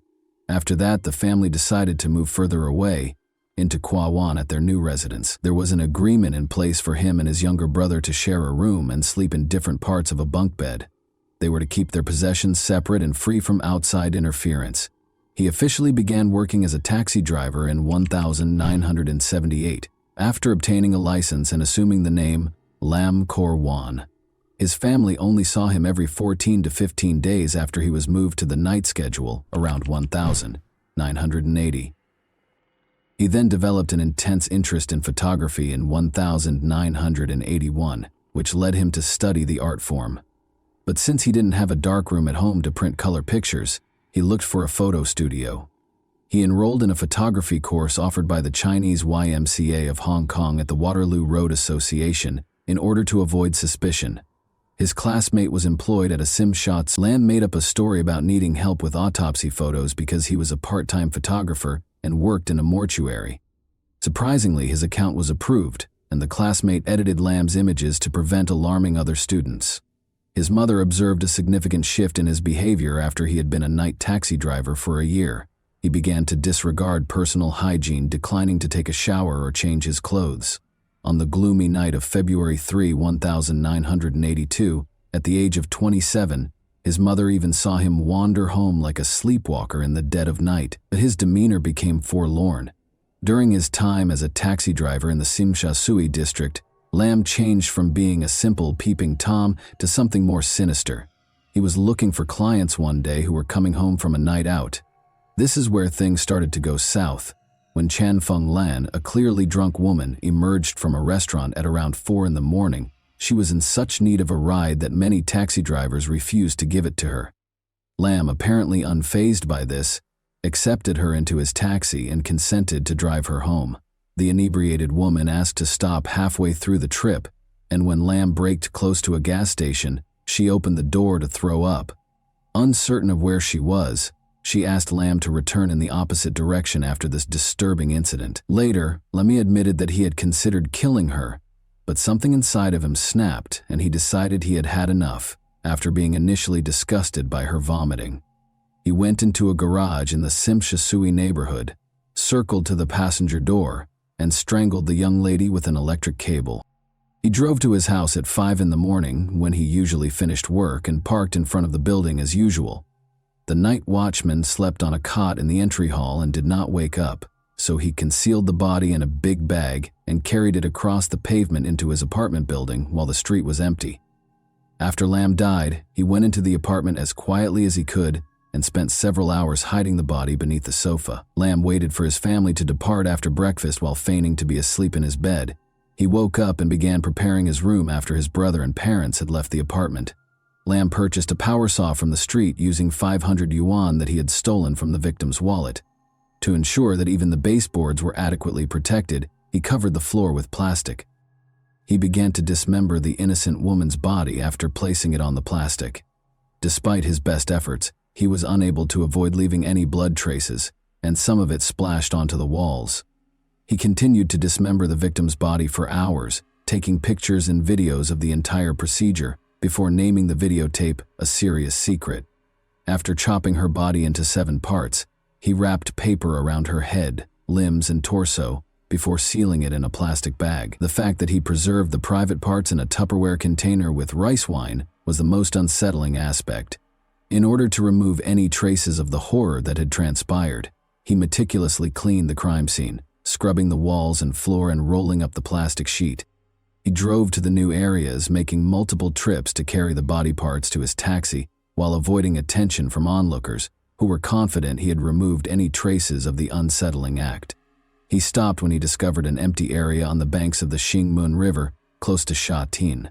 He was determined to find a remote location to dispose of the body. He removed the packages from his trunk one by one and tossed them into the river, making sure no one was looking. The bundles were carried to the sea by the murky waters. The limbs floated from Lucky Plaza to the Bel Air Gardens area after being washed down by the intense rain. Lam had heard the terrifying news on the radio more than a week after the horrible deed. A limb had been found on the shores of the Xingmun River. More body parts were unearthed in the following days, leaving the police to piece together the tragic puzzle. To determine the approximate time the body was dumped into the river, investigators looked at tidal patterns. Interestingly, one arm had a unique tattoo of a heart with a knife through it, which was uncommon for women at the time. They arrived at this conclusion. Recognizing the victim, it was Chan Feng Lan, age 21. The police encountered regrettable difficulties even after issuing a public call for witnesses. Neither the taxi driver nor Chan Feng Lan's companions had seen the license plate. Lam didn't learn of the body part's discovery for over a week. The police had determined that the body belonged to Chan Feng Lan, a Simsha nightclub hostess and mother of 2. Chan's night out with her sister and friends, her taxi ride home, and the terrible fate she met at the hands of Lam Core 1 were all revealed in the grim details. The next murder was carefully planned, but the murder had been opportunistic. He was determined to be more prepared because he was a perfectionist. His goal was surgical accuracy. He therefore chose to use professional tools rather than a power saw. In the end, he bought specialized surgical instruments and multiple bottles of formaldehyde after studying knives, blades, and scissors in great detail. Formaldehyde was a colorless, pungent chemical that was used for disinfection and preservation. Lamb had claimed another victim on May 29, 1982, 3 days after acquiring his equipment. He was able to capture his second target, a bar employee. This time, he picked Chan Wan-kit calmly and used an electric cable to strangle her before bringing her home. He waited in bed as usual for his family to get off work before beginning the grisly task of dismembering the body. Lamb had carefully prepared the room in accordance with his plan after thinking about what to do for days. After setting a sizable tray underneath the body to keep blood off the floor, he took out his video camera. Investigators later reviewed the video and found that he had carefully dissected the body while placing the tray beneath the family's parakeet cage. When Lamb had finished chopping it into pieces, he displayed remarkable skill. As Lamb considered a secure location for the body's disposal, he once more took photos of the various body parts. After numerous nighttime excursions, he eventually discovered the ideal location. He placed the body parts in a large plastic bag and put it in the trunk of his taxi this time. He drove through the tunnel to the selected location, Hong Kong Island, early in the morning. A 20-minute drive east of the city center was Tai Hang Road, a residential neighborhood with a lot of trees. Following his parking in a secret area of the road, the heavy bag became difficult for him to carry out of the trunk. As he watched it roll down the slope into a muddy ravine, he carried it a short distance up to the railing and threw the body over it. Lamb had been thinking about what had happened that night all the time in the days that followed, not because he was sorry or regretful, but because he wanted to become a better person. On June 17, 1982, 2 weeks later, he had struck once more. Leong Saw Wan, a 29-year-old nightclub cleaner, had left work at 4 a.m. and was in Lamb's taxi shortly after she met her terrible end. Lamb took her lifeless body back to his house and engaged in a terrifying string of acts. He recorded his horrifying deeds, titling the recording, Operation Rainy Night. Lamb used the selfie feature on his camcorder, which was resting on the bunk bed, to record the dismemberment procedure, displaying an unnerving amount of detail in contrast to his earlier action. On this occasion, he even cut open the abdomen, removed the intestine, and even tried to taste human flesh before giving up because it made him sick. Then, in yet another horrific episode of this gruesome rampage, he abandoned the severed limbs in a burlap bag on Tai Hang Road. Lamb had grown bolder with every crime. Knowing the bars in the Simsha Sui neighborhood, he had spent his time meticulously planning his next crime. He was also aware of the locations where women frequently waited by themselves for his cab. He had wanted the next victim to be a woman from a higher social class, but his first 3 victims had been what he had dubbed bad girls. He purposefully chose a young woman who seemed innocent, and this time it was Leung Wai Sum, 17. On July 2, 1982, Lamb had discovered her outside the Simha Sui Hotel. Before the final exams, she had gone to a party at her high school, but she had made the decision to leave after dinner. Her high school friends had gotten her a cab to make sure she would get home safely. Lamb parked his car and guided her to a remote road. When he took hold of her wrist and handcuffed her to the front seat, the teen was frightened. Surprisingly, he wanted company, which was another reason he wanted to keep her in his taxi, even though it was only 9:30 p.m. and too early for him to go home. Desperate for a friend, he kept Ling confined for hours, asking her about her family, religion, and life in general. He wanted to talk to her without any friends. Lamb was generally enjoying her company, but that didn't stop him from carrying out his gruesome scheme. Lamb began strangling the teenager with the electric cable after she fell asleep at around 4 in the morning. He then brought the dead girl's body home and, as usual, waited for his family to vacate the apartment. He hung his video camera from a high shelf and started recording when no one else was home. This was the video that the police would eventually play in court. The video wasn't just unsettling. Lamb was acting necrophilically, that is, performing inappropriate acts with the dead body in the video. It should be mentioned that Lam had burned the young victim's skin after falling on her thighs while he was earlier assembling the lighting apparatus to record his activities. In order to later refer to it as the 4/3 operation, he also recorded it on video and took pictures of her. Then, just like he had done with the earlier victims, he dismembered the body, which would later come back to haunt him.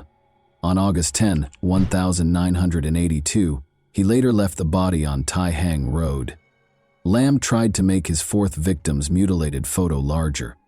As it happened, Lam's friend had to move Lam's negatives to the Mongkok branch for magnification because the enlarger at his friend's Photoshop was broken. Suspicious as he was, the branch's photo editors discovered disturbing details in the developed photos during the manual enlargement process, suggesting a possible connection to the dismemberment of a human body.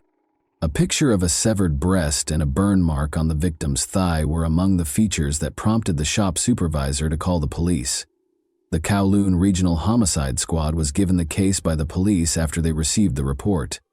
Detectives under the direction of Sergeant Lee Kwon obtained statements from the clerks at the Sima Sui and Mongkok branches while safeguarding the negatives and photograph. After a thorough examination and analysis of the flesh and blood color, the forensic officer from the Scientific Forensics Department concluded that the photographed corpse had been dead for less than 3 hours. The dismemberment technique ruled out the possibility that the perpetrator was teaching pictures because it implied that they lacked medical anatomical knowledge. The typical green sheet used in autopsies was conspicuously missing. Additionally, forensic specialists verified that the images were taken directly from a real body rather than from printed materials.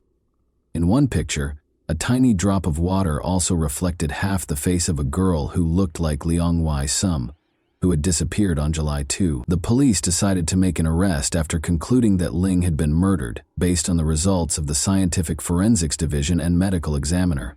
Sergeant Lee had led the team in an ambush at the Photoshop early on August 17. He asked the clerk to mix a Lam set of 13 photos with a few other pictures and encouraged him to talk to Lam about the pictures, where they were taken, and why they were being enlarged. The goal was to document the discussion and collect supporting documentation. Lam arrived by taxi to pick up the pictures at about 6 o'clock in the evening. Following his friend's request, he carefully examined each picture and clarified that the enlarged images would be used for courtroom presentations, especially so jurors could see the contents more clearly. Lam said that he worked in mortuaries on a regular basis.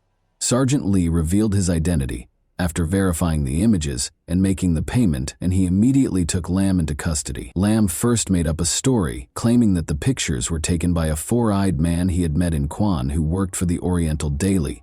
Investigations, however, showed that there was no such individual. In order to gather tangible evidence, the authorities promptly requested a warrant so they could search Lam's home within the allotted 48 hours. Otherwise, they would have needed to let him go.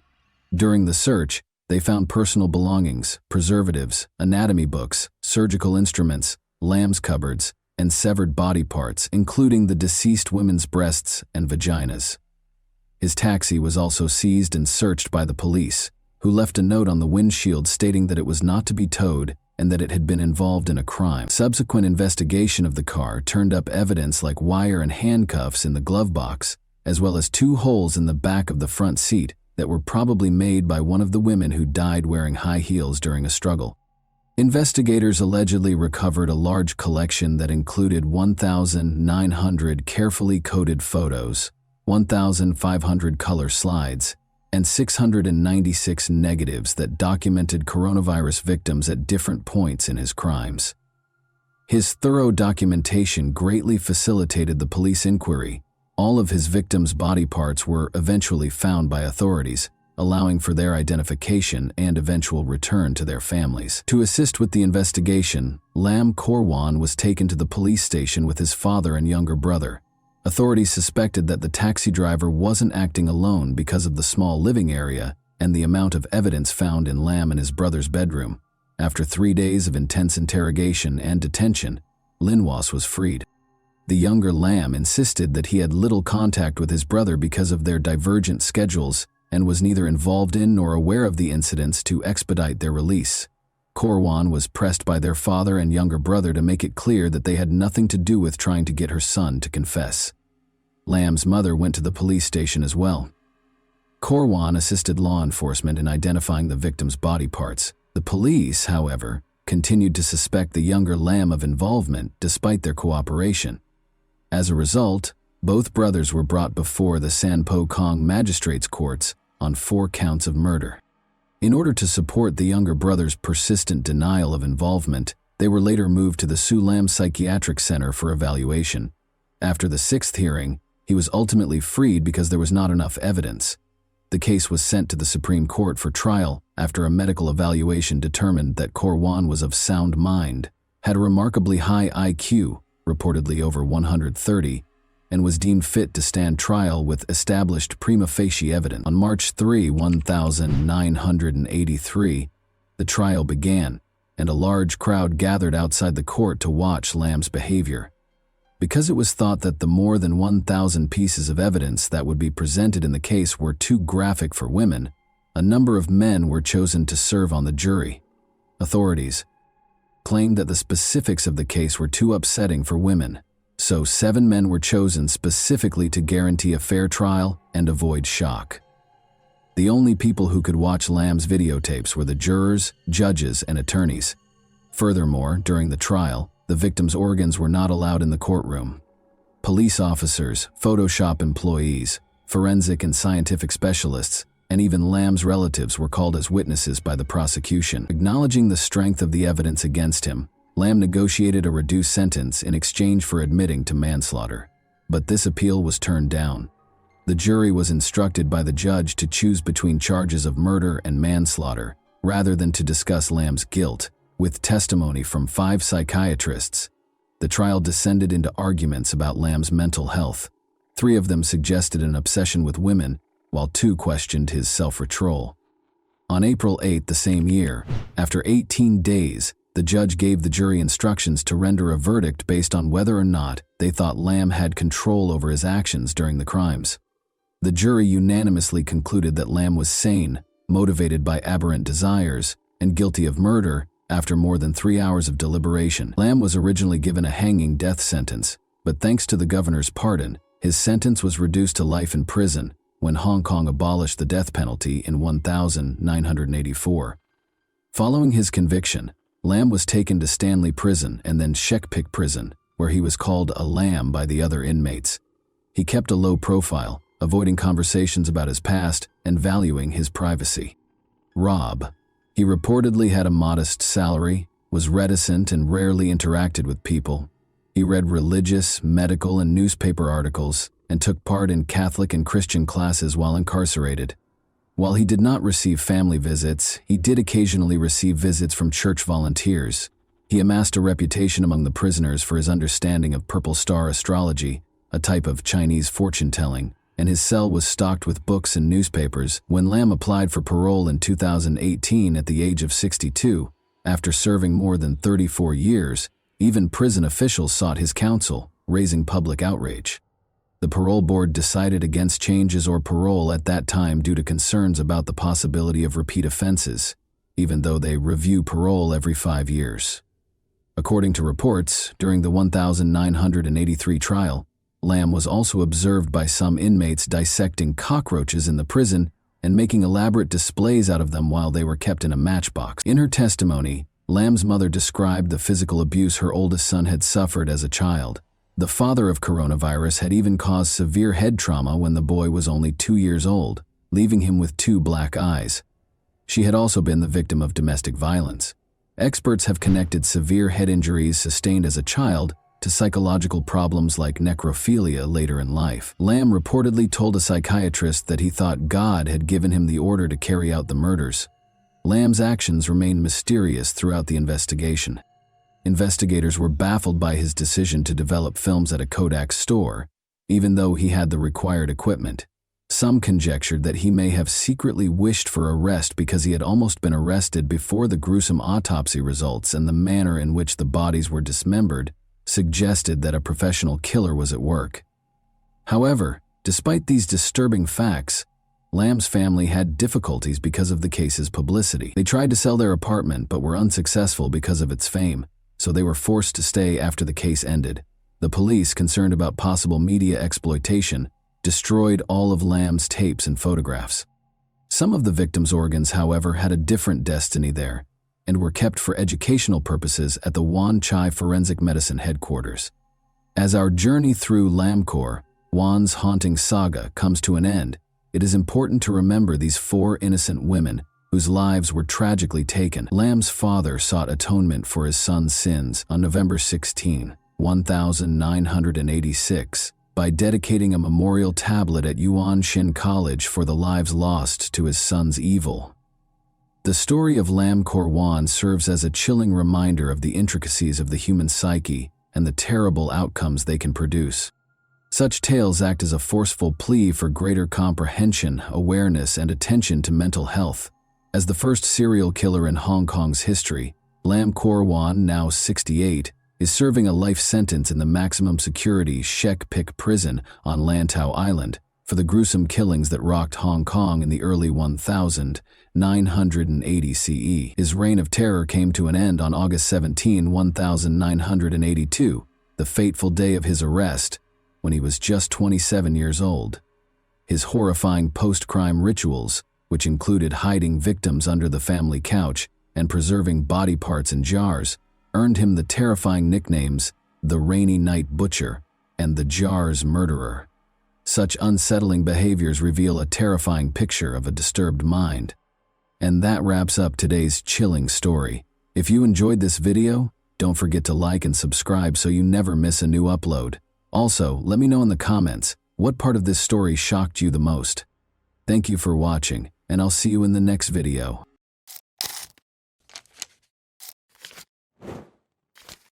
Hey guys, welcome to my channel, and today we're going to take a look at another horrible case with you. The South Carolina state in the United States is where the events in this video took place. Jessica Carpenter resided in the city of Aiken with her parents and 2 older sisters. The city of Aiken, which has 300 residents, is not very big. As a result, word of Jessica Carpenter's ordeal quickly spread throughout the city and caught the media's attention. Judy, Jessica's mother, discovered her daughter's body on the floor when she returned home on August 4, 2000. Her age was 17. Jessica was a senior at Aiken High School, where she participated in the school band during the summers and worked part-time as a hostess at a nearby restaurant called Red Lobster. It took more than 5 years before the offender was brought to justice. It was August 4, 2000, the last day of her vacation, and she was eager to start her senior year of high school. Following their lunch together, Jessica's mother Judy left for work, leaving Jessica alone at home. Judy did not see her daughter alive again after that. Judy arrived home around 5:30 p.m. After opening the door and taking a few steps, she noticed something that no mother should ever see. Her daughter was lifeless and naked on the floor. Judy was so terrified that she rushed to her car and dialed 911. The operator asked Judy to return to the house and see if Jessica was breathing. After she had explained the situation, despite being overcome with fear, Judy returned to the house. She followed the operator's instructions to the letter. Judy waited a moment before telling the operator that Jessica was not breathing. She was icy. Police and medics hurried to the scene right away. At the scene, Jessica was declared deceased. First, the police checked the house to make sure the criminal wasn't hiding there. Jessica had been stabbed in the neck and had a telephone wire wrapped around her neck. The fact that Jessica was naked made it clear what drove the crime. Based on the atmosphere in the house, Jessica retaliated. There were fights in her living room, kitchen, and bedroom. Crime scene investigators partially lifted Jessica's fingerprints and collected DNA samples from her body. Physical evidence was scant. Investigators were a little frustrated when they discovered a partial fingerprint. Unknown male DNA was the only important piece of evidence the police discovered. Before departing the scene, there was almost nothing in the case to cling to except the DNA. Another crucial detail caught the attention of the detectives. No evidence of forced entry was found. Jessica was by herself at home, and she always locked her doors in situations like this.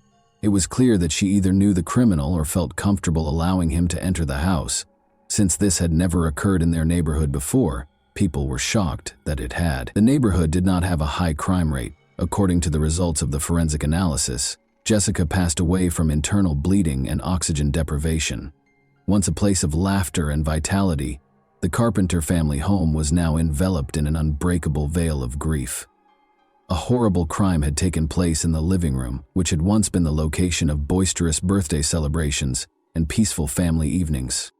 Charles and Judy, Jessica's parents, appeared to be stuck in a bygone era. Their entire world had been upended. They were at peace because they believed they had failed to protect their daughter. Although Jessica's sisters were heartbroken by the incident, the family came together during this time. The Carpenters had a strong belief that the police would identify the culprit behind Jessica's death. Since Aiken is a small city, word of Jessica Carpenter's ordeal spread swiftly. The story was reported in every newspaper and on every local television station. In order to solve crimes, law enforcement occasionally needs the assistance of the media. They need the public to be aware of it, and although investigators gave the media some information about the crime, important details were kept under wraps. On August 25, 2003, it was kept a secret that Jessica had been shot in the neck, strangled with a telephone wire, and discovered nude. The first information was given to the police a few weeks after Jessica's death, and they spread it through local news reports. Surveillance footage from a convenience store a few blocks from Jessica's residence was obtained by investigators. Detectives thought that the young man in the top right corner of your screen might have some information about Jessica. As part of an ongoing investigation into the death of a carpenter, the police wanted to identify and question him.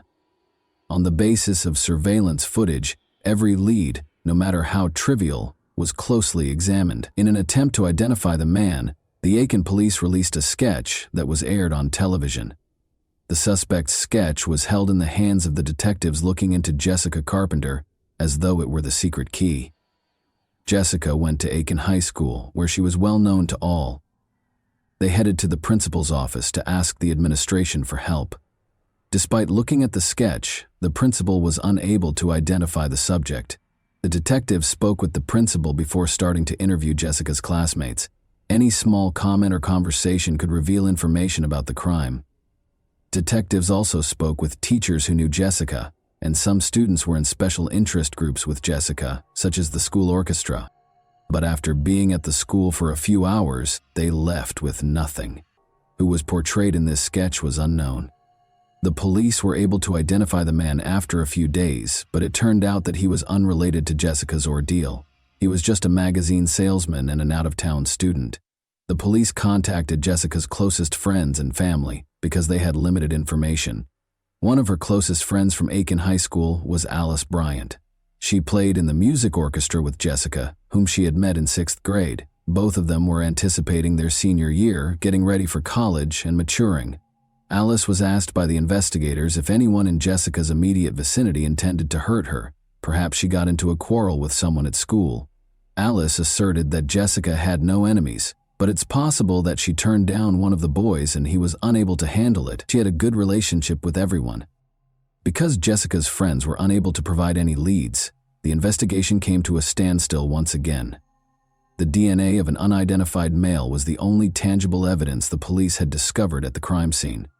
Given that Jessica most likely allowed the criminal to enter the house herself, and that she might have known and trusted the man, a database search turned up no matches.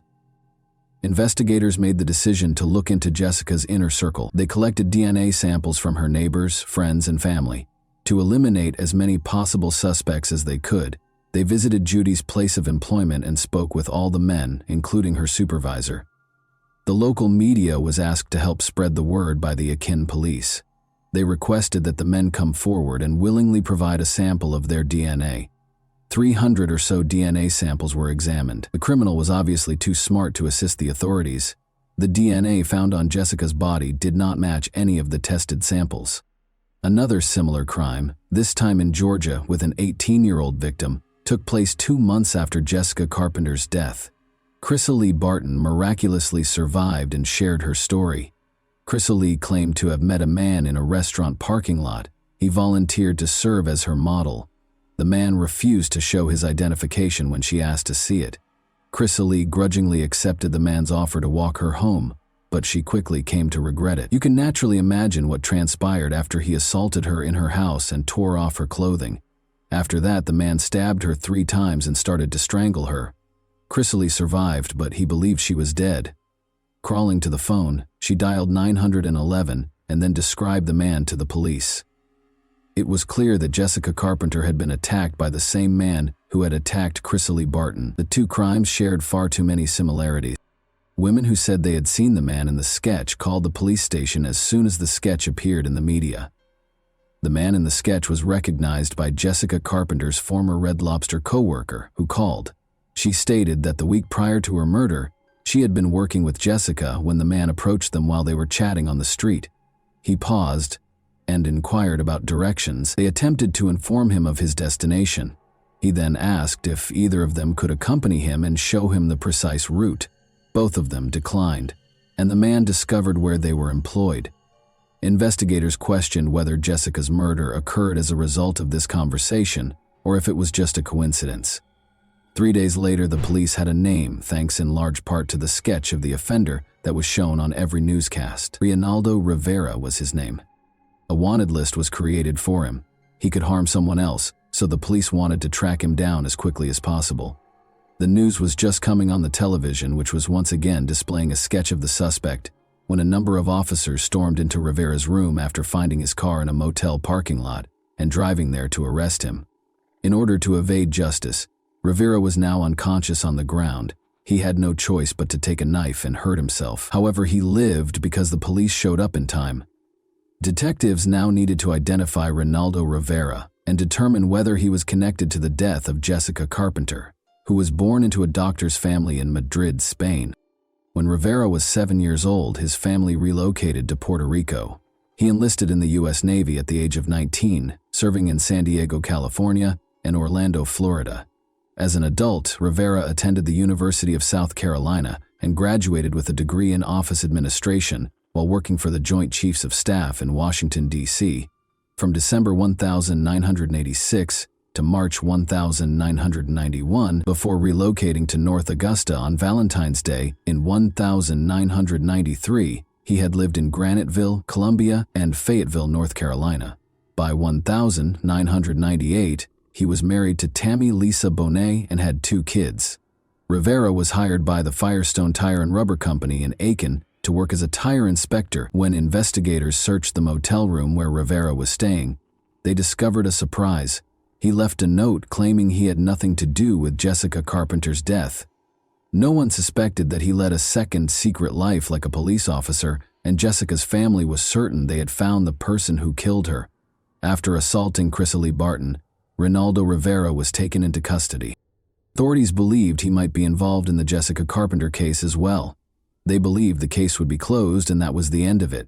However, Rivera shocks authorities by confessing to yet another string of unsolved crimes, rather than Jessica's murder. Moussafe Dingus, a 17-year-old from Graniteville, South Carolina, disappeared on July 17, 1999. During the subsequent searches, Aiken County Sheriff's Office deputies reported seeing a girl who fit Dingus's description twice, with an older, dark-haired white male. In the first case, she got into a tan, older model car, and in the second, a bright red 4-door car. On October 13, 2000, after Rivera gave police directions to the burial site on December 4, 17-year-old Tiffany Cherise Wilson from Jackson vanished while she and her 2-month-old daughter Caitlin were at a Winn-Dixie grocery store in North Augusta. Her car was discovered in the parking lot, and witnesses saw her get into a white 4-door Ford from the mid-1980s. The car stopped for a moment before speeding away. 3 days later, Caitlin was discovered stranded in her vehicle across the state line in front of a Georgia Welcome Center. The body of a young female was found by 2 hunters in a densely forested area close to Graniteville on December 30th. Wilson's fingerprints were later used to positively identify the deceased. Similar to the aforementioned victims, Tabitha Lee Bosdell, 20, of Augusta, Georgia, vanished on June 19, 2018. She was going to apply for a second part-time job at a Huddle House before heading to her primary job as a telemarketer, according to her family. Rivera was charged after her remains were located and identified. Marnie Marie Glista was attacked in her home on September 5, 2000. Her age was 21. Despite suffering severe injuries, she lived. After being brought to a nearby hospital, she passed away from her wounds. She became the fourth known victim of Ronaldo Rivera 5 days later. Chrysalie Barton was attacked by Rivera on October 10, 2000, but she survived and police were able to obtain a sketch of her. Rivera's crimes all had a similar pattern, and all of his victims were roughly the same age. All of them suffered neck stab wounds and strangulation. The 37-year-old Rivera was put in solitary confinement and kept under close medical observation to make sure he couldn't hurt himself. Rivera denied any involvement in what happened to Jessica Carpenter, despite confessing to 5 other crimes. After securing Rivera's DNA, police hurried the sample to a lab for Jessica's relatives. It was intolerable to wait for the results. However, the case took a new turn just when the Aiken Police Department believed they had apprehended the offender. Authorities were informed by police informant Craig Gant that Tony Baldwin had confessed to killing Jessica Carpenter. On another murder charge, Tony Baldwin was already incarcerated in Aiken County. The police, Jessica's friends, and her family could only wait while DNA samples were taken from him to determine whether he was involved in her death. When both men's DNA results were received in January 2001, the community as a whole held its breath. 2 suspects in Jessica Carpenter's murder were exonerated, which was a startling development for her family. The DNA discovered on Jessica's body and in the house did not match that of Rivera or Tony Baldwin. For the investigators and the family, this was a huge letdown. Months went by, but the case was still unresolved. But on August 19, 2002, 2 years after Jessica's passing, the lab called the detective who was looking into the case.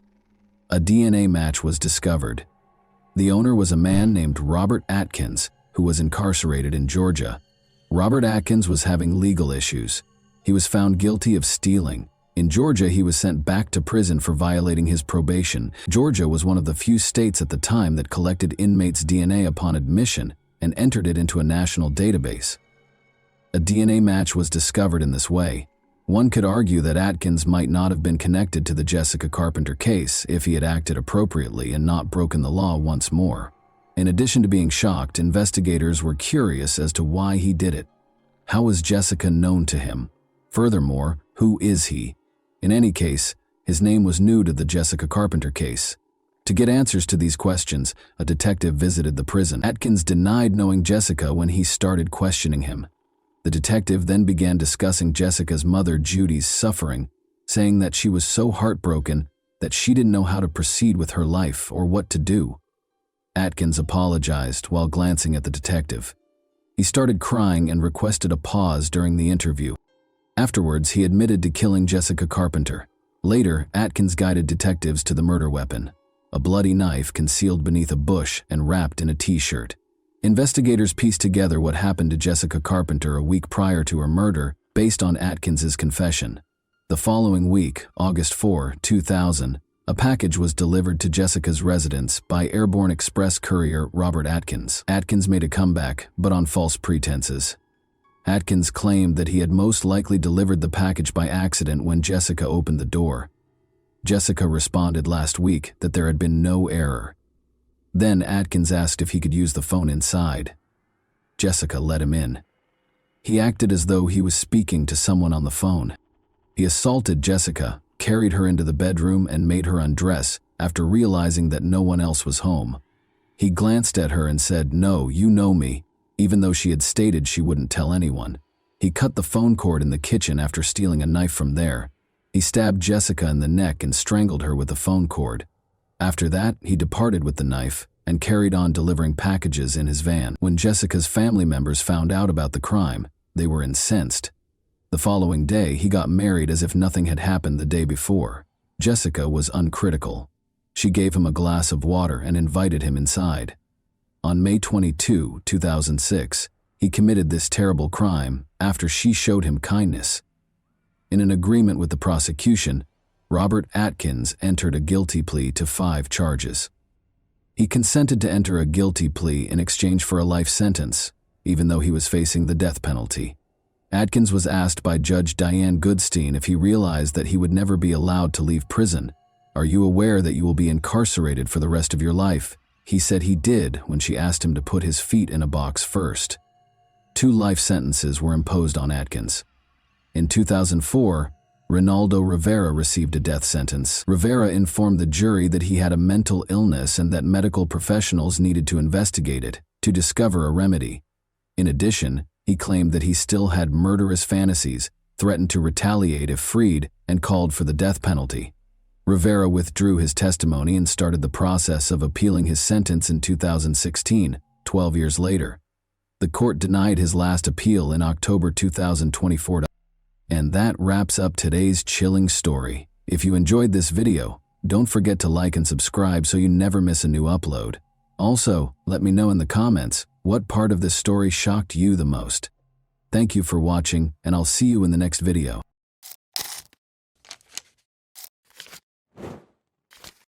Hey guys, welcome to my channel, and today we're going to take a look at another horrible case with you.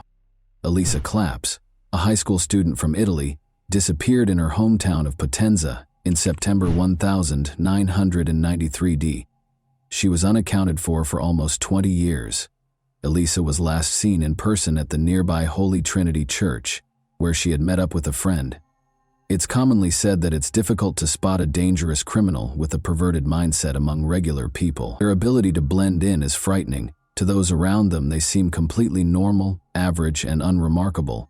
Their ability to cover their tracks, leaving crime scenes painstakingly devoid of evidence, is even more disturbing.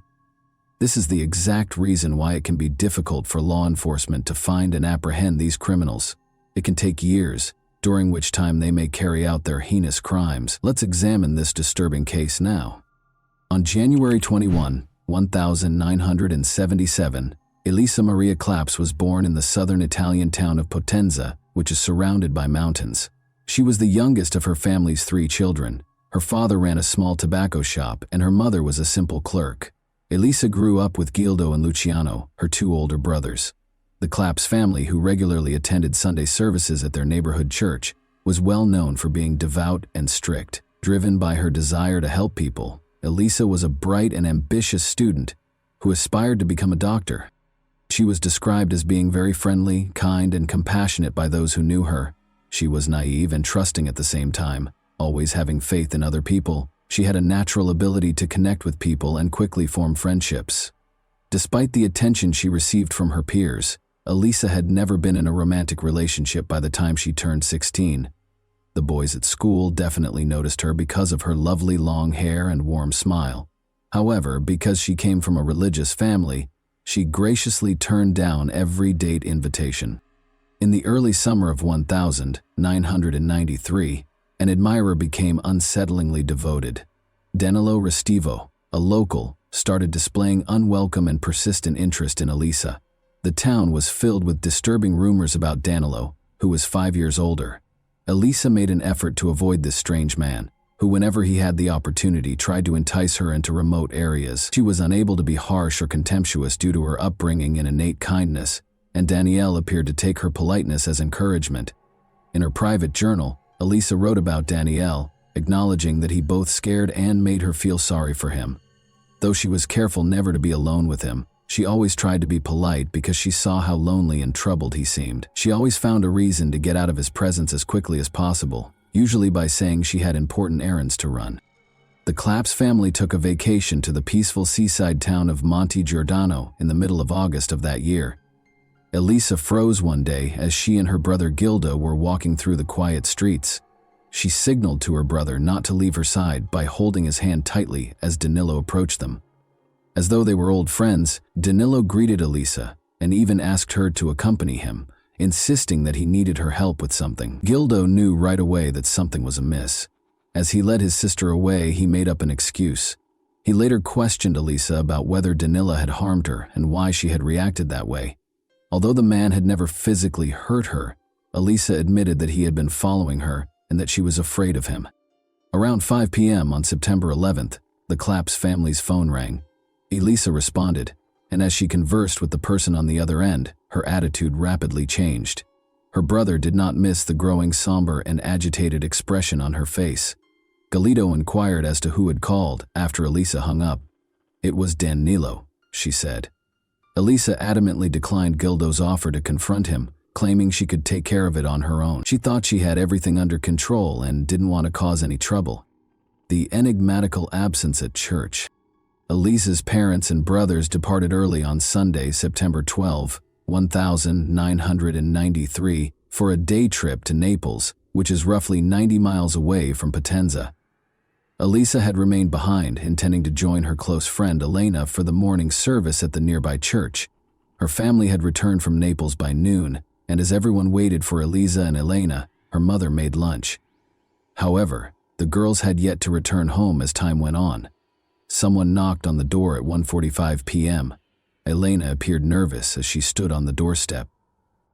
She inquired as to Elisa's return, stating that they had become separated at the church and were unable to see one another.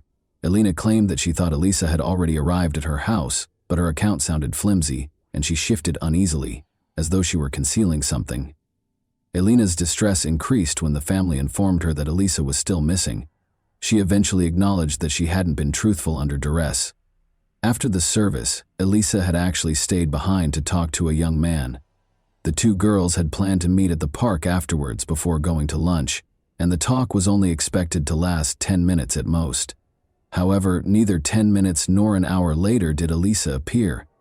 As they conversed, Elisa grudgingly disclosed that Elisa's intended meeting with the young man was Danila. Guldo's face turned pale at this. He alerted his brother and parents that Elisa might be in grave danger and that they should begin looking for her immediately.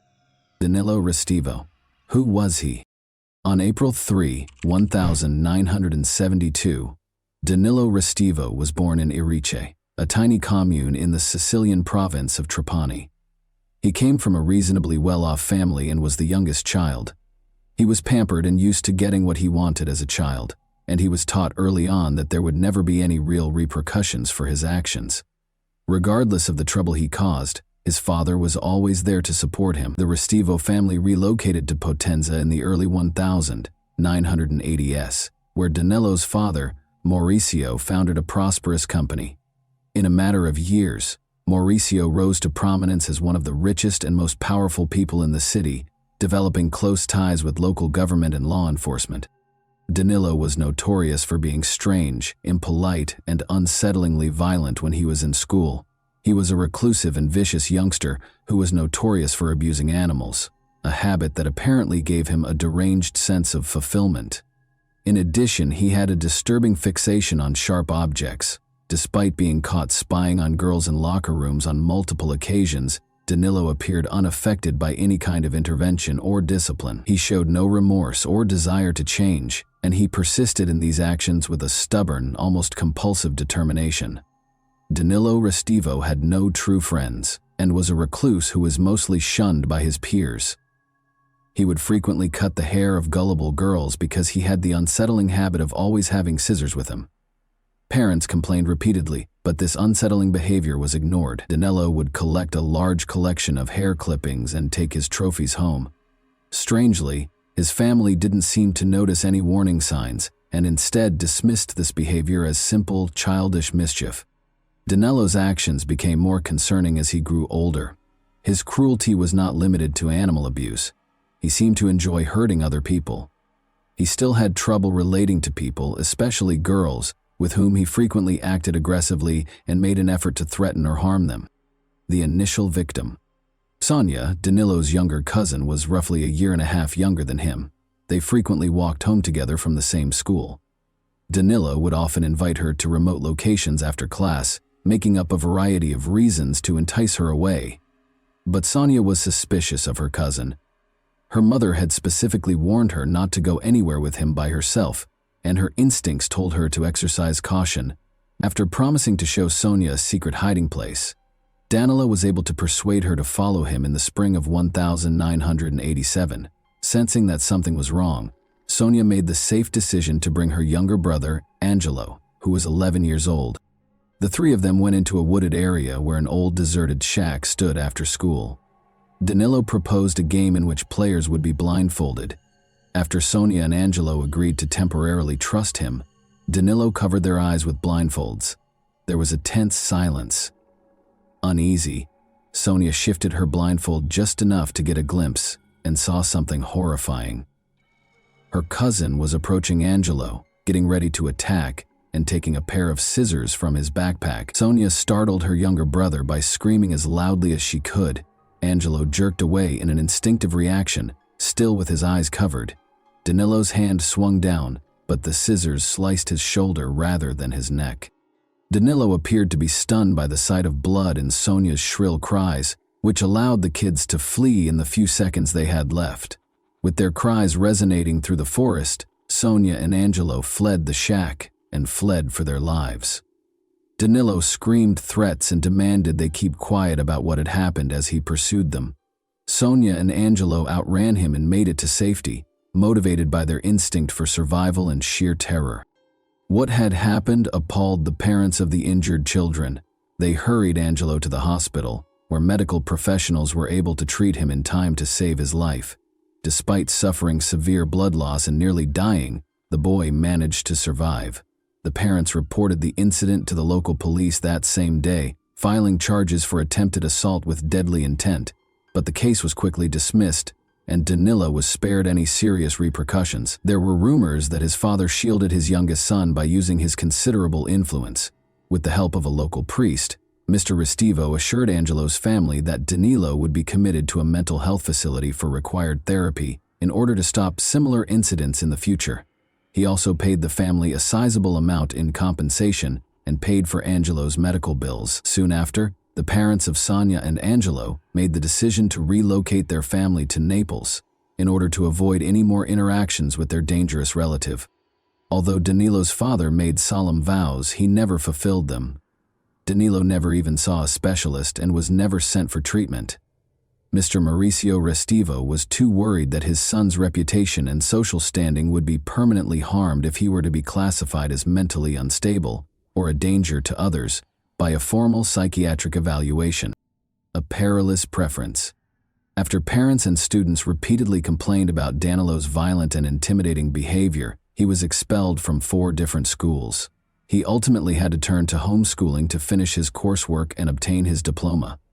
Since he was considered physically capable of serving, Danilo was drafted into the military at the age of 18. However, due to his unpredictable and erratic behavior, he was released within a few months. He went back home and remained protected by his powerful and affluent father, who continued to absolve him of responsibility. Danilo's actions only became more unsettling with time.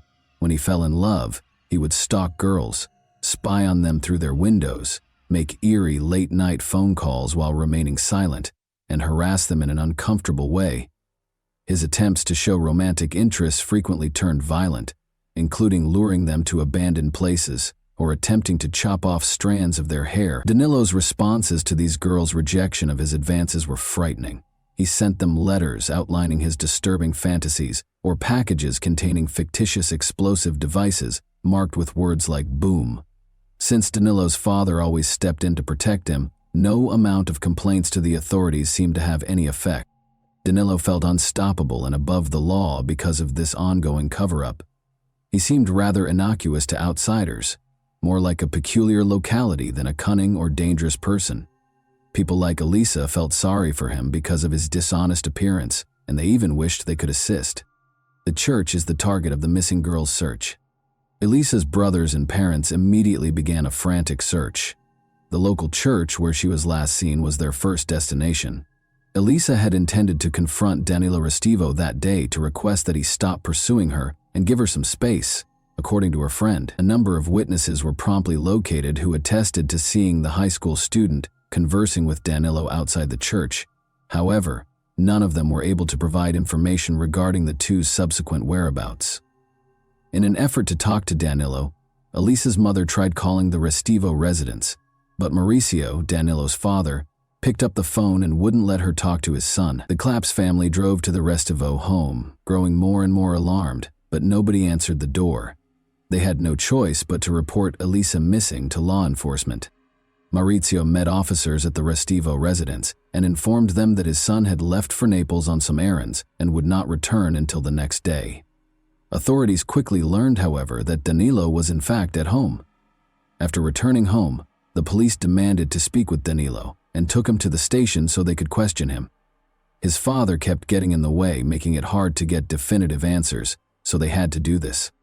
Danilo's account was riddled with contradictions. He acknowledged that he had talked to Elisa at the church, but he said she had left shortly after, leaving him to pray. He gave a hazy and contradictory account, and it was obvious that he was lying because of his obvious nervousness. After leaving the church, Danilo was unable to explain where he had gone and was unable to produce the clothing he had been wearing that day, which he seemed to have thrown away. Additionally, investigators found a pair of his shoes that had been left in a bleach-filled tub for almost 2 days. Any possible blood traces had, of course, been eliminated. Danilo was unable to provide a satisfactory explanation for the suspicious cut on his hand, which detectives also noticed. He was unable to provide the precise location of the incident, but he stated that he tripped and cut himself on something sharp as he was leaving the church. His story was further undermined by the fact that the wound looked as though it had been caused by a sharp blade. The suspect is safe with the prosecutor. Danilo's father moved quickly to defend him in spite of his evasive behavior, refusal to give up his clothing and shoes for examination, and convoluted web of contradictory statements. Maurizio promptly engaged 2 of Naples' top defense lawyers to defend his son. In light of these challenges, the investigating police asked the city's chief prosecutor for authorization to acquire a warrant in order to search the suspect's house and confiscate his clothes and shoes in the hopes of discovering any evidence connecting him to Elisa's disappearance. They required legal authority. Surprisingly, the city's chief prosecutor showed no concern in the face of overwhelming evidence linking Danilo to the young girl's disappearance. He declined to grant a search warrant for either the church where Elisa was last seen or Danilo's house. The church was only briefly searched, and Father Domenico Sabbia, the lead priest, steadfastly refused to let anyone into the padlocked wooden staircase secured upstairs room. The prosecutor refused to issue a warrant to conduct a thorough investigation of the church and the rooms that are adjacent to it, despite pressure. Father Domenico suspiciously used the past tense when referring to Elisa right away, as though he was aware that she was dead. 3 weeks following Elisa's disappearance, Danilo was featured as the main suspect and his photo was displayed in a local news segment about the case. After this broadcast, dozens of women called the police station to report that Danilo had been harassing and stalking them. They disclosed his unsettling fixation on women's hair and his propensity to carry scissors, which he used to try to covertly chop off strands of hair from gullible victims in parks, city streets, and even on public transit. Dedicated investigators' persistence allowed them to ultimately accuse Danilo of making false statements. He received a sentence of 2.5 years in prison in the spring of 1995. However, his sentence was commuted to community service, ironically at the same church where Elisa had vanished, after less than 2 months in prison. A new investigation and a new prosecutor. When police detained a criminal organization's leader in 1999, the investigation into Elisa's disappearance came to a standstill. Despite his lack of knowledge regarding Elisa's case, he revealed damaging details about the city's top prosecutor. He claimed that the prosecutor had engaged in corruption by taking bribes, concealing crimes, and purposefully sabotaging investigations. These claims led to a major shift, even though they were regarded as hearsay and the informant was subsequently charged with defamation. Elisa's case was given to a new lead investigator and prosecutor, who essentially began from scratch. They were eventually given a search warrant for Danilo's home this time.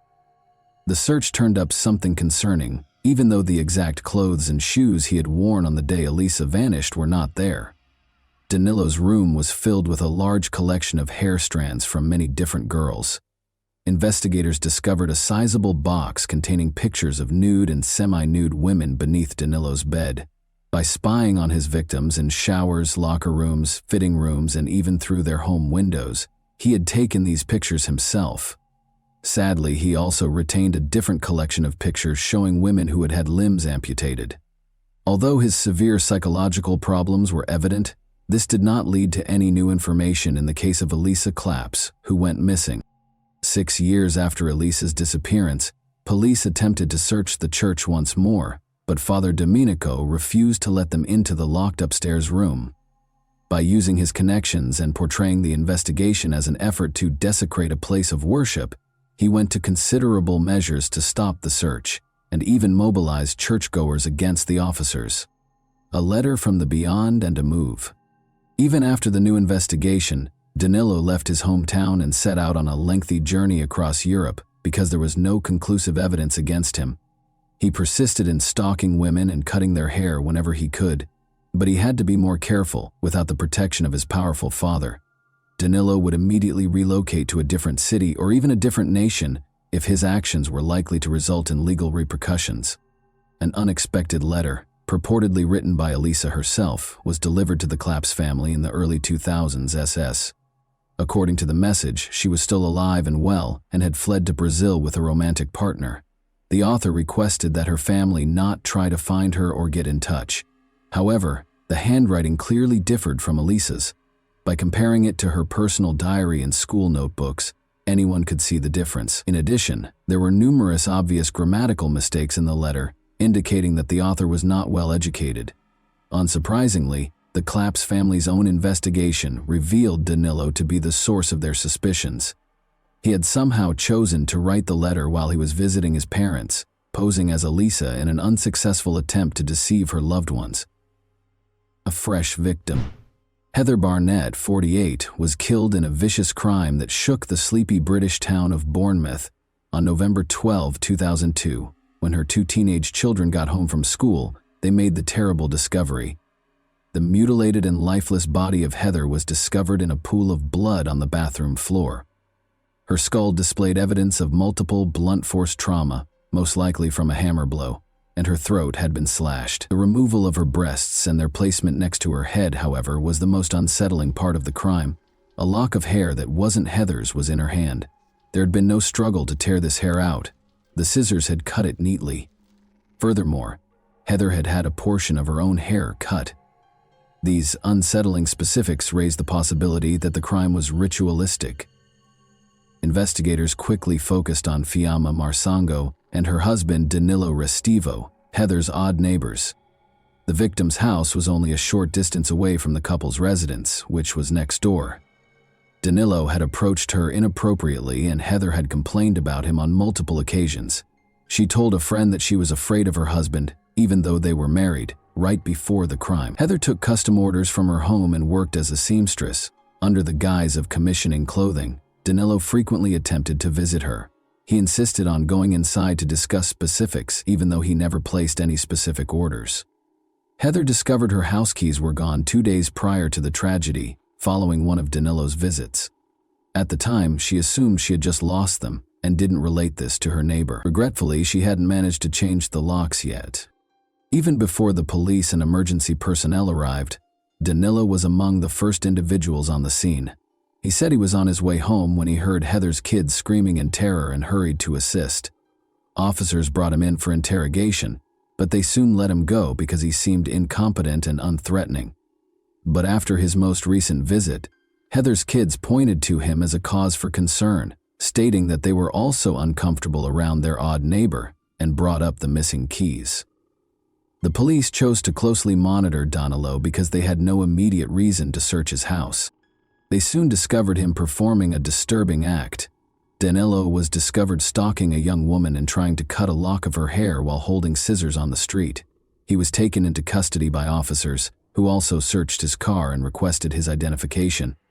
They discovered an unsettling assortment in the trunk, including extra pairs of shoes, a change of clothes, and a set of knives. This, along with his questionable actions, ultimately produced sufficient proof to secure a search warrant for his home.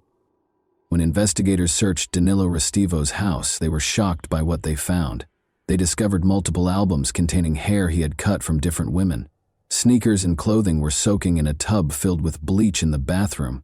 The missing keys belonging to Heather Barnett, which are currently in Restivo's room, were the most damning piece of evidence.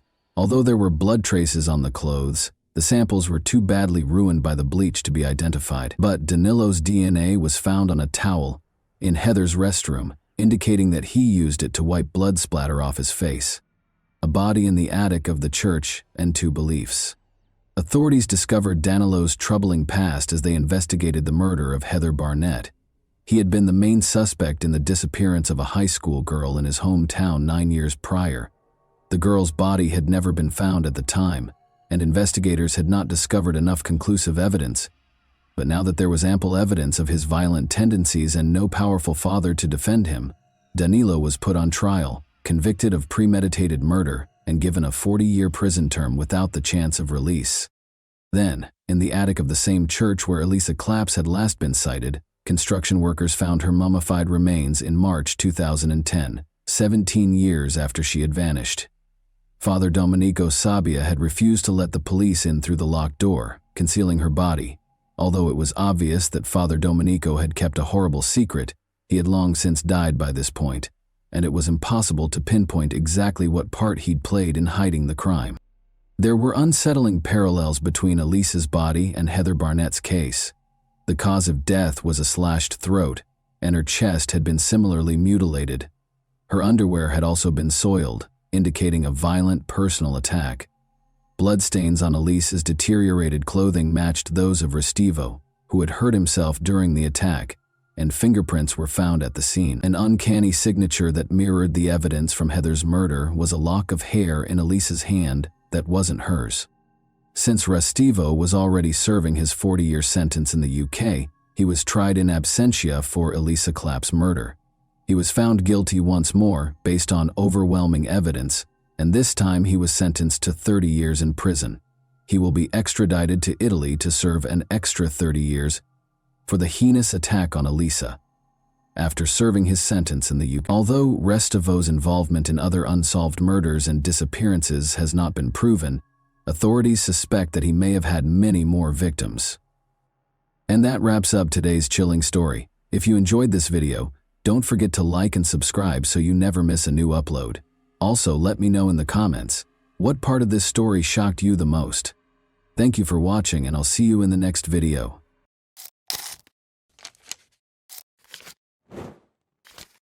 Hey guys, welcome to my channel, and today we're going to take a look at another horrible case with you. A plastic bag was discovered by a woman walking her dog along the shores of Deer Island, which is close to Boston, Massachusetts, on the afternoon of June 25, 2015. Her dog's incessant curiosity led her to a horrifying discovery: the dead body of a child. After she had initially written it off as discarded trash, she was so shocked and scared that she called the police right away. Because of the extreme stage of decomposition, the child's identity remained elusive despite their best efforts. 3 months passed before the child was identified. Who could have committed such a crime in their right mind? As soon as the child's body was discovered on Deer Island, the investigation into her death got underway. Authorities put forth a lot of effort to identify her despite her extreme decomposition. She was found with a zebra print blanket inside the bag, and only a pair of white leggings with a black polka dot design. Early skepticism resulted in fruitless efforts to use cadaver dogs to find more bodies or remains. The body had already started to decompose, making visual identification impossible, and fingerprints could not be collected due to prolonged exposure to water. The race and ethnicity of the child were unknown to the investigators. How her remains got to the scene was unknown. It was unclear if the body had been dumped on the beach or if it had floated in the water from somewhere else, possibly as far away as Canada. Because the body was not sufficiently decomposed, authorities thought the victim had been placed at the scene rather than washing ashore. On July 3, 2015, an autopsy was performed after the child's body was found, but the cause of death was not established. Authorities suspected foul play, but the remains showed no obvious signs of injury. Tests were then performed to look for alcohol, drugs, or toxins that might have contributed to the death. Eventually, it was discovered that the child had Hispanic heritage. According to the description, her hair was 14 inches long, wavy, and brown, indicating that it had been untrimmed for some time. She weighed about 30 pounds and was estimated to be between 3'1" and 3'6". There were no noticeable scars or birthmarks on her body. The blanket was thought to be from Cannon Mills, possibly sold at Kmart, while her clothes, which were estimated to be a size 4T, were made by the Serco company and might have been purchased at Target. There was also an elastic hairband. Despite her unknown status, she didn't show any symptoms of malnutrition and seemed to have had a good life. After earlier attempts to identify the body failed, the National Center for Missing and Exploited Children digitally recreated the child's face to help identify her. Adobe Photoshop was used to create the reconstruction, which included stock and mortuary photos to approximate her appearance in life. In an effort to gather more details, Flyers with pictures of the child and her possessions were handed out. On July 4, 2015, information about the child's discovery and physical measurements were added to the National Missing and Unidentified Persons System, NAMUS. Despite ruling out more than 200 missing persons, no matches were found. No one came forward to identify the victim or take responsibility for the crime, despite a lot of effort. The investigation relied heavily on forensic testing. Although DNA samples were taken from the body's teeth and hair, none of the profiles found in databases of known missing people matched. The University of North Texas received additional samples for more detailed profiling. Despite the lengthy process, it was concluded that she might have traveled to any of the 6 New England states, as well as possibly other places. She could have traveled across the nation, according to tests on her hair and enamel. In an interview, television host John Walsh discussed the case and encouraged viewers who have information to come forward. Authorities received a lot of tips, but many leads did not result in meaningful action. The establishment of a 24-hour hotline and fax hotline allowed people to submit information anonymously, and as a result, submissions came from all over the United States and beyond.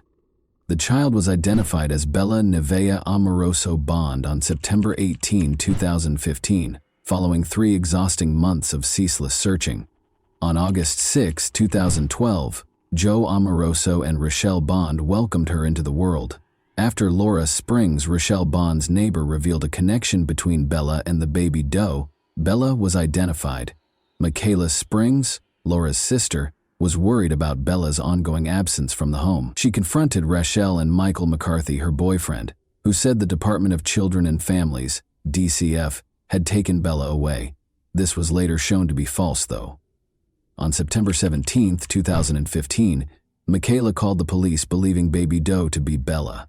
At Rochelle Bond's residence in Dorchester, Massachusetts, a search warrant was carried out. Joe Amoroso, Bella's biological father, had spoken to her over the phone but had never met her. Amoroso expressed skepticism about Rochelle's involvement and conjectured that her boyfriend might have given her heroin to sedate her. But Bella's paternal grandmother doubted the veracity of Rochelle's claims and thought she had a significant role in Bella's demise. Detectives dug deep into Rochelle and Michael's past, all the way back to November 2011 when Bella was conceived, in order to piece together what had happened. Her mother, Rochelle, was heavily involved in the local drug scene, had a strong heroin addiction, and used illicit means to finance her addiction. Joe Amoroso, Rochelle's partner, was also battling addiction in spite of the difficulties. When Joe learned that Rochelle had cheated on him, their relationship soured. He never saw his daughter and vanished before Bella was born. Rochelle was adamant about keeping Bella, even though her addiction had previously cost her custody of her other children. Bella was born at Boston Medical Center on August 6, 2012. Rochelle's determination to be a responsible mother was reinforced when she saw her daughter for the first time. However, allegations of neglect surfaced in spite of her efforts. She found an apartment in the neighboring city of Dorchester and made an effort to give Bella a secure home. Even though Rochelle loved Bella, she battled her addiction, and sometimes her old habits came back. Carelessness was still being reported, which was indicative of Rochelle's ongoing struggle with heroin addiction and how it affected her capacity to look after Bella. As the months went by, Rochelle received calls from the Massachusetts Department of Children and Families in 2012 and 2013 regarding the domestic situation. Feeling the pressure of being a single parent, Rochelle continued to speak with Joe on the phone. Although he re-established contact with the family, he never made it back to see Bella in person. In January 2015, Rochelle started dating Michael McCarthy because she was looking for a partner. Everything appeared to be normal at first, but Michael's behavior quickly began to become unpredictable. He lived with Rochelle and Bella and was obsessed with supernatural subjects. Their relationship rapidly deteriorated as they both became addicted to drugs. When the abuse was reported to the police, nothing was done, and things continued as they were. Rochelle had been lying to them, which is why no one noticed Bella's absence. After visiting their home, she made a false claim that Bella had been taken away by the DCF, saying that the situation was too difficult. People accepted Rochelle's story without question because of the situation, Investigators obtained a search warrant and questioned Rachel and Michael because of their suspicions and Rachel's false claims about the DCF removing the child. Eventually, Rachel admitted to the terrible things that had happened that fateful night. She claimed that Michael had become enraged and had attacked Bella several times because he thought the child was possessed. Rachel tried CPR on Bella after she passed out, but Michael intimidated her and disposed of the body in the harbor. This supported the investigators' long-held suspicions of foul play in Bella's case. However, Rachel's participation sparked doubts about her competence. Some inconsistencies, like declaring Bella alive on a benefits form, raised questions about her intentions and degree of participation. On September 18, 2015, Michael and Rachel were taken into custody. According to medical evidence, Bella may have died from severe abdominal trauma. The chief medical examiner, Dr. Henry Niels, suggested that this trauma might have resulted in cardiac arrest or asphyxiation. When Michael was arrested, he denied knowing about Bella's passing in spite of these facts. Michael McCarthy and Rachel Bond each gave their own account of what happened during their June 2017 trials. Michael made an effort to place the blame on Rachel by depicting her as a drug-addicted and careless mother. Rachel, meanwhile, insisted she was innocent of the crime, but acknowledged that she assisted in disposing of the body under Michael's pressure. Because she kept claiming benefits for Bella after her death, she was also charged with welfare fraud. Although the court tended to accept Rachel's account during her trial, she was still charged with serious crimes, with cadaver dogs proving that a body had been found in the McCarthy home and bruises on the body that matched Rachel's description. The evidence against Michael appeared to be stronger. But there was no concrete proof that Michael was responsible for Bella's passing. Michael's defense team claimed that because Rachel had allegedly informed him that Bella had been taken away by the state's child welfare agency, he was unaware that she was missing. A complicated web of deceit, abuse, and addiction within Bella's family was exposed by the trials. Michaela Springs' testimony as a crucial witness, meanwhile, highlighted the emotional cost of pursuing justice for Bella. Following the untimely death of Bella Bond, Michael McCarthy was found guilty of second-degree murder on June 28, 2017, and given a life sentence with the possibility of release in 20 years. In the end, Rachel entered a guilty plea and was given a considerably reduced probationary period. Investigations into Bella's case, however, revealed grave mistakes and misconduct, raising concerns about how the Department of Children and Families handled her case. Prior to McCarthy's sentencing, Bella's biological father, Joe Amoroso, gave a victim impact statement in which he expressed his deep sorrow over the death of his daughter. Although Joe had never met Bella, he stressed the importance of her life and regretted not being able to be her father. The Office of the Child Advocate's investigation found significant mistakes in the child welfare system. Only a formal written warning was given by the agency to the employee who committed the misconduct. Bella Bond's case generated a lot of national attention, as evidenced by the activity on Facebook and Twitter. A funeral home promised funds for a dignified burial with a headstone, and other people offered to pay for her funeral and burial. Joe Amoroso disclosed that Bella would be buried in Winthrop, Massachusetts, with her family by her side, choosing to hold wake services and a public funeral. However, after both of her parents ultimately decided against holding a public funeral, Bella was finally buried in a private ceremony at Winthrop Cemetery on November 28, 2015. Her name and the date of her discovery were engraved on the headstone beneath which she was interred. Later, Bella's mother's Facebook page posted pictures of her. When we consider Bella's story, it becomes evident that her untimely death was caused by her parents' negligence. The acts of Rachel Bond and Michael McCarthy, both inside and outside of prison, were heinous. Bella's story emphasizes how urgently vulnerable children need to be better protected. And that wraps up today's chilling story. If you enjoyed this video, don't forget to like and subscribe so you never miss a new upload. Also, let me know in the comments what part of this story shocked you the most. Thank you for watching, and I'll see you in the next video.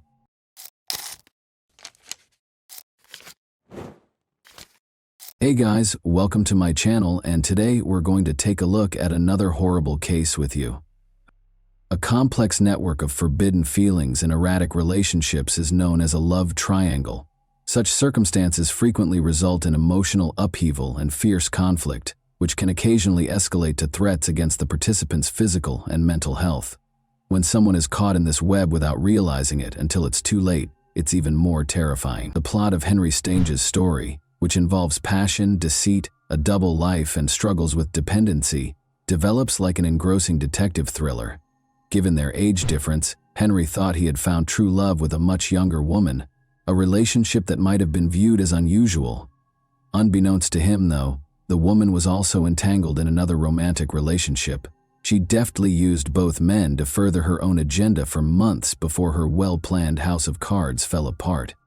Marcus, a hiking enthusiast and amateur photographer, was exploring the desolate terrain of Joshua Tree National Park in southeast California at around 7 a.m. on Friday, June 5, 2018.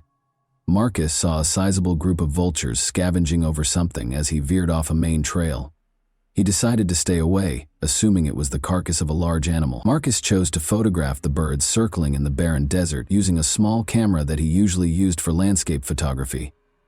After taking a few pictures, he forgot about the strange sight and resumed his hike. The next day, as Marcus moved the pictures from his camera to their home computer, he told his wife about his hike. His wife's face changed dramatically as she looked at the pictures. She gestured to one of the pictures and beckoned Marcus over. Zooming in, it was startlingly obvious that beneath the vultures, something like a human leg was partially buried in the sand. The couple, shaken, immediately reported what they had witnessed to the local authorities. Marcus gave them all the pictures and explained the precise spot where he had seen the birds. Investigators found the area, which was close to one of the park's main roads, with relative ease. A seemingly ordinary discovery became the subject of one of the most intricate and astounding criminal investigations in recent memory. A pair of coyotes and a group of vultures stood out in sharp contrast to the barren desert about 30 feet from the roadside. Seeing coyotes scavenging in the middle of the day was unusual, and the officers became suspicious right away. After pulling their car to the shoulder, they got out and went to the scene. They discovered a shallow grave there that was less than 2 feet deep and had been hastily dug into the dry ground. The site had already been disturbed by local wildlife, revealing its squalid contents. This was obviously not a natural occurrence when forensic experts showed up to exhume the remains. The remains belonged to a white middle-aged man who had been interred there for approximately a week. In order to make the body accessible to scavengers, the lower half of the body had been partially unearthed. There were several horrific wounds visible. Multiple fractures in the man's skull were consistent with blows from a blunt, heavy object. The scene depicted a violent and intentional act in a terrifying way. The perpetrator had been in a hurry, judging by the shallow grave's closeness to the road and its hasty construction. The body might have stayed hidden for years if they had dug a little deeper hole and gone deeper into the desert. Rather, they made the hasty decision to hide the crime and fled the scene carelessly. According to forensic analysis, the crime most likely happened somewhere else. Despite the severe wounds, there were very few blood traces in the grave, indicating that the body was moved after death. This inference led investigators to the unsettling conclusion that the crime was, at least in part, meticulously planned. But in spite of their seeming haste, the criminal had left no clear evidence or hints for investigators to follow. The medical examiner concluded that severe blunt force trauma to the head was the cause of death. The blow's force and the attacker's extreme aggression pointed to a very personal motivation. The victim's identity and the circumstances surrounding his death were unknown, although investigators conjectured that the crime was motivated by hatred or a personal grudge. Investigators were able to recover multiple fingerprints from the remains despite the body's state, which was deteriorated by scavenging wildlife and decomposition. No matches were found when the prints were scanned through criminal databases. The absence of previous records indicated that the victim had never before encountered legal issues. However, investigators were able to identify the victim after uploading the prints to the Department of Motor Vehicles database. Henry Stange, a 54-year-old resident of the Californian suburb of Murrieta in Riverside County, was the owner of the remains. About 90 miles separated Henry's home and the location of his body's discovery. In an attempt to learn more about how and why his life had ended so tragically in the isolated Joshua Tree wilderness, investigators immediately went to his home. Henry Stange lived alone in a messy bachelor pad that mirrored his solitary way of life. Empty pizza boxes and takeout containers littered countertops, and personal items were strewn all over the house. There were no indications of forced entry, theft, or a struggle, but the place lacked the coziness of a home that had been inhabited. Whatever had happened to Henry had obviously happened somewhere else. The most disturbing finding was waiting for investigators in the house's attached garage. This area, which was probably the location of the crime, told a graphic tale. The storage boxes, tools, and walls were all covered in dried blood splatter.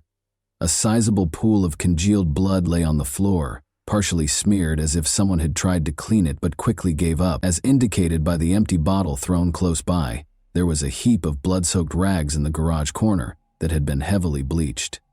Investigators discovered what looked to be the weapon used in the crime, a heavy dumbbell smeared with dried blood near the front door of the house.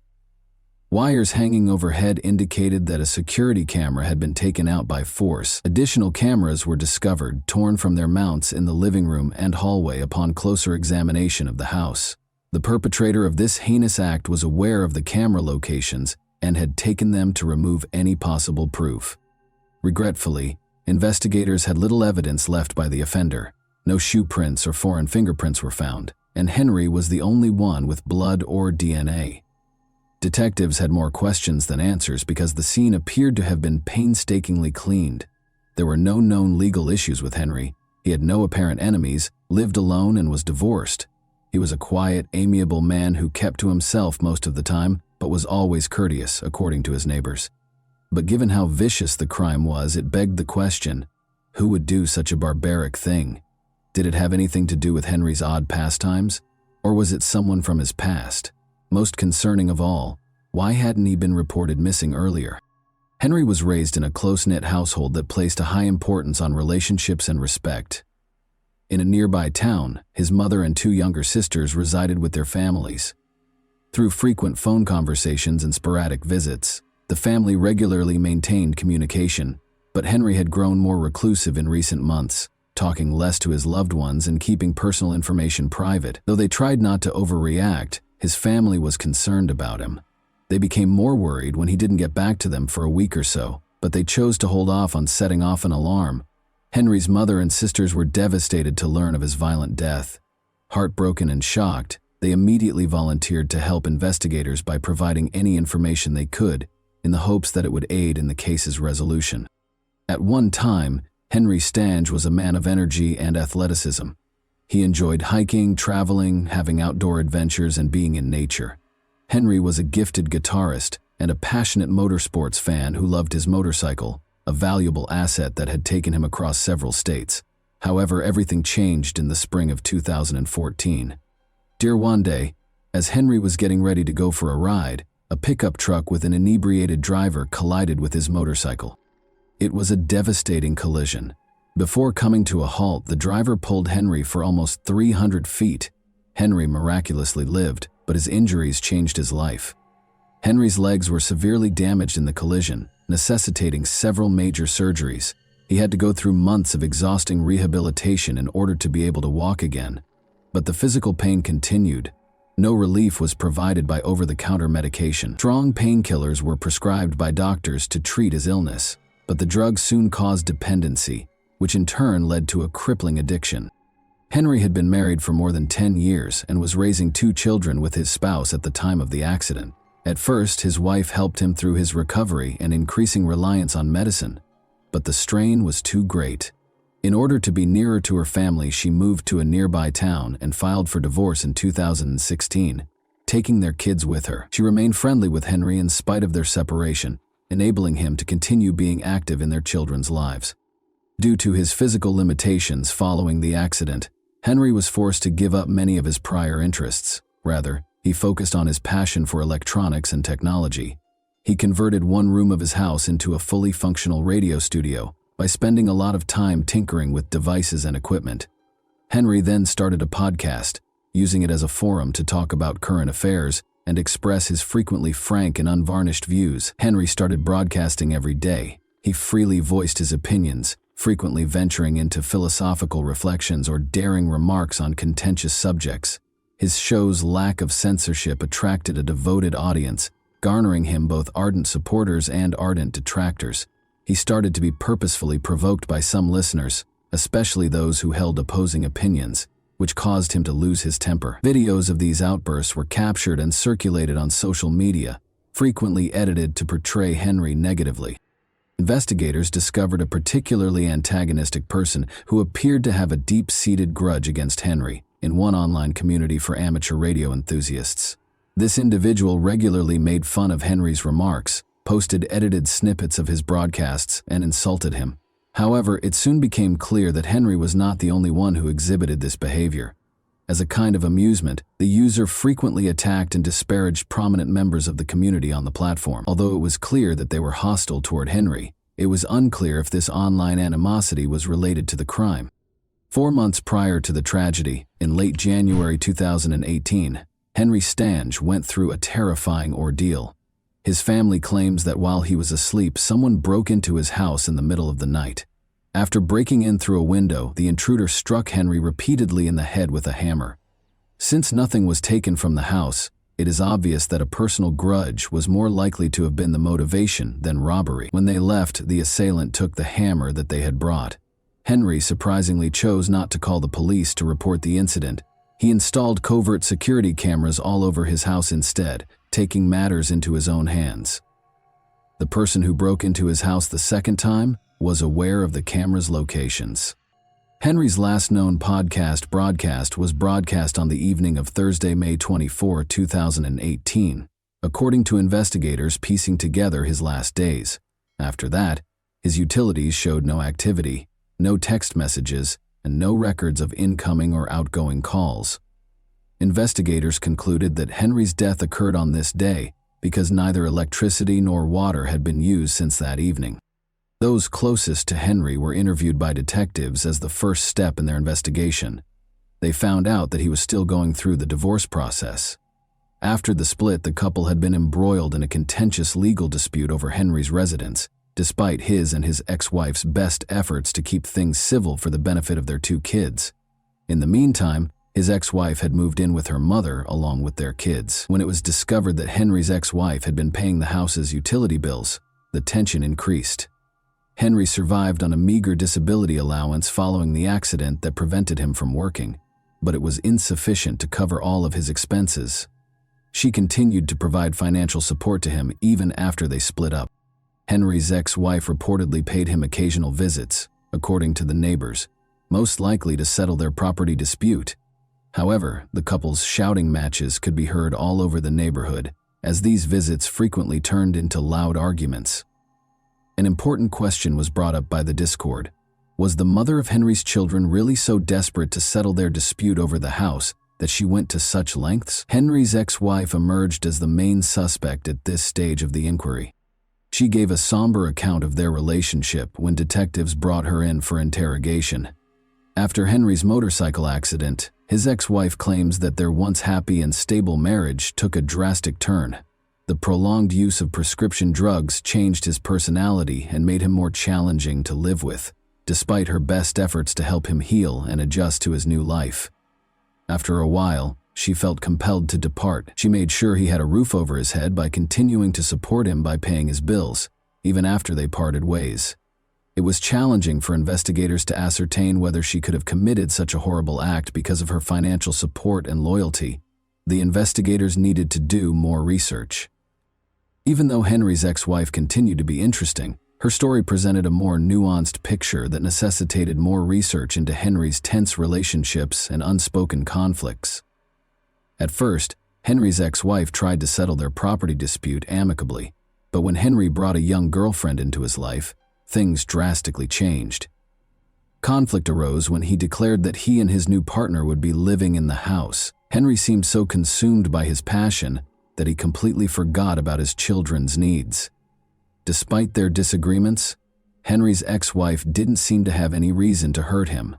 Instead, she was sympathetic to her ex-husband. She also had a strong alibi for the day that investigators thought the crime was committed. She was in another state for a week-long business trip. Now that she was no longer under suspicion, investigators focused on the enigmatic young lady Henry had fallen so deeply in love with.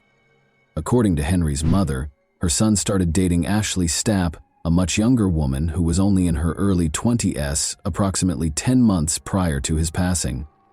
Both Henry's mother and his sisters disapproved of Ashley because they thought her actions were strange and her motivations were unclear. It was difficult to see why the young college student had chosen Henry, considering his age, disability, and dependence on a meager disability allowance. Even though Ashley didn't seem financially driven, it was clear that she had personal motivations for keeping the relationship going. As the romance developed quickly, Henry's family became concerned and made an effort to alert him to possible dangers.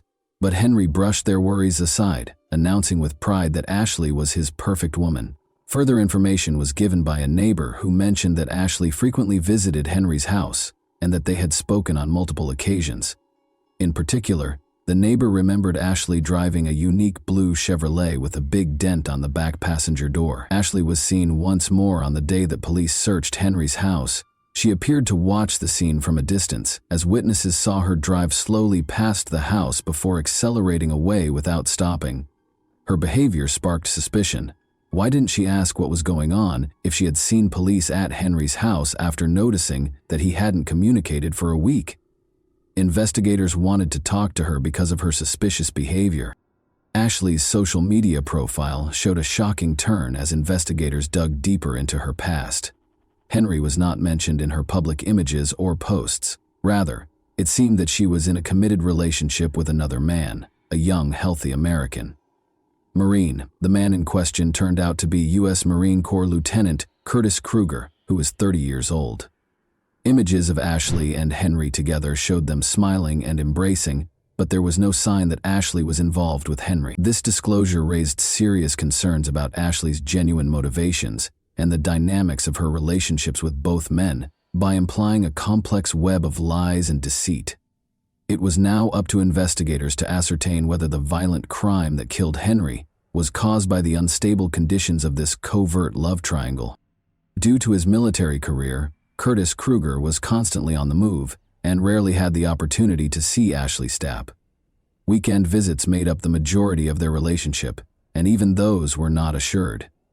When they were able to get together, they frequently went out of town to spend time together privately. Ashley blended in with Curtis's world, occasionally visiting him on base for family days and other military functions. In fact, the couple had already started organizing their wedding. Curtis frequently talked about Ashley being the woman of his dreams and how he would never want to lose her. But there were still questions in his mind. He told his sister about Ashley's repeated disappearances, her inability to return his calls, and her lack of justifications. Curtis put tracking software on Ashley's phone out of suspicion in order to keep tabs on her whereabouts. Before long, he had discovered the truth. At a gas station close to Henry Stange's house, Curtis confronted Ashley.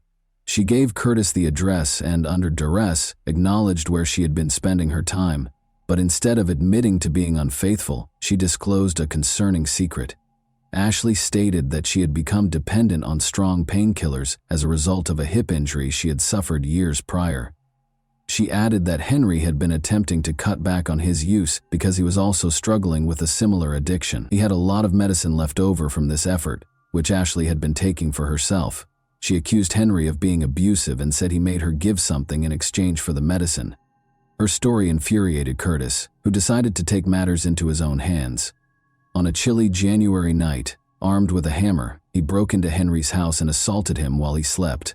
Curtis later confessed his actions to his sister, who would later become a crucial witness, after he thought he had killed Henry. Curtis was unaware that Henry had survived the assault. Henry believed the assault was connected to his vocal podcasting, so he chose not to notify the authorities. He was unaware that the attack was focused on his girlfriend and her double life. Detectives had a problem because Curtis and Ashley were the main suspects. Both suspects could have requested legal representation and exercised their right to remain silent, which could have delayed the investigation, and they did not have enough evidence to make an arrest. To get around this, the police came up with a cunning scheme to surprise the two, a trap that would eventually reveal the truth. In order to monitor Curtis and Ashley's phone conversations, the authorities first secured a court order. Officers then went to Ashley's brother and asked him if he recognized anyone in a picture of her with Henry. He said he didn't know the man next to her, but he recognized his sister right away. The officers clarified that they needed to identify the man in the picture because they were looking into a serious crime. In order to learn more, they asked the brother to email Ashley the photo. She reacted rapidly. Ashley said she didn't know who the man was or anything about a crime when she called her brother. Ashley called Curtis in a panic shortly after. She explained that the police had somehow linked her to the investigation during the tearful conversation. Confident that they had hidden the body in the desert and removed the cameras to cover their tracks, the two suspects expressed bewilderment over how this had occurred. Although they refrained from using overt language regarding the crime, they did discuss certain details that would only be known by someone who was directly involved in the events. Curtis and Ashley were taken to the station separately for interrogation after being arrested on the same day. Curtis asked for a lawyer and instantly refused to talk, but Ashley found herself facing the taped version of her chat with Curtis. She started confessing after realizing she couldn't deny her involvement. At first, Ashley's remarks were ambiguous and inconsistent. Although she acknowledged being at the scene of the crime the night of the attack, she denied seeing the assailant. She initially claimed that Henry was ambushed in the garage after he went to investigate a break-in at the house. Ashley's story changed when investigators showed evidence that her and Curtis's phones were tracked to Henry's house the night of the crime. She acknowledged having a romantic relationship with both men for almost 10 months. Curtis made the decision to confront him after learning of her relationship with Henry. Ashley admitted that he thought Ashley would avoid Henry after Curtis attacked him in January and seriously hurt him. Curtis, however, was furious to find out that she was still seeing him. Curtis drove to Henry's house the night of the crime and attacked him once more. Ashley acknowledged that she had assisted Curtis in hiding the crime. She disclosed that she had guided him to the location of Henry's security cameras, assisted him in taking them down, and helped conceal Henry's body in the desert. At last, Ashley revealed where Curtis had used the hammer in the January initial attack. When found, this weapon still contained traces of Curtis's fingerprints and Henry's blood, which was crucial evidence in the case.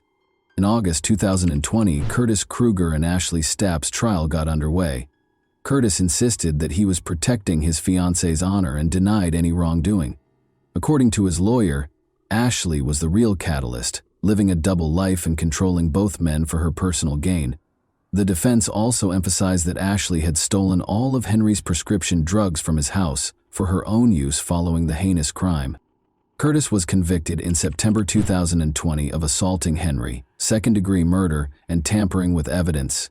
He was given an 18-year prison term with no chance of release until 2031. Ashley agreed to a plea bargain, acknowledging that she had obstructed justice and tampered with evidence. She received a sentence that included 2 years of probation, 9 months in jail, and treatment for her substance abuse problems. After only 4 months of service, Ashley was released. However, she broke the conditions of her probation and was returned to prison to complete the remaining 5 months of her sentence.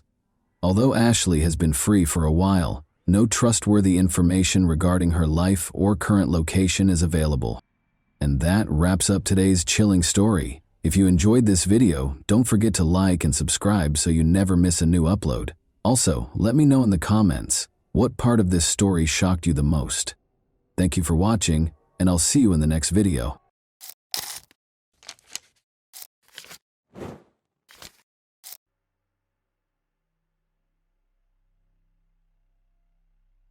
A 19-year-old woman was discovered dead in her own apartment. Investigators quickly discovered several disturbing facts, but they were unable to solve the case for several years before revealing the truth. Everyone was shocked and outraged by the unexpected outcome. Nona Dismayed was born December 26, 1985, in Russellville, Arkansas. She grew up in a large family with 4 brothers and 1 sister. When Nona was 10 years old, her father died. This event was a tragedy for the entire family, but they were about to receive an even more devastating shock. Later, the young woman told her mother that her father had repeatedly subjected her to violence. She was afraid to speak up while he was still alive, and her confession shocked her mother. Even after such a tragic experience, the woman had no idea what her husband was capable of. Nana found the strength to move on and eventually decided to assist other young women who had been victims of similar crimes. She joined a volunteer organization to help children in need during her school years. Nona started dating a guy named Kevin Jones.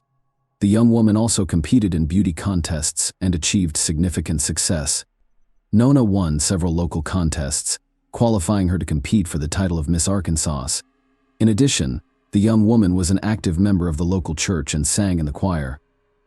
When Nona was 19, she and her boyfriend enrolled in Arkansas, which launched an attack on a university in their hometown. The young woman decided to rent her own apartment because she wanted to start her own life. After her first year, her boyfriend changed his major and transferred to another university, which was an hour and a half away from their home. By then, the couple had been dating for about 5 years, and this was their first time living in different cities. Kevin returned home for the Christmas holiday. He stopped by Nona's apartment before driving to his parents' house, which was about 16 kilometers away from the city. The following day, they both had plans.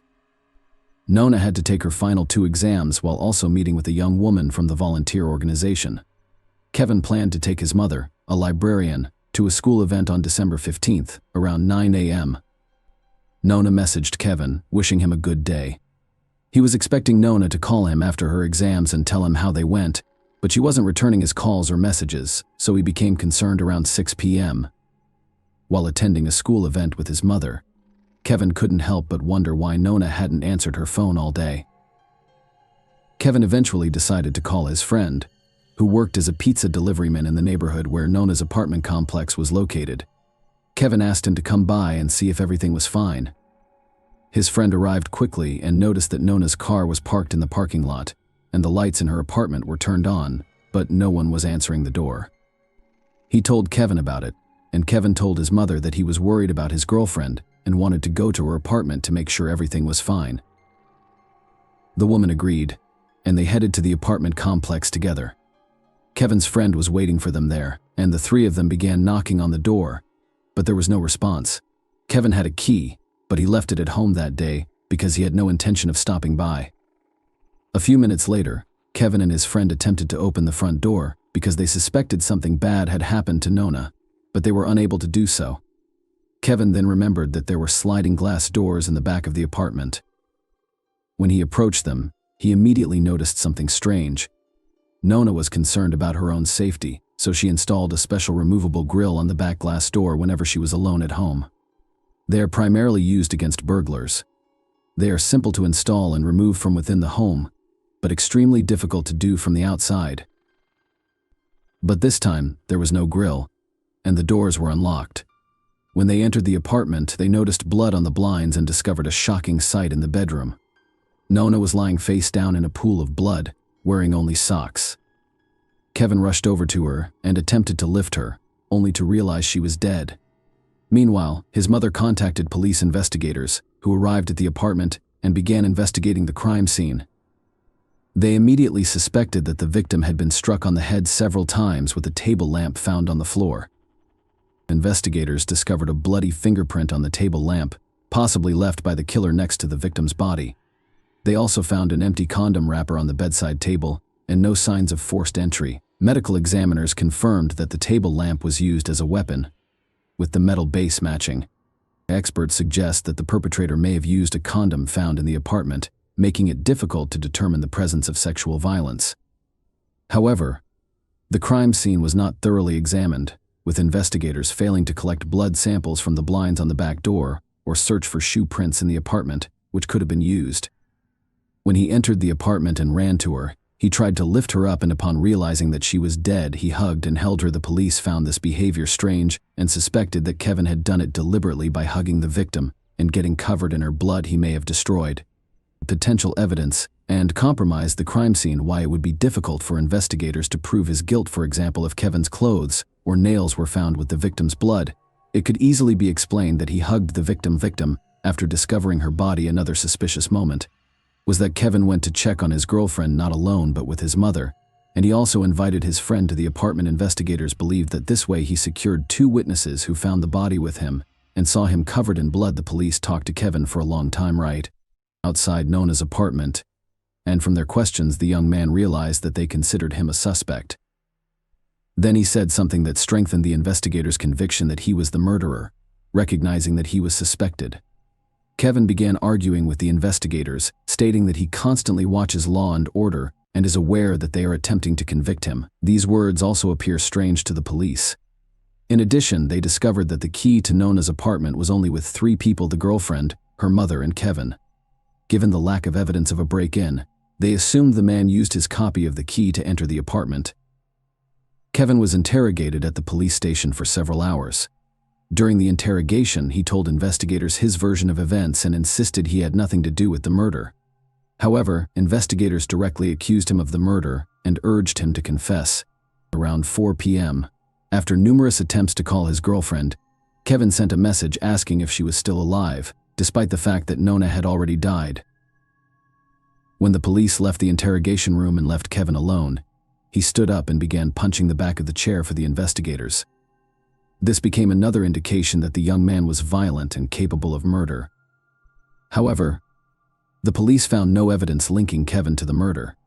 Medical experts discovered that Nona attempted to defend herself, which would have resulted in bruises and scratches on the killer's body, but none were found on Kevin. Despite this, the detectives remained convinced he was guilty and attempted to gather evidence. After interviewing over 50 people, the police were unable to find any witnesses.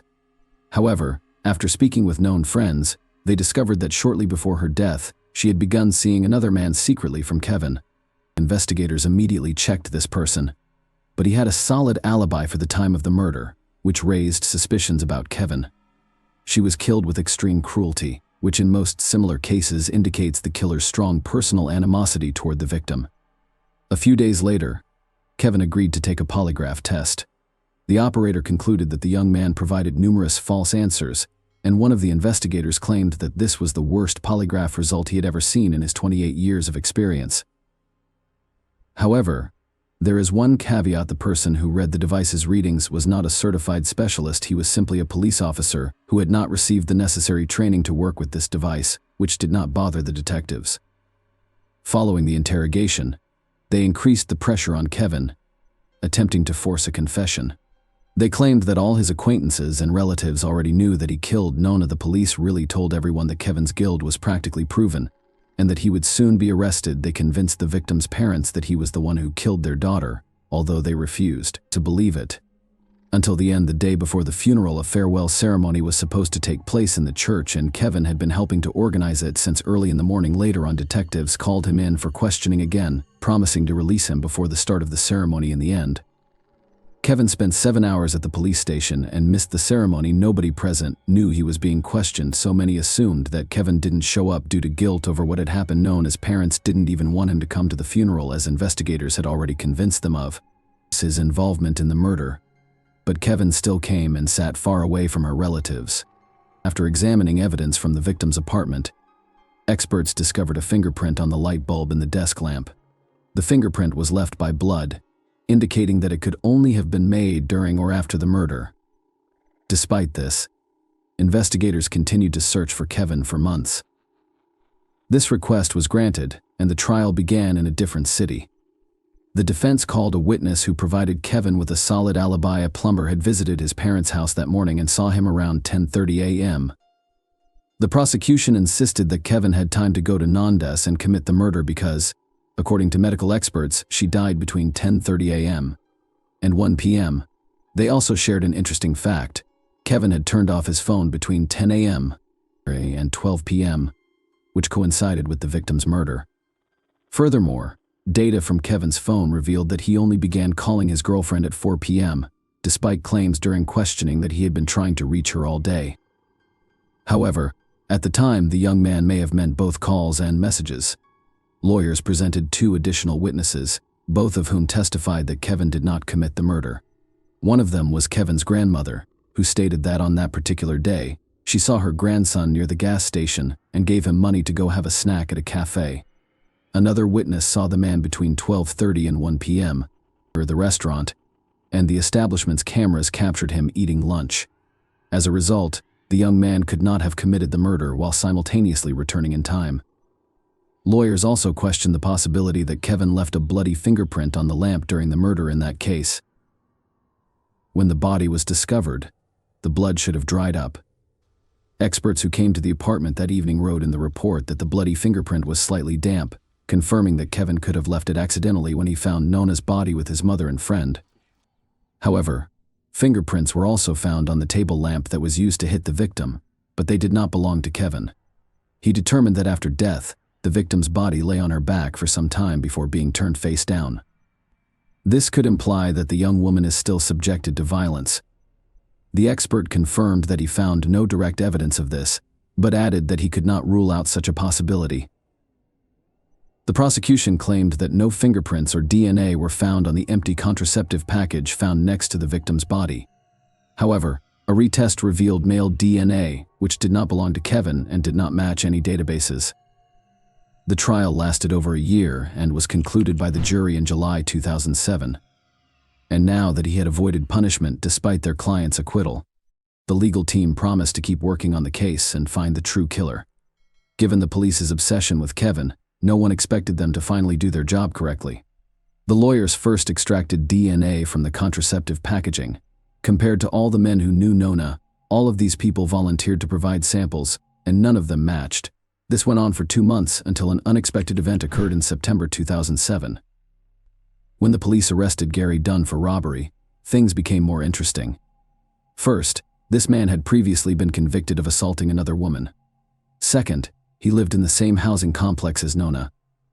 In the early stages of the investigation, the police considered Gary as a suspect but quickly switched their focus to Kevin as the killer. The boy's lawyers requested a DNA test, which revealed that a sample from the contraceptive packaging matched Gary's DNA. After the young woman's murder, investigators even questioned Gary using a polygraph. Gary did go shopping with his mother, just not at the time of the murder, but 2 days before, as evidenced by receipts with purchase dates, which Gary even showed to the police, but they simply ignored such important information. They noticed that the dates on the checks did not match the day of the murder. This was stated in the reports, but for unknown reasons, they either ignored it or failed to notice that the days did not match. Finally, experts compared his fingerprints to those of unknown table lamps, and they matched. However, a serious issue arose here. The fingerprints and DNA matched, but not completely. The judicial system follows certain guidelines. In Gary's case, the necessary coincidence indicators for determining guilt were insufficient, despite the fact that the DNA and fingerprints were unlikely to belong to someone else. The investigators were likely guilty because they did not thoroughly examine all available evidence immediately after the murder, as required by the rules. It is possible that the DNA samples deteriorated. He was on parole in 2002. He attacked a woman who was running in the park, knocked her down, and began beating her, threatening to kill her. The woman escaped and ran to her car. Meanwhile, Gary fled the scene but was quickly apprehended. The man served 19 months in prison and was released early. Interestingly, his DNA sample was not included in the database. Gary's trial began in April 2010, and there were plenty of surprises in store for everyone. His own wife testified against him, claiming he was an aggressive and dangerous man. Gary frequently raised his hand against her, and the woman was terrified for her life, so she was afraid to leave him. But the most intriguing detail was that, a few weeks before the victim's death, she noticed her husband spying on Nona through her apartment window. Based on this, the prosecution assumed that the man planned the attack because of his criminal history. Gary had a history of violence, and he may have been keeping a close eye on Nona because she lived only a few meters away. On December 15th, he decided to act. He allegedly knocked on her apartment door and entered under false pretenses, grabbing the table lamp and striking her several times before assaulting and killing her, because Gary used contraception. Medical experts were unable to definitively state whether the victim had been sexually assaulted, but all evidence pointed to it. Gary's lawyers denied his involvement, but he had no real alibi, so they concentrated on blaming Kevin, according to the lawyers. Kevin discovered that the young woman was cheating on him and killed her. Kevin had to testify in court and listen as they attempted to portray him as the true criminal. The prosecution was unable to use Gary's fingerprints or DNA as evidence, resulting in a mistrial. A new trial was soon held, with a key difference being testimony from a woman who Gary nearly killed in 2002. The woman described how the man attacked her and how she barely escaped. Despite this, the second trial was declared a mistrial, First, he tried to kidnap a woman from a church parking lot, but she fought him back. A few hours later, Gary stripped in front of another woman in a mall parking lot and was quickly arrested. Given his criminal record, and the fact that he is practically known as killer, the court decided to sentence him to the maximum term. Gary was sentenced to 15 years in prison for 2 incidents and is still serving his sentence. Despite his right to petition for early release, authorities are unlikely to grant him such an opportunity. They also have the right to charge him with murder for the 3rd time, but they are not rushing to do so. The likelihood of the new trial ending in the same way as the previous 2 is high, so investigators are gathering more information. During the trial preparation, Kevin discovered that Gary's polygraph test results revealed lies, but investigators did not consider him a suspect. Unfortunately, his lawsuit was dismissed due to the statute of limitations. As a result, negligent police officers did not face any consequences for allowing the real killer to roam free for years and may not be punished in the future. Please leave your thoughts on this story in the comments, and thank you for watching.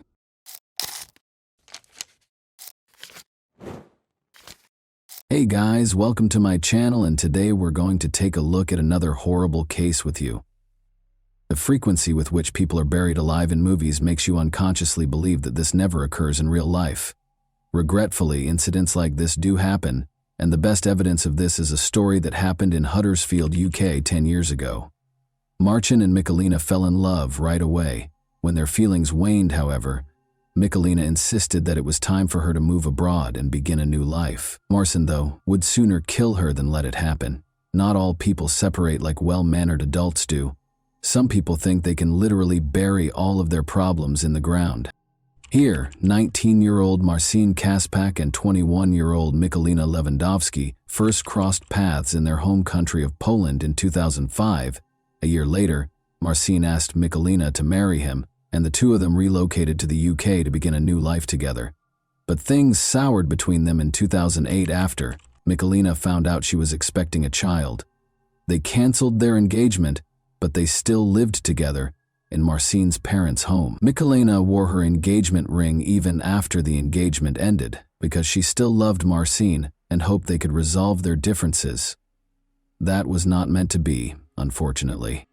By 2011, Marcin's lack of interest in making amends with Michalina was clear. In an effort to stay away from her, he trained 5 times a week at the gym and spent nearly all of his free time there.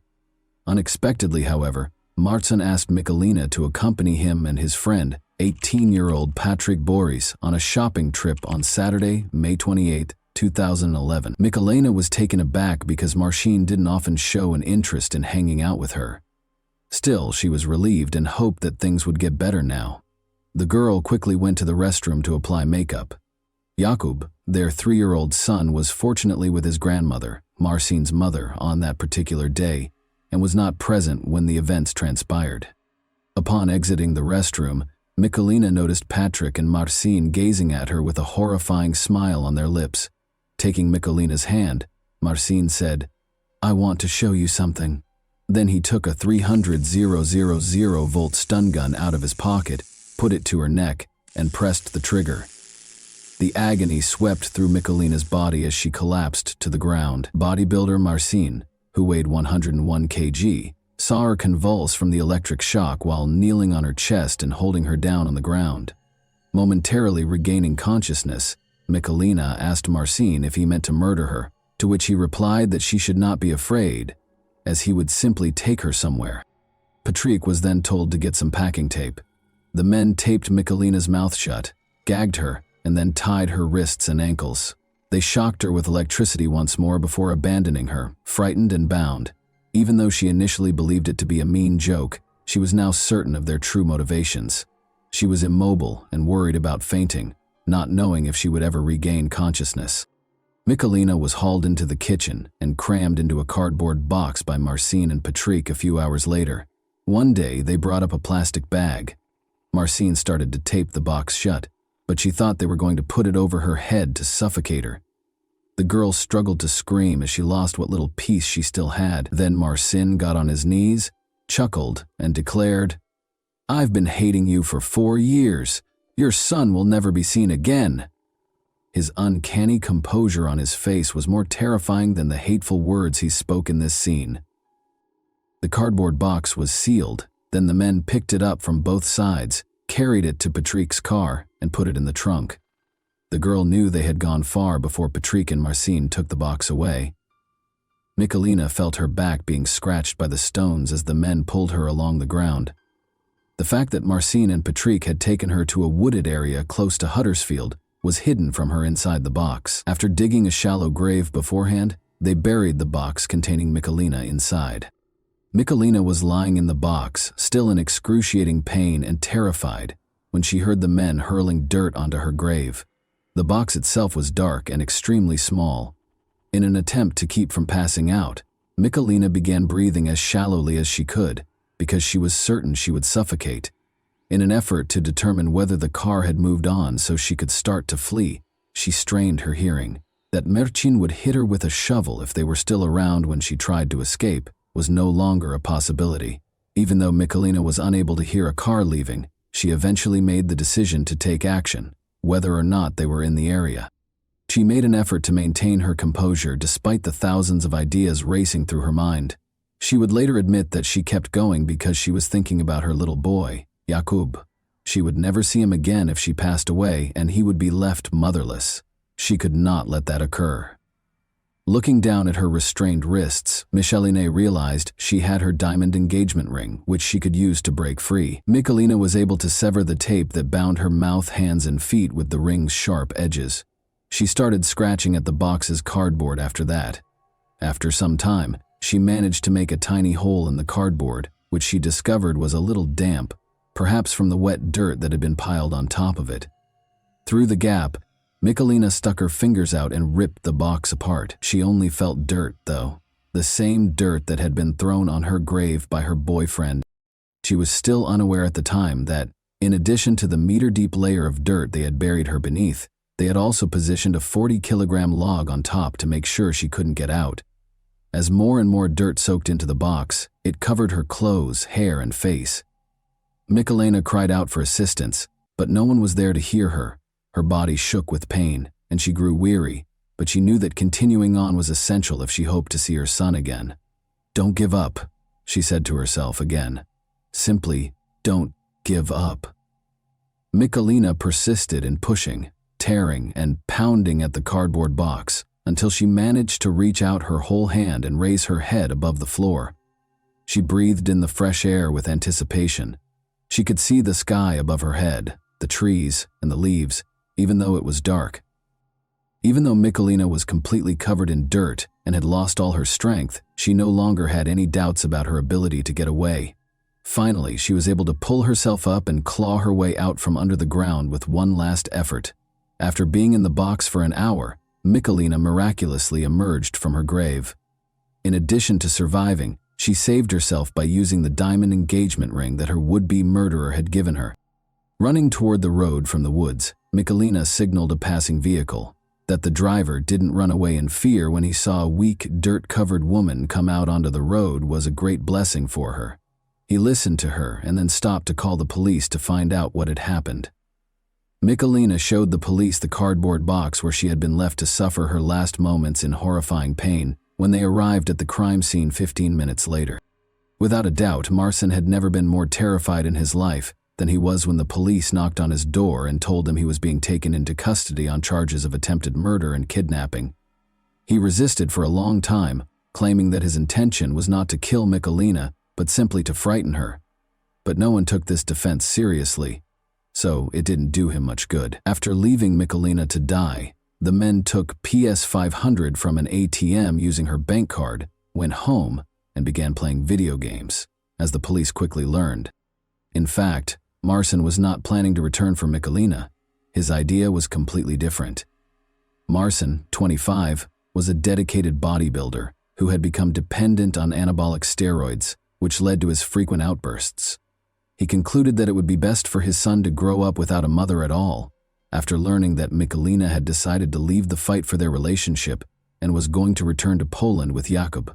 Michalina would not be able to raise his grandson as well as his own mother. With the intention of killing his ex-fiancée, he came up with one of the most horrific ways to end her life.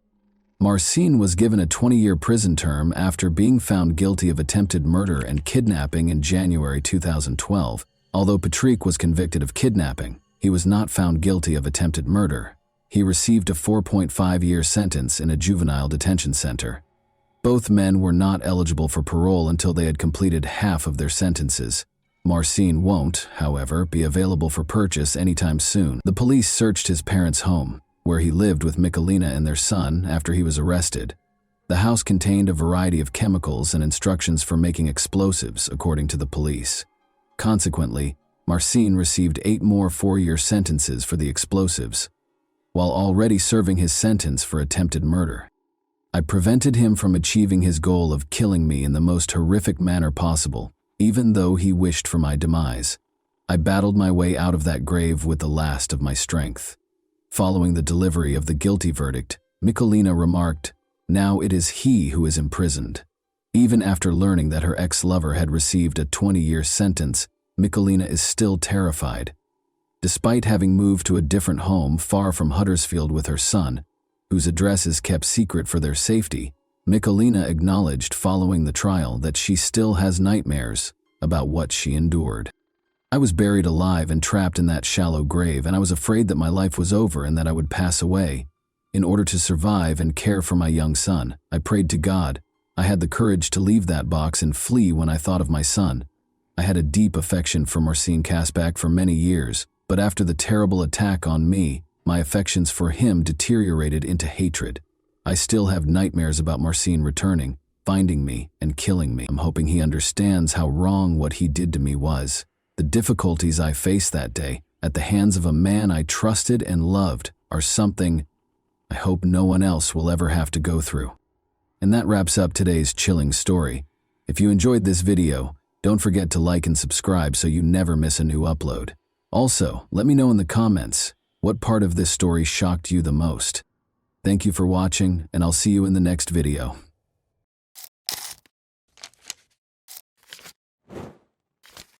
Hey guys, welcome to my channel, and today we're going to take a look at another horrible case with you. Faith Hedgepeth, then 19 years old, was discovered dead in her Chapel Hill apartment in 2012. When authorities started their investigation, they soon encountered a wall of uncertainty and dead ends. They were diverted by conflicting accounts from her closest friends and family, odd 911 calls, and false leads. Investigators were frequently left with more questions than answers. When a seemingly promising lead turned out to be a dead end, the case became colder as time went on and important pieces of evidence stopped making sense. The identity of Faith's killer remained a mystery despite constant efforts. Why did the inquiry stall so significantly, and who was responsible for her brutal death? Let's investigate this case.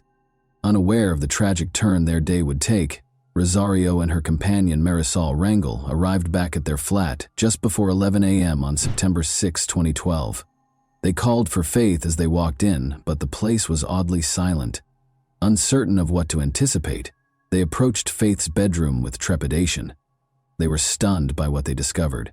Faith's corpse was on the ground, partially wrapped in a blanket and covered in blood. 3 years after Faith was brutally killed in an apartment she shared with a friend by a killer who is still at large, there are still many unanswered questions and speculations surrounding this case. Shocked, Rosario called 911, her voice shaking as she described what she had found. Once vibrant, Faith was gone, leaving the friends to wonder forever, who could have done this, and why? We must examine the final hours of Faith's life in order to comprehend what transpired to get to this point. Around 5:45 p.m. on the evening of September 5, 2012, Faith went to a rush event for Alpha Pi Omega, a Native American sorority at the University of North Carolina. She met Rosario after departing at 7:15 p.m., and the two of them studied at the library until almost 9 p.m. Around this same period, Faith texted her father about her plans for the future. He still has the final voicemail he ever got from her saved. After returning to the flat at around 11:30 p.m., they went out once more, landing at The Thrill, a nightclub, at 12:40 a.m. They danced and socialized for around an hour and a half. Their departure was captured by security cameras. Since Rosario wasn't feeling well, they made the decision to return to the flat, arriving just as Faith's Facebook account was accessed.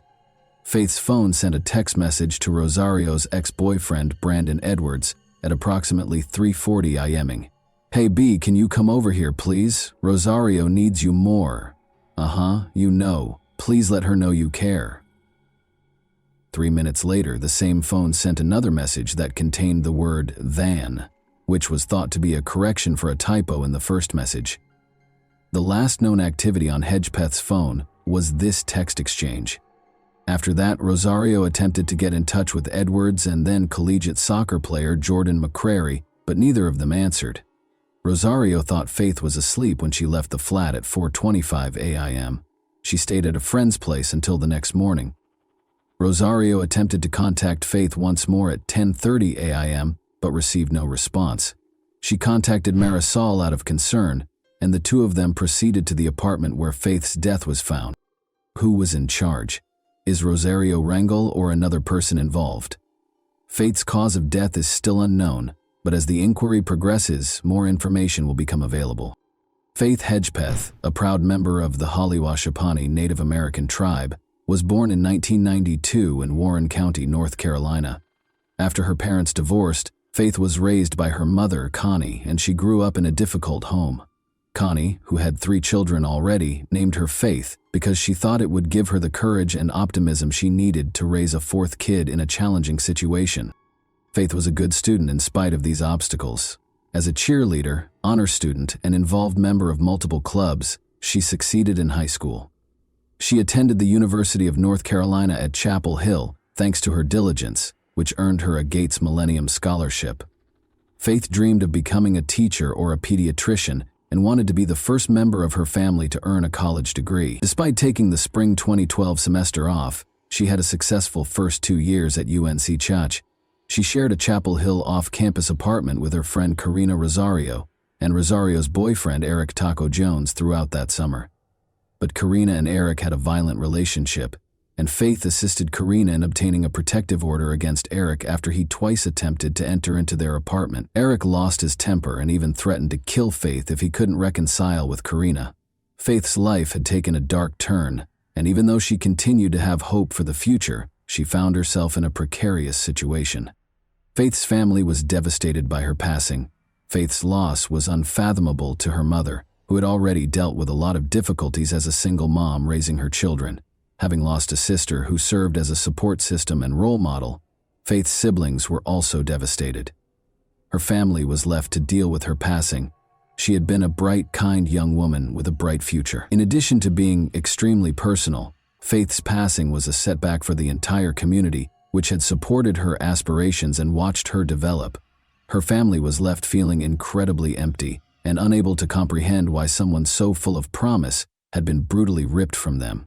The choice to start the investigation into Faith's death in secret sparked immediate criticism. In contrast to standard police practice, the Chapel Hill authorities took considerable care to conceal information. All records were sealed by a court order, and even the media's repeated requests for information were turned down. The police worked discreetly behind closed doors, gathering evidence from the incident without disclosing what they had discovered, while the community awaited answers. Semen and extracted DNA were the first important clues from the actual crime site. When the autopsy report stated that Faith had died from blunt force trauma to the head, most likely from a rum bottle, the question became even more complicated, even though it matched male DNA discovered elsewhere in the apartment. From the beginning, the police focused on one man, Karina Rosario's ex-boyfriend, Eric Taco Jones. He was a prime suspect because of his history of domestic abuse and his previous threats against Faith. "Forgive me for what I am about to do," Jones had even warned in a text message to a friend the night before the murder, and he later shared the same statement on Twitter. He altered his Facebook banner to a haunting precursor to what appeared to be an admission of guilt 3 days after Faith's death. "Dear Lord, forgive me for all my sins and the sins I may commit today." Police were unable to directly link Jones to the crime in spite of these warning signs. He provided a DNA sample, but it did not match the evidence gathered at the scene. No matches were found in additional DNA testing from other individuals, including those who had visited the local nightclub where Faith and Karina had spent time. After Jones was formally ruled out as a suspect, the inquiry appeared to come to a standstill. It appeared as though the puzzle pieces would be put together fast when the inquiry into Faith's death originally started, but as time passed, detectives discovered evidence that only made the mystery more complex. The disclosure of some anticipated and some surprising details suggested an incomprehensible level of intricacy. The 911 call, which would subsequently come under close examination, was a crucial piece of evidence in the case. After discovering her friends dead at their apartment, Karina Rosario called. Many found it strange that she only referred to Faith as her buddy during the call, never mentioning her by name. Reporter Tom Gasparovia questioned the legitimacy of the conversation, speculating that it might not have been Rosario but perhaps Marisol Rangel, whose voice sounded similar. Additionally, Rosario appeared abnormally hesitant during the conversation, despite the dispatcher's repeated requests for her to check Faith's respiration, Gasparovia noted. Was the individual who found the body truly as innocent as they appeared to be? Was the 911 call itself a hint? The people who were following the case started to have these types of questions. The odd information wasn't limited to the 911 call either. Confusion was further exacerbated by another important piece of evidence discovered close to the crime scene: a mysterious letter written on a piece of ripped paper. Written in a sloppy hand with a ballpoint pen, the message said, "I'm not stupid, bitch, jealous." Its rambling, angry writing appeared to be the result of a fit of wrath, but it was unclear what it meant. Why would someone leave a letter at a murder site? The ripped piece of paper seems to have come from a takeaway bag from Time Out, where Faith and Karina had eaten at that evening.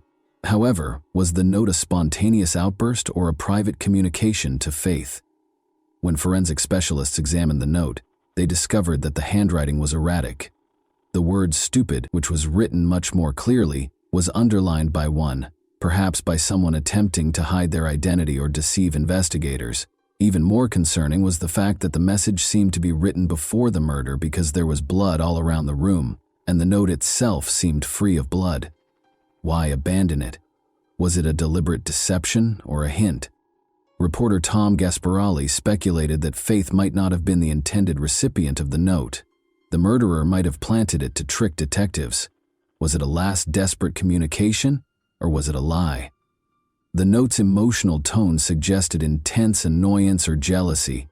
Was it Faith or someone else that the murderer was angry at?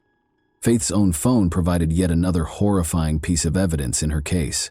Faith's phone unintentionally called a friend the night before she was murdered, recording a brief but unsettling chat.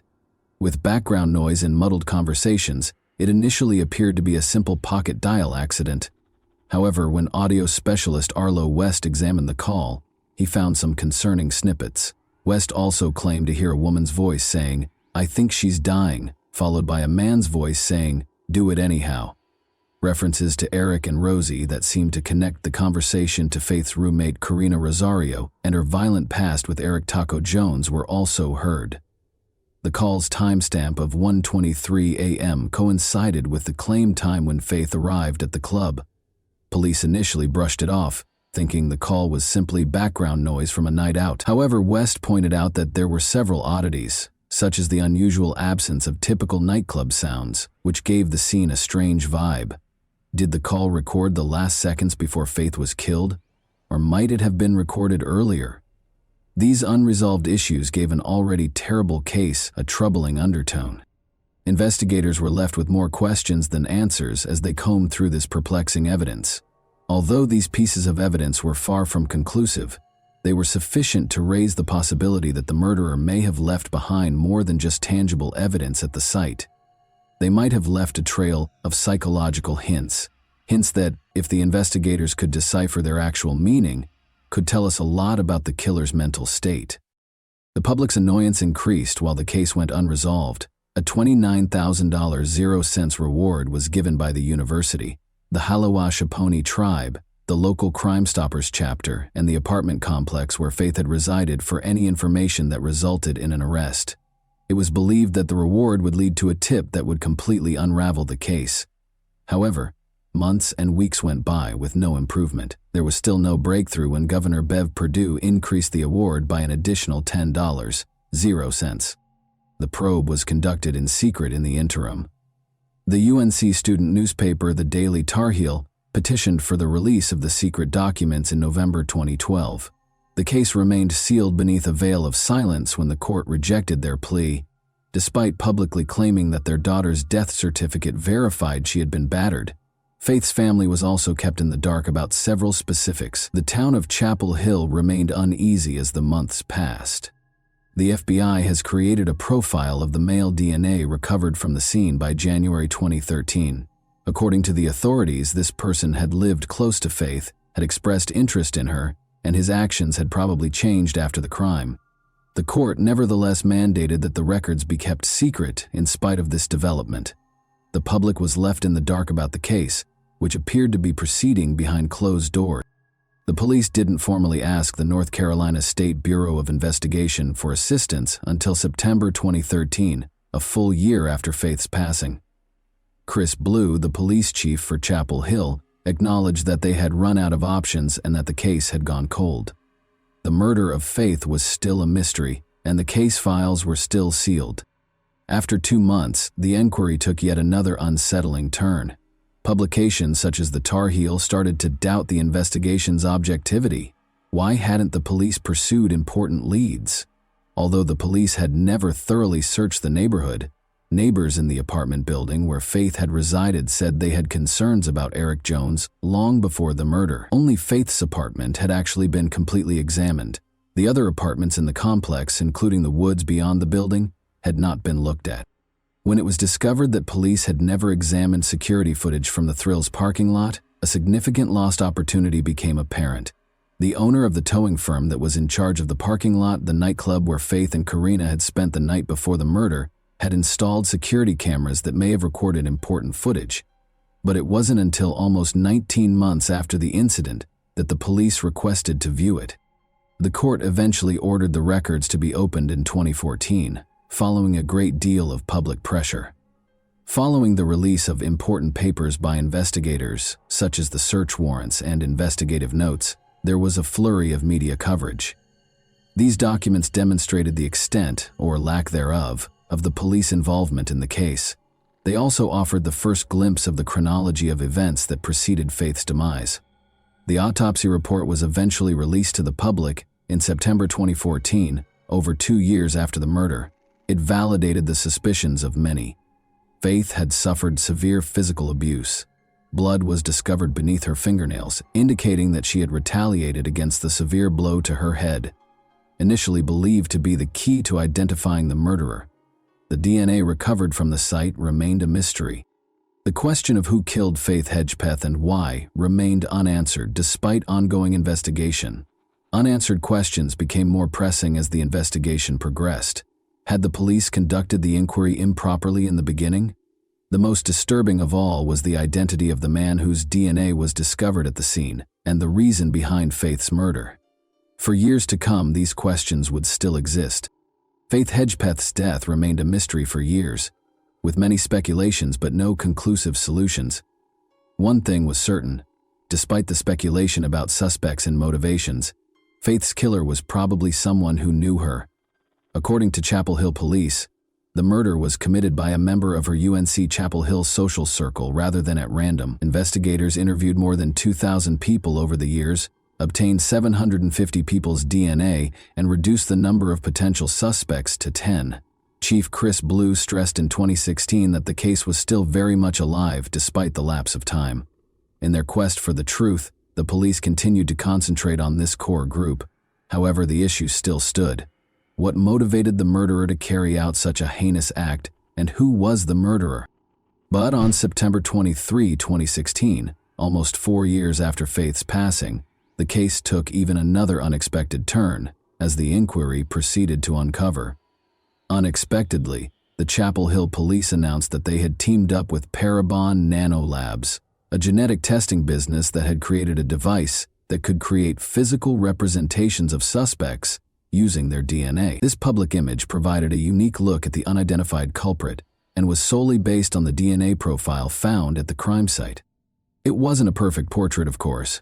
It was predicated on phenotyping, which is the process of predicting physical characteristics from an individual's genetic makeup. Snapshot: Parabon's technology uses DNA to forecast skin tone, freckles, eye and hair color, and even the shape of a person's face. The president of the organization indicated that, while their system could provide a remarkably high level of detail regarding a person's possible appearance, it was unable to forecast a person's height or weight. A man of mixed ancestry, mainly Native American and European with some Latino heritage, was the image produced by DNA analysis. In addition to having origins in Mexican, Colombian, and Iberian civilizations, he was probably dark-skinned, black-hailed, and freckle-free, with faint indications of South American and African heritage. The forecast provided a very accurate likeness and was made with over 80% confidence. Investigators were able to see a potential suspect for the first time thanks to this picture, but it also made them wonder, who was this person? Why had the police failed to identify them? And how did their DNA get to the crime scene? Notwithstanding this recent development, journalist Tom Gasparoli hypothesized in 2017 that the murderer might be a distant acquaintance of Faith's who harbored animosity or resentment toward her. When authorities began concentrating on Faith's roommate, Karina Rosario, this theory gathered traction. Since Rosario never mentioned Faith by name and only ever referred to her as a friend, her 911 call raised questions. Faith's texts to her ex-boyfriend that evening conveyed a sense of urgency over Rosario's need for him. Although Rosario claimed to have left the flat while Faith was asleep, there were questions raised regarding her account. Rosario remained silent and had moved away, but she kept in touch with investigators. Gasparoli made hints that she might be more knowledgeable than she was admitting and that she might have the secret to cracking the case. The question was whether the truth will ever be revealed for so long. A significant development in the case did not occur until 2021. A breakthrough in September 2021 would finally provide resolution after almost 10 years of mystery, but it also sparked new inquiries. Miguel Salguero Olivares, 28, of Durham, North Carolina, was taken into custody by Chapel Hill police after he had not been previously considered a suspect. Why was he arrested and what changed? DNA was the solution. In August 2021, Salguero Olivares was detained on a different charge of driving under the influence. However, the DNA found during his arrest would eventually link him to Faith Hedgepeth's murder. According to court records filed in January 2022, Salguero Olivares' DNA and the palm print on the murder weapon both matched those taken from the crime site. Even though the discovery marked a sea change in the case, the police were still hesitant to speak in public. Chief Blue informed the media that although Salguero Olivares had been taken into custody, the full narrative will take time to develop. Now, it was unclear how Salguero Olivares, an unidentified player in the case, had gotten involved. How did he relate to Faith? Although the arrest introduced a new level of intricacy to the case, it did not provide all the answers. Did Salguero Olivares have a close relationship with Faith, or was his involvement only incidental? What had motivated him to carry out such a horrific crime was maybe even more disturbing. Salguero Olivares is currently in 2024, awaiting his trial, and minimal information is available about him. New possibilities and previous ideas of Faith's death blended together as investigators examined Salguero Olivares' involvement. Did he have a deeper connection to her? Or was he just a stranger? What did that mean for Rosario and other suspects if he was involved? Roland Hedgepeth, Faith's father, conveyed his appreciation and thanked God for allowing him to see this event. Connie Hedgepeth, Faith's mother, assured the public that the truth regarding her daughter's passing will eventually come to light. While Salguero Olivares' arrest provided some clarification, it also sparked other inquiries. After years of research, the case remained mysterious, and the full tale was still unknown as it entered its second decade. Although the arrest didn't end the investigation, it did offer a new dimension and raise questions about whether this was the last piece, or merely a new development in an ongoing mystery. And that wraps up today's chilling story. If you enjoyed this video, don't forget to like and subscribe so you never miss a new upload. Also, let me know in the comments, what part of this story shocked you the most? Thank you for watching, and I'll see you in the next video.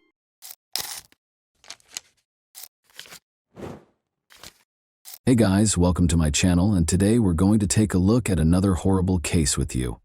The police were looking for an elderly man who had been reported missing by his friend on the evening of April 28 in the woodland region of Hibbs Park, located at 59th Street and Kensington Avenue in Kansas City, Missouri. However, rather than locating the man, they made the terrible discovery of a female toddler's severed head in the woods, about 200 yards from where her severed body was recovered on May 1, 2001.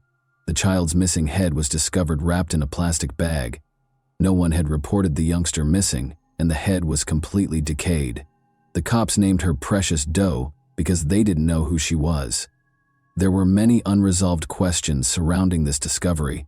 Who was this kid? What was the reason behind the horrifying manner of her murder? So let's go straight to the riddle, without any more ado. Large plains, undulating hills, and scenic splendor are the hallmarks of Kansas City, Missouri. Numerous cultural attractions, such as museums and art galleries, are abundant in Kansas. With more than 20 authorized wildflower trails spread throughout the state's rural and urban areas, it is aptly known as the Sunflower State. Kansas City, which has a population of nearly 500,000, is among the most violently crime-ridden cities in the United States, with 57 violent crimes per 10 citizens, and our story starts in this city. In order to pick up Erica for a family reunion, Michelle and Harold returned to Betty's house on April 4, 2001. Because she loved the little girl so much, and because Easter was quickly approaching, Betty was hesitant to let her go. She also made arrangements for Erica to spend the Easter break with her. However, because Michelle was the biological mother, Betty was powerless. Betty packed up Erica's belongings, including the beautiful gowns she had purchased for her Easter outfits and her favorite doll. Unaware that it would be her final encounter with Erica, she said goodbye.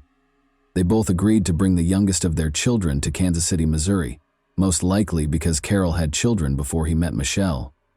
Carol abducted Markeisha Johnson, his 6-month-old child, for a number of reasons, including the fact that Harold's cousin LaWanda Driscoll owned the apartment in Kansas and that Michelle already had her other 4 children elsewhere. They chose not to bring all of their children with them to Kansas City. After a few weeks, Harold's cousin LaWanda Driscoll quickly became aware that Erica was no longer with her. Michelle informed LaWanda that Betty Brown had traveled from Oklahoma to pick up Erica when she inquired about her location. An unidentified man called the police on the evening of April 28, 2001, claiming that he had been attempting to contact his friend for some time but had been unsuccessful. The cops complied with his request for assistance in performing a welfare check on his companion. They had to explore the forested area close to Hibbs Park, which is located at 59th Street and Kensington Avenue in Kansas City, Missouri, as they were unable to locate the man at his home. The police received a call informing them that the individual they were hunting for had been located after some time of searching, but just as they were ready to depart, they came upon a horrifying scene: a toddler's severed head. The remains was quickly identified by the authorities as belonging to a female toddler. The cops were dubious about the discovery right away, because the deceased was discovered naked. In addition to wondering why no one had reported the disappearance of a child her age in the region, they also questioned why a toddler's death would be found in the woods. The absence of the head left the investigators at a loss. The probe would never move forward. They were only able to ascertain the child's age and sex. They discovered that the deceased body belonged to a black woman, who was between the ages of 3 and 6. They also discovered that the woman had suffered maltreatment prior to her murder. About 200 yards from the location of the child's body, on May 1, 2001, 3 days after it was discovered, a volunteer searcher recovered the child's head, wrapped in a plastic bag. An ashtray that the police thought was the murder weapon was found next to the body.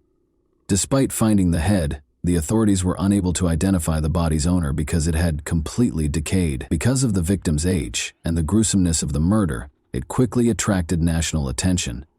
The investigators kept looking in the hopes that the child's parent or guardian would come forward to collect her remains, but nobody did. The victim was given the nickname Precious Doe when it was impossible to identify them. Before long, a large number of people offered their time to help publicize Precious Doe by distributing flyers, radio, television, and newspapers. They even went door to door to ask questions that would lead to the victim's identity. The case was frequently highlighted on cold case files and America's Most Wanted, in an effort to find the young child. However, despite everything, no one claimed the infant and no witnesses came forward.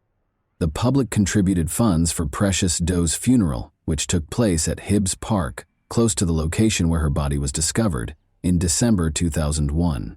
Hundreds of individuals attended, demonstrating the large turnout of local citizens. Even though the case received a lot of publicity, nobody knew who Precious Doe was. When Precious Doe's body was dug up by the police in 2002 for an autopsy, the findings revealed that she had been severely beaten with an ashtray and mistreated prior to her murder. Nothing was discovered when police checked the ashtray for DNA and fingerprints. Researchers examined the resemblance of Precious Doe's skull in July 2003 and also fashioned busts that suggested her possible appearance. The case was so well known that the police were often getting tips, sometimes from people nearby and sometimes from far away. At one point, Jamaica called the police about the matter, but they discovered that it had nothing to do with who Precious Doe was. The people soon lost hope, since the police were preoccupied with other cases. However, Alonzo Washington, a strong advocate for Precious Doe's cause, never gave up on finding the truth. Every year, Alonzo placed advertisements about the case in a local newspaper. Because the victim was a Black American, Alonzo considered placing the advertisement in an African American newspaper for Precious Doe's 4th-year commemoration in April 2005. Additionally, he produced T-shirts using the bust image of Precious Doe, which proved to be the crucial breakthrough in the case.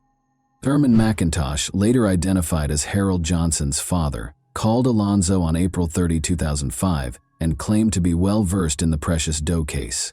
Alonzo heard Thurman, who was 81, say that Precious Doe was actually Erica Green. Additionally, he asserted that Erica Green was murdered by Harold Johnson, his son. Thurman was asked by Alonzo why he had kept the information secret since 2001 and was only disclosing it in 2005. Every time Thurman called the police to tip them about the crime, he said, "They fired him." Alonzo then insisted that Thurman provide him a photo of Erica and a lock of Michelle's hair. As soon as Thurman sent Alonzo a hair sample, he forwarded it to Detective David Bernard, the lead detective in the Precious Doe investigation. When Thurman was taken in for interrogation on May 4, 2005, he explained to the detectives why he was certain his son was responsible. After Thurman stopped seeing Erica, he asked Harold and Michelle where she was. In his capacity as an activist, he learned of other citizens who believed that the police were not paying attention to their issues. They both replied that she was in Oklahoma with Betty. Thurman claimed that he had a sudden suspicion that Precious Doe was Erica Green, as the couple and Markeisha were moving back to Oklahoma. Harold said it was an error when Thurman confronted him and admitted that he knew he killed Erica. After learning the truth, Thurman declared his desire to share Precious Doe's fate with the world before his passing. The hair was exactly like Precious Doe's, even though the photo Thurman sent was for one of Erica's relatives. Precious Doe was finally pronounced as Erica Green by the authorities. Erica Michelle Marie Green is the name of the young child we have known for 4 years as Precious Doe. On May 15, 1997, Erica Green was born in McLeod, Oklahoma, in the United States. She was the youngest of 5 children born to her father Larry Green and mother Michelle Johnson. Michelle was sentenced to 2 years in the custody of the Oklahoma Department of Corrections after being found guilty of larceny of products from a merchant when she was 8 months pregnant with Erica. However, due to her pregnancy, she was placed in the Mabel Bassett Correctional Center. Michelle went into labor after just 1 month of her sentence. She gave birth to Erica Green at the OU Medical Center in Oklahoma City after being transported there. She was asked to get in touch with a guardian who could help her hold her child until she was released because she was unable to care for Erica. In order to find a guardian for their child, Michelle reached out to Larry Green, Erica's father. Then Larry would give a call to Betty Brown, a friend of Larry's mother who was in her late 60s. When Betty arrived at the prison, she was requested to complete a series of tasks in order to be granted custody of Erica. To determine if Betty was qualified to receive care of the kid, the Correctional Facility Authority did not perform a background investigation. She just produced a Sam's Club card and her driver's license. A form was given to her to sign. Following this, on May 16, 1997, custody of Erica Green was awarded to Betty. Betty referred to Erica as one of the most self-reliant kids she had ever encountered. and she loved and cared for her as if she were her own child. She added that Erica was a sweet girl who never stopped smiling and that everyone adored her whenever she brought her to church. On October 23, 1997, Michelle was then freed on probation. Since Michelle only seldom came to see Betty Brown to see how her child was doing, Betty claims that Michelle was not very engaged in caring for Erica. When Erica was 3 years old in 2000, Michelle had already found a new partner, Harold Johnson, whom she married that same year. Harold Johnson soon had Michelle living with him in Oklahoma. After verifying that the body was that of Erica, the police searched for her mother, Michelle, and her companion, Harold. Harold and Michelle were both in the Muskegon County Jail in Oklahoma after being detained on certain warrants. The police were on the spot. They went straight to the facility to interrogate Harold Johnson and Michelle. When the authorities showed Michelle Erica's photo during the interrogation, Michelle recognized her daughter and put a note on the reverse. She agreed to inform the police how the murder occurred after writing, "Mama is sorry. You are always in my heart and soul. Love you always, little E." Michelle claims that Harold quickly became intoxicated and high on PCP when the family got home at around 8 p.m. on the evening of April 2001. In the same room as Harold, Michelle told Erica to go to bed while she went to the restroom. Harold had started complaining that Erica was horrible because she wouldn't go to bed before she even got out of the shower. Harold got upset after telling Erica to go to bed 5 or 6 times. Erica had left her bed once more by the time Michelle emerged from the restroom. Then she told Erica to return to her bed, but she didn't move. Harold kicked Erica till she passed out at that moment.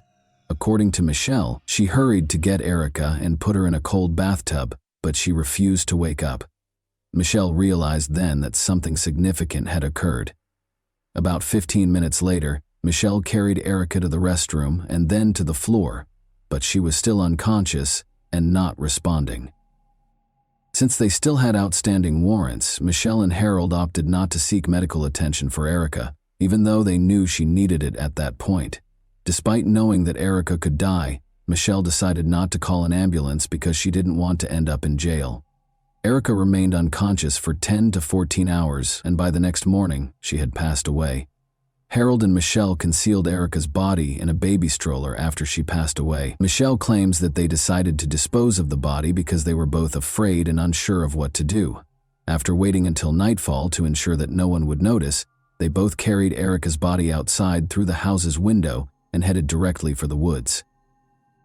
Harold considered using edge clippers to remove the head and disfiguring it to make identification more difficult, since he worried that leaving the body in its current state may eventually lead the police to their house. Michelle felt that was a bad idea, but they wrapped the head in plastic bags and threw it in a dumpster at a local church.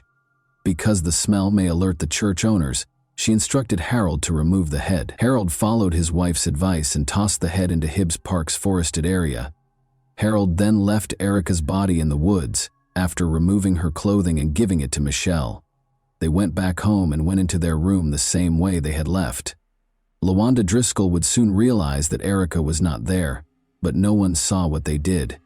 Michelle pretended that she was lying in the room because she was ill when she was questioned where she was. Michelle told the police what had happened and then requested that they take her to meet Harold. She encouraged Harold to confess to their misdeeds, telling him that she had already done so. Harold initially became agitated and pleaded with Michelle to retract her testimony, but Michelle had already decided to testify against Harold in court.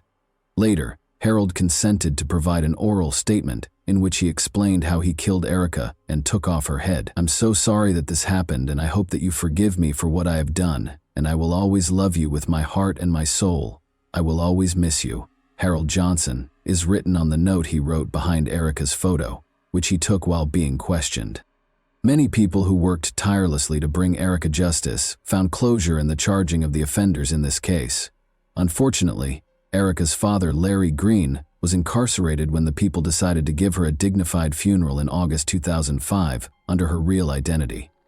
According to Kansas City Councilman Alvin Brooks, he and other individuals attempted but were unable to obtain authorization from Larry Green to attend his daughter's funeral. Erica would be happy wherever she is because of the vast number of people that helped secure justice for her, even though her family was not there at her funeral.